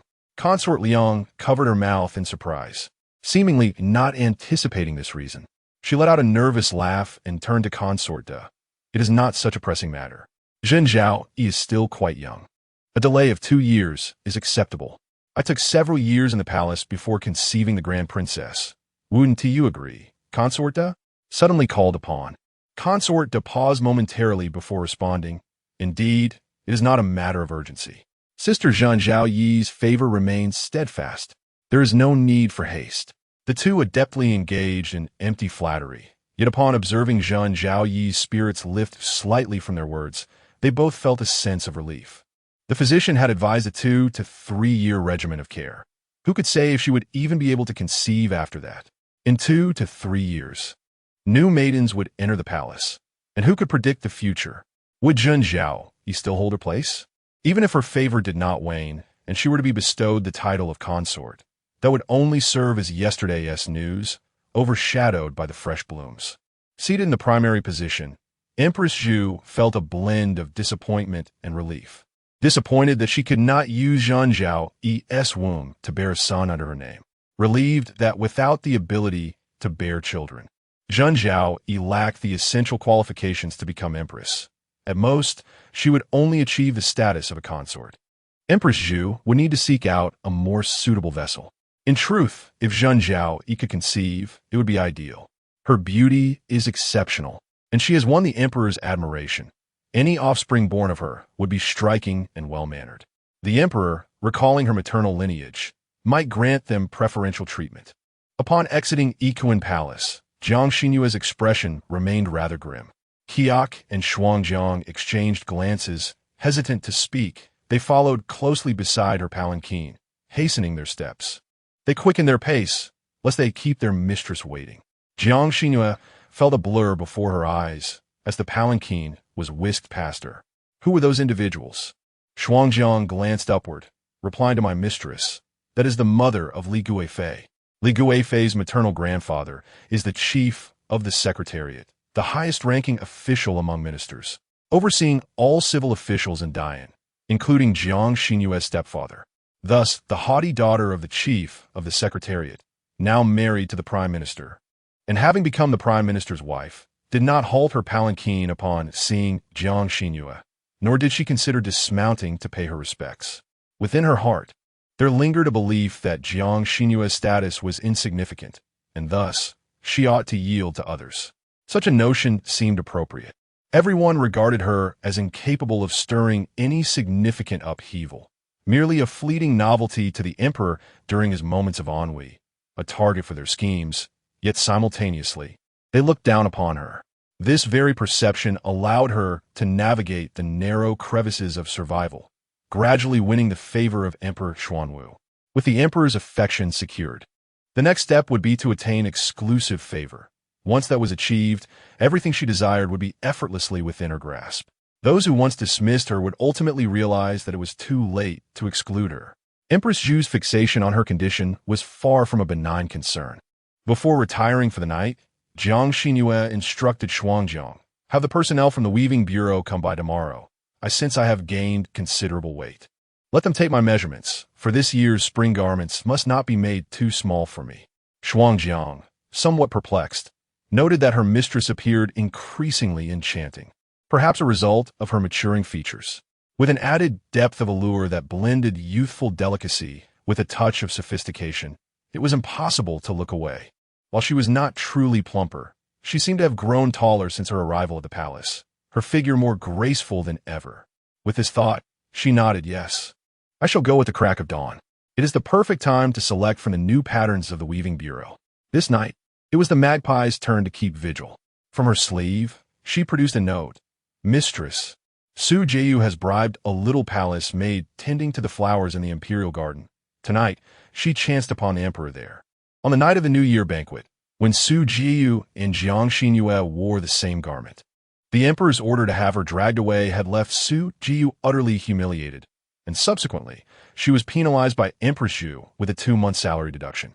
Desperately attempting to distance herself from the incident, Su Jiu claimed that the dress had been sent to her by the weaving bureau, stating she was unaware of any infringement. However, after an inquiry by the weaving bureau, no one affirmed having delivered garments to Heshi Palace, and a maid from Defei Palace could attest to this. Ultimately, the matter faded away without resolution. No one could have anticipated that the gown in question had been delivered to her by Jiang Xinru's close friend from the weaving bureau before her marriage. In the Great Yin dynasty, noble women entered the palace through selection, while daughters of affluent merchants did so via examinations, becoming female officials within the inner court. The latter often possessed a particular skill, working in the palace of the matrons and the weaving bureau, thus bringing substantial benefits and conveniences to their families' businesses. The original Jiang Xinru was a close confidant of the daughter of the largest fabric merchant in the capital. When she participated in the selection process, that young woman also passed the examination to become a low-ranking official of the weaving bureau. They had not had the chance to meet until the approach of the New Year banquet, when the emperor commanded the weaving bureau to send fabric samples to Heshi Palace for the precious consort selection. It was then that the young woman discovered her dear friend had become the emperor's favored concubine. In their excitement, they naturally began to share updates about their lives, mostly with that young woman speaking and Jiang Xinru listening. She merely requested a small favor, asking her friend to craft 2 nearly identical garments from the selected palace silk, one more extravagant for her to wear at the New Year banquet, while the other would be falsely claimed to have been damaged during the tailoring for the precious consort. Damage to the fabric was not considered a serious matter in the weaving bureau, and with the testimony of a maid from Heshi Palace, no one harbored any suspicion. Although Su Jiu cried incessantly, Her appearance was indeed quite appealing. Emperor Xuanwu was a connoisseur of beauty, choosing even the most extravagant snakes without fear of being poisoned. Jiang Xinru believed that Su Jiu would undoubtedly capture Emperor Xuanwu's favor. "My dear," the magpie furrowed her brow, reclining on the footrest. "Is Su Jiu truly the one responsible for the death of our beloved Xiao AI Jiang? She appears so delicate and fragile, weeping at the slightest provocation." Since entering the palace, the gossip has spread far and wide, labeling her as timid and weak, as if made of water. How could such a person commit such a heinous act? Xiao AI Jiang, that adorable little pup, brings to mind a pang of sorrow for the magpie. Chapter 52. The dog torturer in this palace. There are more individuals than one who conceal their true nature beneath a fade. Jiang Xinru responded. Su Jiu is the daughter of a senior official in the Ministry of Justice, a place notorious for its ruthlessness. Do you truly believe that one born into such a family would be so timid? Most importantly, Jiang Xinru had visited an experimental center in the 21st century, where the researchers demonstrated a meticulous and efficient technique in dissecting small animals, their incisions precise and orderly, indicative of seasoned professionals. On that day, Emperor Xuanwu had obstructed her from viewing the body of little AI Jiang. Yet her insistence led her to a swift conclusion regarding the perpetrator, Su Jiu from the Ministry of Justice. She had studied psychology and interacted with a multitude of individuals grappling with various mental issues. Typically, when a person reaches the pinnacle of fear, they may experience dizziness, nausea, shortness of breath, or even a choking sensation. If the tension remains unresolved, it can provoke physical manifestations such as trembling voices, restlessness, and an overwhelming sense of anxiety. However, Su Jiu exhibited none of these signs. Her fear was superficial. Her gaze bore no trace of terror. As she looked upon little AI Jiang's lifeless form, her trembling seemed less an expression of fright and more akin to exhilaration. Jiang Xinru was nearly certain that Su Jiu was a sadist who delighted in torturing small creatures. The magpie cast a worried glance at her master and queried, "But if Su Jiu is truly that terrifying, why do you intend to let her know that you are the one who has ensnared her?" The room fell into a profound silence, the only sounds being the dialogue between the two and the whispering winds from outside. After a prolonged pause, Jiang Xinru finally spoke, her voice dreamlike, "Because I seek vengeance for little AI Jiang." Everyone believed she had moved on, yet only she knew she had not. While she did not consider herself an animal lover, the brutal murder of the pets in her care was intolerable. The one who had taken little AI Jiang's life must face consequences. No, more broadly, she sought retribution for all the innocent creatures that had perished at Su Jiu's hands. In the Yongqing Palace, Su Jiu reclined in Emperor Xuanwu's embrace, saying, "Your Majesty, do you now believe me?" Outside, a ninth-rank female official from the Weaving Bureau, named Ru Meng, knelt beneath the corridor, shivering from the cold. As Yu had articulated, one must break before they can establish. She had been oppressed in the Weaving Bureau, her exquisite skills going unrecognized. It was better to transition from the Weaving Bureau to the palace of the female officials. The leverage Su Jiu used to persuade her to testify rested on her connections within the palace of female officials, facilitating her transfer to the Garment Bureau, where serving as a female official posed no difficulties. The Garment Bureau employed 4 female officials, if she aligned herself with the right master. Her promotion to chief garment official and the opportunity to showcase her talents would be imminent. Furthermore, she could conceal her relationship with Yu, ensuring that no one would suspect that the official betraying Zhen Jiaoyi tonight was one of Zhen Jiaoyi's own. I truly do not understand what I did to displease Sister Zhen Jiaoyi. I wish to personally apologize to Sister Jiaoyi tomorrow. However, the humble concubine is fearful. Might your majesty accompany me? The Emperor Xuanwu harbored doubts. Zhen Jiaoyi, with her innocent and kind-hearted nature, treated the princes and princesses as friends. Such sincerity could not possibly lead her to unjustly gift garments to ensnare Su Jiu. Could it merely be due to some minor grievances between the two? No, Zhen Jiaoyi was not the type to bear grudges. But what if it were true? Would the women he cherished ultimately be transformed into shadows of their former selves? Such a thought would indeed bring him great disappointment. At dawn the following day, after attending the morning court, Emperor Xuanwu proceeded to Yanqing Palace, where Concubine was engaged in reading with the third prince in the courtyard. Su Jiu, already prepared, was informed by Wang Dequan that the emperor would first join Concubine and the third prince for lunch before proceeding to Heshi Palace. This would undoubtedly lead to yet another bout of tears. The artful words of comfort had long ceased to reach her. She had grown numb to her sorrow. Regardless, after shedding tears, Su Jiu resumed her routine, partaking in meals and drinks as if nothing had occurred. Within Heshi Palace, Fang Ruming had just completed measuring Jiang Xinru and, having conveyed the necessary messages, took her leave. Upon learning that Emperor Xuanwu intended to confront Su Jiu, Jiang Xinru whispered to the magpie, "Go to the Ministry of Internal Affairs and find a small dog resembling Xiao Ai Jiang. Tell them I miss her dearly and wish to raise another." Understanding the gravity of the situation, the magpie promptly called upon Xiao Xuanzai to accompany her. The clever Xiao Xuanzai knew that in the event of any unforeseen circumstances, the two could devise a plan together. In the palace of Li Guifei, Xiaohe could hardly conceal her joy. Su Jiu has brought a throng to Heshi Palace. Li Guifei swallowed a bowl of bitter medicine, hastily stuffing a candied fruit into her mouth to stifle her nausea. She merely raised her eyes slightly, dissatisfied with Xiaohe's impulsive reaction. And what of it? Su Jiu is but a useless being. What can she possibly do to Zhenjiaoyi? Yesterday, her mother had entered the palace and chastised her for degrading herself by dealing with Zhenjiaoyi, inciting the emperor's ire and inadvertently elevating Heshi Palace's status. She believed her mother was correct. Her paramount duty was to bear the emperor a son or daughter, for without offspring, all affection was mere illusion. Strangely, having entered the palace at 16 and now being 25, nearly a decade had passed without a single pregnancy. Initially, the family assumed the emperor wished to prevent her from conceiving. However, her mother had recently brought a disguised female physician to examine her, who revealed that her body was not conducive to pregnancy and prescribed numerous medicines. She would need to change her medication every 7 days, prompting her to seek further solutions. When her mother next visited the palace, she would speak to the emperor about keeping that physician. Xiaohe whispered something in Li Guifei's ear, and the latter's bright, cat-like eyes sparkled with intrigue.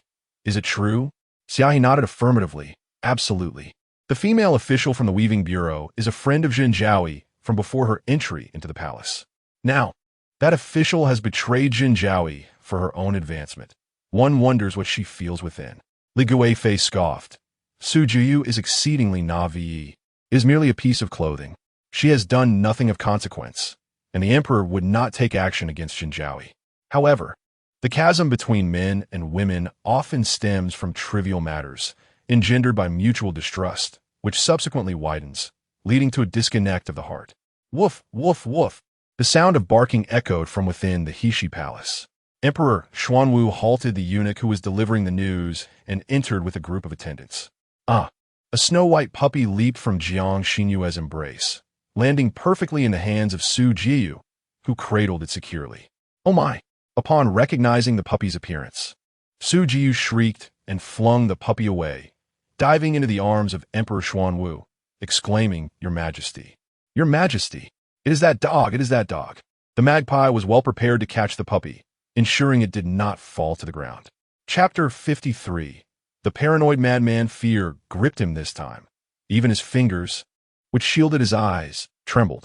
Rising, Jiang Xinru gazed at Emperor Xuanwu, and upon noticing Su Jiu nestled in his arms, her bright eyes dimmed. "Your Majesty, what is the nature of your relationship with Su Jiu?" Emperor Xuanwu gently pushed Su Jiu aside, stating, "There are certain matters I wish to inquire of you." It always left him feeling uneasy to embrace another woman in front of Jiang Xinru, although he could not articulate the source of his discomfort. Wang Dequan stepped aside, revealing the delicate visage of Fang Ruming. Jiang Xinru was momentarily taken aback. Then her expression darkened as she angrily turned away, her eyes swiftly reddening. The emperor, forgetting his original intent of inquiry, only desired to comfort the pitiful Jiang. However, The oblivious Su Jiu misjudged the situation, perceiving Zhang's turn back as an opportunity. She pushed Fong Rumong forward. Does Zhan Zhao recognize this lady official from the weaving department? Jiang Xinru could not suppress a roll of her eyes, and as she turned back, her fury was unabashedly evident. It was merely a garment delivered to you. Even if you were unaware of the palace fabric, your maids should have advised you against wearing it. Yet, you chose to don it regardless, incurring the emperor's rebuke. What is that to me? Had she been a woman of propriety, she would not have worn such attire in the first place. It was merely an attempt to garner attention. But she had not anticipated clashing with the more beautiful Jiang Xinru, rendering her a laughingstock in the empress' eyes, her dignity shattered. Hence, she felt compelled to claim that someone had conspired against her, insisting that her ignorance absolved her. She had mastered the defense of ignorance is no excuse. The emperor's gaze swept over the palace maids and eunuchs behind Su Jiu, who, frightened, bowed their heads and knelt silently, avoiding eye contact. Their reactions confirmed that they had indeed warned Su Jiu, but she had chosen to ignore their counsel. Jiang Xinru had merely set a glaringly obvious trap, one that Su Jiu willingly leapt into. Then why, Your Highness, did you send a gown that contravenes regulations to a mere concubine? Su Jiu bit her lip, still unwilling to concede. If you had not sent it, how could I have worn it? Do you think I lack awareness of why I sent it, Su Jiu? Must I proclaim before all these witnesses the distasteful acts you have committed? Jiang Xinru seized the small dog from the hands of the magpie, stroking its soft fur while casting a cold glare at Su Jiu. Su Jiu, uncertain and swallowing hard, resembled a gourd with its mouth sawed shut, unable to articulate a single word. The magpie opened its beak, affirming, "Indeed, it is her." Emperor Xuanwu could not decipher the nuances of their silent exchange. Yet he recognized that Jiang Xinru's resolve had grown stronger, suggesting that Su Jiu had committed some transgression against Zhan Zhao, provoking a counterattack from her. Even in retaliation, Jiang Xinru employed such gentle methods, targeting her adversary's psyche, enticing them willingly into her scheme with no intent to cause mortal harm, merely imparting a minor lesson through their estrangement.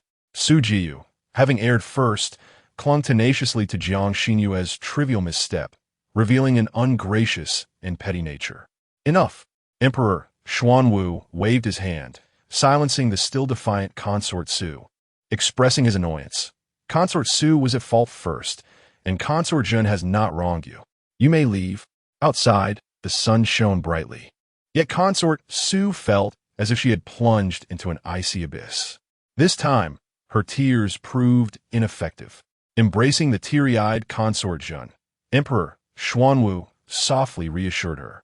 "My love, I do not doubt you. It is Consort Su who insisted on seeking clarification. I brought her along only because I wish to prevent any misunderstandings about you. Soon, I shall have Wang Dequan bring the full-length mirror from overseas to Heshi Palace. Please do not be angry with me." The imperial family of the Great Yin had acquired several mirrors from the future, which reflected images with remarkable clarity, far superior to bronze mirrors by 1,000-fold. Rather than punish Consort Zhen, Consort Su's actions only deepened Emperor Xuanwu's affection for her. A tempest brewed in the depths of her frenzied gaze. A tormented soul, driven by a mere, trifling discord, could awaken the demons within, leading one to commit unhinged acts of madness.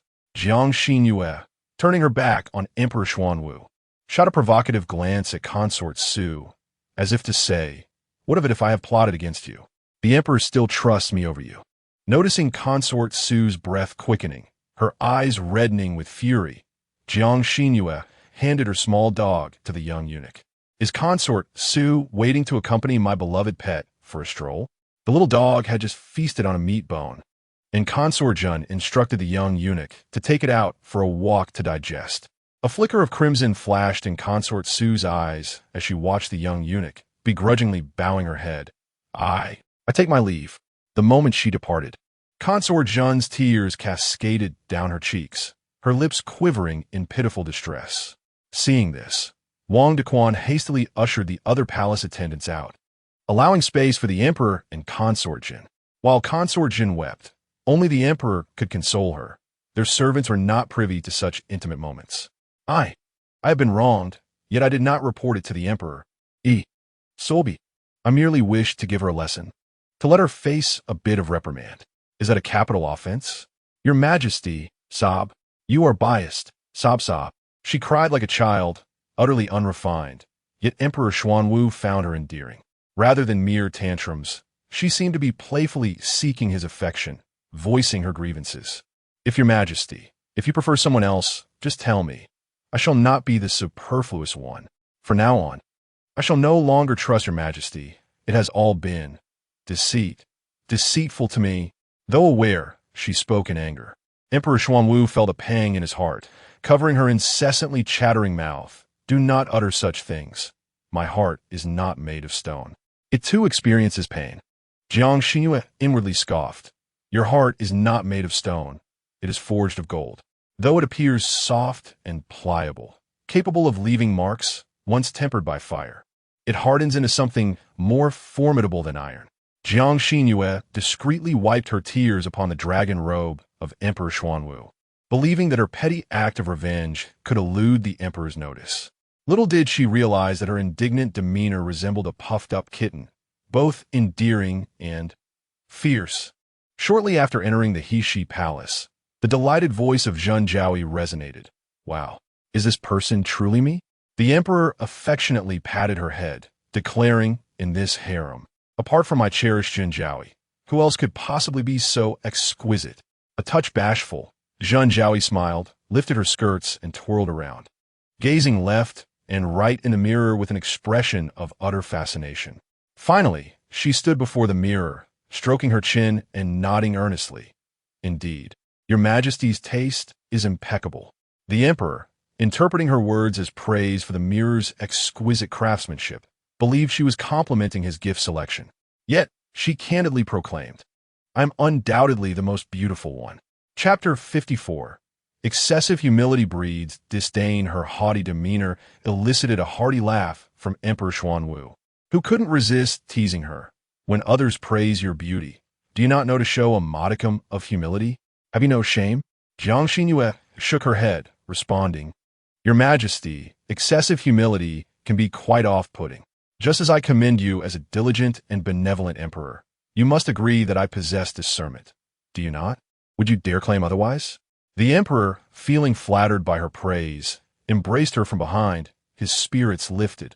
On the second day of the second month, during the spring equinox, I shall lead the officials to the fields for spring plowing.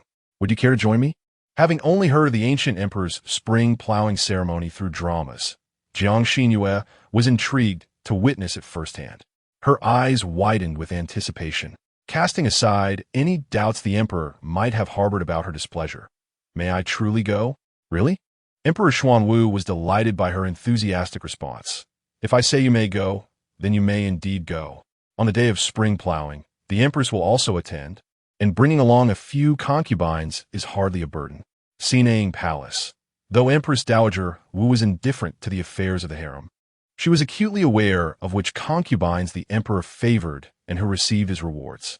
A strong scent of bitter medicine lingered, revealing the pale and haggard visage of noble consort Rome. The palace attendants in Xinang Palace were notably more austere, their footsteps barely audible, breaths shallow, and faces devoid of mirth, refraining from conversation. Draped in resplendent finery, Empress Dowager Wu sat at the bedside, while nearby, a woman of delicate grace and beauty knelt on the floor. Your Majesty, noble consort Rome, her hair cascading down, pleaded. Sister has been kneeling for 2 hours now. The cold is biting. If she were to suffer any affliction from this, it would surely pain you.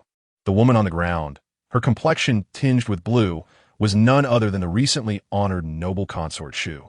Empress Dowager Wu snorted disdainfully. Noble consort Shu is indeed proud. Even when the emperor humbles himself to seek her forgiveness, she refuses to relent, banishing the sovereign from Jingren Palace and allowing Zhen Jiaoyi to seize the opportunity. Now, I pity noble consort Rome for your unfortunate loss. I wish to help your sister regain the emperor's favor and uncover the true culprit, yet she shows no willingness to assist, presumably wishing for our Wu family to perish sooner. Noble consort Shu's heart ached as sorrow clouded her eyes. Aunt, Why must you pierce my heart so? The emperor's past affections were mere pretense. I fade for you and my father. Since the fall of the Wu family, his disdain for me has grown. Between the emperor and me lies the blood of over 200 Wu clan members. How, then, can you expect me to vie for favor? Shall you simply await death in this harem? Empress Dowager Wu was well aware of the emperor's suspicions towards her. In the past, the candidate for empress was indeed noble consort Xu, yet the emperor stealthily chose a daughter from the Zhu family, leaving her incensed. Should the emperor not heed her? Once you bear a son of Wu lineage, I shall ensure he is declared heir, and our Wu family shall rise anew. When the son is disobedient, one might as well replace him with a grandson to occupy the throne. What familial affection exists within the royal family? What she desires is supreme power. That Jin Jiaoyi can no longer remain. I see how she has ensnared the emperor's heart and soul. For the sake of that lowly girl, she has even dared to confront her own mother, which is nothing short of filial impiety. Aunt, Roan Pin grasped her sleeve. It was Jin Jiaoyi who saved me. Slap. The pale visage received a blow, which instead brought a hint of a sickly flush to her cheeks. Empress Dowager Wu withdrew her sleeve and rose, exclaiming, "Both of you are fools. How could my Wu family produce such troublesome offspring? In any case, I declare today that among you, one must bear a son. Otherwise, you shall know the extent of my methods." Upon hearing these words, both Rong Pin and Xu Fei turned ashen. Though their father had passed, their mother and brother still endured hardship in Ningguda. Should the Empress Dowager use them as leverage, Xu Fei realized she had no room for refusal. In the days that followed, Emperor Xuanwu distributed his attentions fairly among the harem. Aside from visiting Yikuan Palace on the 1st and 15th days of the month, he spent 3 days at the residence of Li Guai Fei in Changxin Palace, 2 days with De Fei, 2 days with Liang Fei, 1 day with Jin Jiaoyi, and even Zhang Wani received a day of his company. What surprised Jiang Xinru the most was that Xu Fei, the Empress Dowager's niece, had the privilege of accompanying him for 6 days. On the remaining days, she either rested in Hashi Palace or secluded herself in Chengxian Palace. Even the strongest stallion requires care. Otherwise, one risks losing something invaluable. Among the ladies who entered the palace alongside Jiang Xinru, some were favored once and then forgotten, while others had been there for half a year without ever laying eyes on the emperor. They could only gaze at the moon in lamentation, for the palace harbored no sympathy for them. There is but one emperor. How could his affections be divided? Before one knew it, it was the 2nd day of the 2nd month. Early in the morning, Wang Dequan arrived at Hashi Palace to inform that the emperor had instructed Jin Jiaoyi to don simpler attire and adopt a more modest appearance for the assembly at Taya Hall. Jiang Xinru wore a silver-gray short coat paired with a hempen skirt commonly worn by peasant women, complemented by pale pink trousers and gray cloth shoes. Her long hair was simply wrapped in a headscarf, with a dark red sandalwood hairpin adorning it, presenting a clean and unadorned look. She arrived at Taya Hall not too early. The emperor and empress were already present, with Xu Fei standing beside the emperor in coarse cotton garments, draped in a cloak, exuding an ethereal grace. It seemed Wang Dequan had first visited Jingren Palace before coming to Hashi Palace. It remained uncertain whether this was the emperor's intent or merely Wang Dequan's own initiative.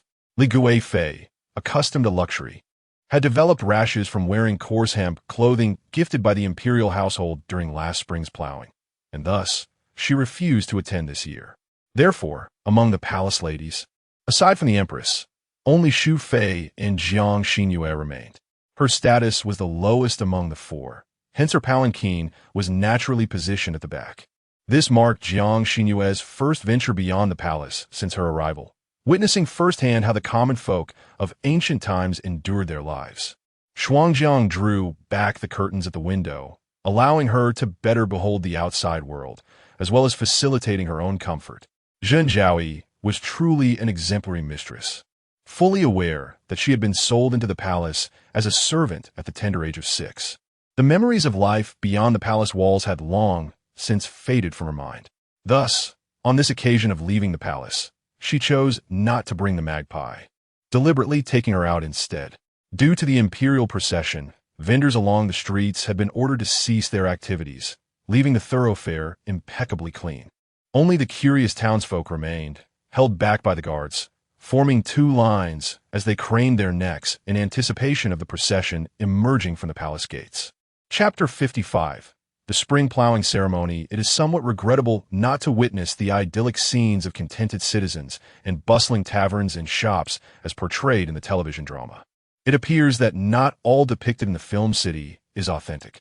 The notion that the emperor could leisurely stroll the streets with his consorts post-spring plowing is far from reality, as local officials would have long since cleared the area, shuttering the shops. According to Xuanjiang, these establishments would only reopen upon the emperor's return to the palace, a precautionary measure against potential assassins lurking within, posing a concealed threat to the emperor's outings. In truth, the Great Yin dynasty has seen the succession of 3 emperors, each distinguished in their own right, adeptly governing their realm to ensure harmony and prosperity. The Xuanwu Emperor, in particular, stands out as an exemplary sovereign, eschewing indulgence and the allure of women. Throughout the year, save for the New Year period when he adheres to protocol and refrains from work, he dedicates himself tirelessly to state affairs in the imperial study or the Chengqian Palace without fail.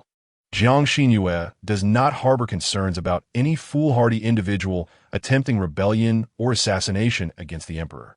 Nonetheless, officials are wary of even the slightest risk, hence the stringent security measures in place. These measures are so thorough that her observations are limited to the closed shop doors and the throng of heads before her.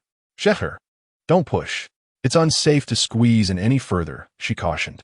Amidst the indistinguishable sea of faces, a boy of about 8 or 9 perched on the shoulders of the common folk, straining to catch a glimpse of the lengthy procession.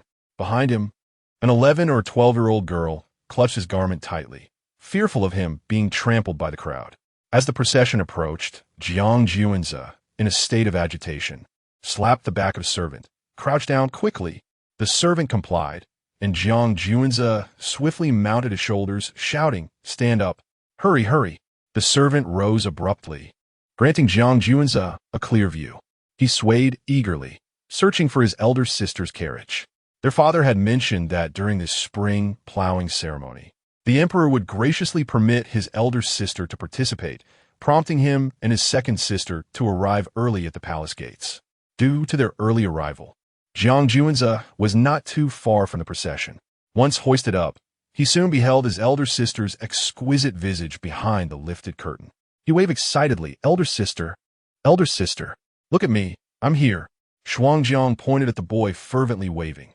"Your Highness, look, someone over there seems to be calling us."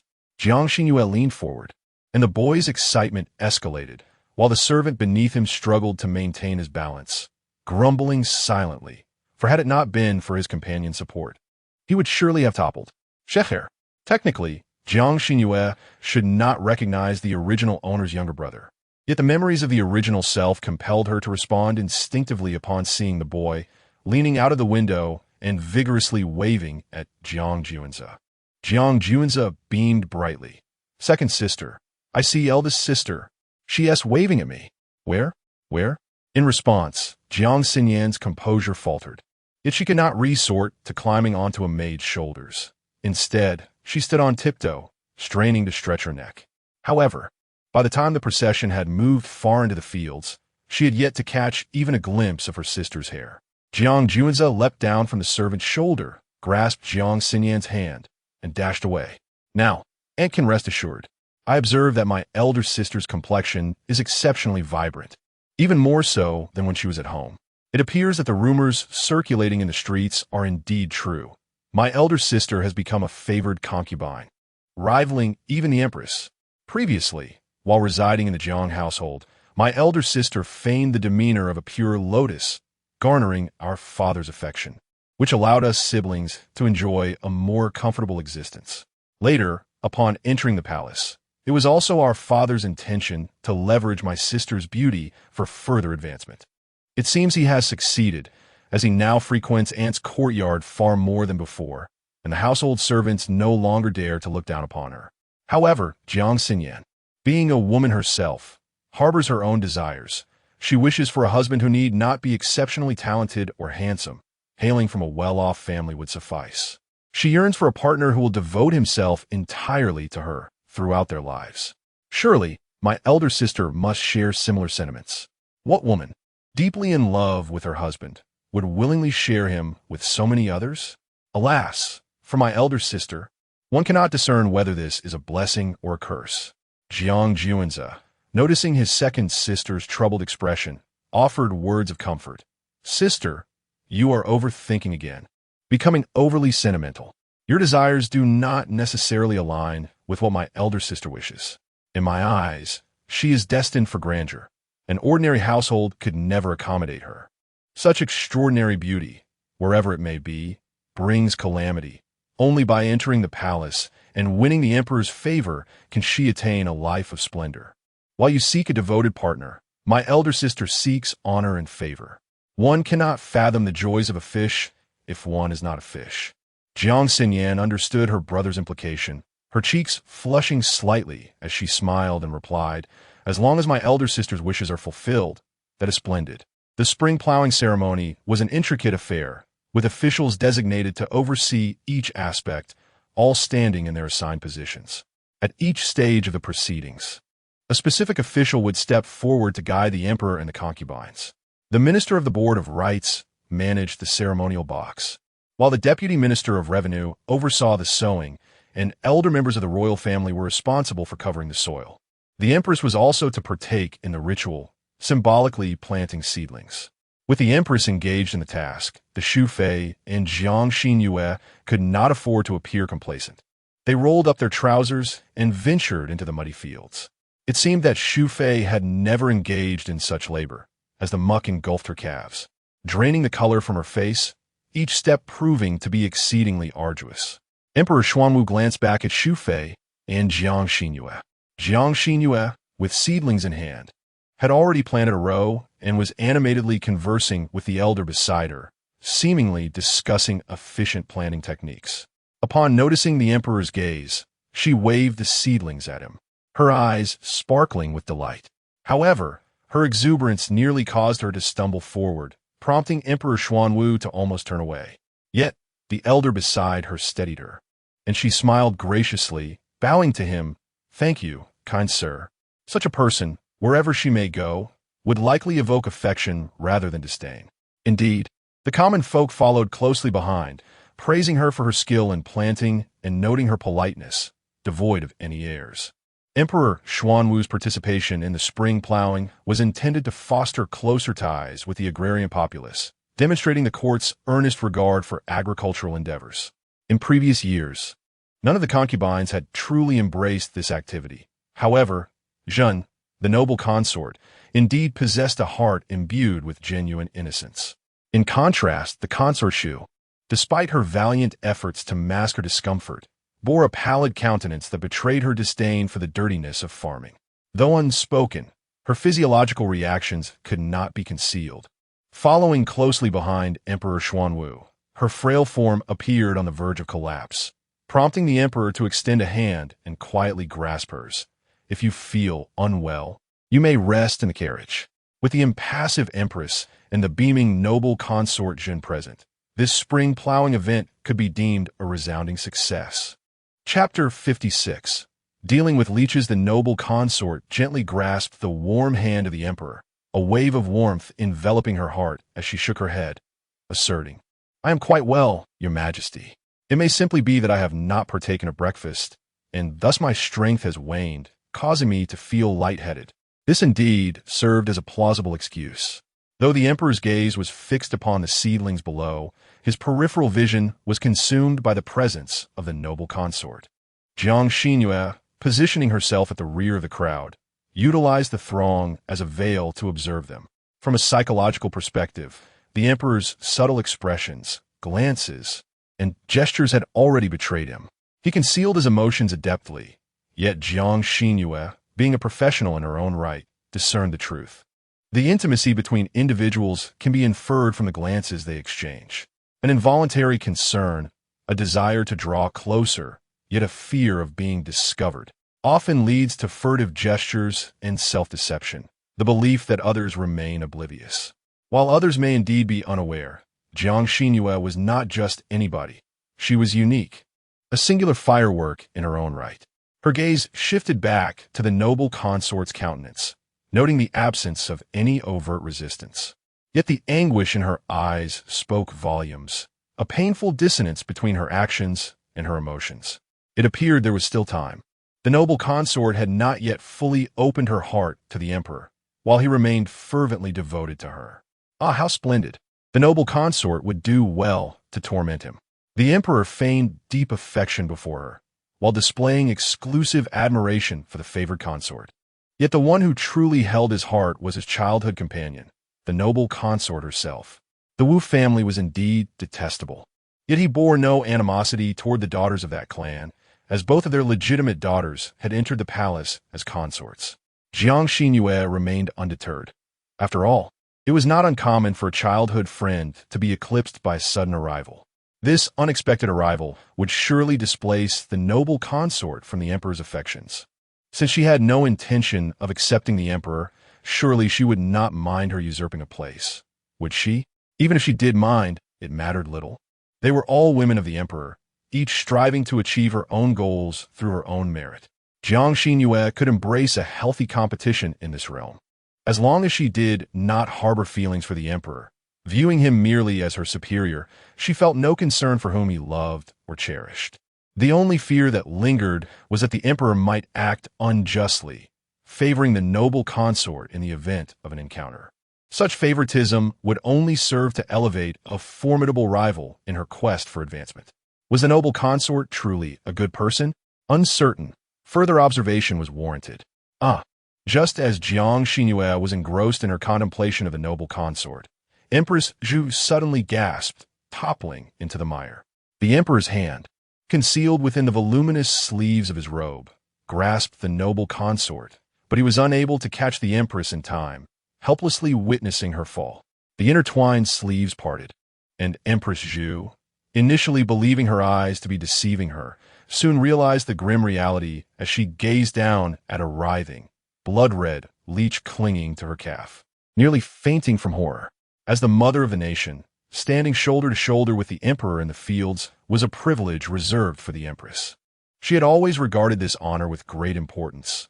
Thus, while she could maintain her composure among her peers, the noble consort faltered. Yet, the grotesque creature burrowing into her skin sent shivers down her spine, and she could no longer endure it. She scrambled toward the bank, frantically attempting to dislodge the blood-red leech with her hands. "Don't move." Jiang Xinru rushed forward, grasping Empress Zhu's hand. "This is a leech. It specializes in blood-sucking.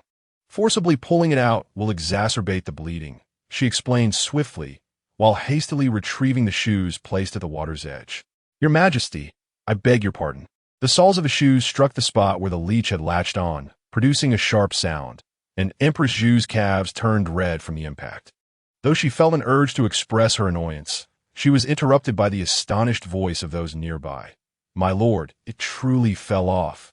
Fortunately, because the leech was not forcibly removed, only a minor wound remained on the empress's calf.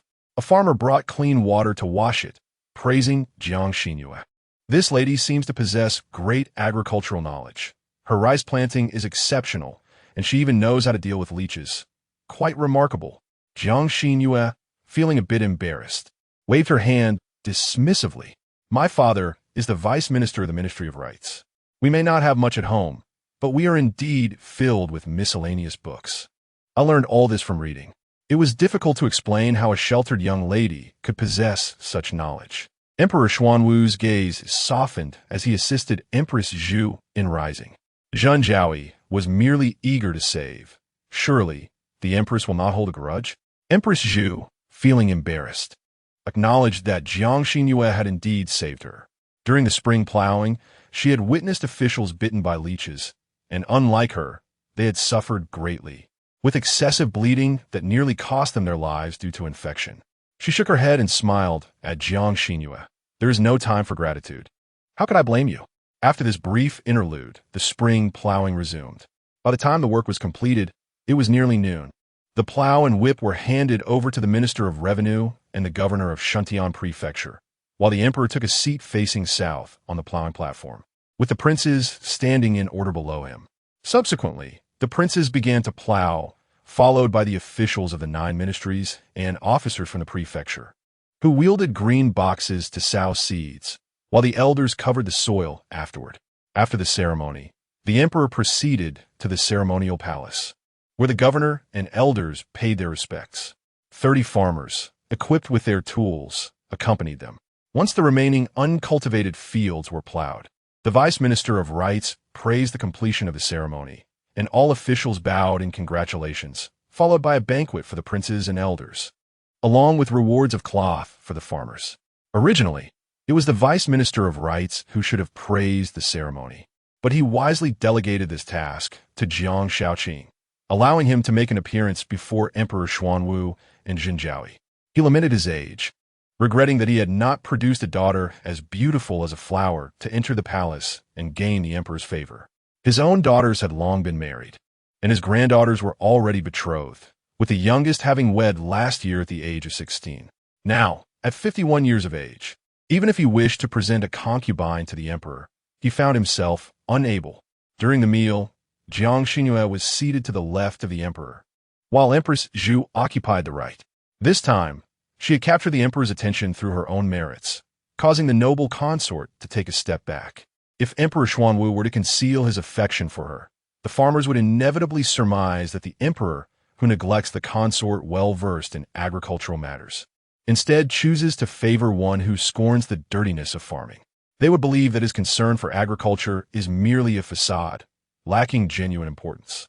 Amidst these convoluted thoughts, Jiang Xinru blissfully savored the dishes the emperor offered her, her heart untouched by any turmoil. Consort Xu, possessing a delicate appetite, had never consumed much within the palace. After sampling merely 2 dishes presented by a maid, she claimed to be satiated. Jiang Xinru, awkwardly gnawing on a substantial chicken leg, found herself in a dilemma. Should she indulge further or refrain? Did Emperor Xuanwu truly perceive her as nothing more than a mere pig in comparison to his cherished moonlight? Chapter 57. The Shield Indeed. When the consort Xu declared her satisfaction with the meal, Emperor Xuanwu, Empress Zhu, along with several princes and princesses, turned their gazes towards Jiang Xinru, who had already stuffed half a chicken leg into her mouth. The disparities among individuals are truly vast. Though Jiang Xinru's movements were genteel and her demeanor elegant, she swiftly consumed the chicken leg and, with a blush, offered an apologetic smile, saying, "While consort Xu is not overly indulgent in her appetites, I cannot claim the same. I simply adore food." She complimented the host for the splendid banquet, acknowledging that, in the eyes of the common folk outside the palace, anyone emerging from the imperial court, be it emperor or consort, was revered. Thus, someone responded, "Consort Xu is exceptional, and so is consort Jin. To enjoy food is a blessing, and consort Jun is indeed fortunate." The distinction between consort Xu and consort Jun was palpable. The entire table echoed in agreement. Though Jiang Xinru did not take their words to heart, had she not been favored today, ridicule and scorn would have awaited her. Emperor Xuanwu cast a fond glance her way, admonishing, "Do not praise her too highly, for she is not one to be flattered. Soon enough, she might devour you all into poverty, and who would be left to argue on your behalf?" "Your Majesty," Jiang Xinru retorted playfully, taking a large bite of rice. Feigning displeasure at the emperor's public jest, her expression of indignation was akin to that of an innocent child. "See, one cannot speak freely at the table of ministers." The minister of rites poured a cup of wine for Jiang Xinru, subtly indicating to the emperor's table, "Consort Jin has been in the palace for over half a year, rising swiftly from a mere talent to a position of notable esteem. Brother Jiang, as you soar to great heights in the future, do not forget us old friends." The officials of the Ministry of Rites raised their cups in unison, their demeanor significantly more cordial than before. Jiang Xinru humbly shook his head, saying, "I dare not take all the credit. It is through the patronage of esteemed individuals that I have reached this point. I strive for mutual progress with all my colleagues, mutual progress." By the time of the afternoon, all the spring planting activities had concluded. Jiang Xinru sighed in relief that it was not the summer harvest, for those unaccustomed to arduous labor might have succumbed to heat stroke. As they returned to the palace, the streets were less crowded than when they had exited, as each family had their own affairs to attend to, and one cannot simply spend the day in idle observation. Aunt, look, father is over there, right in front of my elder sister's carriage. Aunt Ruan, adorned with a veil hat, was being assisted forward by Jiang Xinru and Jiang Xinru. The surrounding citizens, not overly congested, parted to grant passage to the elegantly dressed group. Jiang Xinru instinctively opened the window, and her gaze fell upon Aunt Ruan's stunning countenance, one that could captivate any man. At that moment, she comprehended that her own exquisite beauty bore a striking resemblance to that of her biological mother. It was likely that her late father had been enamored by this very beauty, disregarding societal judgment, when he sought the favor of the lowly dancer from the Riyang Marquis to become his concubine. It is essential to recognize that in the Great Yin dynasty, social hierarchies were distinctly delineated.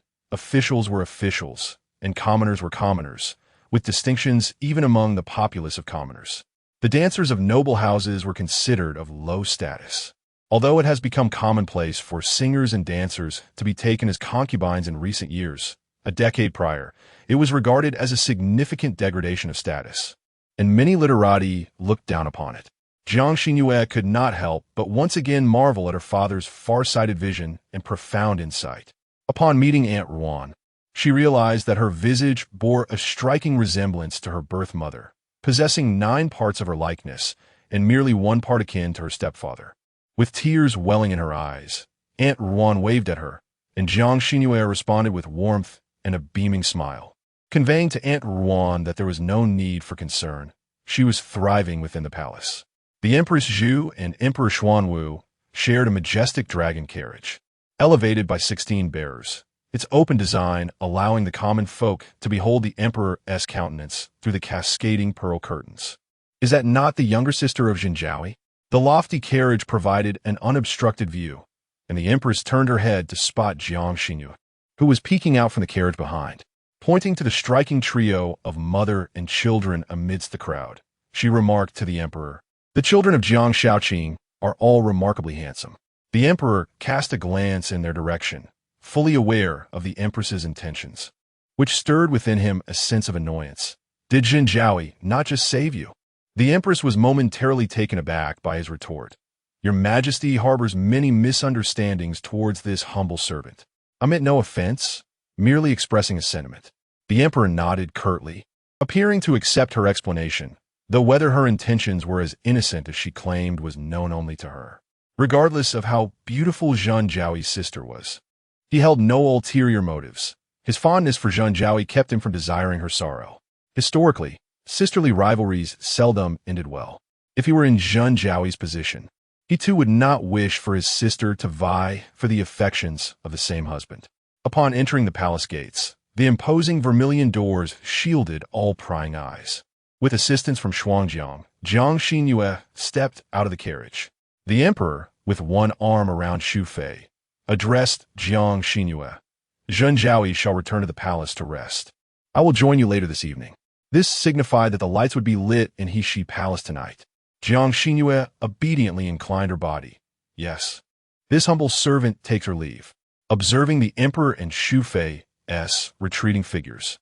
The Empress Zhu's dark eyes flickered with displeasure as she flicked her sleeve and turned back towards Equine Palace in her palanquin.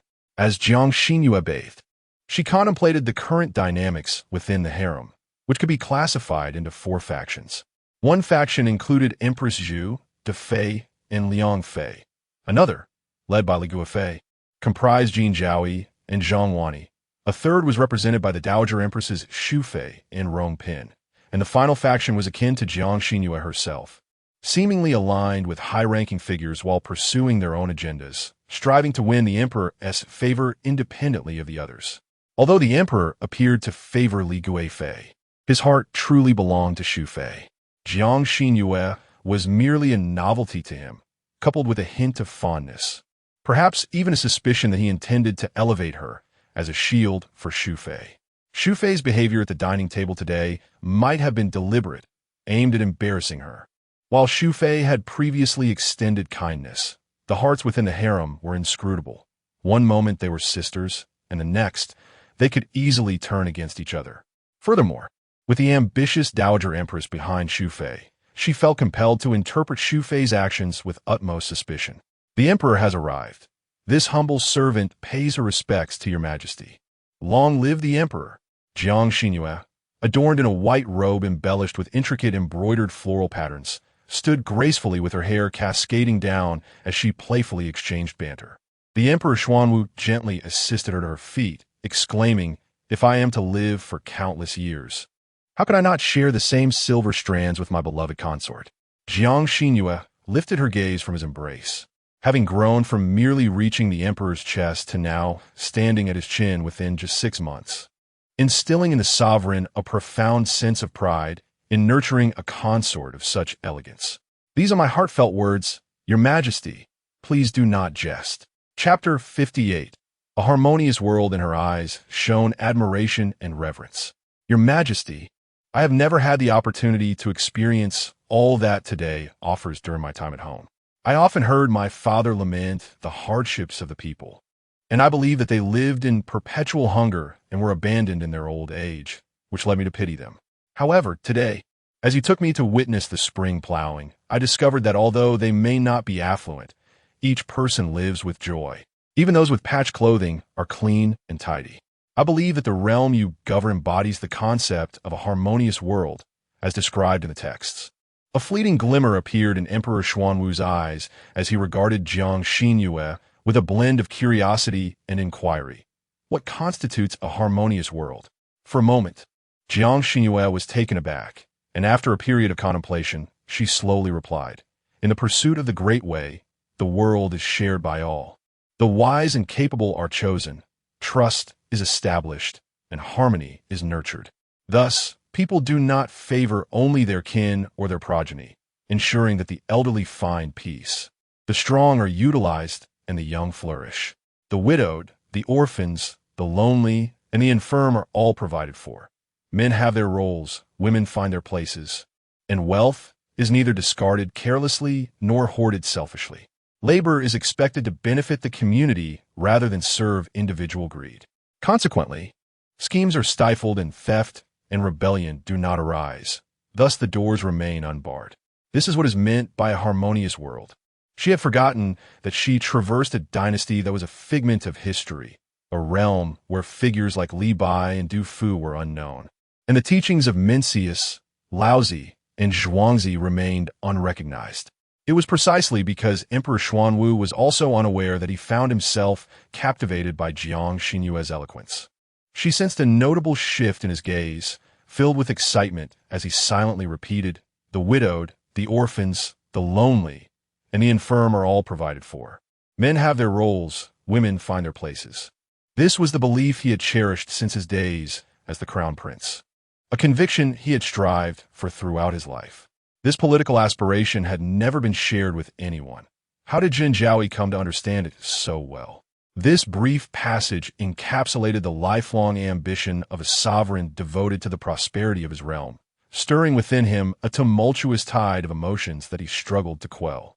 When Jiang Xinru claimed that he had already achieved a harmonious world, how could he remain unperturbed? A genuine, heartfelt laughter erupted from Emperor Xuanwu. "My beloved, your words on a harmonious world are among the most enchanting I have ever heard. The efforts of my grandfather, my father, and indeed myself, over 3 generations have merely allowed us to touch the threshold of this ideal. To truly realize the vision you speak of, where the widowed, the orphans, the lonely, and the infirm are all cared for, I have a heavy burden ahead." Unconsciously, Emperor Xuanwu found himself revealing his innermost thoughts to Jiang Xinru, placing her on an equal footing for conversation rather than merely discussing trivial matters of affection, treating her as a fleeting amusement. Among the multitude of women in the imperial harem, who was not merely a source of distraction for the emperor. While Consort Shu had received a measure of sincerity from him, it was hardly substantial, if his heart were truly filled with her. He would not exhibit such kindness towards Concubine Li and Jiang Zhaoi as well. The emperor still had ample time to realize his ideals, yet I, with my limited understanding. Already feel that you, your majesty, have accomplished remarkably well. The Emperor Xuanwu gently assisted her to sit down and inquired, my beloved, where did you encounter the notion of a harmonious world? Did you hear it from Jiang Xinru? The emperor was averse to discussing state affairs with the women of his harem, believing that overly intelligent women might harbor excessive ambition, as exemplified by Empress Wu. Thus, he held an even greater disdain for remarkable talents of antiquity. In the harem of the great Yin dynasty, no illustrious woman of talent enjoyed favor. Jiang Xinru responded, in my father's study, there are numerous miscellaneous books. I often manage the study for him and have perused a few volumes. I vaguely recall that a man named Confucius spoke of such matters, though I cannot recall the specific text. Last summer, a servant accidentally ignited a fire that consumed many of the books, and I am uncertain if any can be salvaged. It would indeed be a pity if such a talent were lost. Jiang Xinru mused, even if one were to overturn the great Yin dynasty, finding Confucius would be a futile endeavor. Jiang Shaoqing was also a rare talent. The emperor seemed contemplative, and Jiang Xinru smiled subtly, realizing her aim had been accomplished. To ascend in status, she needed her adoptive father to elevate the status of concubine Ruan. A favored concubine is, at the end of the day, still a concubine. However, should she be recognized as a legitimate wife, the situation would be markedly different. The deed of sale for concubine Ruan remained firmly in the hands of the matron, who had previously withheld it to keep concubine Ruan in check, and now aimed to suppress Jiang Xinru. Yet, Jiang Shaoqing was a perceptive individual. Today, Jiang Xinru had made an impression on the emperor, and in due course, he would undoubtedly grant her desires. Furthermore, with the tragic fate of Madame Zhou's two daughters, Jiang Yutong's suicide and Jiang Yulin's public humiliation at the New Year's banquet, Jiang Xinru alone among the 5 daughters of the Jiang family could secure a place within the palace. Her fortunes were inextricably linked to that of the Jiang family. Should her status remain stagnant, Jiang Shaoqing's prospects, too, would be stunted for the foreseeable future. At the Jiang residence, upon returning from court, Jiang Shaoqing had not ceased smiling, and he summoned all within the estate to gather in the front courtyard as he had significant news to announce. Recently, Madame Zhou had been consumed with worry over Jiang Yulin's marriage prospects, her hair turning gray with concern. Upon seeing her husband's beaming countenance, she presumed he was about to reveal good tidings regarding her plea for a betrothal between the heir of the Ruyang Marquis and Jiang Yulin, and her troubled expression instantly brightened. Bring the 3rd young lady here, she instructed, convinced that her daughter was to be the future consort of the heir. Jiang Yulin had been confined at home recently, and her spirits were dampened. This news would surely uplift her. A maid, eager to please the young lady, had already relayed her mother's words to Jiang Yulin, who hurried to the front courtyard only to overhear her father declare, I have taken concubine Ruan's deed of sale to the authorities, and from this day forth, she shall hold the same status as the matron of the house. You will refer to her as Madame Ruan, and she will share the responsibilities of managing the household. Though a secondary wife's position is inferior to that of the primary wife, henceforth, her children would also be recognized as legitimate heirs, entitled to inherit the family estate, and would no longer be subjected to Madame Zhou's humiliating treatment. I refuse, Zhou screamed, as the legitimate daughter of the illustrious Privy Council. I am a lady of noble birth. How dare you equate me with a lowly dancing girl? Jiang Yankun, you have gone too far. Ruanshi, startled by her shrill voice, hid behind the man and said, Sister, my husband has his reasons for his actions. I shall not contest the authority of the housekeeper with you. Please take care of your health and refrain from anger. Jiang Shaoqing nodded in agreement. Indeed, Chinker speaks wisely. Today, during the morning court, the emperor granted the petition for Zheng Honglu to retire to his hometown. I am now the head of the Honglu Temple. What relevance does this have to proposing Ruanshi as a concubine?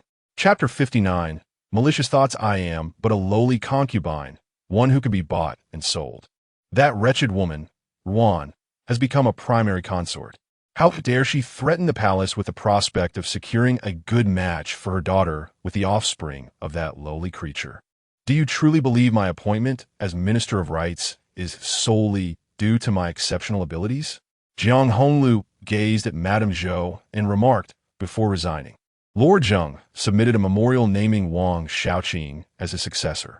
The Minister of Rights consists of one minister and two deputy ministers, with a subordinate office housing a chief scribe and various assistants. Jiang held the position of right deputy minister, his rival being the left deputy minister, Lord Wang. Today, this unexpected turn of events struck him like a thunderbolt. Initially, he was taken aback. However, after a private audience with the emperor following the morning court session, they conversed amiably, discovering a remarkable alignment in their views on state affairs. During their discussion, the emperor referenced Jiang Xinru's notion of a unified world, leaving him astounded. Yet, with his daughter presenting such a golden opportunity, it would be foolish not to seize it. Accordingly, he must also offer his gratitude in return. In Heshi Palace, Jiang Xinru gently patted the head of her little white dog, retrieving a peach-hued handkerchief from her sleeve and wrapping it around her palm, releasing a fragrant burst of gardenia into the air. She caressed the little creature's head, eliciting a contented purr as it lazily basked in the sunlight on her lap. A magpie hurriedly entered, announcing, "My lady, I have informed Su Jiyu that the emperor will be visiting the third prince today." Jiang Xinru nodded, casting the handkerchief, now entwined in her grasp, into the charcoal brazier to burn completely. As the frost descended, she opened all the windows, allowing a chill breeze to sweep through, dissipating the gardenia scent. Today, the palace had also sent fried chicken from the imperial kitchen. Perhaps she could deliver a little treat to him as well. She lifted her little white dog, exclaiming, "Come, shall we go together, dear? If you remain silent, I shall assume you agree. You must perform well, understood? I will keep you safe." The new puppy in Heshi Palace was affectionately named Come Here. As spring approached, the weather had warmed considerably. Yet the morning and evening chill still made Jiang Xinru shiver. She draped a plain cloak over her shoulders, underneath which she wore a lilac brocade gown, exuding an aura of simplicity and grace. The spring blossoms in the imperial garden bloomed vibrantly, their myriad fragrances overwhelming, making Su Jiyu feel that the gardenia sent by Lady Fong today paled in comparison. "My lady, it seems ahead lies the palanquin of noble consort Zhen." Xu Hua warned Su Jiyu, suggesting she be prudent and greet the noble consort first, rather than foolishly provoke her. In response, Su Jiyu swiftly dodged, retreating into the nearest rockery, unwilling to offer her respects to that vile woman. Why was she here? Peering from her hiding spot, Su Jiyu wondered, was she also here to encounter the emperor? It seemed unlikely. In the realm of the imperial palace, it is well known that the eldest princess, the second princess, and the third prince harbor a profound affection for Zhen Jiaoyi. Zhen Jiaoyi, in turn, is quite attentive to the young royals, often bringing them delightful treats to the prince's quarters, and today is likely no exception. There is no need for Zhen Jiaoyi to spy on the emperor's movements. She is already favored and maintains cordial relations with the empress and others. If she so desires, she can approach the emperor openly. In contrast, Su Jiyu, who lacks the emperor's favor, must resort to clandestine means to ascertain his whereabouts, buying information and feigning coincidence to attract his attention. Su Jiyu harbors no faith in Zhen Jiaoyi's benevolence. Her eyes glint with venom. Zhen Jiaoyi is a master of disguise, perhaps previously feigning a close relationship with the third prince merely to draw nearer to the emperor. Is there truly anyone pure-hearted in this palace? Who dares to claim otherwise? The esteemed consort of the Yanqing Palace is renowned for her kindness, having spent decades in the palace without making enemies. She is respectful to her superiors and amiable to her subordinates, which is why the emperor has praised her virtuous character and conferred upon her the title of one of the four consorts. Thus, it is evident that the harem is not merely a realm of mutual destruction. However, Xu dares not voice these thoughts to Su Jiyu, only daring to harbor them in her heart. Isn't that the little dog raised by Zhen Jiaoyi? What is it doing here? A palace servant suddenly pointed at a snow-white puppy that had emerged from the bushes, playfully teasing it for its adorableness. Yet, the little white dog paid no heed to the young eunuch, instead circling around Su Jiyu's feet, wagging its tail joyfully.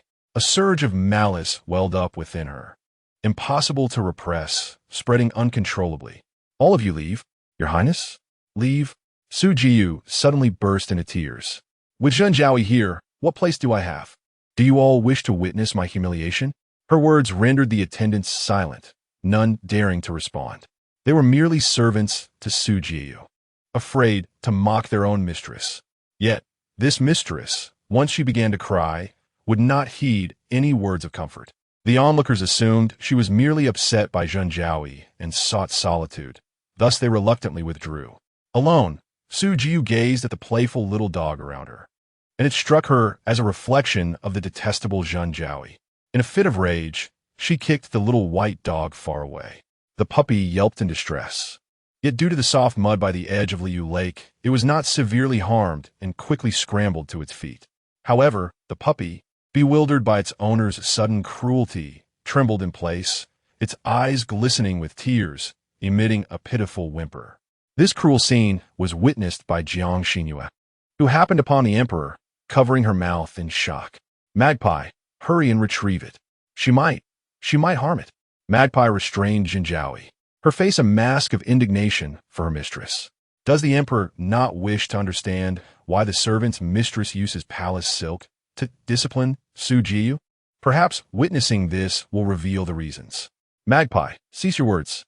Jiang Xinru gently pushed aside her hand, appearing to stride forward with unwavering determination, yet deftly maneuvering to discreetly follow Su Jiu alongside the emperor. With reddened eyes, she lamented, "This palace has failed to safeguard little Ai Jiang. I cannot allow harm to befall its offspring as well." The Xuanwu Emperor, bewildered by her words, obediently trailed behind her, inquiring, "What do you mean by that? Does your majesty truly believe I regard the newcomer as a mere substitute for little Ai Jiang? Is it not evident, though not an exact replica? The newcomer bears such a striking resemblance that the differences are nearly imperceptible to the naked eye. Both are entirely snow white, exuding an endearing charm. The newcomer is the progeny of little Ai Jiang and another small white dog from the imperial household's exquisite collection. It is not a matter of viewing the newcomer as a mere stand-in. Rather, it is a case of affection extending to all associated with that which I cherish. Chapter 60. Revenge. Jiang Xinru meticulously analyzed the childhood of Emperor Xuanwu. After the little emperor's cherished snake was deliberately killed by Wu Qingyi, it was brazenly tossed before him as a display of power. Ultimately, the little emperor merely discarded his beloved pet into a violent chamber, thereafter refraining from keeping any other pets. To a certain extent, Jiang Xinru felt a semblance of similarity between her values and those of Emperor Xuanwu. This is precisely why she had never believed the claims that she was merely a younger version of Consort Li.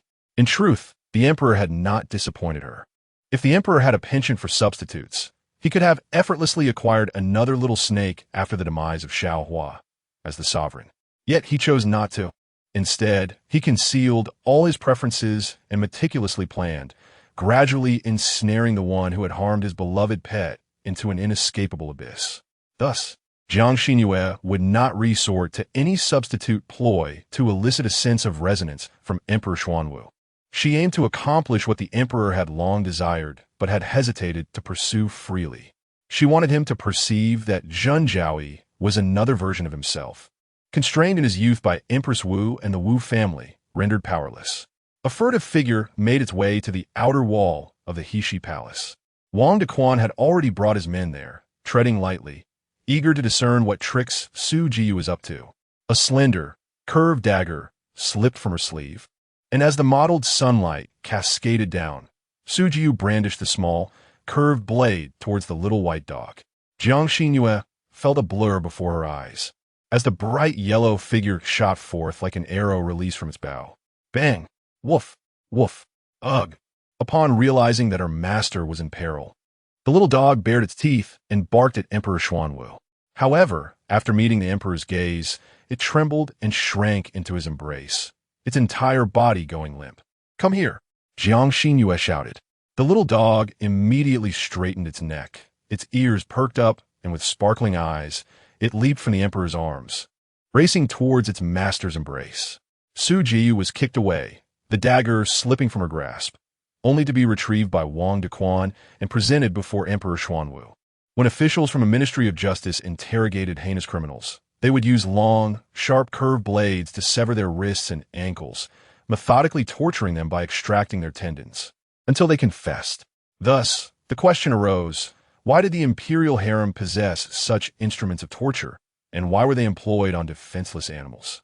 In an instant, Su Jiyu's visage merged with that of Wu Qingyi. Your Majesty. As the situation deteriorated, Su Jiyu wept bitterly. Your Majesty, it was not me, not me. It was Zhen Jiaoyi who framed me. I did not do it intentionally. I truly did not mean to. It was all Zhen Jiaoyi provoking me. This servant. Silence. The veins on Emperor Xuanwu's temple throbbed violently, with such malicious intent and a mouth full of lies. You still dare to cast blame on Zhen Jiaoyi before my very eyes? Do you truly take me for a fool? Wang Dequan stripped Su Jiyu of her title, relegating her to the status of a commoner and sending her back to the Su family, informing the Minister of Justice that all of Su Wuyong's official positions had been revoked. The emperor declared that he never wished to hear the name of this family again. This fate was far more severe than mere demotion or confinement in a cold palace. With the family disgraced and the emperor's disdain upon them, the deposed consort returned home, left with nothing but a path leading to certain doom. Jiang Xinru, clutching her chest where she had been kicked, suddenly cried out, pointing towards the corner of the northern wall. What? What is that? The emperor took several steps back, cradling the trembling Jiang Xinru in his arms, finding her timid and obedient nature reminiscent of a small pet, evoking his sympathy. Following her, Wang Dequan gestured to several eunuchs behind him. You there, go take a look. The soil, washed by snowmelt, was loose and soft, revealing a segment of apricot-colored fabric amidst the brown earth. The knot in the fabric had long since unraveled, exposing dark red, almost black, soft tissue beneath. As the eunuchs approached, they were met with an unbearable stench that nearly caused them to retch. However, with the emperor present, they dared not lose their composure, suppressing their nausea as they dug into the earth, unearthing a small, hardened bundle. Shuangjiang tilted her head. It looks like the garment our empress wore at the New Year banquet. No, it doesn't belong to our empress, Qi Qiao observed after a moment. The one our empress wore had silver thread embroidery at the neckline. This one does not. It should belong to Su Jiyu. The darkened fabric faintly displayed embroidery of jade hairpin flowers, and upon fully untangling the knots, Qi Qiao and Shuangjiang's faces turned pale, covering their mouths as they fled in a panic. They only stopped to lean against a tree, retching violently. Your Majesty, what has occurred? Jiang Xinru, half buried in the emperor's embrace, blinked with her innocent, wide eyes, inquiring in confusion. Why do I seem to smell something foul? The emperor draped his cloak over her head shyly, shielding her gaze. His eyes icy and filled with murderous intent as he glared at the now motionless Su Jiyu on the ground. Gritting his teeth, they discovered the internal organs of little AI Jiang. The figure in his arms, who had finally calmed, now quivered with anger and sorrow. Such a cherished Zhen Jiaoyi reminded the emperor of his own childhood. Back then, the maternal relatives held power, and Empress Wu dominated both politics and the harem, suffocating him. The rightful emperor, with heavy oppression. The Wu family acted with brazen arrogance, disregarding him, while he faced oppression both in court and the harem. Little Hua was his first and favorite pet, often left barely alive after Wu Qingyi's visits to the palace. During those times, he too had wept like Wang Dequan. That fateful visit to the violent chamber saw Wu Qingyi kill little Hua, reveling in his misfortune. From that moment on, he dared not express affection for his beloved. He was once vulnerable and unable to protect what he cherished. Now, as the ruler of all, with all threats eliminated, could he not avenge Zhen Jiaoyi and safeguard her beloved pet? Before sending Su Jiyu out of the palace, Wang Dequan used the very instrument with which she had slain Xiao Ai Jiang to extract her tendons, believing it necessary for her to experience the agony that Xiao Ai Jiang endured in her final moments. Yes, your servant shall comply. In the Yanqing Palace, the Empress Dowager's hand trembled, causing half of the bird's nest she was feeding to the third prince to spill out. With widened eyes, she spoke, trembling with fear. What? You say, it was Su Jiu who killed Jinjiao's Xiao Ai Jiang and hung her remains at her door to frame Jinjiao? The palace maid nodded. Your Highness, it has spread throughout the palace. The emperor, consumed by rage for a woman, has had the sinner Su's tendons severed and has sent her out of the palace, bloodied and broken. Chapter 61. Sharing palace affairs with a sudden crash. The bowl in the hands of the consort fell to the ground, shattering into several pieces. The third prince, scalded by the still steamy bird's nest, began to wail loudly. Do not cry, Xinru. Xuanwu, quickly fetch a clean garment. She cradled the third prince, her heart racing as she gently touched his face, the fear in her eyes lingering. Thank the heavens, we discovered it in time. Had that malicious Su been allowed to reside in Yanqing Palace, who knows what harm she might have inflicted upon my Xinru. Truly, thank the deities. Xuanwu hurriedly summoned someone to fetch burn ointment, and fortunately, the third prince had only sustained a minor burn. With a little coaxing, his tears ceased. Pouting, he asked, Mother, Consort Jin has a new puppy named Guolai. May I have one too? Guolai is simply adorable. That will not do. The consort pinched his little nose. Look at the fate of Consort Jin's puppy, often falling victim to wicked individuals. If your puppy were to perish, wouldn't it break your heart? The third prince furrowed his brow in contemplation. If Guolai were his pet and were killed by Consort Su, he would indeed be heartbroken. With a sigh, he relented. Very well, on my days off, may I accompany eldest and second imperial sisters to Consort Jin's palace to play with Guolai for half an hour? Since they are going, you may certainly join them. The whims of children are fleeting. With his mother's consent, he leapt with joy. In Kunning Palace, besides Consort Shu and the now-recovered Consort Rong, Empress Zhu knelt on the floor.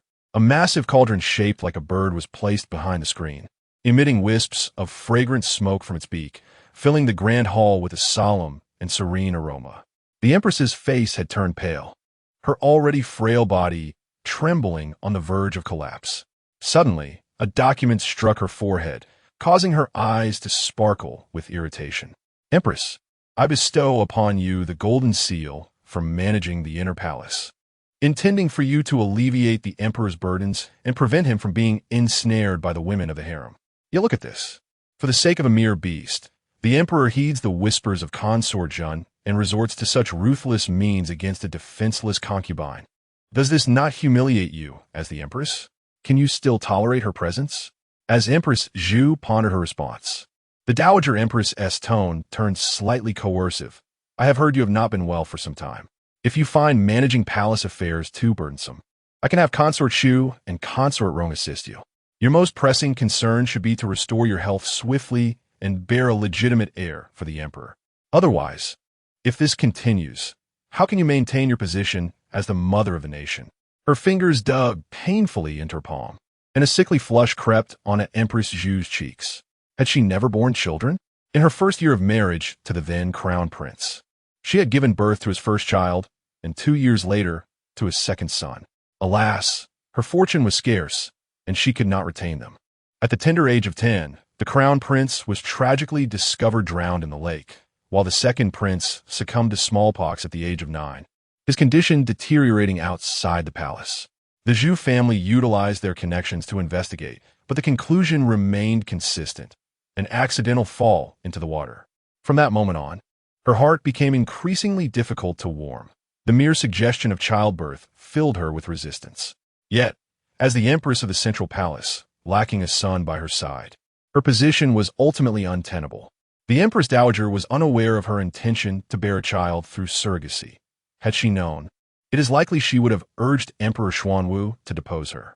The Empress has managed the imperial harem admirably, so there is no need for mother to worry. Feng Yun discreetly followed the emperor, silently approaching Empress Zhu, along with Wang Dequan, to assist her to her feet. Emperor Xuanwu showed little interest in maintaining appearances, grasping Empress Zhu's hand as if to leave. Stop right there.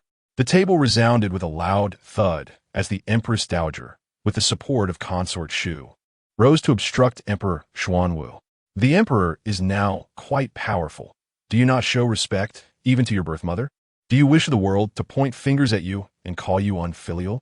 No one dares to criticize me, Emperor Xuanwu replied resolutely, casting a defiant glance at the formidable Empress Dowager. Since my ascension at the age of 16, 12 years have passed.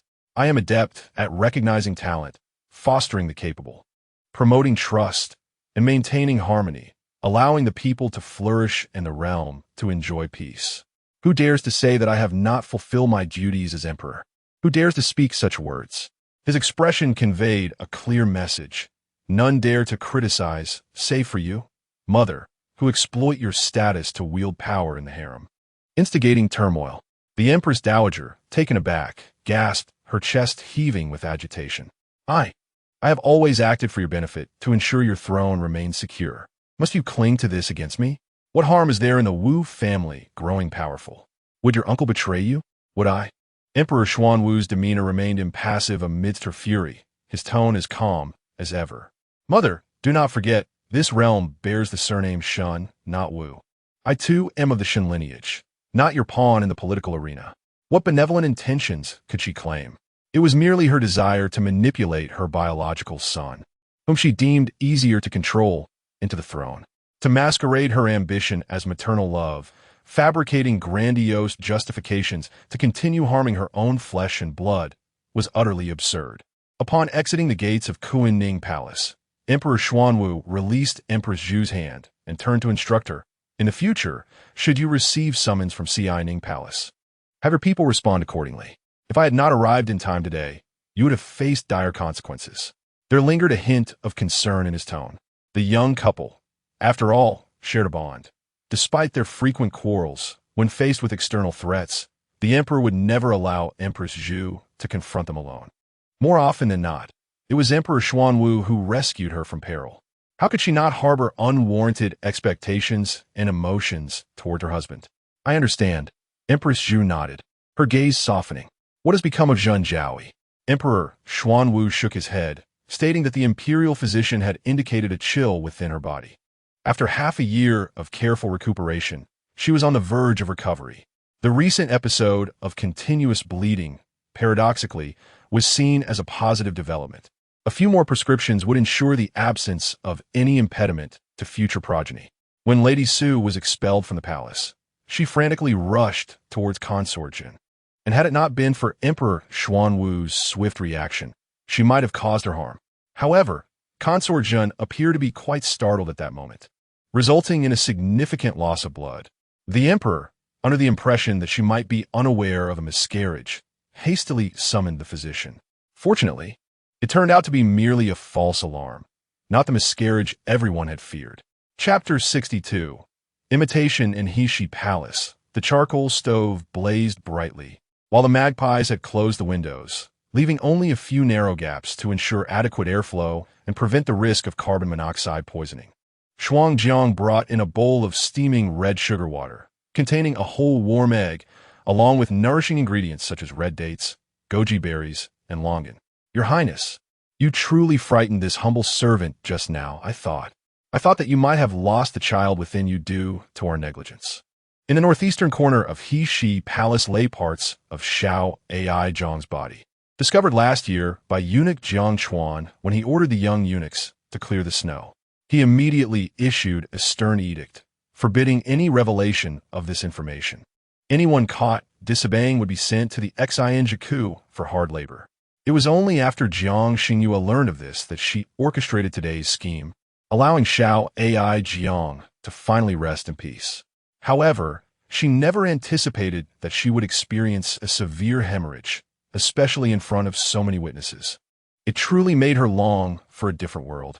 Jiang Xinru's monthly cycle had arrived, rendering her unable to attend to her duties for 7 days, prompting the Respectful Affairs Room to remove her green headplate. In the first 2 days, the emperor resided in the quarters of Consort Li and Consort Liang. But on the 3rd day, news emerged that the emperor, upon encountering a hidden beauty weeping behind a rockery on the night he dismissed Roan Pin, had taken her into his favor. Early this morning, the emperor's decree had already spread across the 6 palaces, announcing that Yi Kai knew of the storage of beauties had been bestowed the title of Baolin, a 9th grade rank. In the imperial harem, such a rank was only marginally better than that of maid. Jiang Yutong, once elevated to Baolin, faced relentless oppression and ultimately compelled Jiang Xinru to pave the way for her. In the Empress's Yikuan Palace, the atmosphere remained as lively as ever. Jiang Xinru, still suffering from abdominal pain, closed her eyes to rest before Empress Zhu's arrival, and none dared to disturb her.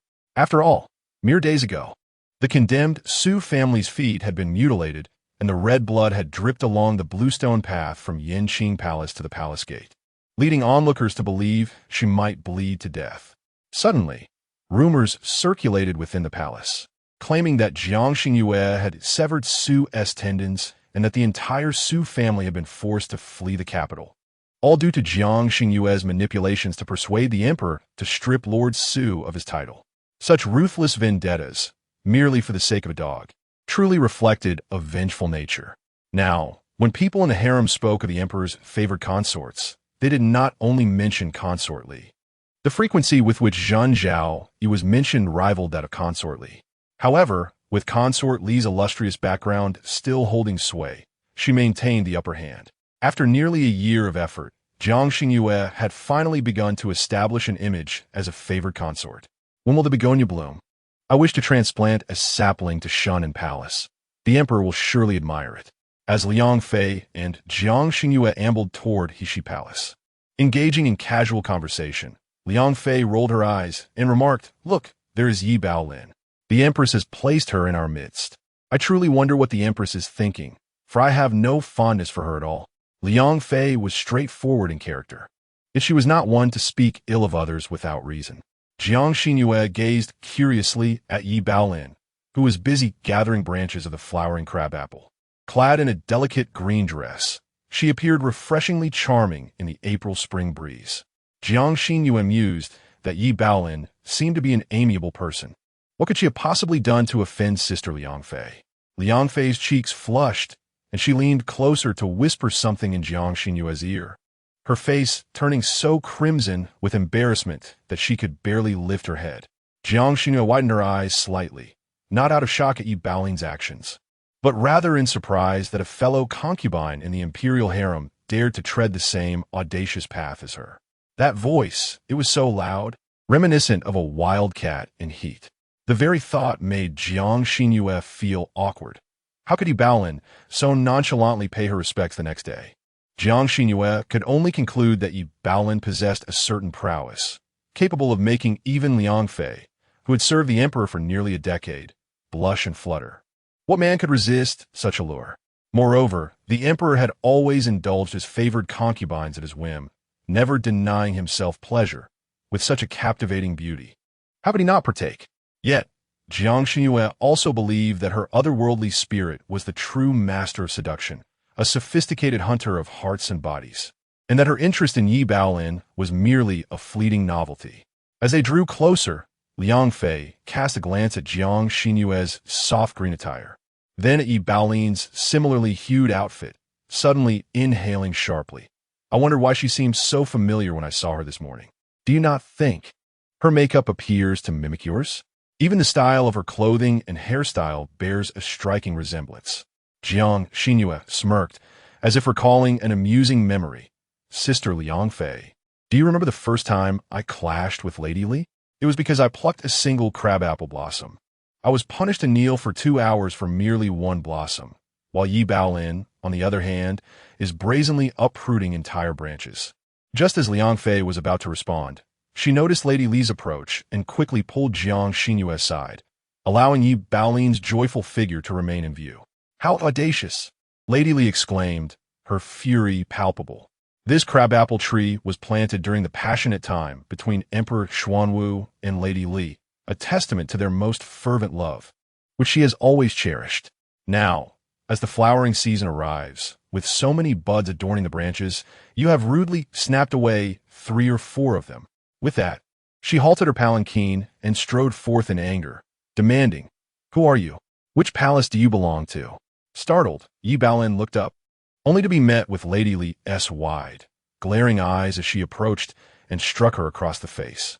In the harem, no one was unfamiliar with Lady Li's reputation, and Yi Baolin, along with the attendants behind her, promptly knelt in submission. "Wretched servant, who permitted you to touch my crabapple flowers?" It was merely history repeating itself. Jiang Xinru, uninterested in the spectacle, took Liang Fei's hand and steered her away from the scene of discord, returning to Heshi Palace. In the small vegetable garden behind the inner hall, a variety of fruits and vegetables flourished splendidly. The palace maidservants behind the consort Liang filled a basket with fresh greens, remarking that the grand princess believed the vegetables from your palace were even more delectable than those from the imperial kitchen. Jiang Xinru added a few more for consort Liang, saying that the grand princess could come anytime and choose whatever vegetable she desired.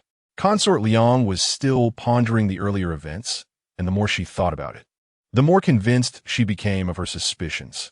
Could it be that, apart from imitating your visage, she also intended to replicate your ascent to favor?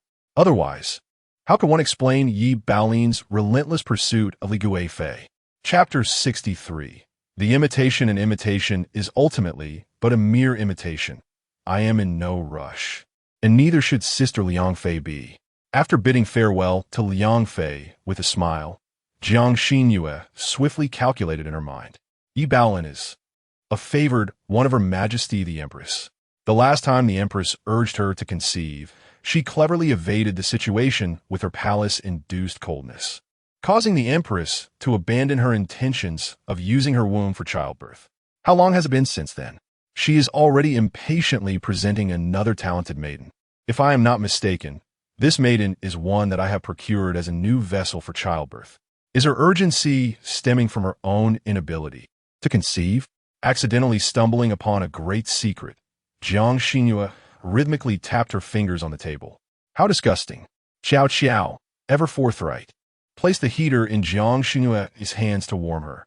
That Yi Baolin entered the palace on the same day as you, Your Highness. When she was in the Shusho Palace, we lived together. Those who shared her quarters bullied her, and we aided her. Who would have imagined she would exploit the resemblance to her former benefactor to garner favor? It's utterly revolting. The Emperor does not favor her merely because she resembles me. She must not reveal any flaws before him. Our Emperor has no fondness for substitutes. Besides, with me as a gem before him, how could he possibly favor a consort who pales in comparison? Your Highness, Your Highness. Jiang Chuan entered from outside. I have learned that this morning the Emperor personally oversaw the dismissal of several palace maids from the Shusho Palace. Reportedly those who were sly and deceitful during Yi Baolin's time. Jiang Xinru was aware that Emperor Xuanwu would not bestow his favor upon a talented maiden willing to mimic another. He was merely using this matter to position his confidence within the palace.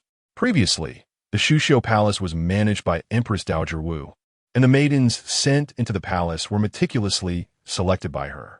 The imperial harem of the great Yin resembles a sieve, riddled with leaks and filled with Wu's people. He seeks to address this issue fundamentally, particularly as it is said that yesterday, Empress Dowager Wu summoned Empress Zhu, leading to a rather unpleasant confrontation, which even alarmed the emperor. Aside from the Empress Dowager, Emperor Xuanwu, and Empress Zhu, there were also Xu Fei and Rongping present. Considering Empress Zhu's maneuvering with Yi Baolin to undermine Rongping, it appears she suffered grievances in Kunning Palace, retaliating against the faction of the Empress Dowager. Xu Fei and Rongping have been pushed forward by the Empress Dowager to engage in a contest with Empress Zhu. Let the games commence. Once they are embroiled, I can further cultivate my own development in obscurity. Your Highness, Your Highness.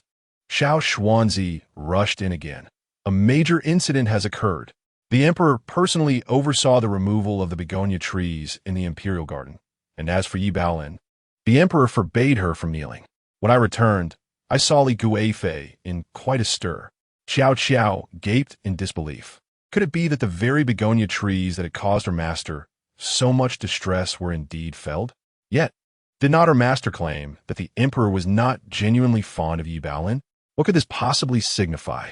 Her mind seemed to be clouded, and even as she felt as though smoke was rising from her thoughts, she could not fathom the reasoning behind it all.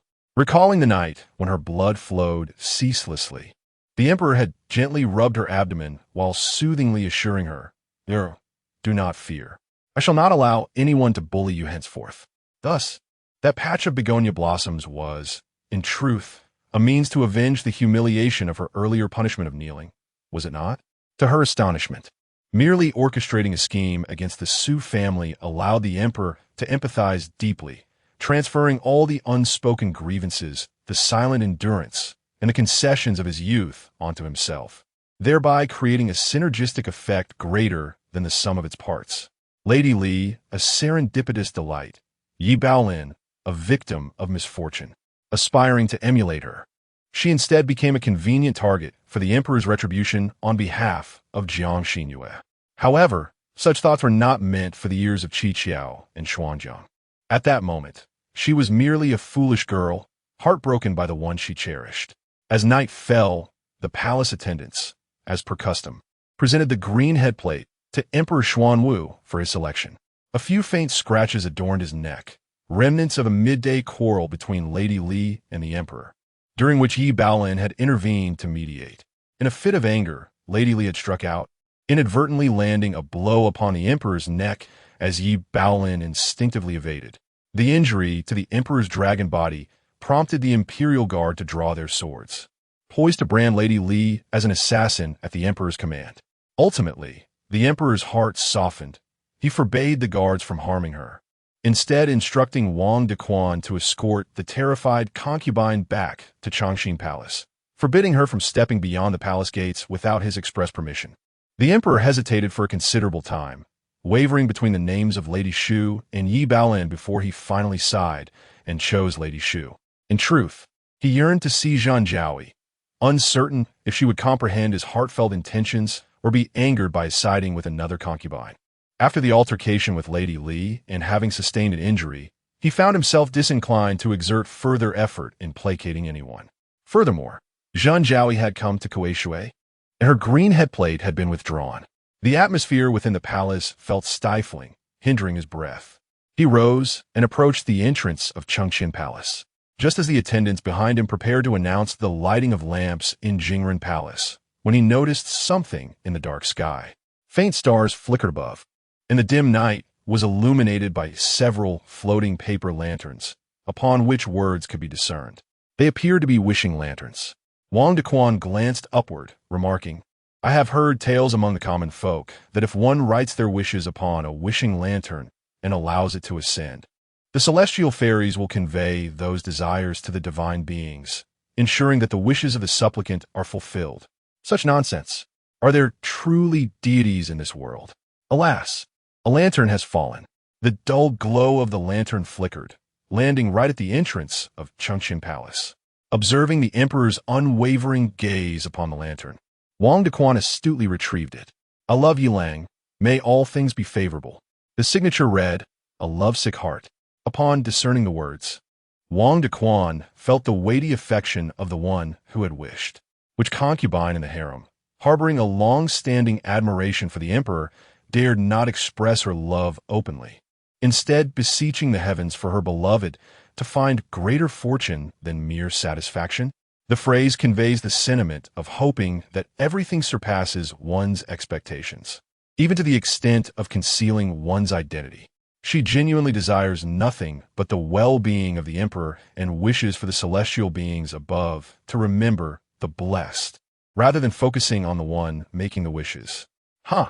Emperor Xuanwu chuckled lightly and remarked, "Wang Dequan, to whom does this scrawl resemble?" Scrawl? Wang Dequan suddenly recalled an old anecdote. The emperor once commented that noble Lady Zhan's handwriting was so poor it resembled mere scribbles, barely legible at best. This is... The corners of Emperor Xuanwu's lips curled into a faint smile as he addressed the eunuch from the imperial household behind him. "There is no need to go to Jingren Palace. I shall accompany noble Lady Zhan in Hushi Palace tonight." However, Chapter 64. A grief from within the eunuchs of the Jing Shifeng wished to speak. Yet the delicate Jin Zhao, he was in a state of discomfort and deemed unclean, thereby adhering to the established protocol that forbade the emperor's presence. The emperor merely uttered a succinct phrase imbued with an undertone of menace, causing the young eunuch of Jing Shifeng to bow even lower, responding with utmost reverence. "This servant obeys your command."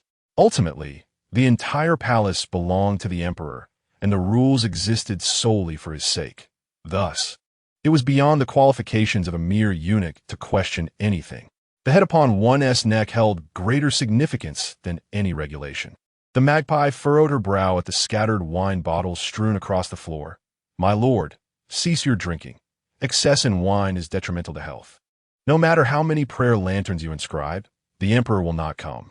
Shuang Jiang chimed in. "You should at least allow us to inscribe your name upon them. If one were to fall and be discovered by the emperor, he would know who is concerned for him.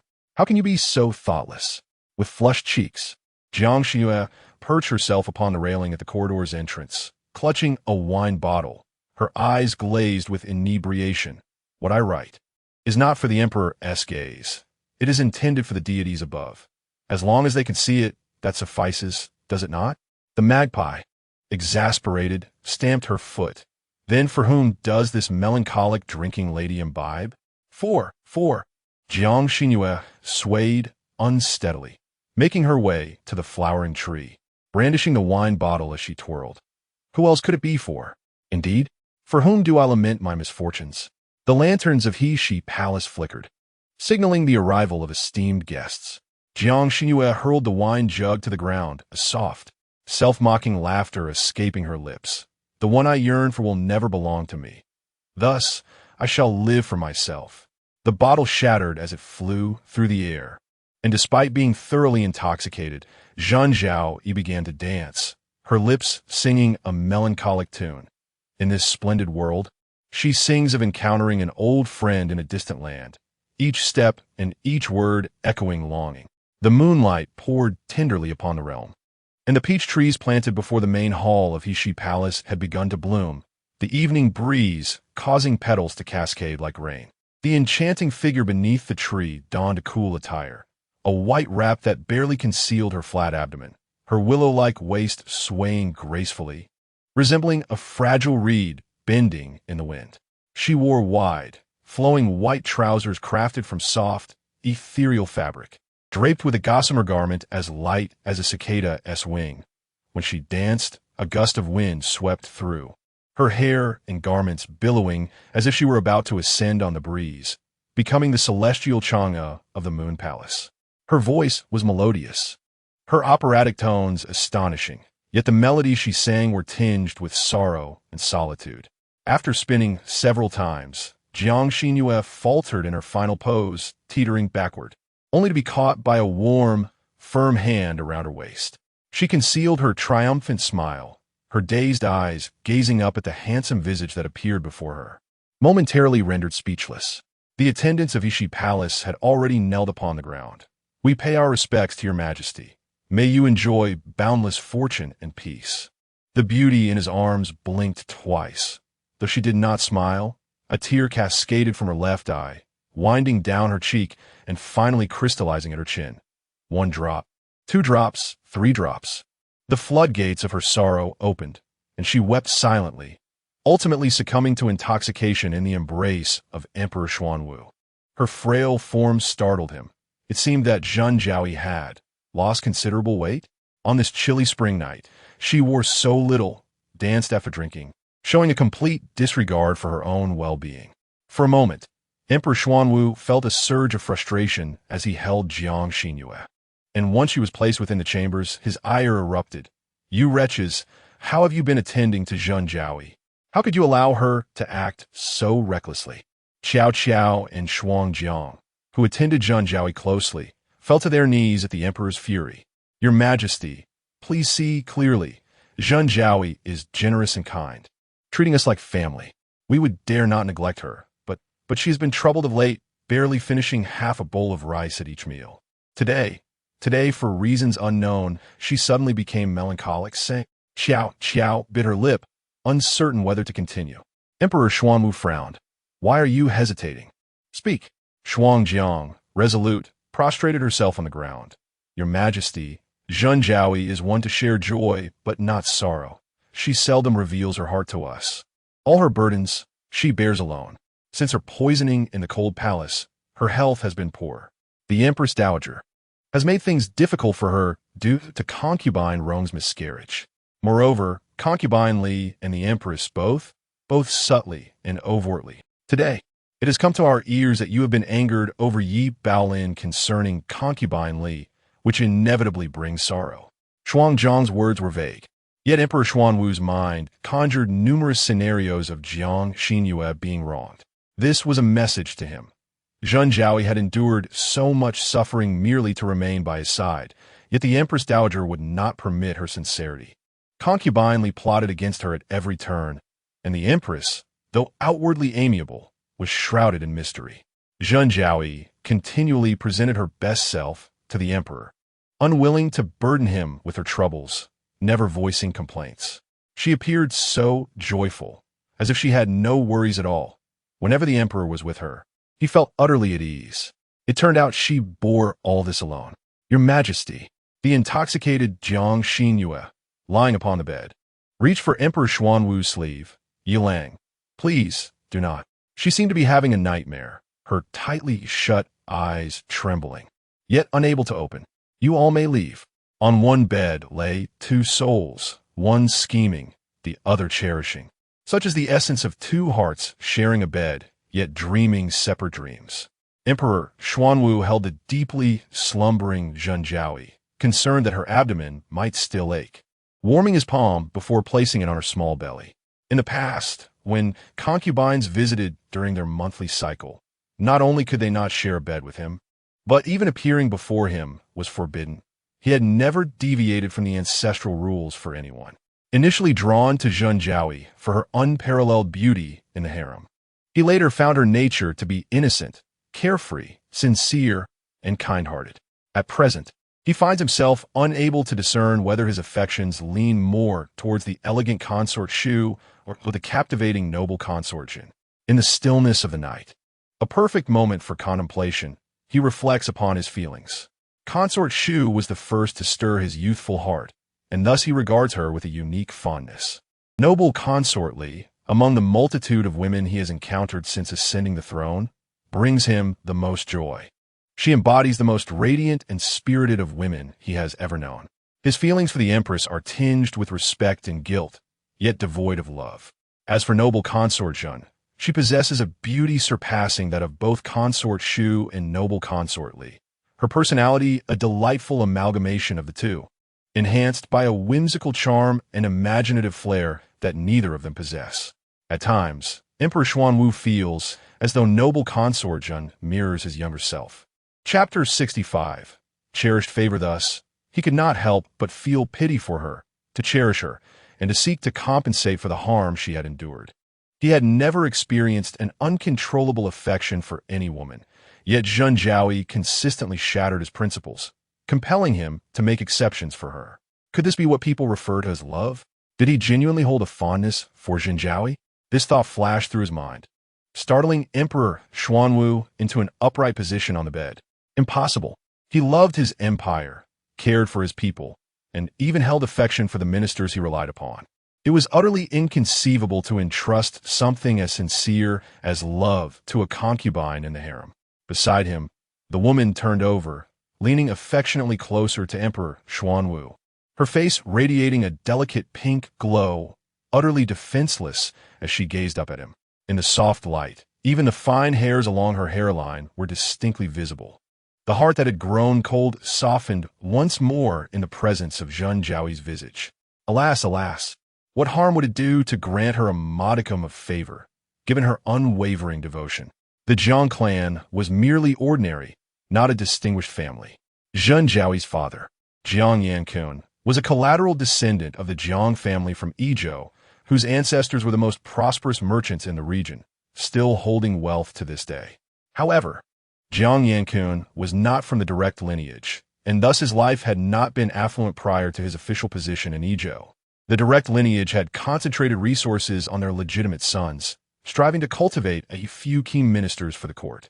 Unfortunately, those heavily invested direct descendants only managed to secure minor official positions, while the most promising were the previously overlooked collateral relatives. Jiang Yankun was the highest-ranking member of the Jiang family. Yet, the direct lineage in Yizhou remained proud of their status, unwilling to acknowledge Jiang Yankun's capabilities. Lacking familial support, he had set his sights on his illegitimate daughter. However, Emperor Xuanwu was oblivious to this detail. Jiang Xinru secretly opened a slit in her eyes, scrutinizing the emperor's expression at that moment. It was only at this juncture that she confirmed she had managed to carve a niche in Emperor Xuanwu's heart, where her presence now lingered. Yet, this was far from sufficient. The emperor's heart, much like his harem, was riddled with holes.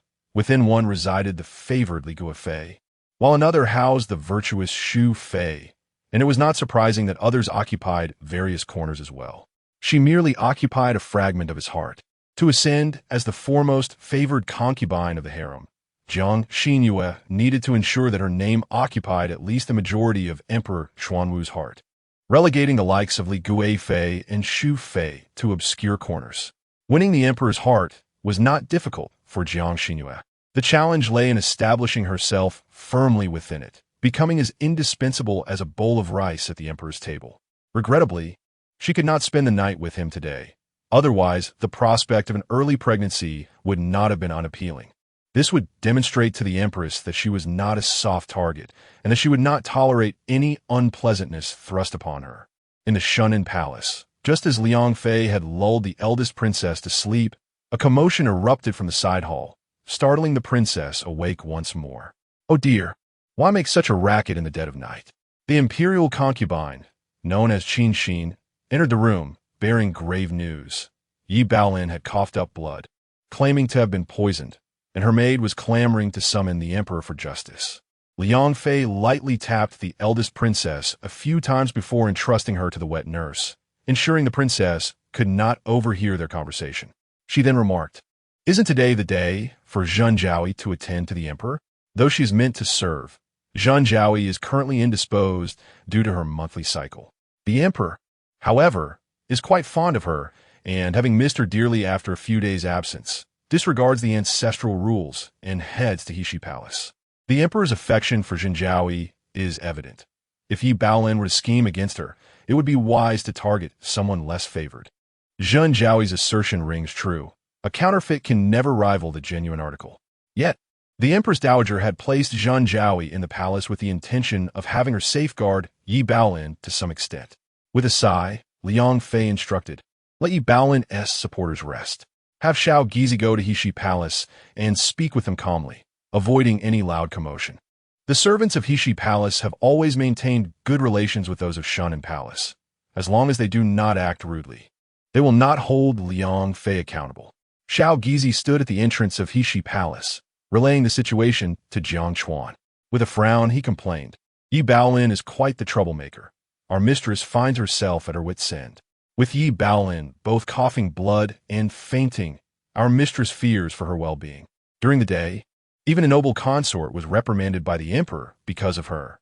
She has sent me to inquire if we might inform the emperor. As for whether the emperor would visit, that was beyond Liang Fei's concern."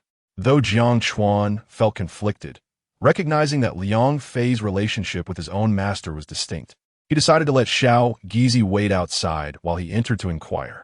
Meanwhile, Xiao Xuanzi, stationed at the palace gate, scoffed at Jiang Chuan's words. "She is poisoned. Yet it was not us who did it. Why should she come to Heshi Palace? Does she think the emperor is some miraculous remedy that a mere visit would cure her?" Jiang Chuan reluctantly replied, "Who can argue with that? However, since Liang Fei has sent for someone from her palace, I cannot dismiss the request outright. Let us invite Xiao Gizi to the inner chamber for tea and await the mistress's awakening. If Yi Baolin still has the energy to cause a ruckus, it likely indicates her condition is not dire. Liang Fei is certainly taking proper measures, having summoned a physician for her. As for whether the emperor would arrive early or late, what difference did it make? This news would eventually reach him. The manner and timing of the delivery were matters pertaining to Heshi Palace. Meanwhile, Yi Baolin, her lips darkened and blood spilling forth, lamented, "Where is the emperor? Why has he not come? Have you failed to notify him?" Cui Yin, with an air of impatience, rolled her eyes. Yi Baolin, "The emperor is already resting at Heshi Palace. No one in the entire palace is more aware of how favored Zhen Jiaoyi is than you. Is that not true? Otherwise, why would you mimic her attire and mannerisms so closely? At times, even your small gestures are strikingly similar. If it were not for your prolonged observation, How could you replicate her so precisely? You. Yi Baolin was utterly exhausted, unable to even muster a fierce expression. Breathing heavily, she declared, "The favor I receive is solely due to my own abilities. I shall not allow a mere palace maid to dictate my actions. Speak further, and I shall silence you." Suyin rolled her eyes, this time choosing silence as she turned on her heel and departed. As dawn broke, Emperor Xuanwu rose from his slumber. Jiang Xinru, still inebriated from the previous night, had yet to awaken. Wang Dequan adjusted his attire and stated, "Go to the Imperial Medical Institute and ask Dr. Yin to check on Concubine Jin's pulse. I wish to ascertain whether she is capable of bearing a child. If so, can she ensure the safety of both mother and child?" The emperor contemplated the possibility of Concubine Jin bearing him a son. Wang Dequan suppressed the words regarding Yi Baolin's poisoning, fearing that if Concubine Jin were to overhear, he might suffer repercussions. The current Concubine Jin was no longer the defenseless noble she had been upon her arrival in the palace. Chapter 66. A comedy while Wang Dequan remained silent.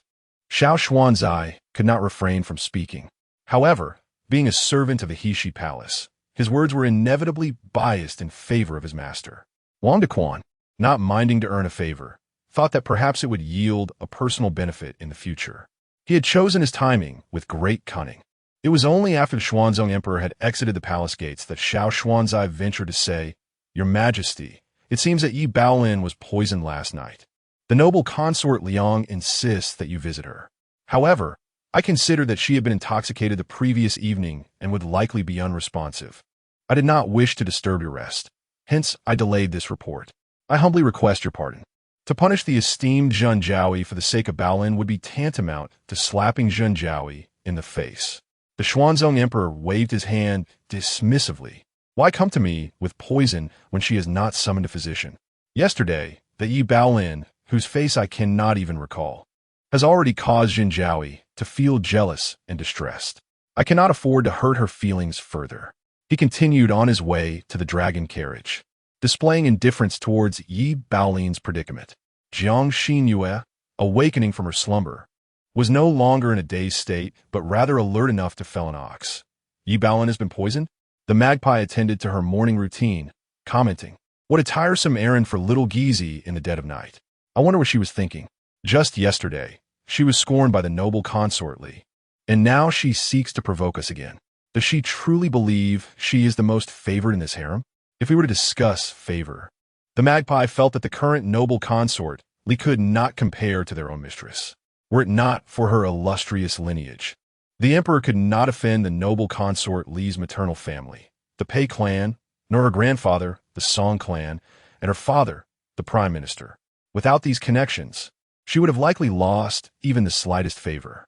The elder of the Pei family held the position of chancellor, the foremost among the literati of the realm, while the Song family's elder was the chief minister, commanding the 6 ministries of the court. In the past, the emperor had lavished affection upon noble consort Li, who could ascertain whether it was true affection or merely a matter of political expediency. Nevertheless, regardless of her past glory, the events of yesterday had been sufficient to alter the winds of favor within the palace. Seated in the palanquin, Jiang Xinru supported her forehead with one hand, closing her eyes in contemplation. Something was amiss. The empress, capable of foreseeing 10 steps ahead, had poisoned her before she had even risen to prominence, framing Jiang Yuan without leaving any incriminating evidence. Such a master of palace intrigue would not resort to using someone as petulant and dim-witted as Yi Baolin to vie for favor and bear child. What further schemes did she possess? "Ah!" A shriek echoed from the Chongqing palace, and Jiang Xinru opened her eyes to see the empress approaching in haste, accompanied by a throng of attendants. The magpie assisted Jiang Xinru in descending the palanquin, and upon witnessing the procession of concubines following Empress Zhu into the Chongqing palace, she too entered. The sound of sharp lashes accompanied the agonized cries, and as Jiang Xinru stepped inside, the chambers of noble consort Li were already in disarray. Jiang Xinru observed the chaotic scene unfolding before her, with Yi Baolin and concubine Li entangled on the ground, surrounded by eunuchs and palace maids trying to separate them. Her eyes widened in astonishment. What on earth was happening? Liang Fei, suppressing a smirk of schadenfreude, remarked, "Is it not obvious?" Yi Baolin is obstinately convinced that Concubine Li has poisoned her. After enduring a night of torment and being forced to vomit by the physician, she has gone mad this morning, storming into Changxin Palace, declaring her intent to kill Concubine Li. Jiang Xinyue's eyes sparkled with a glimmer of understanding as a memory from her time in the Shushu Palace flashed through her mind. Nodding in realization, she comprehended the source of Yi Baolin's fury. After all, she was the legitimate daughter of the general of the Western expedition. Like father, like daughter, despite her noble lineage, Yi Baolin had entered the palace as a mere lowly maid, only elevated to the status of a concubine after gaining the emperor's favor. This was all due to her father's desire to shield her from the palace's intrigues, inadvertently obstructing her prospects. Yet Yi Baolin, enamored with the emperor, was determined to make her presence known. Previously, in the Shushu Palace, the other maidens had bullied Yi Baolin at the behest of the general, hoping to dissuade her from pursuing a life in the palace and to encourage her return home to marry a suitable match. Little did they know, she was fortuitously rescued by Jiang Xinru, which allowed Yi Baolin to remain. During their time together in the Shushu Palace, they had shared the experience of learning the palace's rules. However, ever since Jiang Xinru gained favor, she had forgotten her dear companion from Shushu Palace. In a bid to capture the emperor's attention, Yi Baolin approached the empress, seeking to mimic Jiang Xinru's every move. Her strategy proved effective. Nevertheless, Jiang Xinru remained unaware of the transaction between Yi Baolin and Empress Zhu. Until today, she had scarcely recalled Yi Baolin's existence. Separate Yi Baolin from the empress. What a disgrace. The spectacle had already drawn laughter from onlookers. After a harrowing escape from Yi Baolin, Concubine Li's hair and attire were in disarray. Meanwhile, Yi Baolin, held down on the ground, bore a whip mark on her face, swollen and bruised, with blood seeping from the wounds. The commotion ultimately attracted the emperor's attention. As the Song family and the Yi family were at odds, one a prominent civil minister, the other a victorious military commander, favoring either side could incite discontent among the court. Consequently, Emperor Xuanwu adopted a brutally impartial approach, offering no assistance to either party. With Concubine Li suspected of poisoning Yi Baolin, he ordered the Xianying Bureau to investigate. While Yi Baolin was punished for her audacity in confronting the empress, facing house arrest and mandated to transcribe the palace regulations. Though the unfolding events diverged from Jiang Xinru's expectations, the outcome remained the same. Both women were relegated to the task of copying palace rules, and it seemed Yi Baolin was committed to emulating Jiang Xinru to the fullest extent.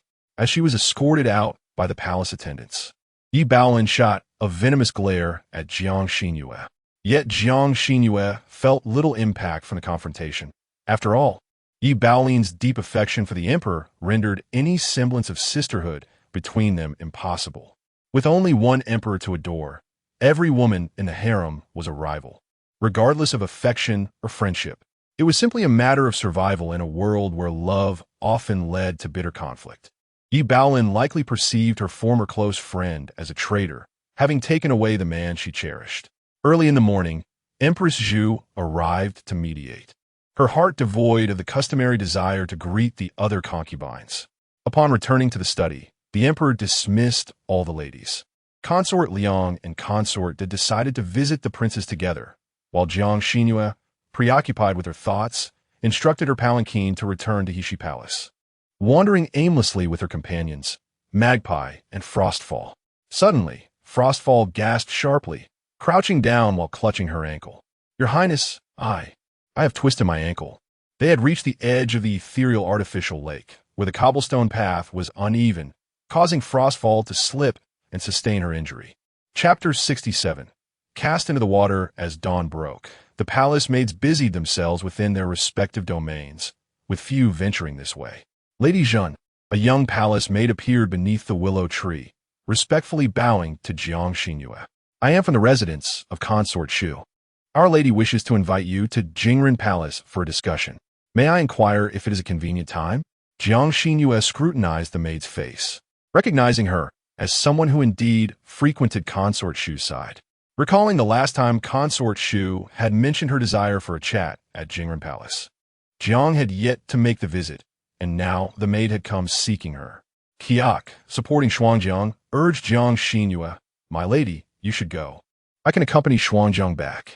Xuanjiang nodded in agreement, signifying her approval. By the lakeside, a gentle breeze stirred, and with a sudden splash, two figures emerged from the nearby thicket. "My lady, they have fallen into the water." Weizhang Wani cast a disdainful glance at Jiang Xinru, who struggled in the water, her eyes cold and indifferent. "Today we have seen nothing. Do you understand?" The maid fell silent, a chill coursing through her as she lowered her head and trailed behind Jiang Wani, too intimidated to utter a word. In Ikuan Palace, Empress Zhu savored the Biluakun tea brewed by the palace, made renowned for her tea skills. The lingering fragrance on her lips made her squint in contentment. The concubines paid their daily respects, and despite her arduous life, she had to muster her spirits to engage with the throng of women. These women, both shrewd and naive, fixated on the phoenix throne beneath her, awaiting her misstep to drag her down and ascend over her fallen figure. For years, she had exerted herself, treading cautiously. While outsiders saw her glory, second only to the emperor, they remained oblivious to her heartache and toil. The tea grew increasingly bitter. It pleased her more. Though the bitter brew was harsh on the palate, the deeper the bitterness, the richer the aftertaste, leaving an enduring flavor.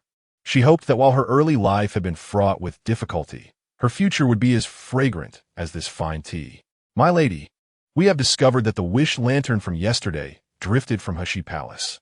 Her narrowed eyes widened suddenly, a smile beginning to dawn in Empress Zhu's gaze. "I heard that yesterday the emperor summoned Consort Shu." Fengya nodded, though Consort Shu is not the most favored. She holds the identity of the emperor's cousin and enjoys the protection of the Empress Dowager. The emperor would not easily neglect her. This time, Lady Zhen has undermined Consort Shu, and even with her amiable disposition, the Empress Dowager will not spare Lady Zhen. Empress Zhu chuckled softly. That old hag believes the emperor's heart is solely filled with Consort Shu. Little does she know that hearts are fickle. Now, Lady Zhen is the one who occupies the emperor's thoughts. In this palace, the empress is the least favored by Emperor Xuanwu. Yet it is Empress Zhu who understands him best. She is the only one who entered Emperor Xuanwu's inner court as a consort when he was still the crown prince. Having shared 13 years of companionship, how could she not recognize the gaze of a man enamored with a woman? Long ago, he gazed at Consort Shu with such intensity. However, after the fall of the Wu family, Consort Shu's feelings turned to hatred, and with the passage of time, their affection faded. Subsequently, he directed a similar gaze towards Consort Li, yet her haughty and domineering nature left no room for others. Her jealousy was all-consuming. Even the emperor found it unbearable. To complicate matters, the Pei and Song families increasingly disregarded the emperor's authority in court, provoking his ire on several occasions, leading to explosive outbursts within Ikuan Palace, where he expressed his dissatisfaction with both families. It is likely that any affection the emperor once held for Consort Li had long been eroded by her relatives. Recently, she observed the emperor's gaze upon Zhen Jiaoyi mirrored that of his past looks towards Consort Shu and Consort Li. In that moment, she comprehended that Zhen Jiaoyi had indeed captured the emperor's heart. Yet, the affections of sovereign are often fleeting. Love can ignite swiftly, but extinguish even more rapidly. How long, she wondered, could Zhen Jiaoyi remain in the emperor's favor?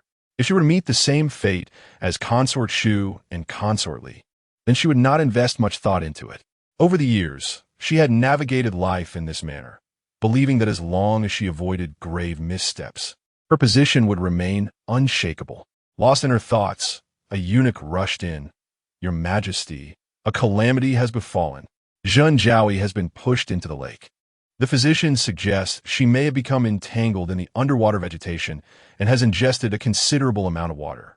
They are currently attempting to revive her, and the emperor is in a furious rage, punishing all the attendants of Heshi Palace." Queen Zhu remained unperturbed, rising with composure.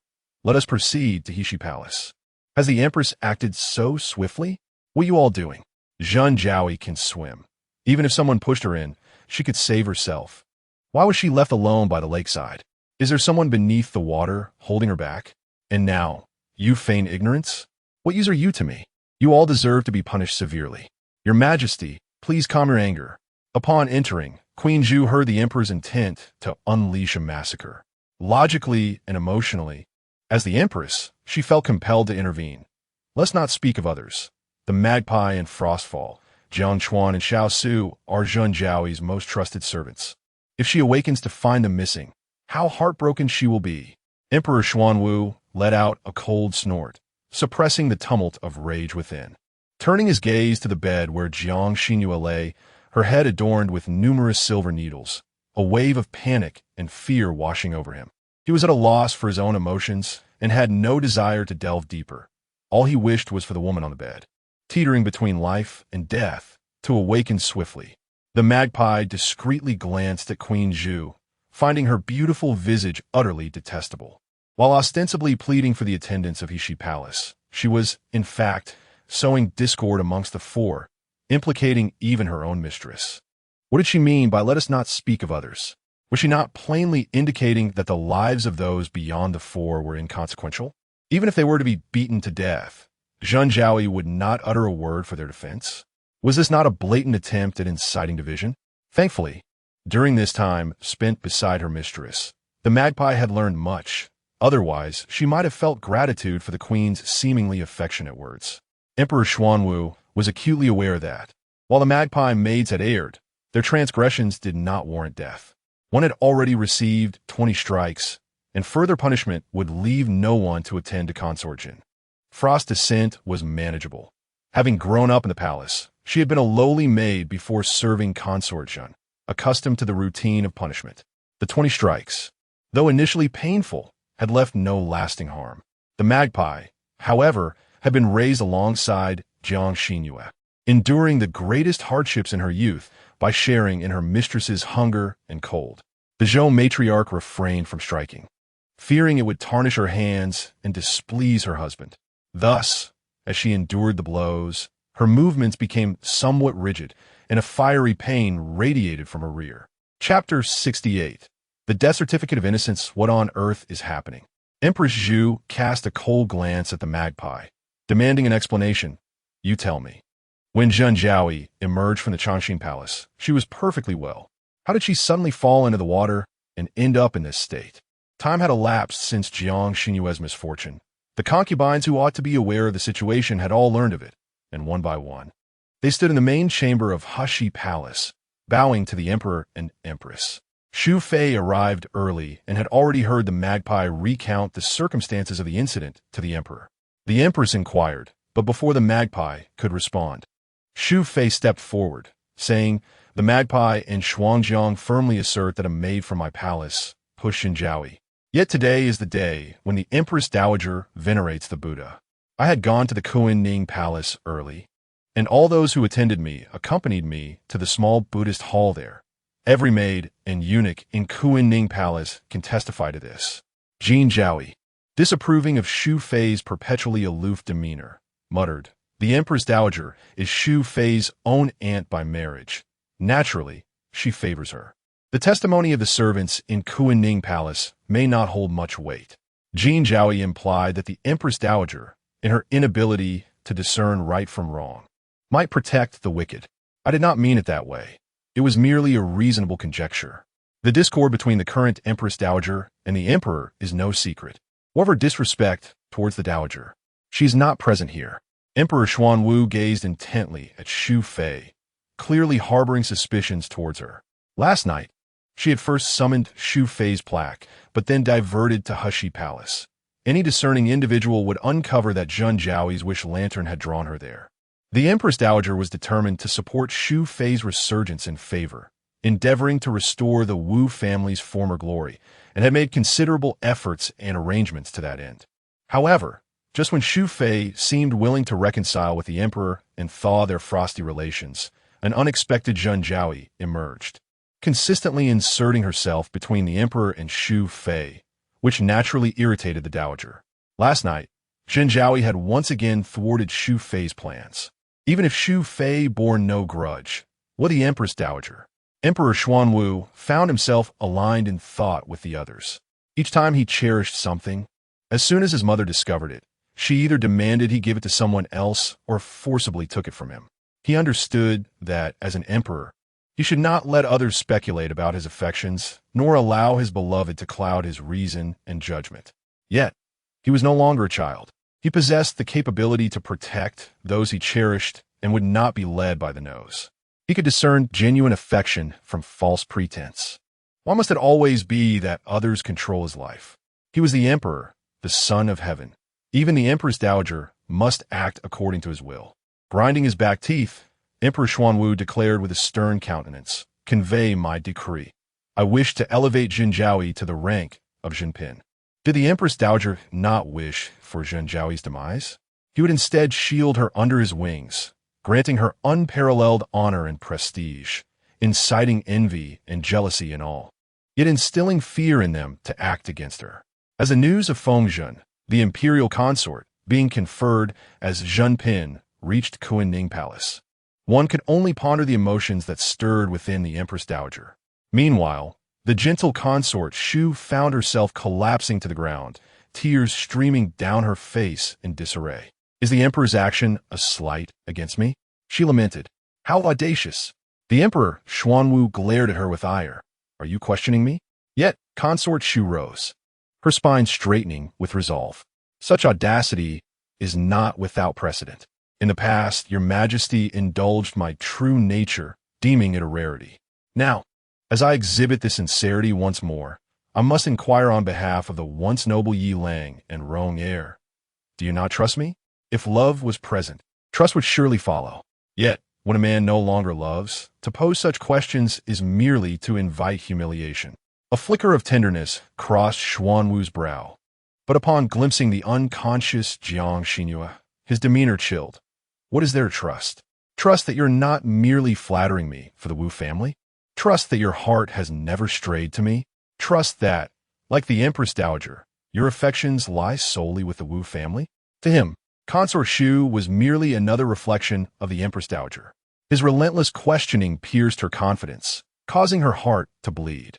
Perhaps once she had been indifferent, but a decade of tenderness and affection had undeniably stirred her heart. Ultimately, she was but a delicate woman, burdened with the weight of the Wu family's rise. Tormented by the vengeance for her father's death, she was utterly drained, both in body and spirit. Suddenly, a cry pierced the air. In a moment of despair, Consort Xu drew a golden hairpin from her hair and plunged it into the side of her neck, the sharp point piercing flesh without hesitation, blood gushing forth. The emperor rushed forward, seizing the weapon and casting it aside. "Are you mad?" he exclaimed. Consort Xu managed a bitter smile. "I am willing to die to prove my innocence. I have never harmed Jinjiaoyi." "Quick, summon the imperial physician," exclaimed Empress Zhu, her face a mask of concern. "Your Majesty, please take Consort Xu back to Jingren Palace. I will tend to Jinjiaoyi. She will be safe in my care." The emperor had just declared Jinjiaoyi a Jinpin, yet both Consort Xu and the empress called her by her previous title, unwilling to acknowledge the emperor's decree. In the imperial harem, only Consort Xu's sister, Rong Pin, had received such an honor without bearing child. Rong Pin's elevation was due to the prominence of the Wu family and the Empress Dowager, while Jinjiaoyi's rise relied solely on her own merits. The other concubines, too, hoped that the emperor's anger was but a fleeting impulse, not a genuine desire to elevate Jiang Xinru. The emperor, observing the blood flowing from Consort Xu and the pallor of Jiang Xinru, could not relinquish his hold on Consort Xu. He gently pushed her towards the embrace of Empress Zhu, stating, "No, Empress, take Consort Xu back to Jingren Palace for treatment. I shall remain here with Jinjiaoyi. Her timid nature would cause her distress should she awaken without me." Empress Zhu opened her mouth, yet found herself at a loss for words. Without further delay, she hastily summoned the imperial physician to Jingren Palace, assisting Consort Xu onto her palanquin and hastening forth. Indeed, if the emperor truly cared, he would not have moved the severely injured Consort Xu. In the Heshi Palace, 3 esteemed physicians were attending to the esteemed concubine Zhen. One was dispatched to attend to the noble Consort Xu, who was being treated in the side hall for her wounds, ensuring her safety. Why seek distant remedies when a closer solution suffices? It was merely a matter of perceiving that consort Xu's act of self-harm before concubine Zhan's bed was inauspicious, and thus their ire was directed towards her actions. This emperor, in his affections, grants life, yet in his disdain, desires demise. Tap, tap, tap. A few drops of rain fell into the tank housing several splendid koi, and soon the sky darkened ominously, unleashing a torrential downpour that enveloped the entire palace in a chilling embrace. Alas, her fortune was ever so favorable. Within the grand hall, a regal concubine adorned in lavish garments sat with her back to the entrance, her tone devoid of any trace of despair or elation. "Is everything taken care of?" The kneeling attendant responded. "All is cleanly managed. It will not lead back to you." The concubine selected a golden hairpin and adorned her hair, reflecting, "She cannot always be so fortunate." Chapter 69. The Ironclad Empress, Your Majesty, you have gone an entire day without partaking in a meal. I beseech you to consume at least a morsel, lest when Lady Zhen wakes, you may collapse again.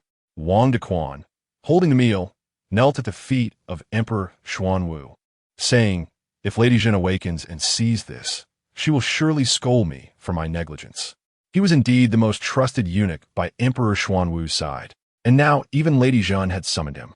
Wang Dequan recalled vividly that when the beloved concubine suffered grave injuries and fell into a coma, the emperor was consumed with anxiety, vigilantly keeping watch throughout the night.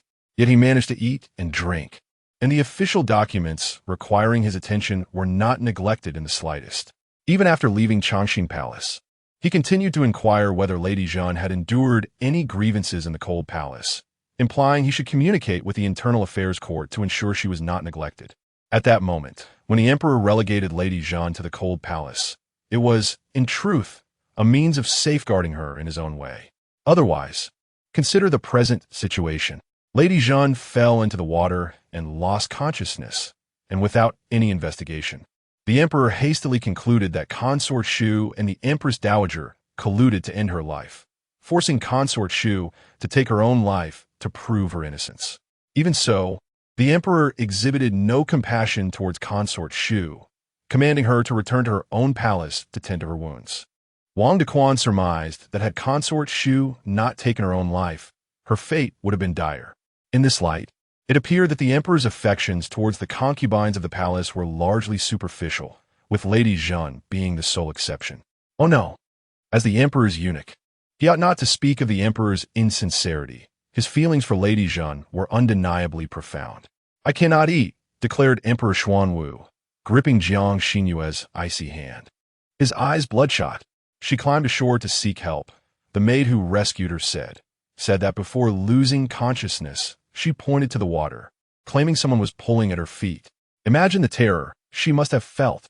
"She trusted me so deeply, yet I have repeatedly let her down, placing her in peril when I could have shielded her."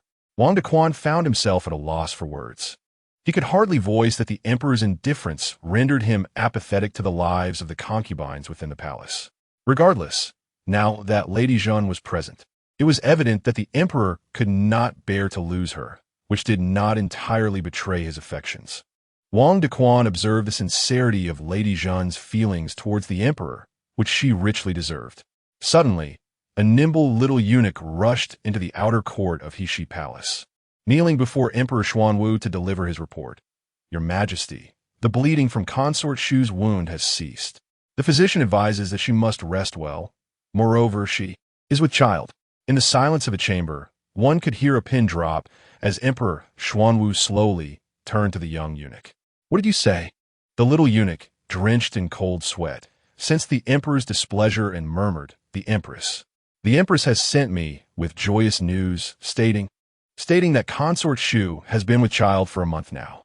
However, due to her recent emotional turmoil and severe injury, there was some bleeding. The physician warns that she must rest thoroughly, or else there is a risk of miscarriage." Emperor Xuanwu closed his eyes and took a deep breath. "Wang Dequan, go to the Imperial Medical Institute and procure some tonics to send to Jingren Palace." If he did not act, the Empress Dowager would surely place the blame on Lady Zhen once more. Today, she was nearly drowned, what awaited her tomorrow. As a master of palace intrigues from the previous generation, having ultimately ascended to the status of Empress Dowager, her cunning and strategies were undoubtedly formidable. He could no longer allow Zhen, the imperial concubine, to take any more risks.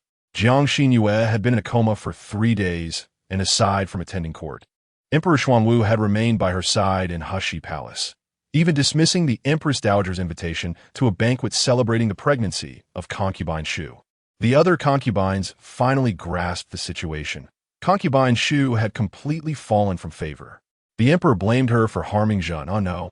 It had only been 2 days since Zhen had been formally elevated to the rank of imperial concubine. The emperor had issued a decree through Wang Dequan, and any dissent was futile. Initially, Concubine Xu's pregnancy should have been a cause for celebration, but the very next day, the empress revealed a shocking piece of news. In the distant and secluded Yinshi Palace, a maid named Lan Kai had given birth to a young prince.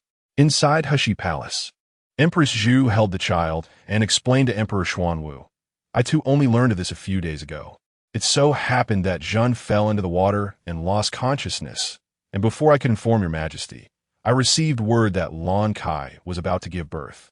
I had no choice but to send a midwife to assist with the delivery. As soon as the child was born, I immediately dispatched someone to bring the young prince here. Lan Kai's fate is truly unfortunate. She passed away shortly after giving birth. I felt deeply for her and came to plead for your majesty's mercy."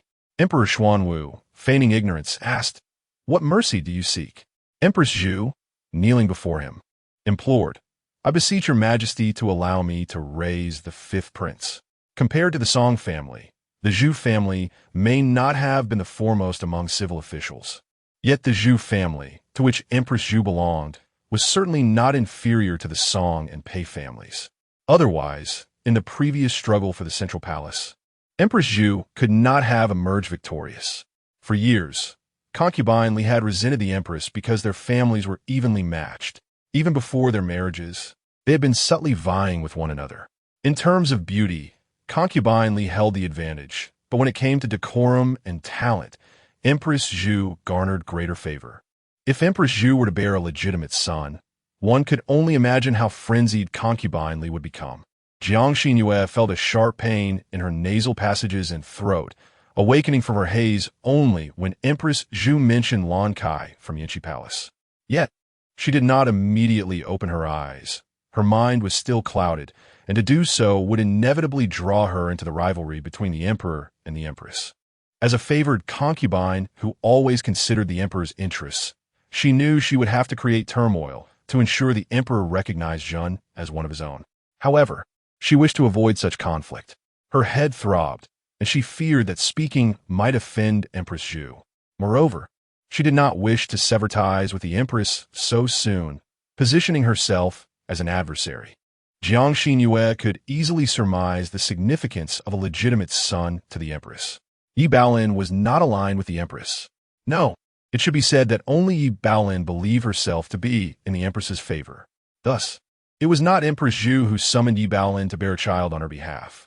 Rather, Yi Baolin had willingly approached the empress, eager to serve as her pawn.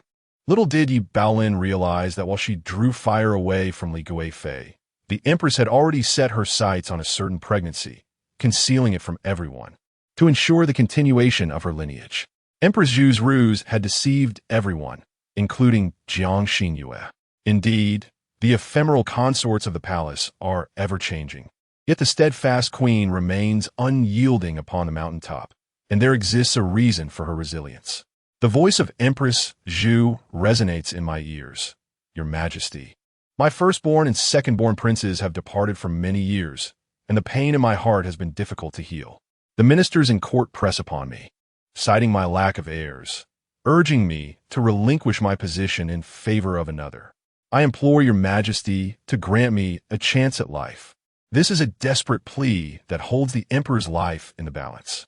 Despite her heart-wrenching sobs, the emperor, Xuanwu, finds it hard to muster his anger, as thoughts of his prematurely departed legitimate sons weigh heavily upon his heart. Chapter 70. What happened? In truth, the sudden embrace of an imperial son by Empress Zhu was not an unfavorable development for Jiang Xinru. After all, she had never aspired to be empress, and thus had no conflicting interests with Empress Zhu. On the contrary, if she assisted Empress Zhu in successfully adopting the fifth prince, the empress would likely lower her guard. Well, without further ado, she pressed her forehead, gradually propping herself up with her elbow, making quite a commotion. Your Majesty? Empress? Your Highness? What has happened to me? Cough, cough, cough. Empress Zhu wiped her tears and stood up from the ground, while Jiang Xinru feigned ignorance. Gazing at the empress with wide eyes, Your Highness has given birth to a little prince?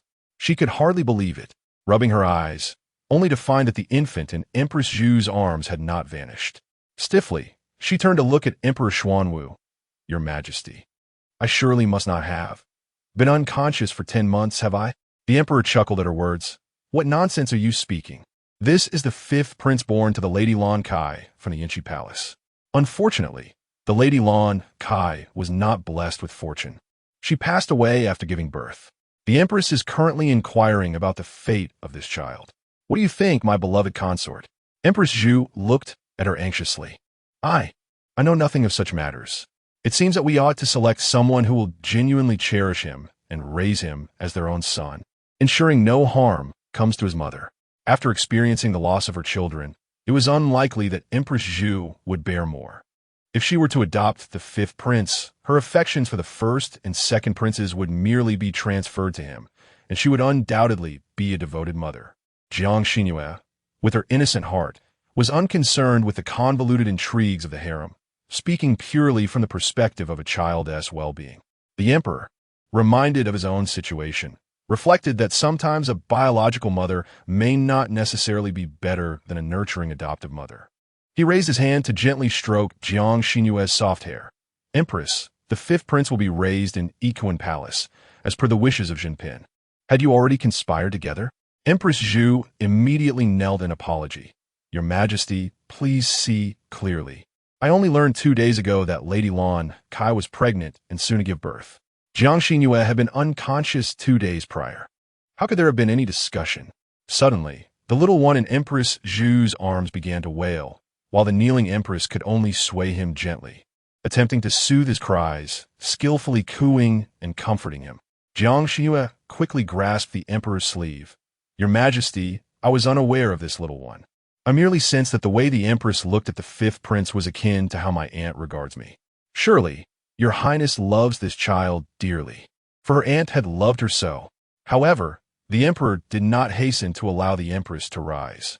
Instead, smiling at Jiang Xinru, are you not aware that your aunt has been designated as a secondary wife by Jiang Honglu? Did you not know? How could I not know? Jiang Xinru replied. My father had long since sent a letter, entrusted to a merchant, to bring the news. Yet, the emperor preferred that the concubines within the palace remain disconnected from their families. Hence Jiang Xinru feigned ignorance. Oh, she widened her eyes in astonishment, exclaiming, Who is Jiang Honglu?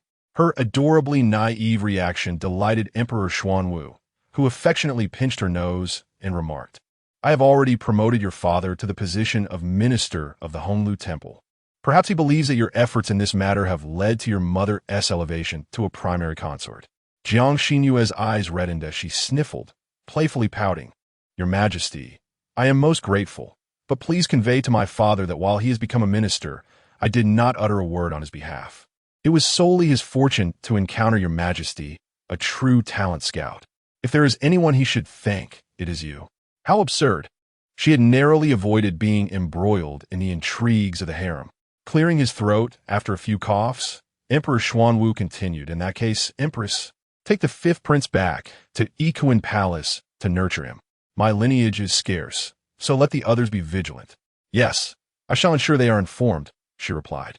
As Empress Zhu departed, she cast a grateful glance at Jiang Xinru. Once she was gone, Emperor Xuanwu held Jiang Xinru close, patting her back with a lingering sense of dread, unsure whether he was comforting himself or her. His deep voice, tinged with hoarseness, inquired, Now speak. What truly transpired? I do not believe it was consort Xu, Jiang Xinru began. At that time, Shuangjiang had twisted her ankle, and a magpie was assisting her back to Hushi Palace when a woman claiming to be a maid from Jingren Palace led me to the palace. To reach Jingren Palace, one must cross a crimson wooden bridge over the artificial lake. I am adept at swimming and paid little heed to safety. However, in a moment of carelessness, that maid struck me forcefully on the back, pushing me into the water. It happened so swiftly that someone below seized my ankle. Although the eunuch who dived down claimed it was merely tangled water plants, I grew up by the sea and possess excellent swimming skills, able to hold my breath for 3 minutes. The figure obscured by a mask was a guard, tall and immensely strong, far surpassing my own strength. I could only feign death. When he loosened his grip to check my pulse, I suddenly opened my eyes and plunged the golden hairpin into his chest. I exerted all my strength, yet due to the resistance of the water, the pin only penetrated halfway into his chest. No matter how robust he was, he could not have escaped. If it were truly consort Xu, how could she possibly employ someone from her own palace to lure me? Someone is clearly attempting to frame consort Xu. The one who seeks to harm me cannot possibly be her. Emperor Xuanwu exhaled deeply.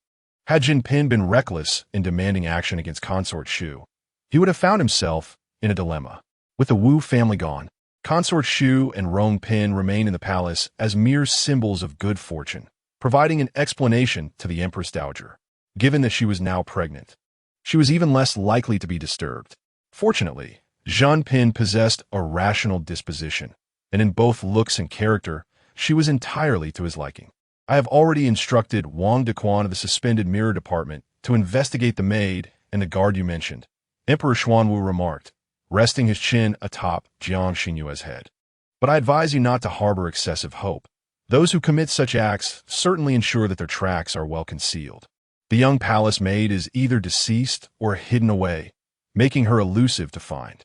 As for the guards, each inner palace guard holds significant connections. Those without a noble lineage possess influential ties, while those lacking influence have extensive networks. Thus, conducting a search proves to be an arduous task. Yet, in Zhan Pin's watery eyes, there's a profound sense of injustice. Gazing at him with reverent admiration, no matter how formidable they may be, can they surpass the emperor? I firmly believe that the emperor will surely apprehend those wicked individuals who harm the concubines in the harem. Clenching her small fist, her face radiates with eager determination. When the time comes, I shall make the wrongdoers experience the sting of my fist.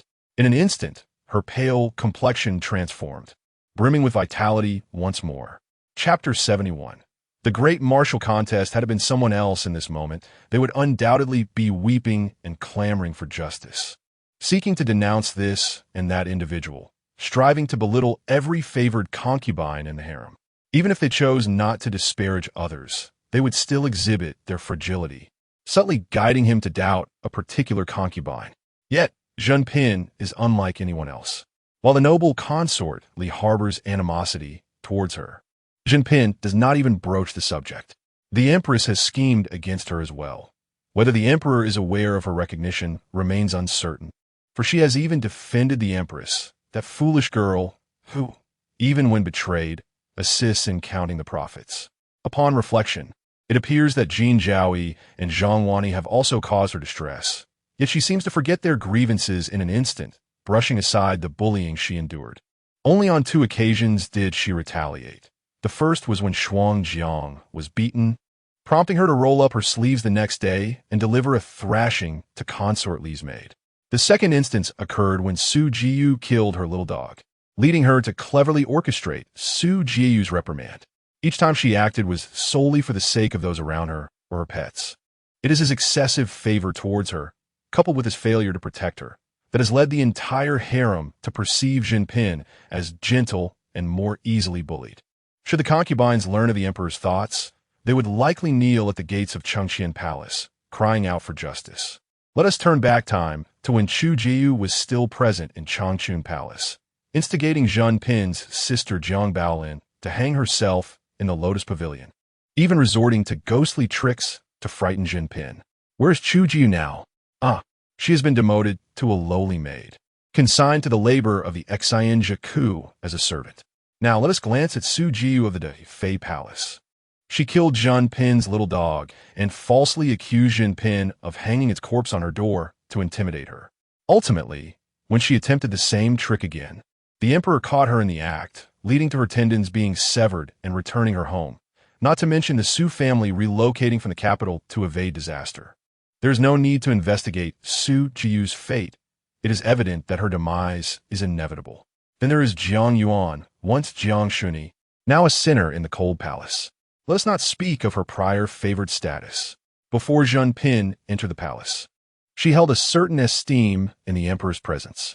However, after she poisoned Zhen Pin, she fell into disfavor with the emperor, leaving her with no hope for the rest of her life.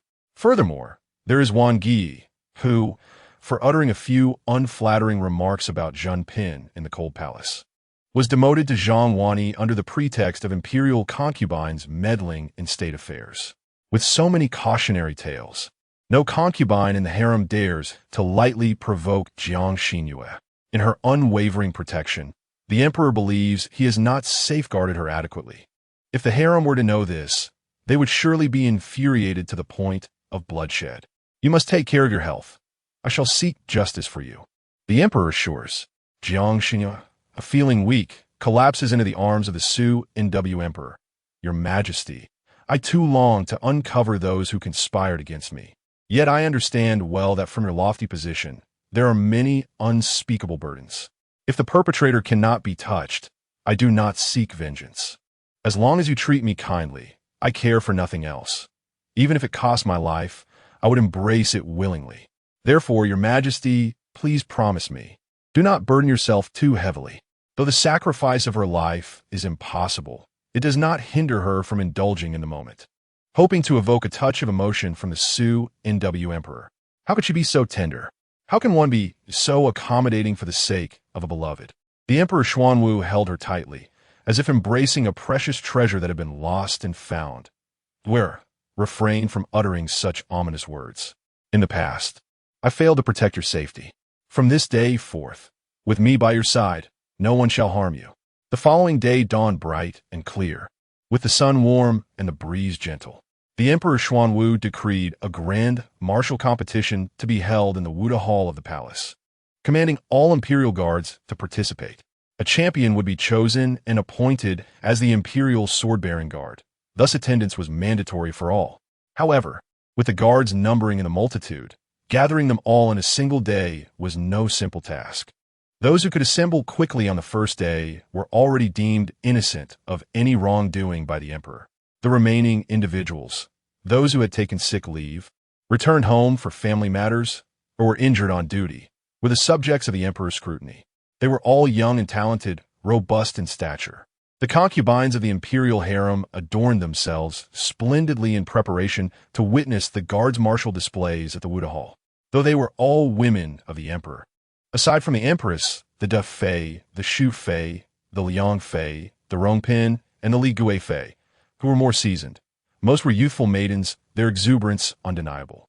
Your Highness, will you not go to take a look?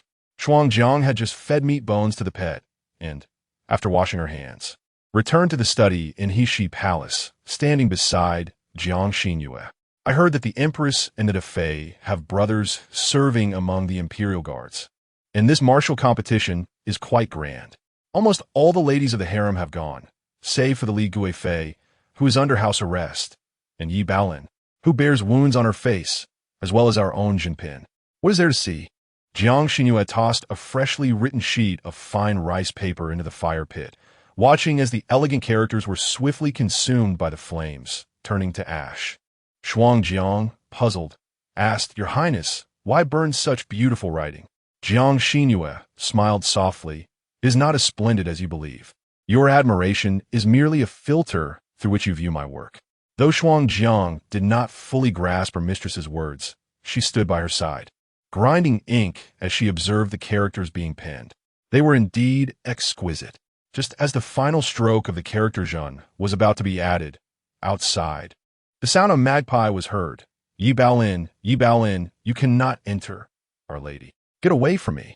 With a violent kick, the door to the study was flung open, and Yi Baolin stormed in, her eyes blazing with fury as she confronted Jiang Xinru.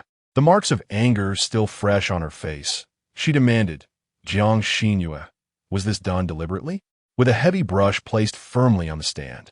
Jiang Xinru regarded her with an expression devoid of sorrow or joy.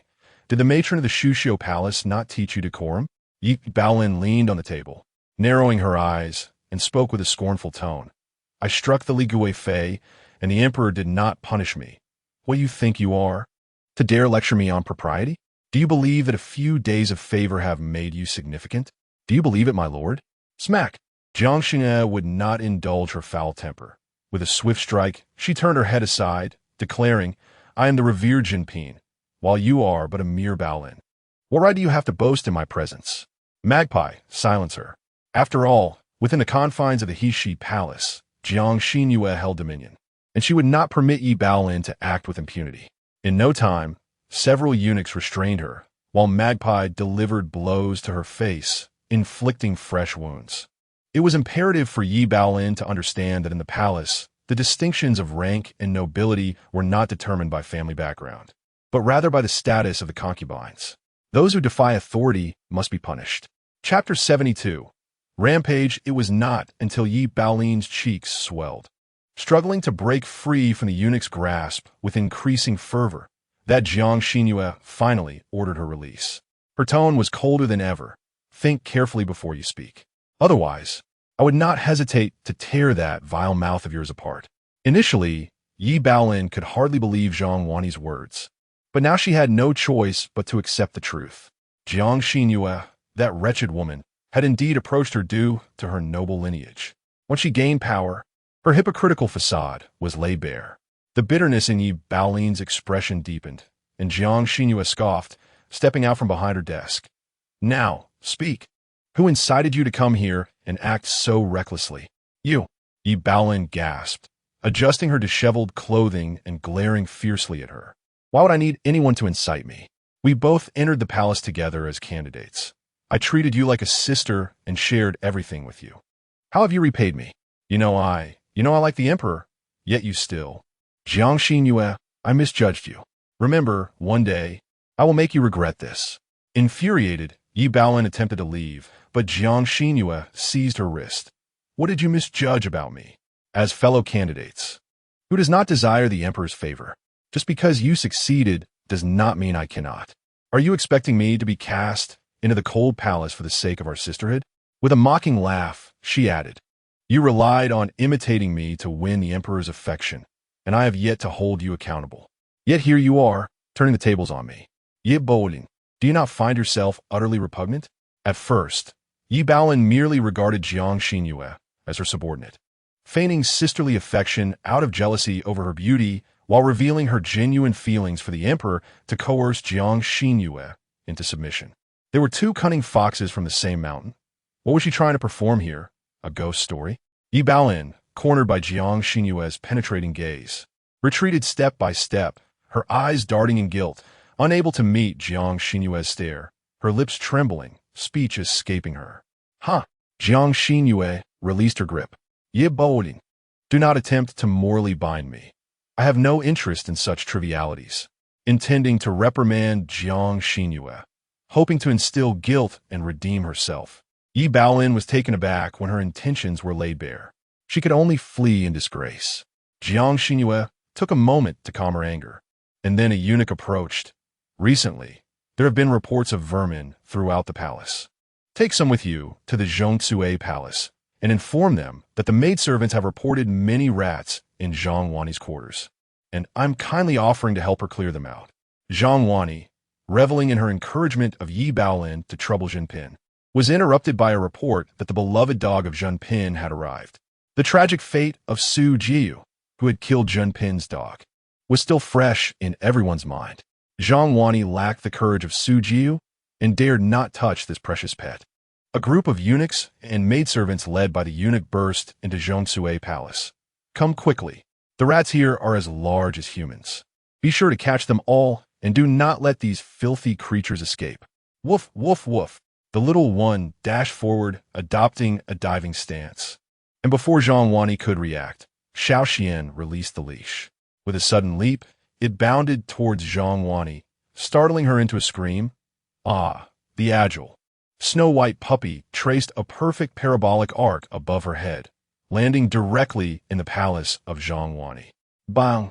Crash! In a flurry of chaos, the little one shattered numerous precious porcelain pieces and ornaments within the Zhongsue Palace. The damage to Zhang Wani's sleeping quarters was particularly devastating, with even the bedding soiled by a puddle of dog urine, filling the air with a pungent odor. You have gone too far? What on earth do you intend to do? Xiao Xian, cradling the droopy-eared little one, appeared even more infuriated than Zhang Wani. What is the matter with your Zhongsue Palace? Spreading such absurd rumors? There are clearly no rats, yet you insist there are, causing Our Lady to send me here to catch them. We are experts at rat catching, yet we have faced setbacks in your palace, leaving us utterly disheartened. If this leads to further melancholy, my lady will not spare you. He shot a glare at Zhang Wani, tenderly stroking the little one's head, and embraced it as he prepared to leave. Do not be sad, little one. The rats here must be exceptionally clever, so it is only natural that you could not catch any. I shall prepare some delicious meat bones for you later. Zhang Wani longed to command the palace servants to remove the wretched dog and Xiao Xian, but they hailed from the Jinping Palace, and her own attendants might not dare to act. The notion of a dog catching rats seemed a veiled mockery of her meddling. Impossible. She had been discreet in her actions. Jiang Xinru would never discover that she had instigated a rift between Yi Baolin and herself. Chengqian Palace. Emperor Xuanwu, having finished reviewing a stack of memorials, revealed a barely perceptible smile. Did she send the little one to Zhang Wani's palace to wreak havoc upon Zhongsue Palace? Wang Dequan chuckled in disbelief. Indeed, this young lady of Jinping Palace possesses a childlike spirit. She has not only won the affection of several princes and princesses, but also nurtures animals that display remarkable intelligence. Zhang Wani had encouraged Yi Baolin to stir trouble at Heshi Palace, intending to reap the benefits. Yet unexpectedly, Jinping acted unpredictably, launching a direct assault and leaving Zhang Wani with no recourse for complaint. She could hardly confess to the emperor that the little one's destruction of Zhongsue Palace was a consequence of her own misdeeds being exposed. Could she? Unbeknownst to Zhang Wani, who believed the emperor was unaware of the situation, she knelt in the imperial study, tearfully pleading, Your Majesty, the Lady of Jinping, emboldened by your favor, has become utterly unruly. She allows her pet to insult me. I implore you to take my side. Emperor Xuanwu lifted his gaze from the towering memorials, a mix of curiosity and irritation crossing his features. Are there truly no rats in your palace? Zhang Wani's weeping abruptly ceased, her expression shifting as she looked at Emperor Xuanwu. Your servant's palace lacks a small kitchen. How could there be rats? The Lady of Jinping is deliberately seeking to trouble me. If your Majesty continues to protect her, it would surely break my heart. Emperor Xuanwu sighed in regret. How could there be no rats? If there had been such a thing, one would not have returned in disappointment. It is only by truly embodying the title of General of Mouse Catching that can be deemed worthy, though a sense of regret filled my heart. My expression turned stern. What insult did Consort Jin subject you to? Was it the affront of passing by the lake, failing to save her from drowning? Or perhaps the unjust accusation that you incited Yi Baolin to trouble her? Zhang Wani was taken aback, her legs giving way as she fell to her knees, her face reflecting profound terror. Your Majesty, I am wrong. I had no knowledge of Consort Jin's misfortune on the day she fell into the water. Chapter 73. Killing with Heartache. Emperor Xuanwu paused his writing, lifting his gaze to meet Zhang Wani's. Unjust? You think I am blind to the truth? Wang Dequan lowered his head, unable to bear the sight of the emperor's fury. He yearned to counsel Zhang Wani to confess swiftly. In this imperial harem, where the emperor sought knowledge, no secrets could remain hidden. For the past few days, the emperor had stirred the palace into a frenzy, investigating the incident of Consort Jin's fall into the water. To unearth the guard with the chest injury, he had orchestrated a grand martial display, even enticing the palace guards to reveal the truth. Thus, it was hardly surprising that Zhang Wani had been seen near the lakeside. Zhang Wani, in a desperate struggle, proclaimed, I did pass by the lakeside that day, but I heard no commotion, nor did I hear Consort Jin's cries for help. It must have been that someone dragged her into the depths. I was hurrying past, so I missed it. Your Majesty, I truly am not enough. Emperor Xuanwu interrupted, unwilling to entertain her excuses any further. He turned directly to Wang Dequan, stating, Zhang Wani has a capricious nature, filled with jealousy and malice. Henceforth, she shall be addressed as Zhang Ronghua, confined to the side hall of Zhongsue Palace. He intended to strip her of even the primary position in Zhongsue Palace, relegating her to a mere side hall. The emperor understood the art of psychological torment. In the imperial harem, rank and dignity were more precious than life itself. With one swift move, he had seized the lifeblood of Wani, constricting her throat, rendering her countenance pale and ashen. Wang Dequan signaled discreetly, and immediately, the eunuch supported the now limp Zhang Wani, or rather, Zhang Ronghua, as she was ushered away. The dazed Zhang Ronghua was unceremoniously cast upon the cold floor of the side hall, where she suddenly clutched at Wang Dequan's garments in a frenzy. Why? Why must the emperor be so cruel to me? Consort Jun has also caused Lady Li to fall into the water. Yet she suffered no repercussions and was even elevated in rank. I merely passed by and did not save Consort Jun. Why must the emperor treat me thus? Wang Dequan withdrew his garment without compassion, maintaining a facade of amiability, his smile unwavering. My lady, you are mistaken. Consort Jun is currently the emperor's favored one. Your grievances against her will only lead to your own further misfortune. Do not blame the emperor's heartlessness. Rather, direct your ire toward the true instigator who set you against Consort Jun. Zhang Ronghua's eyes widened in shock, her pupils momentarily constricting in fear at the mention of the instigator. This unspoken fear did not escape Wang Dequan's notice. Upon returning to the study, he conveyed his observations candidly. To instill such fear in Zhang Ronghua, it must be. His words trailed off, yet Emperor Xuanwu comprehended his old comrade's implication. The Empress Dowager. It was indeed the Empress Dowager who sought Consort Jun's life. Emperor Xuanwu felt a surge of certainty that his ruthless birth mother was once again attempting to seize his beloved from him. Crack! A pair of exquisite porcelain vases shattered in the Xinang Palace as Empress Dowager Wu gripped the chair's back, her veins prominent. Her chest heaved violently, and her expression darkened ominously. The emperor has truly lost his senses over a mere woman. I am his biological mother, yet he dares to treat me in such a manner. It seems I have remained in silence for too long, allowing even a mere concubine to use me as a stepping stone to vie for favor. Behind me, Granny Gue offered words of comfort. Your Majesty, please temper your anger. The emperor has merely been momentarily deceived by that treacherous concubine. He does not genuinely oppose you. Do not let your health suffer over someone unworthy. The emperor will surely recognize your good intentions. Can I still place my hopes on this ungrateful son? The Empress Dowager Wu struck her chair's back, producing a sharp sound.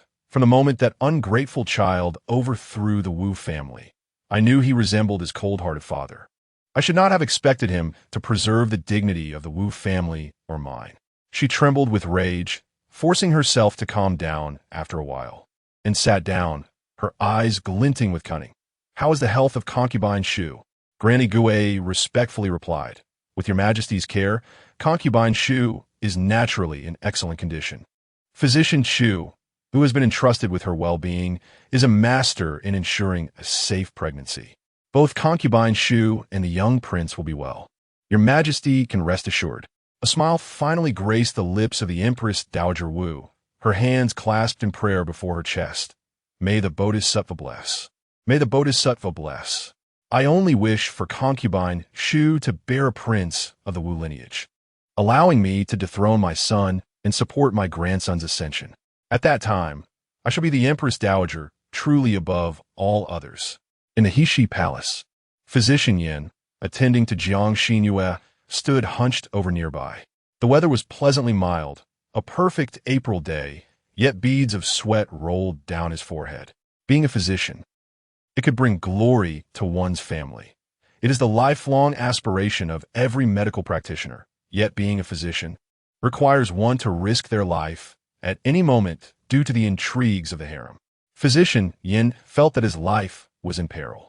Who would have thought that the Emperor's favored concubine, Zhen, was such a skilled actress? What the fainting in water, perilous to life. All of it was merely a performance orchestrated by concubine Zhen, compelling him to partake in a charade. Was Physician Yin feeling overheated?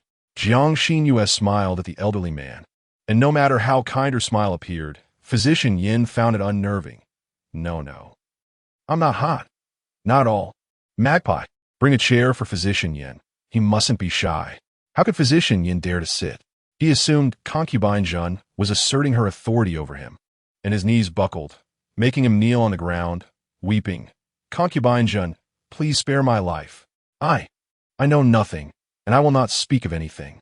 I have elders above and children below. I beseech you to spare me. What?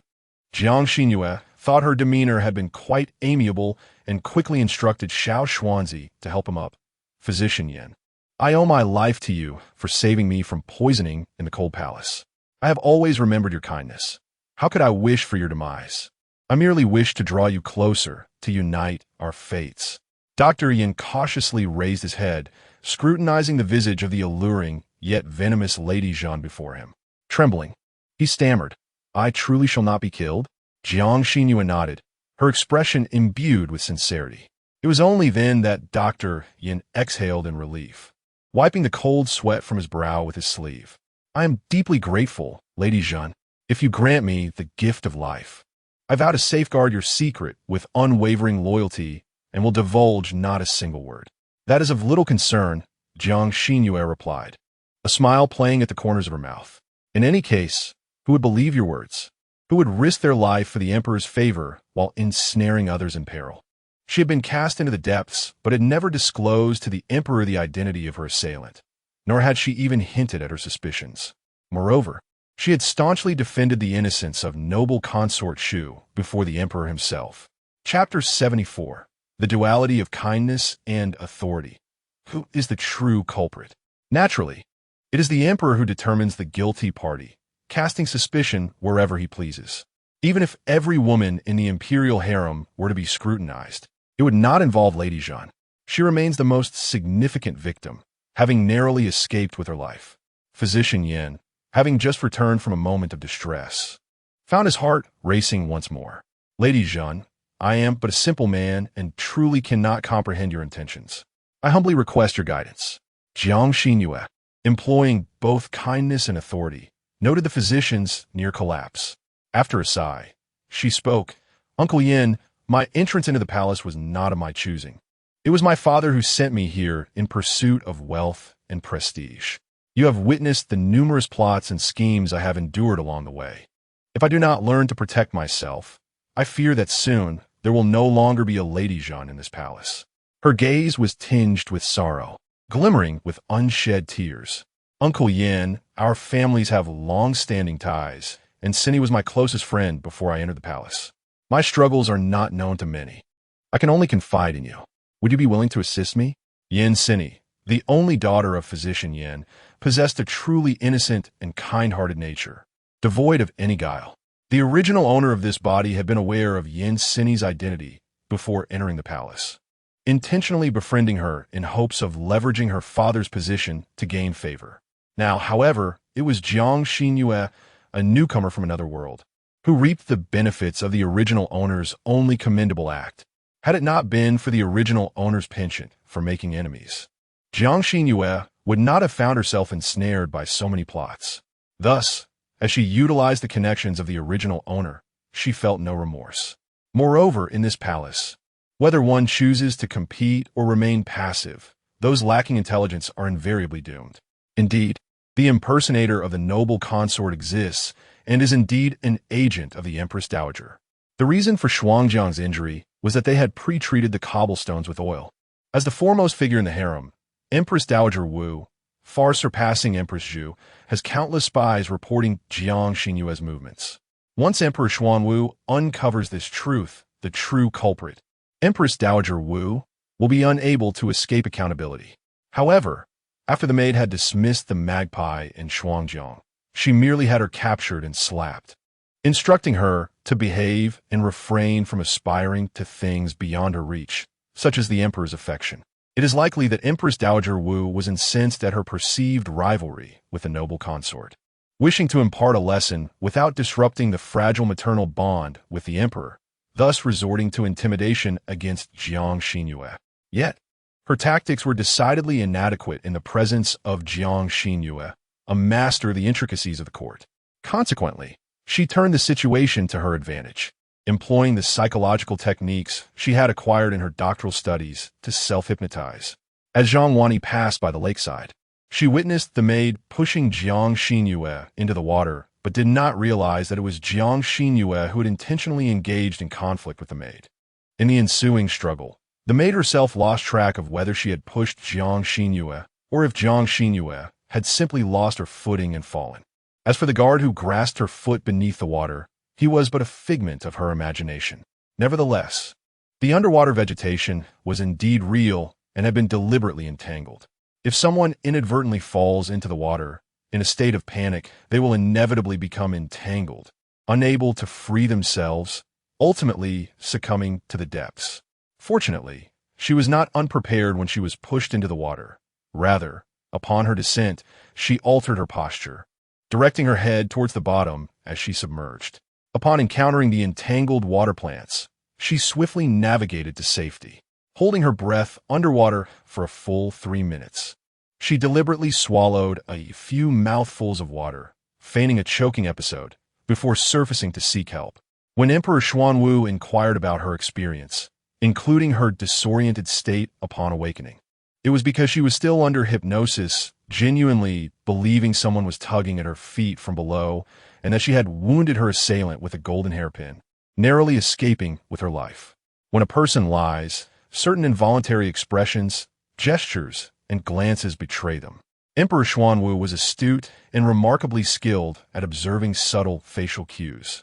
Had he lived in a later era, he might have excelled in the realm of psychology. Jiang Xinru did not dare to underestimate him. The possibility of being unmasked for her deceit loomed large. Yet what if she had deceived herself? Everything she claimed was the truth. She was certain that even if she had not fallen into the water at that moment, fate would have conspired to push her in eventually. Those entangled water plants were undoubtedly laid out for her by someone. However, that individual was likely not Empress Wu, who would inevitably bear the brunt of the blame for the true orchestrator. By a twist of fate, Jiang Xinru managed to evade a deadly plunge into the water that awaited her shortly thereafter.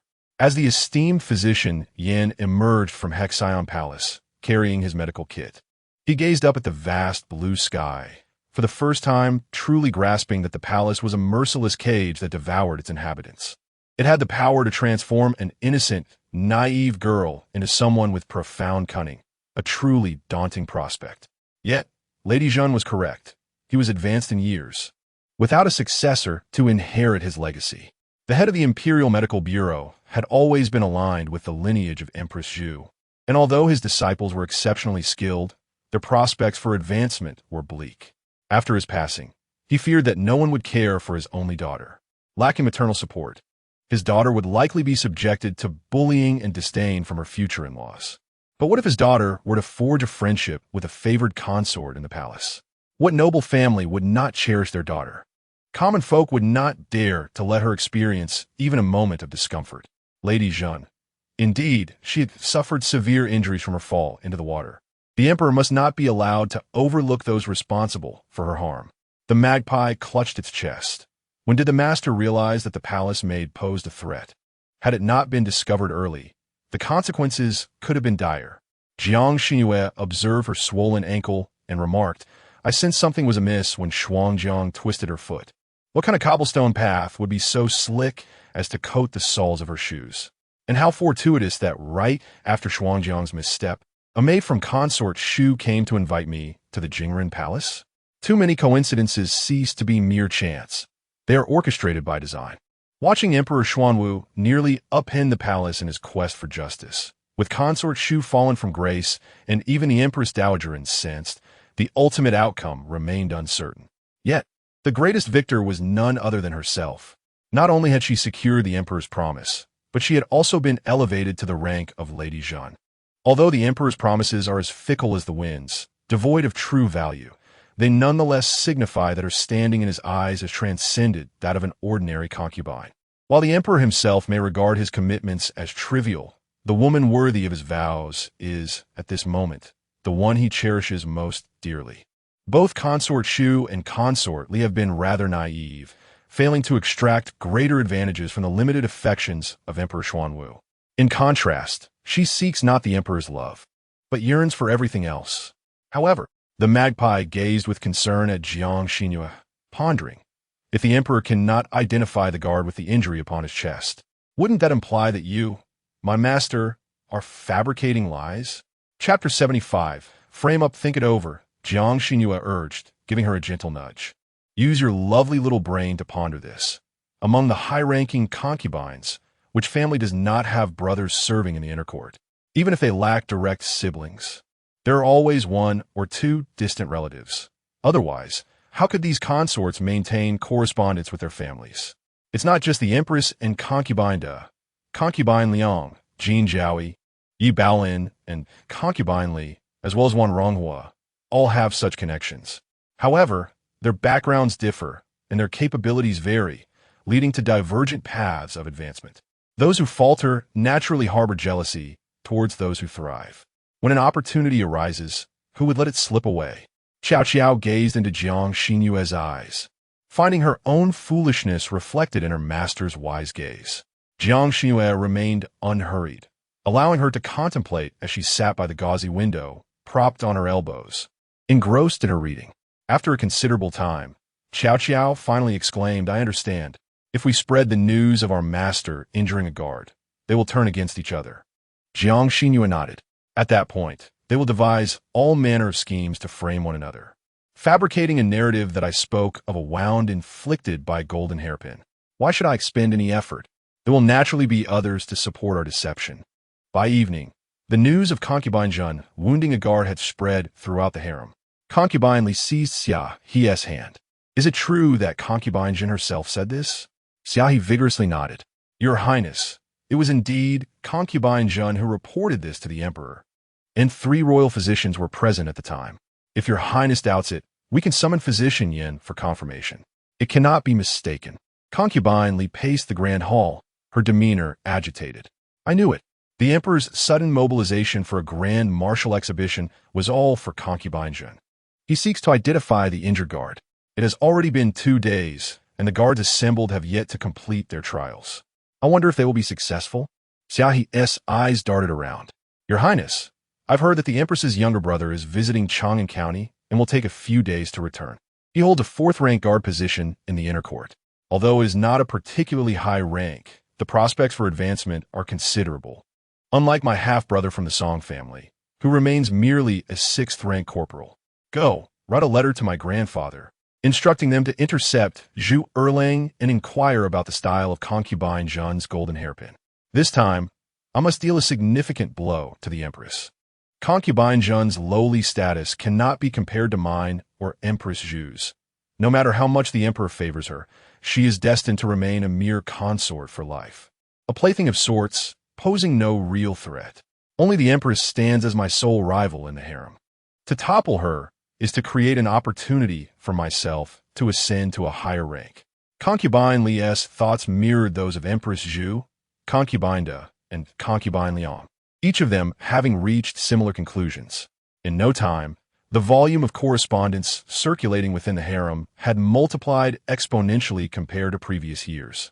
Emperor Xuanwu turned a blind eye and allowed Wang Dequan to discreetly record the names of the guards, palace maids, and eunuchs who delivered messages to the concubines. When the opportune moment arose, he intended to replace them with his own trusted servants. Thus, both the court and the harem fell under his control. Your Majesty, only Concubine De and Concubine Zhen have not sent messages outside. Nearly all the other ladies have written and dispatched letters, reported Wang Dequan. Emperor Xuanwu let out a cold scoff, do you see? Is this truly my harem, or a nest of spies? Among the 3 palaces, 6 courtyards, and 72 concubines, only 2 remain loyal to me. However, it was not entirely accurate to say so. The emperor was indifferent to whether the less favored concubines had sent letters. Only the names of Concubine De and Concubine Jun were noteworthy in his eyes. Wang Dequan could only ascertain which concubines had sent letters, but he dare not open them to inspect their contents. The more distinguished the family, the more careful they were with their cryptic communications. If you were to break the seals and ruin the codes, it would alert the culprits and jeopardize the emperor's plans to usurp power. Fortunately, the emperor himself was not curious about the contents. He only required a list to arrange for his own people to replace those implicated. What of the situation with the guards? Emperor Xuanwu had sat in the Wuda Hall for just one day and, upon discovering that the injured guard had not been found, entrusted the matter to the chief of imperial guards and Wang Dequan. In response to the emperor's inquiry, he learned that over 30 guards would not be assembled for another 2 days due to various reasons. Those who had already arrived had been interrogated, and within 5 days at most, a conclusion would be reached. The outcome would be one of 2 possibilities. Either the injured guard would be found, or he would remain elusive. If even the emperor could not locate this individual, it would indicate the extraordinary cunning of the mastermind behind it all, sending chills down one's spine. Would Concubine Jin manage to evade the grasp of such a deeply hidden adversary, concealed for 2 days under the guise of illness? Jiang Xinru finally emerged from her bed. A lively creature came bounding over, rolling about joyfully, its freshly washed, snow-white fur brushing against her neck, tickling her as she rolled around the bed. As a concubine, her lack of decorum and grace raised questions about her ability to serve the emperor well. Concubine Jun, you ought to learn the proper etiquette. Though the Heshi Palace was generally lax, it would never allow outsiders to intrude without consequence. Jiang Xinru reached out to control the exuberant creature, swiftly sitting up. Before her stood a stern-faced old matron, her hair impeccably arranged, glaring at her with sharp eyes. The palace door had remained ajar, and this old matron had entered uninvited. Moreover, before the maids Qi Qiao and Shuang Jiang could utter a word, a group had covered their mouths and forced them to kneel on the ground. Not just them, but the courtyard was filled with kneeling figures, all silenced. Jiang Xinru understood. These were the enforcers of the Empress Dowager Wu, come to trouble her. She slowly rose and approached the old matron, raising her hand to deliver a resounding slap. Who are you, daring to intrude upon my chambers uninvited and to mistreat my maids and eunuchs in such a manner? Are you not afraid that the emperor may sever your head? What does it matter? She has not introduced herself, and it is quite normal for me not to recognize her. You, Granny Gue, covered her face, her expression one of disbelief. Do you dare to strike me? She is a trusted attendant of Empress Wu, having entered the palace at the tender age of 12, and now at 45.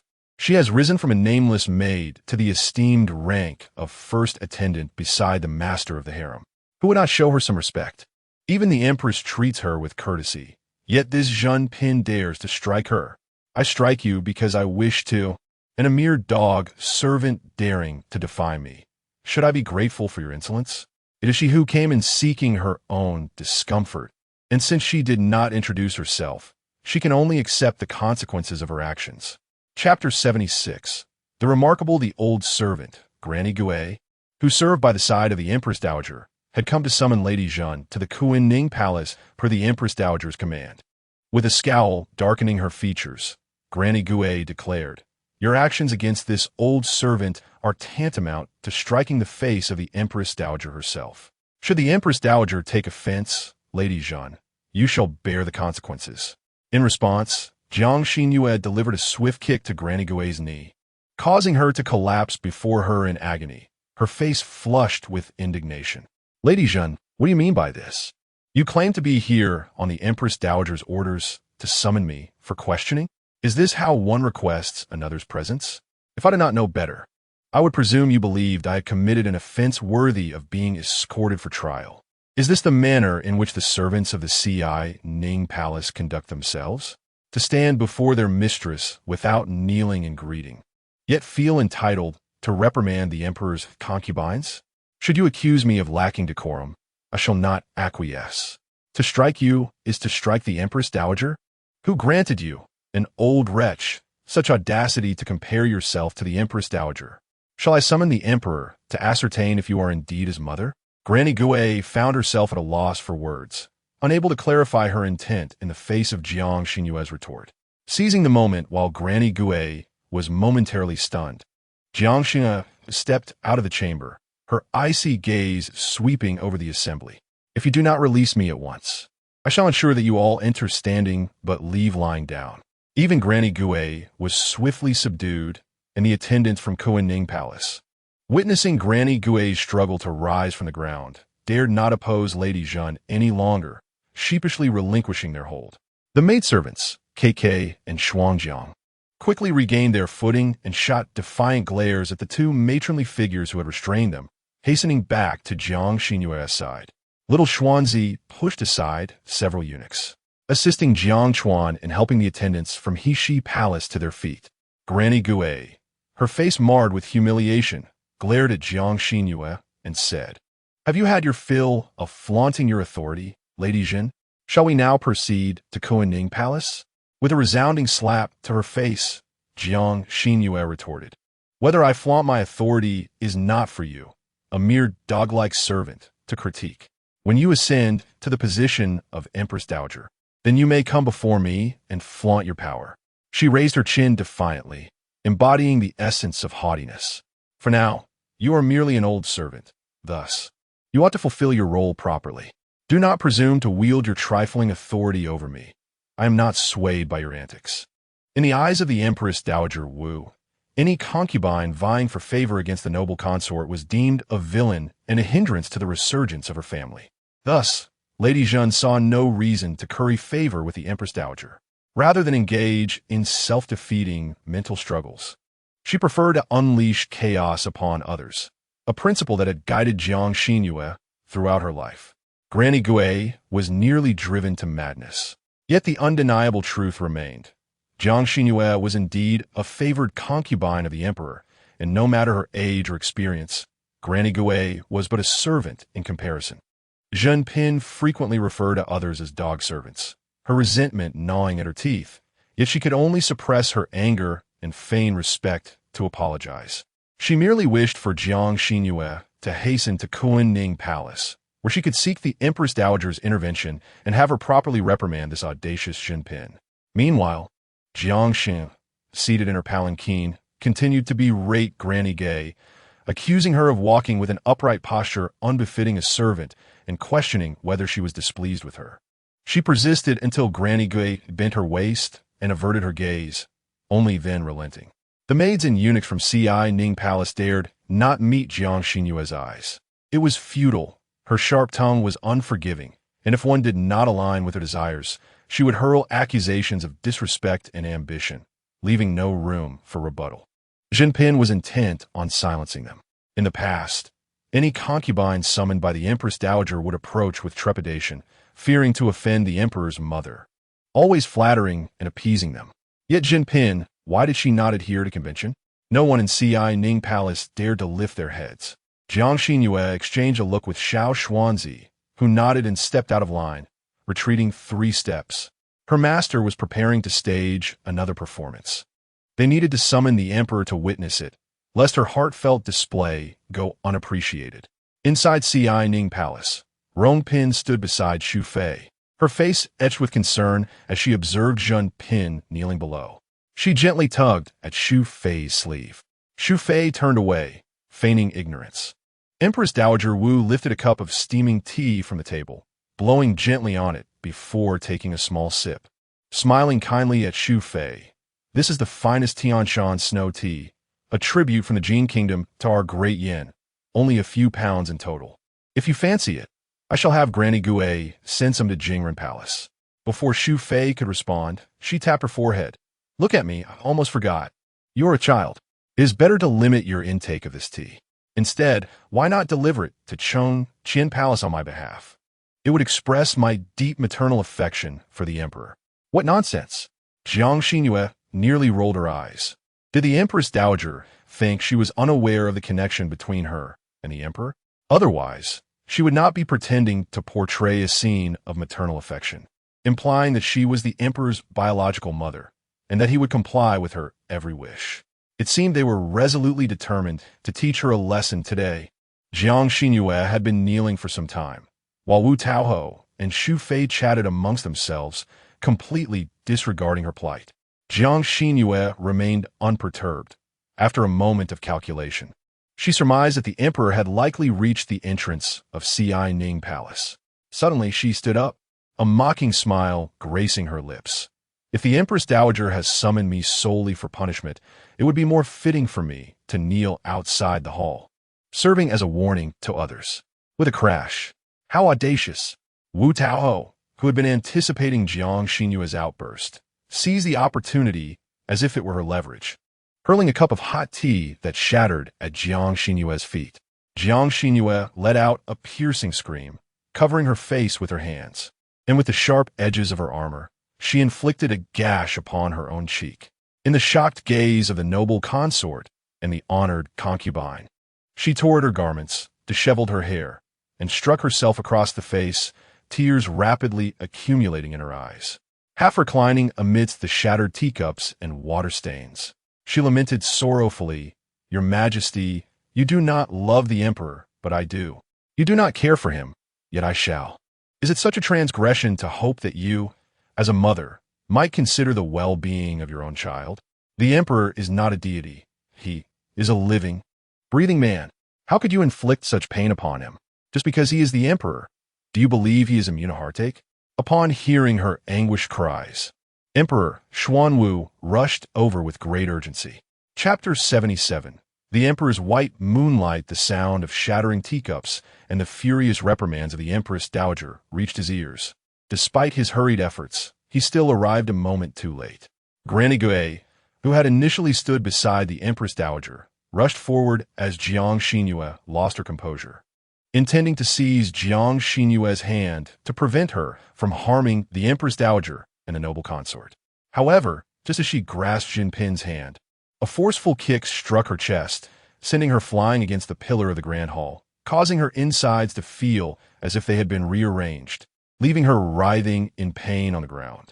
The emperor's furious gaze briefly flickered towards the bewildered Empress Dowager, who struggled to find the right words to explain, before settling on the stunned noble consort. The disappointment in his eyes pierced deeply into the heart of the noble consort, who defiantly returned his stare without yielding. In the emperor's embrace, Jiang Xinru revealed a bloodied mark on her face, nestled against him, shaking her head gently. "Your Majesty, I am unharmed. Please do not let anger consume you." Though she was the injured party, she sought to comfort the emperor, unwilling to disturb his emotions. The emperor held her tightly, drawing her closer, and addressed the Empress Dowager. "Mother, I have tolerated your repeated transgressions in consideration of our blood ties. Yet you must remember that I am the sovereign of this great yin. Whom I choose to favor and how I wish to conduct my court is my prerogative. Should you persist in stirring trouble in my harem, I shall have no choice but to send you to the Summer Palace for respite." The Summer Palace, located far in the distant Xuanzhou, while pleasant in winter and cool in summer, could never compare to the opulence of the true imperial palace. The Empress Dowager, infuriated, staggered back a couple of steps, trembling with rage at both the emperor and Jiang Xinru, her finger pointing shakily at the emperor. "Very well. You, emperor, I bore and raised you, and yet you harbor resentment against me? Your ingratitude is appalling. For the sake of a cunning concubine, you raise your voice against your own mother. Word of this will surely lead to scorn upon your back." In the Summer Palace, during the reign of the late emperor, there were several discarded consorts, mad and childless, many of whom held grudges against the Empress Dowager. Who could predict how they might unleash their wrath upon her? An emperor who disrespects his own mother lacks virtue and is unworthy of ruling the great yin. The emperor narrowed his eyes, casting a sharp and cold glance towards the noble consort's abdomen, causing her to instinctively protect her belly. The emperor had been terrifying just moments ago. Jiang Xinru felt as if she had become a White Lotus villainess from a melodramatic novel. She looked at the emperor with concern, shaking her head, and with feigned innocence addressed the Empress Dowager. "Your Majesty, noble consort, all the faults lie with me. I implore you, do not blame His Majesty. He is merely worried about my fragile constitution. I'm here to offer my apologies to you. Please forgive me." The more Jiang Xinru acted this way, the more furious the Empress Dowager became, her eyes reddening with suppressed rage. Yet reason reminded her that she must not succumb to anger. To do so would play into the hands of that wretched Jinping. Originally, the intention was to provoke her, to incite her ire. However, she has deftly turned the tables, compelling me to suppress my own emotions and descend the steps she has graciously offered. The Empress Dowager, after much restraint, refrained from lunging forward to grasp her hair, and with a cold chuckle, remarked, "I cannot bear the apology of Concubine. Since the Emperor protects you, there is little I can do. I hope you will conduct yourself with propriety henceforth and refrain from casting your designs upon Consort Xu, who is but an innocent child. The Emperor knows this better than I. Truly, the Empress Dowager is a seasoned strategist in the art of courtly intrigue, with just a few words. She has sown seeds of doubt in Emperor Xuanwu's mind regarding Jiang Xinru, while evoking fond memories of Consort Xu. His affection for Consort Xu was born out of his youth when he felt neglected by the Empress Dowager, often left alone in sorrow. It was only Consort Xu who recognized his desolation and consistently offered him comfort, striving to bring him joy. When Wu Chengyi would deliberately torment him, flaunting the Dowager's affection, it was only Consort Xu who would admonish him, forbidding any disrespect towards Emperor Xuanwu. At the tender age of 13, he wed the crown princess, yet in his heart, the one he truly desired was still the untouched Consort Xu. The Wu family's reluctance to marry Consort Xu into the Eastern Palace stemmed not only from the belief that the Dowager's presence rendered an additional daughter unnecessary, but also from a certain disdain towards him. The fervent longing of his youth was ultimately realized, only to discover that Consort Xu's love was not genuine, but rather a compromise for her family. Thus, Emperor Xuanwu's affections shifted to the beautiful concubine Li. For years, he has guarded this secret well. No one knew that the woman he cherished most was Consort Xu, until the Empress Dowager unwittingly revealed it. He halted his steps, his expression largely unchanged, yet Jiang Xinru could sense the turmoil within him. A battle between his pure love for Consort Xu and his newfound affection for Concubine Jin, a true conflict of the heart. "Your Majesty." She instinctively struggled to extricate herself from his embrace, and he did not insist on holding her tightly. Jiang Xinru covered her face with a handkerchief, saying, "Your Majesty, Consort Xu has been frightened. She is with child. Please go check on her. I am fine and can return to the palace alone." She smiled sweetly, yet the sorrow in her eyes was unmistakable. Before tears could fall, she bowed to the Empress Dowager and the Emperor, turning to flee. The tears fell swiftly, and as she ran away, Emperor Xuanwu noticed the glistening droplets on her delicate chin. A sudden pang of anguish seized his heart. He gazed at Consort Xu and, with a sigh, extended his hand, commanding Wang Dequan summon the imperial physician to Jingren Palace. Consort Xu, her anxious heart finally at ease, grasped Emperor Xuanwu's hand in tears. She had not lost. Between her and Concubine Jun, the emperor would always choose her. Xiao Su, puzzled, looked at Jiang Xinru, his expression hesitant. Noticing his indecision, she straightened up and said, "If you have something to ask, please do. If you don't, I fear you won't sleep at all tonight." Xuanzi finally exhaled deeply and said, "Your Highness, we have gone to great lengths, even at the expense of our own well-being, to ensure that the emperor witnesses this spectacle. Why do you not seize the moment to invite him to Heshi Palace, and instead see the opportunity to consort Xu? Do you truly believe that Consort Xu has triumphed?" Jiang Xinru, observing Xuanzi's nodding, appeared quite pleased and replied with a smile, "The emperor must certainly share this sentiment.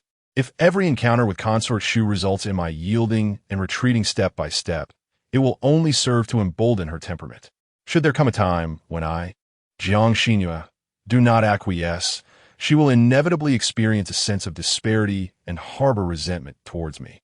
Furthermore, relying on the emperor's unusual favor towards her, she may provoke him repeatedly, and with each instance, the already fragile illusion of first love will shatter."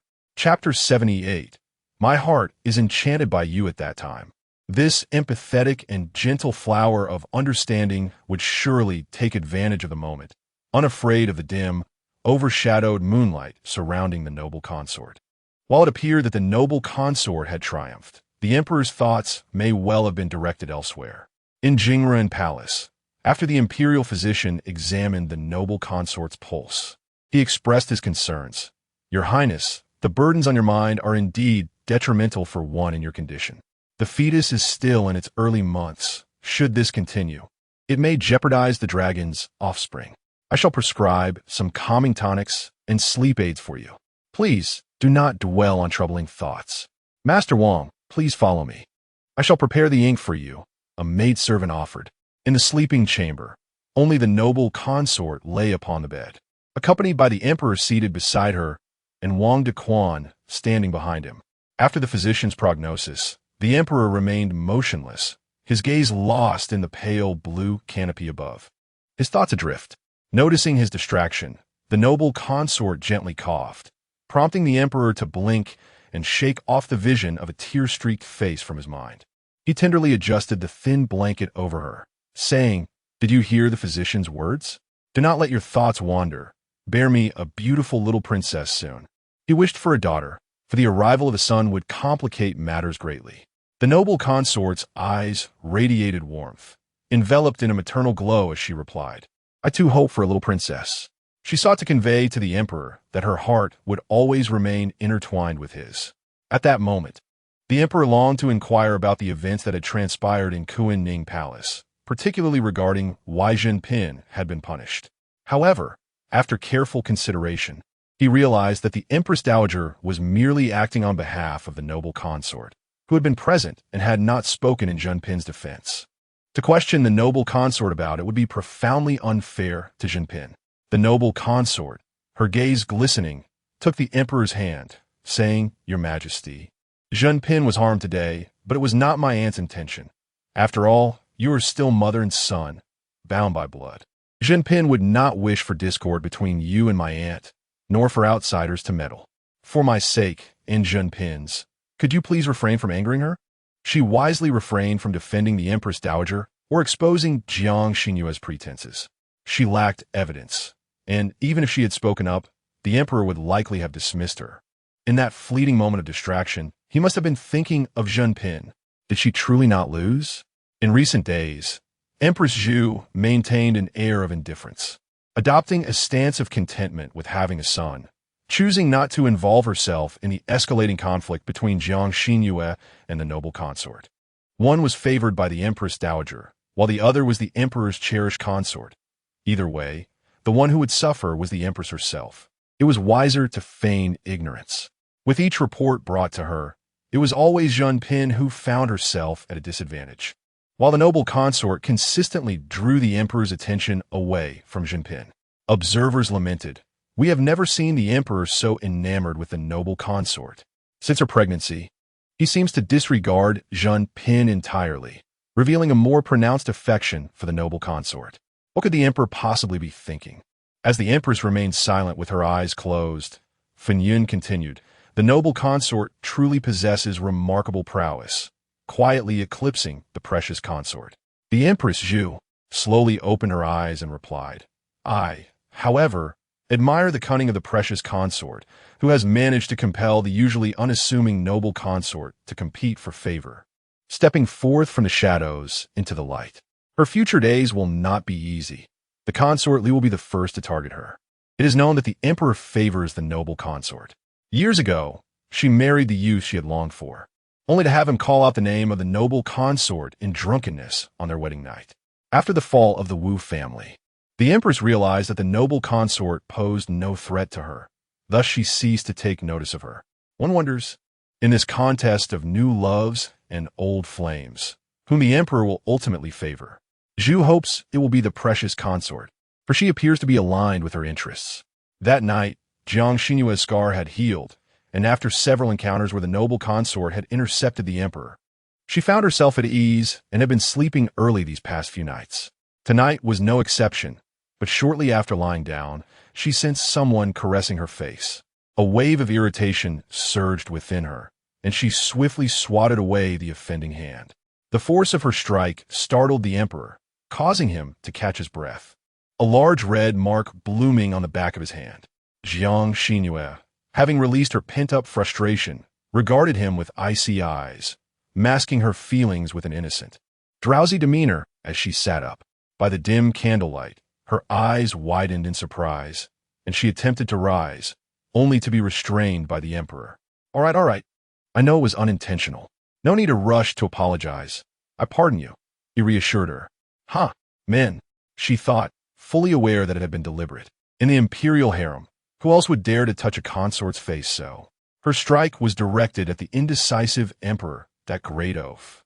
Despite her internal grievances, she acquiesced and nestled into his embrace. Your Majesty, what brings you here? Earlier, in the imperial garden, didn't you mention the noble consort was unwell? At the mention of the noble consort, the emperor felt a moment of discomfort. He knew he had wronged the precious consort deeply. Yet the feelings of youthful affection for the noble consort made him overlook her plight. The noble consort was not truly ill. Her pregnancy had rendered her emotions tumultuous, leading to jealousy whenever she saw him with the precious consort, making her feel unwell and demanding his presence. When the noble consort first expressed her affection for him, he should have rejoiced. Yet, for reasons unknown, the vivid image of the precious consort lingered in his mind. Should she discover his fondness for the noble consort, and that the noble consort harbored feelings for him as well, how heartbroken that foolish woman would be. Thus, he refrained from responding to the noble consort's declaration and fled from Jingren Palace, unconsciously wandering to Hushi Palace.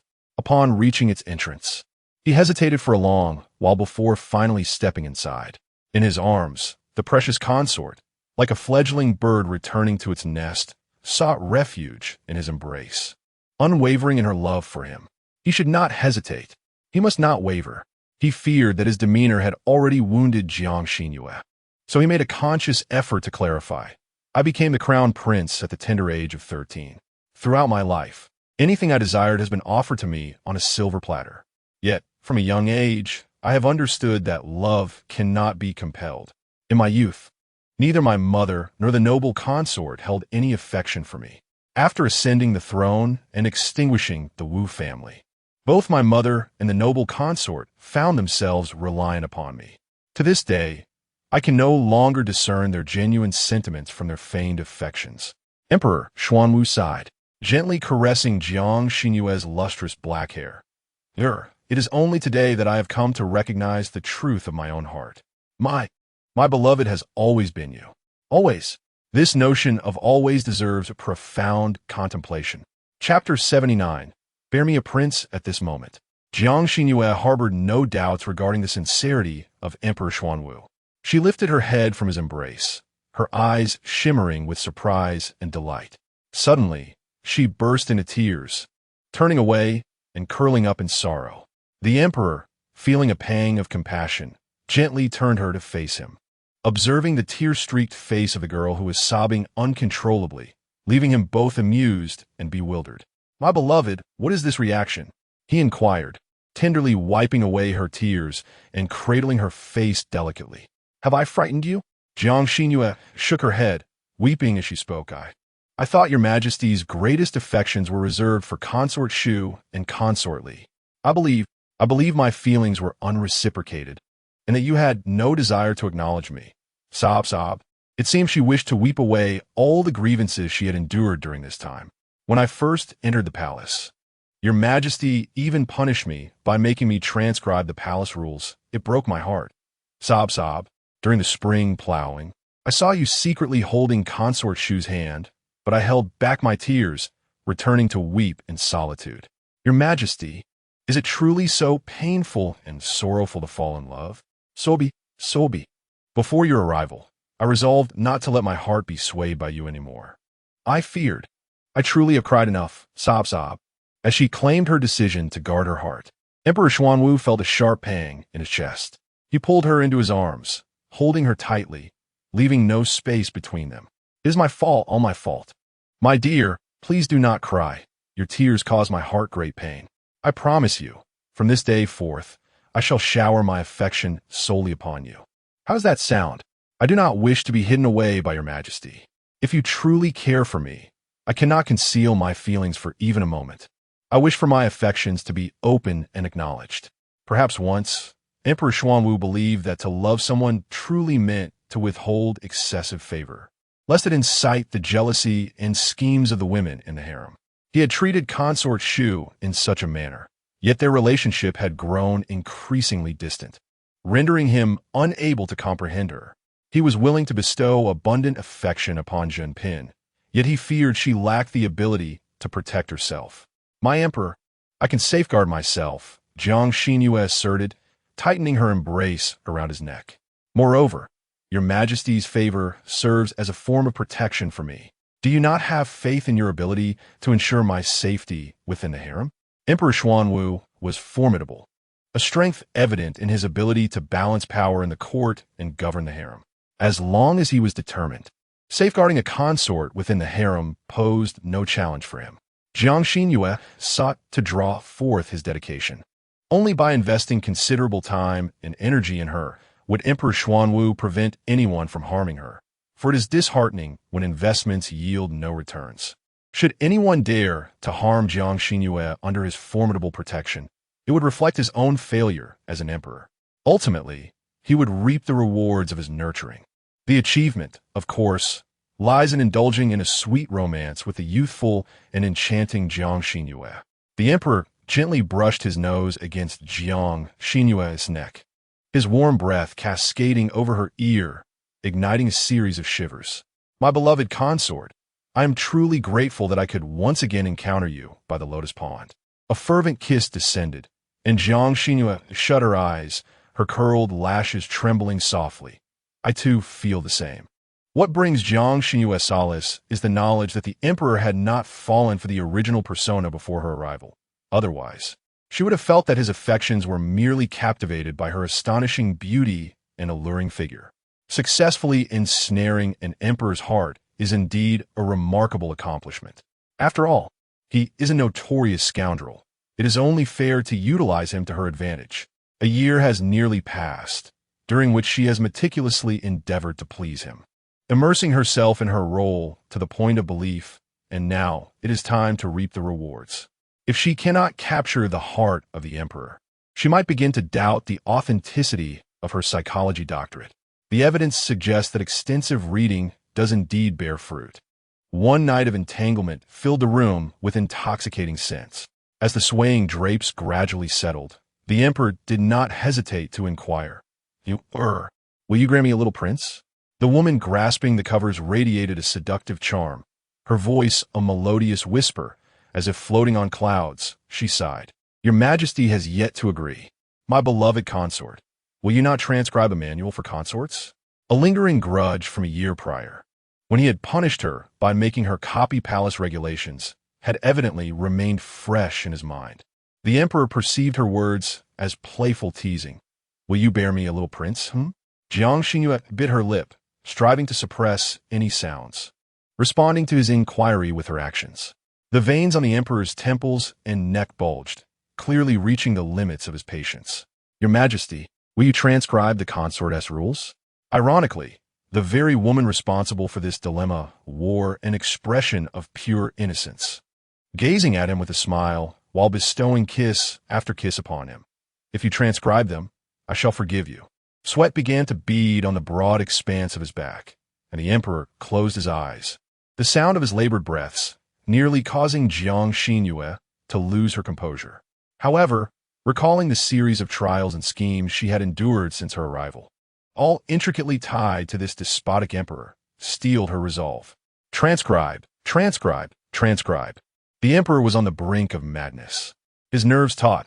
"Whatever you wish me to transcribe, I shall do so. My beloved please have mercy on me." No sooner had he spoken than Jiang Xinru's body relaxed, yielding to the emperor's whims. Afterward, the emperor forbade Jiang Xinru from removing the pillow from beneath her waist. "I have consulted with the royal physician, and this position greatly enhances the chances of conception. You have been in the palace for nearly a year. If I wish to elevate you to the status of consort, a child is imperative." The absence of offspring had already drawn murmurs within the inner palace, and now that he had come to realize his feelings, he naturally wished to consider Jiang Xinru's future. Jiang Xinru thought back to her entry into the palace. She was just over 15 and would turn 17 this October. It is precisely mid-April, and if she were to conceive this year, The latest she would give birth would be in January of the following year. By the time the new year arrives, she would be 18, quite capable of bearing a child. Nestled against the chest of the Emperor Xuanwu, she expressed, "Your servant yearns for a child with your majesty, regardless of gender. It suffices that the child is ours." A smile graced the corners of the Emperor Xuanwu's mouth as he thought to himself, "The young princess must inherit your delightful charm." Secretly, he mused that with such beauty as Zhenpin possesses, it would be prudent to have several children to ensure the legacy of her allure. Chapter 80. Mother enters the palace on the following day. The emperor's private treasury was opened wide, not for Wang Dequan to select treasures for the concubines, but for the esteemed Zhenpin of Heshi Palace to personally choose from a vault. Everything she fancied would be transported back to Heshi Palace. Such indulgence was a privilege enjoyed solely by Zhenpin, elevating Jiang Xinru's prominence to a level that even the illustriously Guifei had to momentarily retreat from her radiance. Yet, this was merely the conjecture of the masses. After all, ever since Yi Baolin stormed into Chongqing Palace and engaged in a brawl with Li Guifei, there had been an extended period of silence surrounding Chongqing Palace. Meanwhile, Yi Baolin, celebrated for her recent military victory under the Western general, was on her way back to court, having been conferred the title of Yi Guiran by the emperor. She received affection for 2 days out of every 5. Perhaps having lost hope with the empress, she turned her attention towards the empress dowager, conspiring with Xu Fei and Rongping to undermine Zhenpin. Her motives were so transparent that she presumed others were oblivious to her intentions. When Xu Fei and Rongping did not act according to her wishes, she set her sights on Wan Ronghua and Jin Zhaoi. The 5th prince in the empress's palace had been named, with the emperor personally selecting the character Sheng to signify the esteemed status of the heir to the eastern palace. As the day of the 5th prince's full moon banquet approached, the child's arrival fortified the empress's position, rendering any argument about her lack of heirs futile and silencing calls for her abdication. Thus, the banquet was ordered to be grandly celebrated by both the emperor and empress. The long-secluded Chongqing Palace was also released from its confines. Just as Jiang Xinru reluctantly bid farewell to Emperor Xuanwu, the affection in her gaze vanished entirely. Dressed in a resplendent smoke-pink qipao adorned with golden-threaded peony blossoms, she radiated an enchanting brilliance, making all colors in the world pale in comparison. Her exquisite beauty, unmatched in the palace, made it exceedingly difficult for Emperor Xuanwu not to be enamored.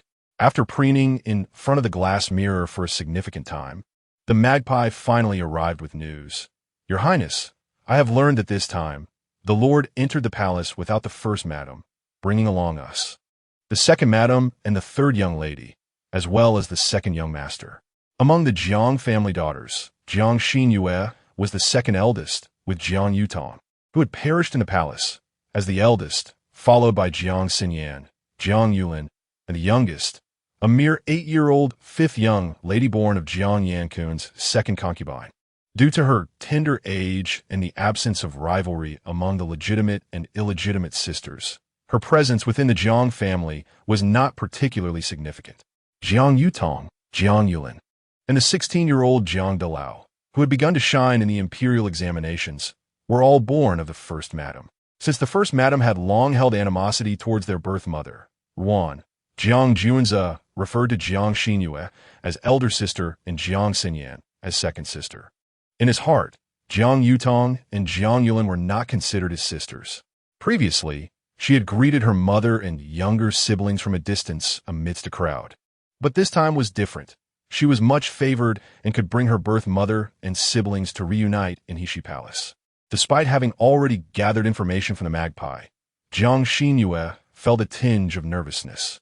In the struggle against both heaven and humanity, she fears not the passage of time, nor the challenges that lie ahead.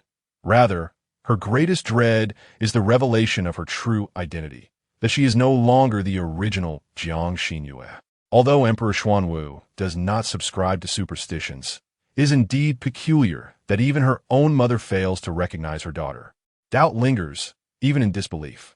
"Your Majesty has instructed me to invite the second madam, second young master, and third young lady," announced Jiang Chuan, standing outside the grand hall.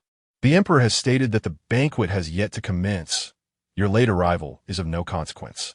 The magpie, brimming with eagerness, hastened to part the curtains. Madam, second young master, third young lady, please come in swiftly. The empress has prepared ice bowls awaiting your arrival. As Madame Ruan made her way, she was awed by the exquisite elegance and opulence of Hushi Palace, gaining a clearer understanding of her eldest daughter's esteemed position. Even before receiving the title of empress, she held the rank of a palace mistress, and under such favor, none dared to show disrespect to her daughter. Even during her first visit to the palace with the lord, she was met with utmost courtesy. Everywhere she went, the palace maids and eunuchs displayed their reverence. Is this the benefit of being favored by the emperor? The experience is indeed delightful. Shaking her head, Madame Ruan admonished herself, for she was easily dazzled by wealth and status, which might hinder her daughter's progress. One must remain vigilant and aware. In contrast to Madame Ruan's caution, Jiang Xinru and Jiang Xinru were much more exuberant. The moment the magpie appeared, their eyes widened in surprise as they conversed with her. Upon entering the grand hall, they beheld the interior adorned with cloud-patterned sandalwood beams, crystal lamps, pearl drapes, and gold-plated columns. Atop a 3-foot-wide, century-old rosewood throne sat a stunning beauty clad in palace attire. Madame Ruan felt an overwhelming sense of authority emanating from Jiang Xinru, even more formidable than that of her husband, previously unnoticed amidst the throngs. A mere glance now sent shivers through her. Your humble servant pays her respects to Lady Zhen, she began. Mother, what are you doing? Jiang Xinru asked, descending to assist her mother, gently grasping her arm. There are no outsiders here. You need not perform such formalities. Tears welled up in Madame Ruan's eyes as she clasped her daughter's hand. Yue, how are you faring within the palace? Is the emperor treating you well?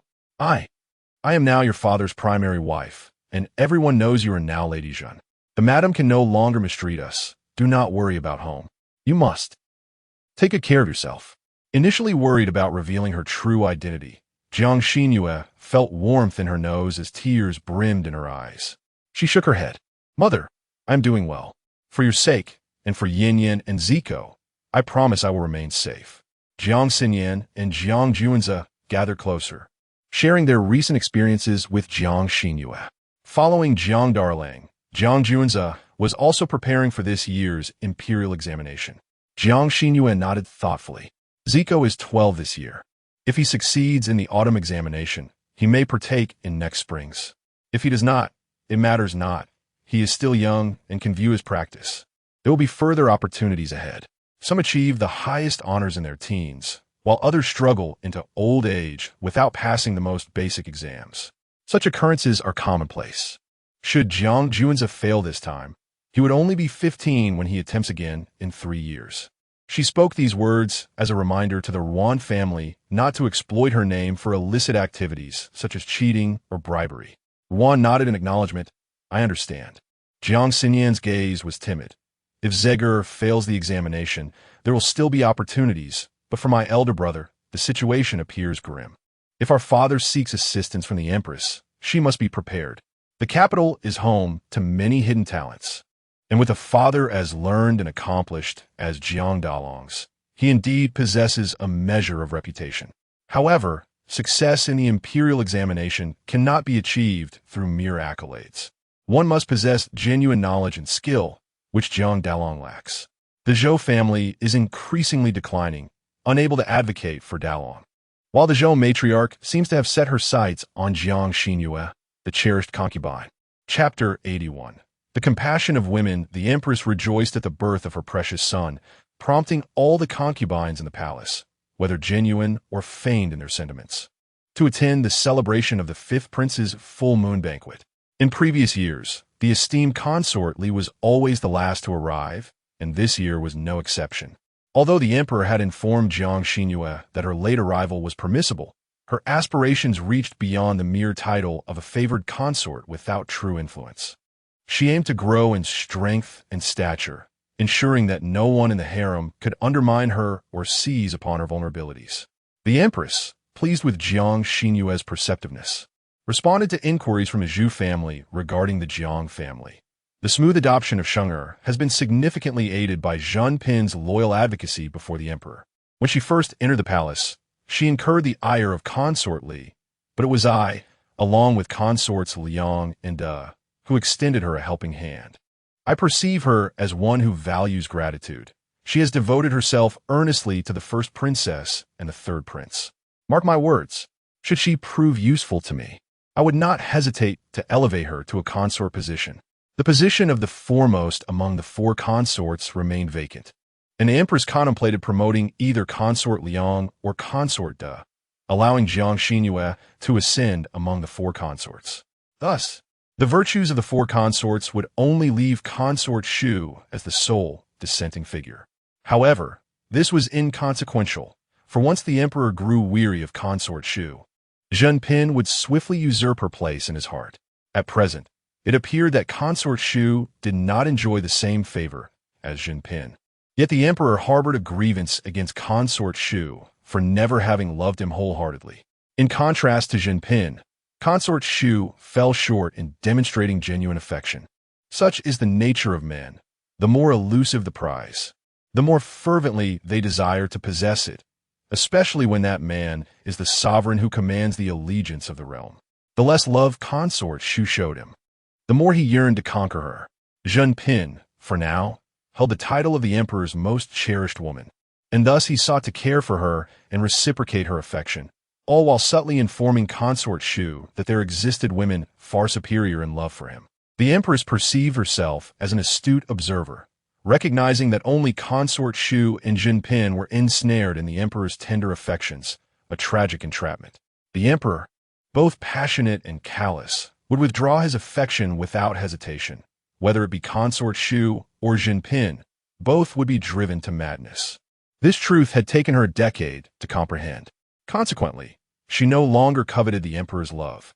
If her son could be established as the crown prince and ascend the throne, her life's mission as a legitimate daughter of the Zhu family would be fulfilled. The empress had no intention of advising Zheng Pin. Every woman must traverse her own path, enduring the same agonies, and thus find solace in the suffocating confines of the harem, realizing that all women, like herself, were equally pitiable. In that recognition, her own sorrow would lose its significance. Unbeknownst to her, Jiang Xinru not only saw through the emperor, but also the empress herself. As the emperor and empress walked hand in hand, the empress's gaze fell upon Jiang Xinru, and she adeptly displayed a facade of despondence at the sight of her beloved with another woman, feeling powerless to alter her circumstances. Yet, considering that today marks a momentous occasion for Her Majesty the Queen, she mustered her spirits and managed a bittersweet smile, joining the other consorts in bowing before the emperor and empress. It is unnecessary to elaborate on the emperor's heartache upon witnessing her expression. Empress Zhu was already quite satisfied. Another fool in love with the emperor. Her gaze gradually shifted to the face of Emperor Xuanwu, whose divine beauty was matched only by his commanding presence, a charisma that few women could resist. Had she not fallen under his spell as well? Jiang Xinru sighed, her head drooping in boredom as she rolled her eyes. Day after day, the emperor watched her closely, and so did the empress. She had grown weary of pretending to be the devoted favorite. When would she be able to act with unrestrained arrogance, indulging herself in a manner that would infuriate others? Ladies and esteemed consorts, please rise, the emperor proclaimed, his gaze lingering on the dejected Jiang Xinru. Although he could not discern the exact expression of Zheng Pin, he could certainly sense the hints of disappointment and sorrow emanating from her form. Her words did not speak of deep affection, yet her every action was imbued with restraint, profound emotion. In contrast, the closer consort, Xu Fei, professed her love openly, yet she could not even bear to meet his gaze, her demeanor cold and devoid of any discernible emotion, making it impossible to discern joy from sorrow. How could one claim to love another while remaining so indifferent to their intimacy with other women? Seizing the moment as she rose, Jiang Xinru cast a swift glance at Emperor Xuanwu and Xu Fei. Oh! The man's expression was tinged with barely concealed anger, as if he might explode. The woman, on the other hand, wore a cold facade, her averted eyes brimming with grievance and sorrow. Before her stood two individuals performing the roles of mutes, their expressions akin to those of puppets with severed strings. In her youth, she had once heard a line in a television drama: two proud individuals together will yield no favorable outcome. Emperor Xuanwu and Xufei were living proof of that adage. Yet, this was fortuitous. Xufei's steadfastness provided her with a golden opportunity. In the modern workplace, one must curry favor with superiors for advancement. What harm could there be in doing the same with the emperor in this feudal court? Moreover, her intentions were far from mere flattery. She aimed to ensnare the emperor in her carefully laid plans. Having rationalized her motives, Jiang Xinru settled into her seat, feeling a renewed sense of purpose. She tilted her head toward Emperor Xuanwu, adopting an expression of heart-wrenching hesitation, concealing her form behind Rong Pin, hoping to shield her theatrics from the eyes of others. As long as the emperor noticed her, that was sufficient. After all, men were easily swayed by such displays. "Jinping, are you unwell?" A cup of warm water was presented to Jiang Xinru, as Rong Pin furrowed her brow, concern etched upon her features. I'm truly sorry. You saved me before, and I owe you a favor. However, when the Empress Dowager troubled you, I was unable to offer any assistance. Her guilt was palpable as she timidly regarded Jiang Xinru, fearful that her apology would be unwelcome, her hand retracting the warm tea slightly. Jiang Xinru smiled gently, readily accepting the teacup and drinking it in one swift motion. She addressed her companion, "Sister Rong, there is no need for you to feel guilty. If the Empress Dowager wishes to punish me, it is beyond your power to intervene. I appreciate your concern." Rong Pin offered an apologetic smile, her gaze occasionally drifting toward Jiang Xinru, only to lower her head again, as if burdened by an unspoken secret. Had she been an ordinary person, one might have pressed Rong Pin for her thoughts. Yet Jiang Xinru was no ordinary individual. She was of a different caliber altogether, so she chose to feign ignorance and refrain from prying. After all, curiosity can be perilous, and she possessed no 9 lives. A sigh broke the silence, as Rong Pin mused aloud, "After my miscarriage, I fear that the Empress Dowager would direct her wrath toward you. I specifically instructed my sister to warn you to be cautious of her.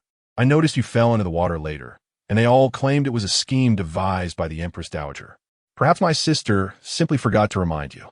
What forgetfulness? It was more likely a deliberate omission. Both the noble consort and the Empress Dowager were not to be trusted. One concealed treachery within, while the other revealed malice openly. Chapter 82. Enlightening revelation. The words of Rong Pin momentarily illuminated Jiang Xinru's mind like a sudden epiphany. She widened her eyes, her gaze shimmering with realization. Could it be that all the actions of the Empress Dowager were instigated by Xufei? It was not a matter of the Dowager's obsession controlling Xufei, but rather that Xufei had concealed her true intentions so deeply, orchestrating the Dowager to play the role of the villain while she herself maintained a pristine image, free of any wrongdoing. Jiang Xinru narrowed her eyes, a flash of insight scrutinizing Rong Pin. "Why are you revealing this to me? Are you not and Xufei always aligned, akin to branches of the same tree? They were sisters, naturally sharing fortunes and misfortunes alike." Rong Pin recognized that Zhen Pin was an astute individual. With a mere hint, she would grasp the profound implications of her words. Her sister was a refined egoist. Anything that served her interests, even at the expense of her own sister, was fair game. A chill laced her voice, and for a fleeting moment, Rong Pin's eyes flickered with resentment, yet it vanished as quickly as it appeared. She resumed her innocent facade, blinking her large, doe-like eyes and inquiring. "Have you ever seen a sister who would eliminate her own sibling's unborn child in pursuit of regaining favor? Sharing the same roots. Ha! Have you ever witnessed such a bond?" What? This revelation shocked Jiang Xinru to her core. She had previously speculated whether the child within Rong Pin was a pawn in the Dowager's scheme to elevate Xufei, thereby compelling Xufei to act against Rong Pin. However, the fate of Rong Pin's child, whether alive or deceased, and who was responsible for her plight, seemed irrelevant to her, so she did not pursue the matter further. The Empress's investigation concluded that a palace maid had accidentally spilled oil on the floor while serving, resulting in the execution of a single maid, and the matter was left unresolved. Could it be Xufei? If so, her cunning was truly formidable. In the eyes of Emperor Xuanwu, she was the epitome of purity and goodness, incapable of harboring malicious intent. That time she invited you to the Jingren Palace, it was fortunate you did not attend. Rongpin's gaze turned scornful. Had you gone, she would have devised a way to frame you as the perpetrator responsible for the demise of my child.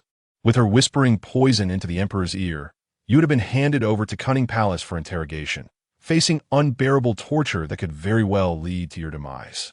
Treachery. Such treachery. After Rongpin finished speaking, Jiang Xinru took a long while to regain her composure. But since I entered the palace, I have never wronged her. Why is she so intent on targeting me? Why must she seek my life?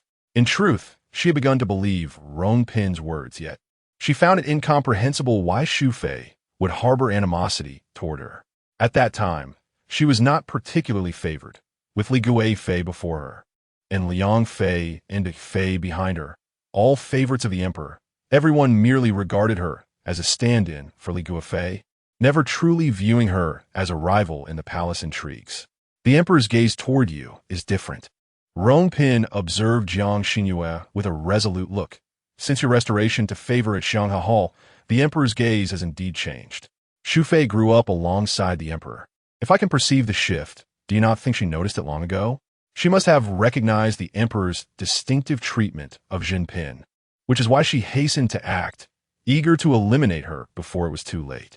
She never anticipated that she would consistently find herself in fortunate circumstances, escaping peril time and again. Jiang Xinru's mind raced. What Rongpin implied was that the empress, whom the Emperor Xuanwu had always cherished as his guiding light, had been deliberately approaching the emperor from the very beginning. Long ago, over a decade past, with an ulterior motive. There was never a kind-hearted young girl who, out of pity for the emperor, chose to accompany him, to console him, to illuminate the darkness of his life. All of it was merely a figment of the Emperor Xuanwu's imagination.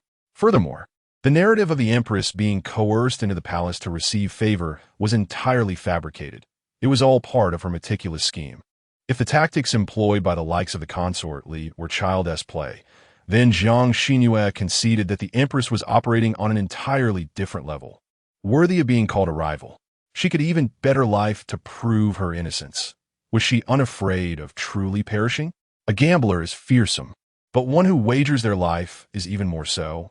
The persona of the empress is that of the unattainable white moonlight in the Emperor Xuanwu's heart, lurking behind the Empress Dowager while committing unspeakable acts, eliminating any concubine that poses a threat to her status, all the while maintaining an air of nonchalance, projecting herself as a figure of sorrow and contradiction, causing the emperor both frustration and a surge of competitive spirit. That which is unattainable forever stirs unrest. The emergence of Jiang Xinru has instilled a profound sense of crisis in the empress, prompting her to orchestrate a series of persecutions against Jiang Xinru, utilizing consort Li and her faction, all while remaining in the shadows, awaiting the opportune moment to strike. Alas, Jiang Xinru never believed that any concubine within the harem possessed genuine virtue. Those who managed to preserve their lives within the palace and hold a name in the emperor's presence, how many can truly claim to be benevolent? Although the incident involving the water was indeed orchestrated by Jiang Xinru, the empress was not entirely blameless. In light of Rongpin's remarks, Jiang Xinru surmised that the aquatic vegetation at the lake's bottom was likely a trap set by the empress for her. She awaited the right moment to push her into the water, ensnaring her in the weeds, leading to an untimely demise. If that were to occur, what recourse would the Emperor Xuanwu have? Should the scheme be exposed, the Empress Dowager would shield her, and as long as the Empress feigned ignorance, she would remain the Emperor's cherished white moonlight. A life is but a trifling matter to her, posing no real consequence. Rongpin must have known that by uttering these words, Jiang Xinru would never let the Empress off the hook. Yet she feigned a semblance of indignation as she gazed at Rongpin. You share this with me in hopes of instigating revenge on your behalf? Zongbin's Gulp, I have no desire to stand against you. I merely wish to remind you that even if you choose not to confront her, she will certainly not spare you. I merely thought that perhaps you could defeat her. Should you emerge victorious, my vendetta would be avenged. Surely, this cannot be deemed exploitation, can it? What do you think? Dear Sister Jinping, do you believe I share this for your own good? Jiang Xinru smiled, her eyes sparkling as they locked with the Empress from afar, her grin becoming ever more radiant. Indeed, for those who have caused me suffering, I shall ensure they endure 1,000-fold of my own torment. Sister Rongpin, for now, we are allies. Should the Empress make any moves in the future, I would be grateful if you could inform me in advance. I vow to avenge your unborn child. Rongpin remained silent, yet a gentle smile directed at her tacitly acknowledged the bond between them. Jiang Xinru's smile did not reach her eyes, causing a tumultuous flutter in Xu Fei's heart. Frowning, she whispered a few words to the maid beside her. In no time, the maid positioned herself behind Rongpin, speaking with genuine concern. The esteemed Xu Fei has sent a nourishing pigeon soup to replenish your vitality, Your Highness. You are still quite frail. Should you feel weary, please allow me to escort you back to rest. Utilizing Xu Fei's palanquin for her return would suggest to onlookers a profound sisterly affection between them. Chapter 83. Eavesdropping. The expression of Consort Rome was one of weariness as she stifled a yawn. Indeed, I find myself lacking in stamina, so I shall take my leave. Sister Jeanne, let us gather another day. Jiang Xinru feigned interest in the tardy imperial concubine Li, yet her peripheral vision remained fixated on Consort Xu. Observing her pretentious state of inebriation as she discreetly slipped out for fresh air, Jiang Xinru panicked and spilled a glass of wine upon herself. Emperor Xuanwu witnessed her hasty departure, patting the wine stains on her skirt. Her cheeks flushed as she informed the magpie that she needed to change her attire. He contemplated the connection between himself and the Empress, pondering how Consort Jeanne's feelings for him seemed to deepen. Such a beauty, so enamored with her appearance, was willing to overturn her cup and soil her garments due to his hand holding with the Empress. Wang Dequan, Consort Jeanne harbors a fear of darkness. Kindly send a newly crafted glass lantern from the Ministry of Internal Affairs to illuminate her path back to Hushi Palace. He wished to comfort her, conveying his constant thoughts of her through the delivery of a lantern. The exquisite and opulent glass lantern, a creation of the Ministry of Internal Affairs, was a rarity in the palace, with only the Empress's Equine Palace possessing such a treasure, leaving the other concubines without. Jiang Xinru followed Consort Xu until they reached a palace path outside the Bow Hall. Wang Dequan pursued closely behind, but upon noticing Consort Jeanne's furtive behavior, he remained silent until Jiang Xinru caught sight of him and shushed him with a raised finger. The palace attendants trained in Chengxian Palace moved with a grace that rendered their footsteps nearly inaudible. Upon reaching Jiang Xinru, he made no sound at all. The dark corridor was illuminated by a few lanterns hanging from the eaves, leaving nowhere to hide. However, the corner of the corridor, where Consort Xu stood with her back turned, happened to lead to an uninhabited palace. She beckoned Wang Dequan to conceal themselves behind the door. Consort Xinru. Xu. Jiang Xinru extinguished the glass lantern and gestured towards Consort Xu. Wang Dequan cautiously peered out, and in the dim light, he observed Consort Xu and Consort Rong standing opposite each other, the atmosphere charged with tension. What is happening? His eyes filled with confusion. Jiang Xinru remained silent, raising her chin as a signal for him to listen. With Consort Xu's back turned, Wang Dequan could not discern her expression. Yet her tone was anything but the usual haughty demeanor she exhibited in the Emperor's presence. Instead, it exuded an air of aggressive intimidation. Consort Rong cast a glance in Wang Dequan's direction, a faint smile gracing her lips. What is it? Are you afraid that your modesty and virtuous persona will crumble? Are you worried I might unveil your true nature? With a resounding slap, Consort Xu struck Consort Rong's face, her voice laced with venom. I have made it clear that everything I do is for my family, for my mother and brother to return to the capital swiftly. What is wrong with you making some sacrifices? Do you still hold a grudge against me to this day? Spare me your grandiloquent excuses. Consort Rong erupted in tears, exclaiming, Your child's life is precious, yet mine is not. You speak so lightly of it. What if I were to endanger your child? Would you not hate me for it? She wiped away her tears fiercely saying, "Do not think for a moment that I am unaware." The scheme to frame Zhen Pin by causing a fatal accident in the water was instigated by you, with Li Guifei as your pawn. The hatred Su Jiu harbors for Zhen Pin is also a product of your manipulation. You even orchestrated the deadly entanglement of weeds at the bottom of the lake, intending to claim her life. Do not feign concern for family, for your mother and brother. Everything you do is for your own ambition. You are consumed by an insatiable desire for the throne and the emperor's affections, believing yourself invulnerable. It is not as if she is unaware that her child was slain by her own sister and aunt. With a resounding slap, Rong Pin felt the sting on her cheek once more. Xu Fei seized her collar, pinning her against the palace wall, revealing an unprecedented ruthlessness. I warn you. Should you dare to speak recklessly before Zhen Pin or the emperor, I will not hesitate to spill the blood of my own sister. I have already walked a path stained with much blood. The loss of another life weighs no heavier on me. Her bloodthirsty gaze resembled that of a ravenous beast, causing Rong Pin to tremble, her eyes cast down in fear. But you have killed my child. She never even had a chance to see the world. And you have taken her life. Why pave the way for you with the lives of my child and me?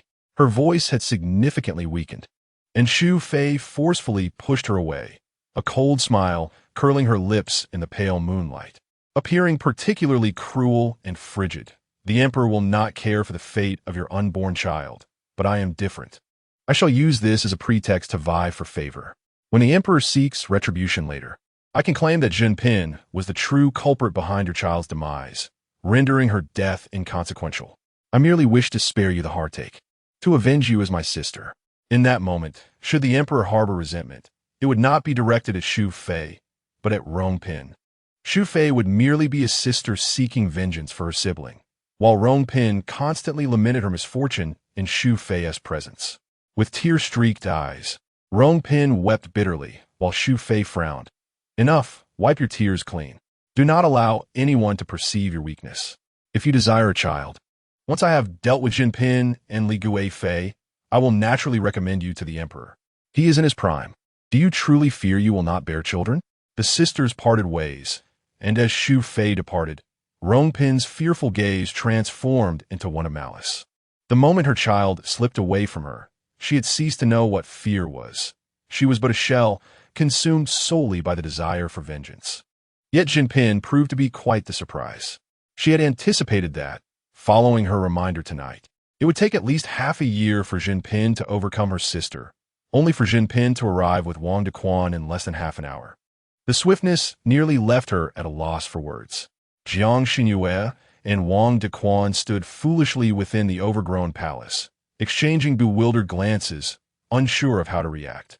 Were Jiang Xinru aware of Rong Pin's admiration for her, she would surely feel a sense of embarrassment. This was entirely Xu Fei's misfortune.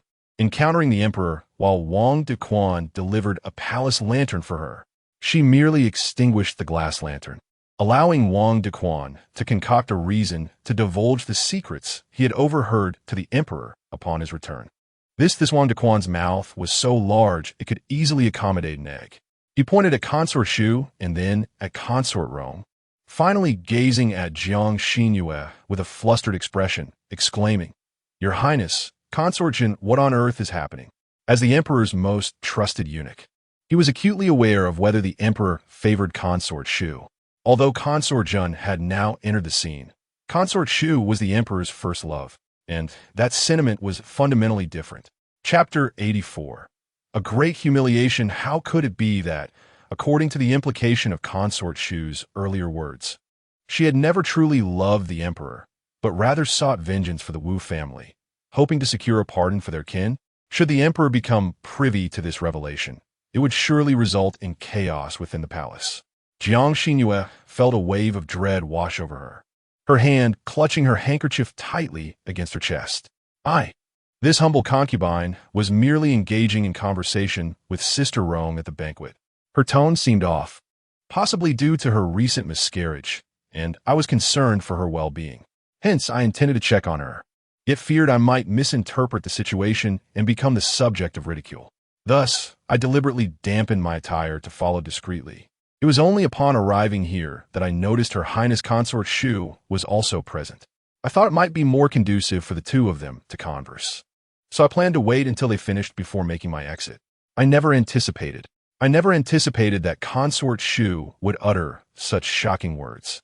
Wang Dequan's expression darkened considerably. Your Highness, perhaps you should allow the Magpie and Frost to escort you back to the Harmony Palace. I have matters to attend to with the Emperor. Wait. Jiang Xinru quickly grasped his arm, stammering, Wang Gonggong, this matter. It truly should not be known to me. If you intend to inform the Emperor, could you please ensure that he remains unaware that I have also heard Consort Xu's words? It is unfathomable that there are concubines in the harem who do not harbor affection for the Emperor, and I cannot comprehend what sort of man Consort Xu favors. I'm already incensed by this revelation. How heartbroken the Emperor would be upon learning of it. Wang Gonggong, please allow me to preserve some semblance of dignity for the Emperor and pretend to be oblivious to this matter. For an Emperor, the notion that his own consort does not love him is an unbearable affront. Moreover, this humiliation was overheard by another concubine, casting an even greater shadow of disgrace. The Emperor would undoubtedly harbor grievances against Jiang Xinru as well. Monarchs, by their nature, seldom perceive their own faults. The blame always lies with others. If Consort Xu does not love him, it is merely her lack of discernment. If Consort Zhen hears of his embarrassment, it is simply her indiscretion in wandering about. Ultimately, any shame he suffers is deemed the fault of those around him. Jiang Xinru had no desire to become a sacrificial pawn in the tumultuous affections between Emperor Xuanwu and Consort Xu. At the very least, Consort Zhen's words brought Wang Dequan some solace, affirming that there were still those within the palace who genuinely cherished the Emperor. He smiled at Jiang Xinru. This servant knows what must be done. As night deepened and the glass lanterns were extinguished, the palace paths remained shrouded in darkness. The Magpie assisted Jiang Xinru into the palanquin and, looking up at her, inquired, Will Wang Gonggong truly not inform the Emperor? He will surely speak. Jiang Xinru replied with a faint smile, resting her chin on her hand. Wang Dequan is the Emperor's trusted confidant. He reports all matters within the palace to him. What influence could a mere consortium like myself possibly have over him?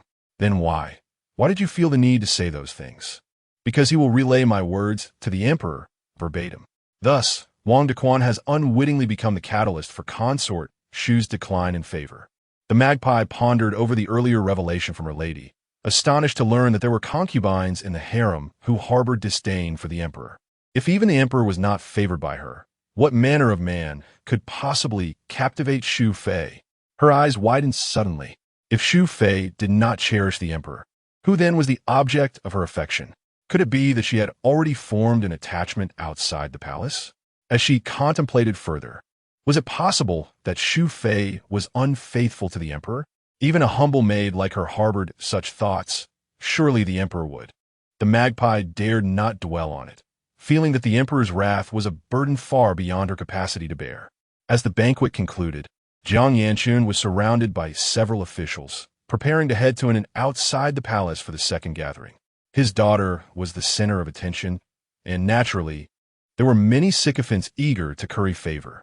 Feeling somewhat melancholy after an entire evening without finding a moment to converse with his daughter, Lord Jiang inquired of Ruan, Have you mentioned to Her Highness about the matter concerning our eldest son? Ruan shook her head. I briefly mentioned that Ziger wishes to participate in the autumn examination, but the Empress said that she now treads on thin ice within the harem and absolutely forbids Ziger from using her name to engage in any form of deceit or bribery. Do not be deceived by her current favor. It is a privilege she has fought for at great peril to her own life. I believe that even if our Jiang family lacks the influence to support her, we must at the very least refrain from becoming a burden. As for the matter of our eldest son, I had no opportunity to voice it. Jiang Yanchun contemplated this for a moment and nodded. Your silence is wise. As for our eldest son, let him find his own path. If not, I could secure a nominal position for him at the Honglu Temple, allowing him to prepare for another attempt in 3 years. Should all go well, by then, Yuer will undoubtedly be among the 4 favored consorts. Even if he fails the examinations, our family will still rise in fortune. After all, our eldest son shows little inclination towards study. It would not be amiss for him to become a well-known gentleman of leisure. Yet, the situation with Zhou was quite perplexing, as she was solely focused on elevating her own children above those of Rouen. She failed to consider that Yue had already secured the emperor's favor as a cherished consort.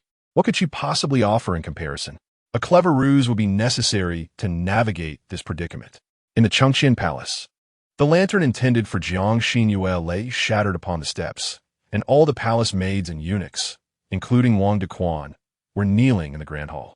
In the darkness, the weary figure of Emperor Xuanwu emerged, his expression darkened. Xu Fei, did she truly say such things? Wang Dequan's forehead struck the ground. This servant would not dare deceive your majesty.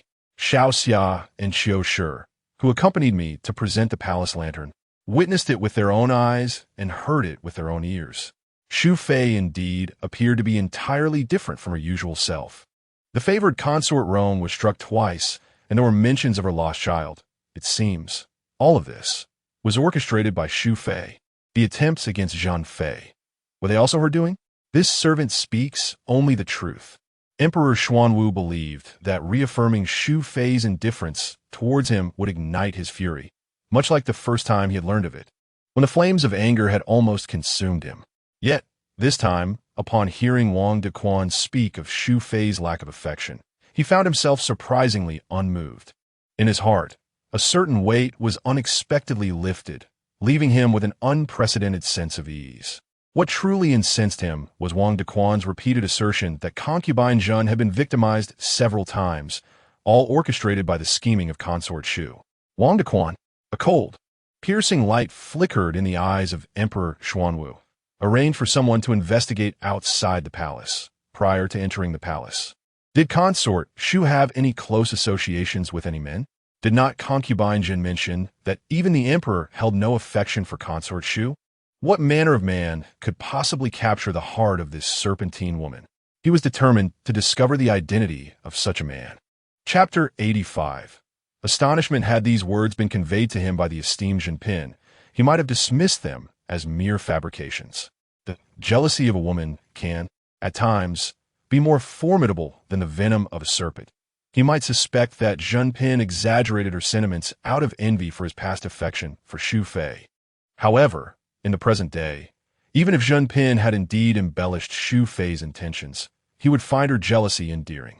Yet, these words did not originate from Jinping.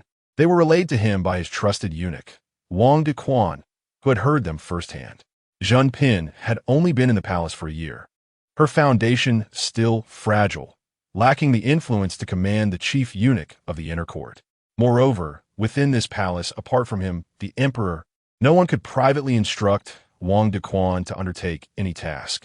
This naive girl, concerned for his feelings and fearing for his pride, had even instructed Wang Dequan not to divulge her grievances. Was she prepared to confront the torment inflicted by Xu Fei alone, swallowing the bitter fruit of her suffering? No one had ever considered his well-being in such a manner. Even Xu Fei, in the past, had only offered what she deemed best for him without ever inquiring about his desires or concerns for his dignity. Jinping genuinely cared for him, fearing his sorrow. And how could he allow her to endure suffering time and again because of Xu Fei? It was imperative to teach Xu Fei a lesson and make the Empress Dowager aware that their predatory ambitions could no longer remain concealed. As for the idea of pardoning the Wu family, it was a mere fantasy in the serene Heshi Palace, while subtly undermining Xu Fei before the emperor. Jiang Xinru was selecting new fabrics for the wardrobe. Suddenly, Jiang Chuan rushed in, breathless. "Your Highness, I." The room full of ladies ceased their activities and turned to him. He caught a glimpse of Jiang Xinru measuring fabric and quickly lowered his head. It was evident that he bore important news that was unsuitable for outsiders. Fong Ruming noted the freshly taken measurements of Jinping and astutely bowed. The designs drawn by her ladyship Jinping have been safely received. Once completed, I shall deliver them to Her Highness. Jiang Xinru, glancing at the two ladies in waiting behind Fong Ruming, deliberately elevated her status. I have always placed great trust in Fong's work, so I thank you for your diligent efforts. Your Highness, it is merely my duty, Fong Ruming replied. Their eyes met, affirming their unwavering camaraderie and mutual support. Afterward, Fang Rumeng and the other two ladies were escorted out of Heshi Palace by Xuanjiang. As soon as Xuanjiang turned away, the smiles faded from the faces of the two ladies in waiting. Some sycophants will go to great lengths. Who knows what backdoor dealings they ve engaged in. They ve charmed Zhang Si and Hong Zhang in the wardrobe department, and now they expect Jinping to treat them with favor. It won't be long before the head of our wardrobe department bears the surname Fang. Indeed, even the palace attendants of Heshi Palace must be flattered, indicating a restless spirit. Perhaps she harbors hopes of encountering the emperor within Jinping's palace, dreaming of an instant rise to prominence. Fang Rumeng turned and smiled cheerfully at the two. Indeed, if I were to become the steward of the wardrobe, the first thing I would do is silence the two of you who chatter incessantly. Should I ascend to the position of a consort to the emperor, my first act would be to summon you both as palace maids, subjecting you to relentless torment day and night. The inhabitants of this palace speak in convoluted phrases. Even if they harbor such thoughts, they would never voice them directly. Fang Rumeng's brutal honesty, bordering on naked malice, left the two female historians astonished and terrified, fearing that one day she might indeed rise to power and treat them as she claimed. You are simply, you. Yes, I am unreasonable, and I will seek vengeance for every slight. From now on, if you speak ill of me again, you would do well to steer clear of me. For as you have said, I have entered through the back door. Entering through the back door implies I have connections. With such connections, how dare you speak ill of me to my face? Truly, it is beyond foolishness. The two historians recoiled, lowering their heads, no longer daring to meet Fang Rumeng's gaze. Su Jiu has already vanished from the palace records. Over time, the personnel of the Shandong Bureau only know she has some connections, yet remain unaware of the true power behind her. Your Highness. Upon returning to the main hall, Xuanjiang heard Jiang Xinru's slightly astonished voice. Is what you say true? Jiang Chuan nodded solemnly. Your Highness, I assure you, my eyes have seen it clearly. I extracted the remnants of the medicine and presented them to Dr. Yin at the Imperial Hospital. It is indeed. Jiang Xinru's index finger unconsciously tapped the table, the urgent sound piercing through the silence, causing Xuanjiang to feel an inexplicable tension. The servants of Changxin Palace, under the management of Xiahe, are no longer as lax as they were during the reign of Li Yue in the 12th month. How could it be that no one else witnessed this? Yet you did. From the initial racing of hearts to the rushed report to the master, Jiang Chuan's once fervent spirit was doused with cold water. After settling some of his restless emotions, he slowly spoke. Does your Highness mean we should do nothing? That would be a tremendous waste. What if it is true? The noble consortly harbors intense disdain for consortion, perhaps second only to the Empress. If she were to act, would there be any good days left for Our Lady? No. Jiang Xinru shook her head, ceasing her tapping, and looked out at the bright spring light. Rising, she instructed, Shiqiao, Xuanjiang, go to my chambers and retrieve the new kites I have made. The noble consort Shu was injured because of me, and I must personally apologize to her in Jingren Palace. Additionally, I shall inquire if she would like to visit the imperial garden to fly kites, for it is a splendid spring day. A pregnant woman should not remain idle in her palace. Some moderate exercise is beneficial for the body. In the midst of May, with neither cold nor heat, Jiang Xinru donned a light green flag costume, resembling tender buds emerging in spring, fresh and vibrant, embodying both youthful innocence and a hint of charm. Truly enchanting. When noble consort Shu saw her in Jingren Palace, the veins at her temples throbbed ominously. Last night, the emperor had stayed alone in Chengxian Palace. Noble consort Shu's request for an audience was met with refusal, leaving her with a sleepless night, and dark circles had already formed beneath her eyes, which even a layer of powder could not fully conceal. Jiang Xinru feigned ignorance of her fatigue, her face adorned with a bright smile as she bowed gracefully, saying, This humble servant wishes to pay her respects to the esteemed Concubine Shu. It was Concubine Shu who had previously encouraged her to visit the Jingren Palace for casual conversation, compelling her to summon her strength. Sister Zhen, no need for formalities. What brings you to this palace on such a breezy day? Have you truly deemed it worthwhile to visit me here? Jiang Xinyue's gaze drifted to the bandage encircling her neck, a tinge of regret in her eyes. Previously, I was in poor health and dared not come to Jingren Palace, fearing I might transmit my illness to you, dear sister. It is only right that I come to offer my apologies for any distress I may have caused you. Chapter 86. The temptation. The gentle empress touched her neck, which was tightly bound, recalling that her earlier action had not been forceful. It merely pierced the flesh, presenting a frightful sight. In her youth, she had witnessed her brother mercilessly slaughter animals numerous times, understanding precisely where to thrust a hairpin to cause a profuse flow of blood without delivering a fatal blow. However, she never anticipated that she would find herself with child, almost subjecting her unborn baby to the same suffering. Contemplating this, her disdain for Jiang Xinru deepened further. How could this be your fault? The empress shook her head, a mask of cordiality upon her face. It is I who have fallen into the trap of others. We are merely victims in this affair. Jiang Xinru seized the opportunity to rise. Let's not dwell on unhappy matters. She took the paper kite from the hands of the magpie and waved it. The weather outside is splendid today. I painted a new kite yesterday. Would you care to join me, dear sister? I have heard from the physician that pregnant women should stroll outside to inhale fresh air, as it promotes a more vivacious and cheerful disposition in the child. A more vivacious and cheerful disposition. Does that not imply she is bearing a prince? This Zhen Pin certainly possesses a charming way with words. The empress smiled gently. Then I extend my gratitude to Zhen Pin for the well wishes for my child. I hope he will indeed be as lively and cheerful as you describe. It was almost as if she were on the verge of openly wishing for a prince.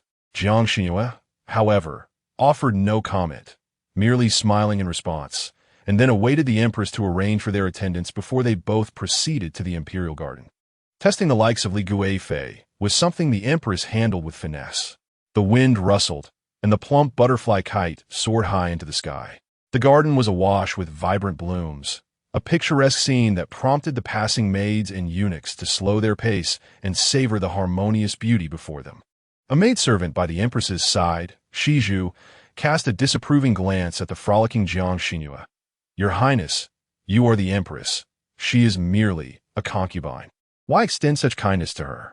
Just yesterday, you exchanged insincere words with Lady Rong. What if the emperor were to hear of it?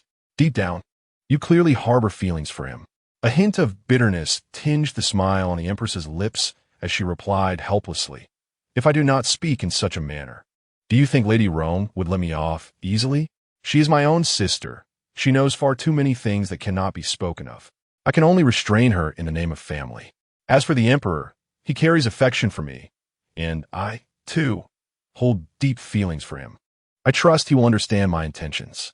Little did she know that the words she uttered the previous night had already depleted the emperor's remaining fondness for her. Oh dear, the string of the kite has snapped. It has flown away. Jiang Xinru darted a few steps forward before halting, then hurriedly approached the empress. Sister, it seems my plump butterfly has flown towards the Changxin Palace. I have a long-standing grievance with Lady Li. I heard you share a good relationship with her. Might you accompany me? A fleeting look of surprise crossed the empress's eyes. How did Zhen Pin know of her relationship with Li Guifei, which was kept under wraps? What else did she know? Sister? Tears glistened in Jiang Xinru's eyes as she stammered. What is wrong with you? You look terrifying. If you're unwilling, then forget it. I can go by myself. Her voice was not particularly soft, and several eunuchs and palace maids nearby overheard her. The Shu Fei suddenly snapped back to reality. Restoring her benevolent smile, Dear Sister Zhen, you have misunderstood. I was merely lost in thought and had no intention of refusing to accompany you. That is wonderful. The expression of Zhen Pin transformed as swiftly as flipping a page in a book, her face lighting up with joy as she instructed Shizhu, support your mistress well. Do not let her stumble. Shizhu, already attentive, had been steadying the Shu Fei and led the way towards Changxin Palace. Jiang Xinru, feeling quite pleased despite the turmoil she had stirred within the Shu Fei, followed behind without a hint of offense taken from Shizhu. Meanwhile, the magpie had already arrived at the entrance of Changxin Palace. A eunuch blocked her path, and she, maintaining a respectful demeanor with a smile, said, I am a maidservant of Her Highness Junpin from Heshi Palace.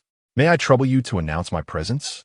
My mistress was just flying kites with the Shu Fei in the imperial garden, but the kite string broke, causing the kite to drift into Chongqing Palace. Would it be possible for the palace servants to retrieve it, or may I enter to fetch it myself? With a rip, Xiaohe tore apart the plump butterfly kite and cast it into the water basin of Chongqing Palace. Upon contact with the water, the kite disintegrated into a mushy pulp. Ligi feis complexion pallid, revialina delicata, frail beauty.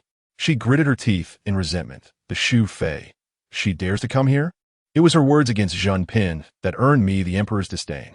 She has concealed her intentions well, being the one he has cherished for so many years. Yet it is I who bore the consequences for her actions. Xiaohe patted Li Guifei gently. Your Highness, now is not the time to quarrel with them. Your own well-being is of utmost importance. Li Guifei clenched her teeth. To protect this hard-won child, I have deliberately argued with the emperor, inciting his wrath to confine me. Now that the physician has confirmed my child is secure in the womb, how can I allow her to have it easy? With a dismissive wave, she silenced Xiaohe's counsel and strode toward the palace gate. The magpie caught sight of a new figure and quickly turned, exclaiming, My mistress has arrived. She spun around and dashed, catching the eunuchs off guard, as the magpie stood behind Jiang Xinru. Due to the Shu Fei's higher rank, she walked 2 steps behind her, making it appear as though Li Guifei was confronting the Shu Fei directly. Has the Shu Fei come to retrieve the kite? Xiaohe threw a sodden paper ball from behind, splattering it at the Shu Fei's feet, staining her light blue skirt with dirt. My apologies, Shu Fei. She continued with a piercing gaze. The kite fell into our Chongqing Palace's water basin, and by the time you arrived, it had disintegrated. It seems it shall never soar again. Her eyes bore a fierce intensity, as if to underscore the Shu Fei's current predicament. Shizhu furrowed her brow, ready to erupt in anger, when Shu Fei grasped her hand and turned to Jiang Xinru. This kite belongs to Sister Jinping. Sister Jinping, look, what kind of pond water could possibly render a kite, which has been coated with a protective film, into a soggy mess? It's merely pond water, not sulfuric acid. Clearly, it has been deliberately torn apart and cast into the water. Jiang Xinru sighed. Well, there is nothing that can be done now. Please do not be upset, Your Highness. I shall craft an even more exquisite one for you next time. She refrained from mentioning that this butterfly kite was intended as a gift for herself. Shu Fei, feeling a sense of helplessness, could only bow slightly to the esteemed Li Guifei. In that case, we shall take our leave. With a wave of her hand, Li Guifei summoned the eunuchs and palace maids, surrounding Shu Fei and Jiang Xinru. Having disturbed my rest, do you think you can depart so easily? Chapter 87. Speculation, is there truly such fortune in this world? The grievances between her and noble consort Jun could be settled at a later time. Yet she had no intention of letting Empress Shu off the hook for using her to undermine noble consort Jun. Empress Shu cradled her belly protectively, while Shizhu shielded her behind, and the ever-prepared Jiang Xinru had already seized a magpie, pushing past an unsuspecting eunuch to dart to one side.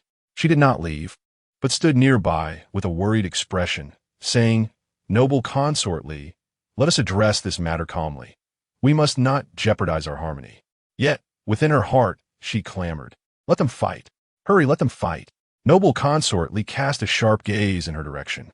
In this entire palace filled with fools, you are the most foolish of them all. I truly wonder how you have survived this long, still believing that Empress Shu is virtuous? Let me enlighten you. It was she who orchestrated your confinement to the cold palace.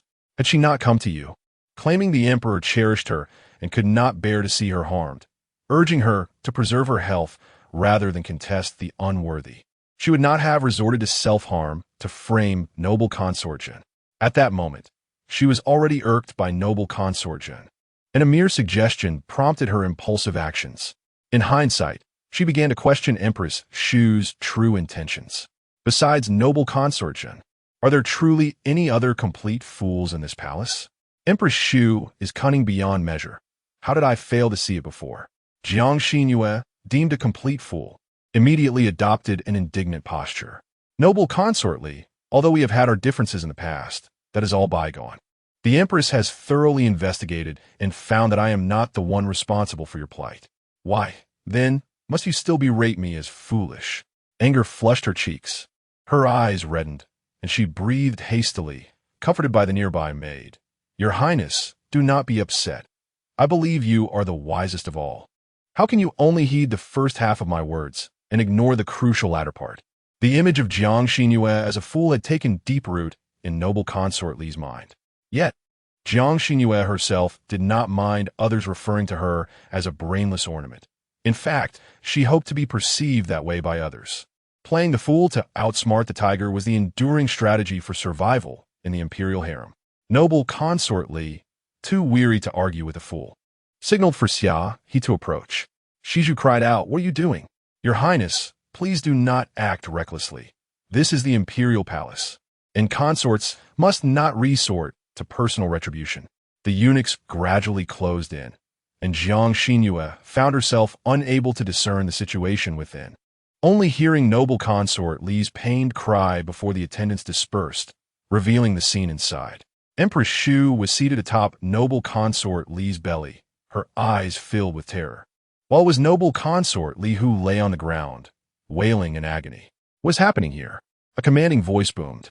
Jiang Xinru, trembling, knelt upon the ground, looking up at the newcomer.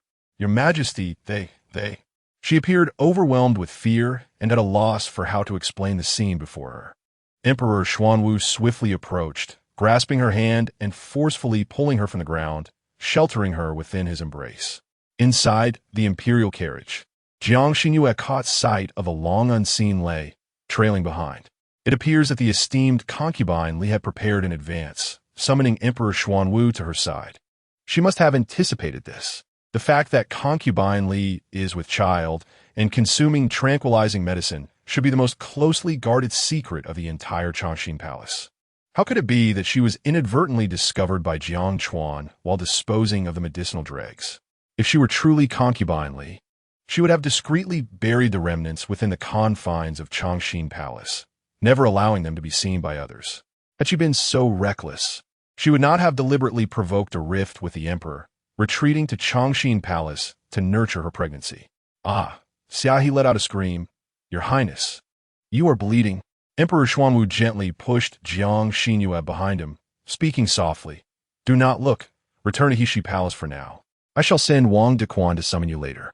The appearance of Concubine Li suggested a miscarriage, and, as Zhen Pin was still quite young, having never witnessed such a gruesome scene, the emperor feared it might instill a lasting fear of childbirth in her. Jiang Xinru sniffled, nodding in agreement. Yet she stealthily crouched behind the palace wall, peering out with curious eyes. Wang Dequan observed the half-exposed head and the glimmering eyes peering out, utterly bemused. He shook his head, blocking the view of Concubine Li and Shu Fei, earning a look of approval from the emperor. This palace. I am a child." Sweat beads broke out on Concubine Li's forehead, and the pain rendered her words labored. "I am having a baby. Your Majesty, please save my child." Shu Fei's hands were smeared with blood, and she was pushed aside by the palace maids. Shiju immediately shielded her, using her own garment to wipe the blood from her hands. "Do not be afraid, Your Highness. Little Gizi has already gone to Kuan-Ning Palace to seek the Empress Dowager." Shu Fei steadied herself, casting a cold glance at Emperor Xuanwu as he carried Concubine Li into Changxin Palace, shouting, "Summon the imperial physician. Hurry, bring the physician." The lack of offspring from Concubine Li was a deliberate act on his part. Should she bear a child, given the Song families standing in the court, half the ministers would immediately petition to have that child declared heir apparent. Yet, being in the prime of his life, he would never allow his throne to be coveted by others. Concubines may enjoy favor, but they must never bear children. His gaze fell upon the anxious Shu Fei, uncertain whether to express gratitude for her resolution of his predicament or resentment for the demise of his child. He had deprived Concubine Li of her right to motherhood. Thus, for many years, he had been partial to her as a means of compensating for the debt he owed her. He had never intended for Concubine Li to conceive, only to suffer the unbearable anguish of miscarriage. Jiang Xinru returned to Heshi Palace, her heart racing uncontrollably. Had she not fled swiftly and kept her distance earlier, she might now find herself ensnared in the turmoil. Rewinding time to the moment Jiang Chuan encountered the palace attendants disposing of the medicinal dregs, it became clear the person Concubine Li initially sought to harm was indeed her. Yet she had not anticipated that she would also bring along the similarly pregnant Xu Fei. At that moment, Consort Li had a change of heart. She sought to exact revenge on the noble consort who had exploited her, and in the process, ensnare Jiang Xinru as well. One demise would suffice, but if two could be achieved, it would be a tremendous gain for Consort Li. Sacrificing the child she had so desperately awaited to strike at them was, of course, out of the question. Jiang Xinru believed she was not yet worthy to be compared to Consort Li's offspring. Though the child had yet to be born, it already possessed all the love of its mother. Unless Jiang Xinru's eyes widened with sudden realization as she instructed Jiang Chuan and the magpie, go to the Imperial Medical Institute and send word to Physician Yan. Inquire which physician is responsible for Consort Li's pulse. Devise a means to procure the pulse records of Consort Li for me. She harbored a bold conjecture. Chapter 88. A war without smoke, perhaps. It might be. For instance, the child of Consort Li was never meant to survive. Thus, had she not brought Consort Xu along as a scapegoat today, Consort Li would have intended to use this already doomed child to ensnare her. The desperate longing for a child was well known throughout the palace. Who would believe that she would harm her own offspring to bring misfortune upon others? Jiang Xinru couldn't help but shiver. The Song family wielded immense power, while the Jiang family was merely a fifth-rank official.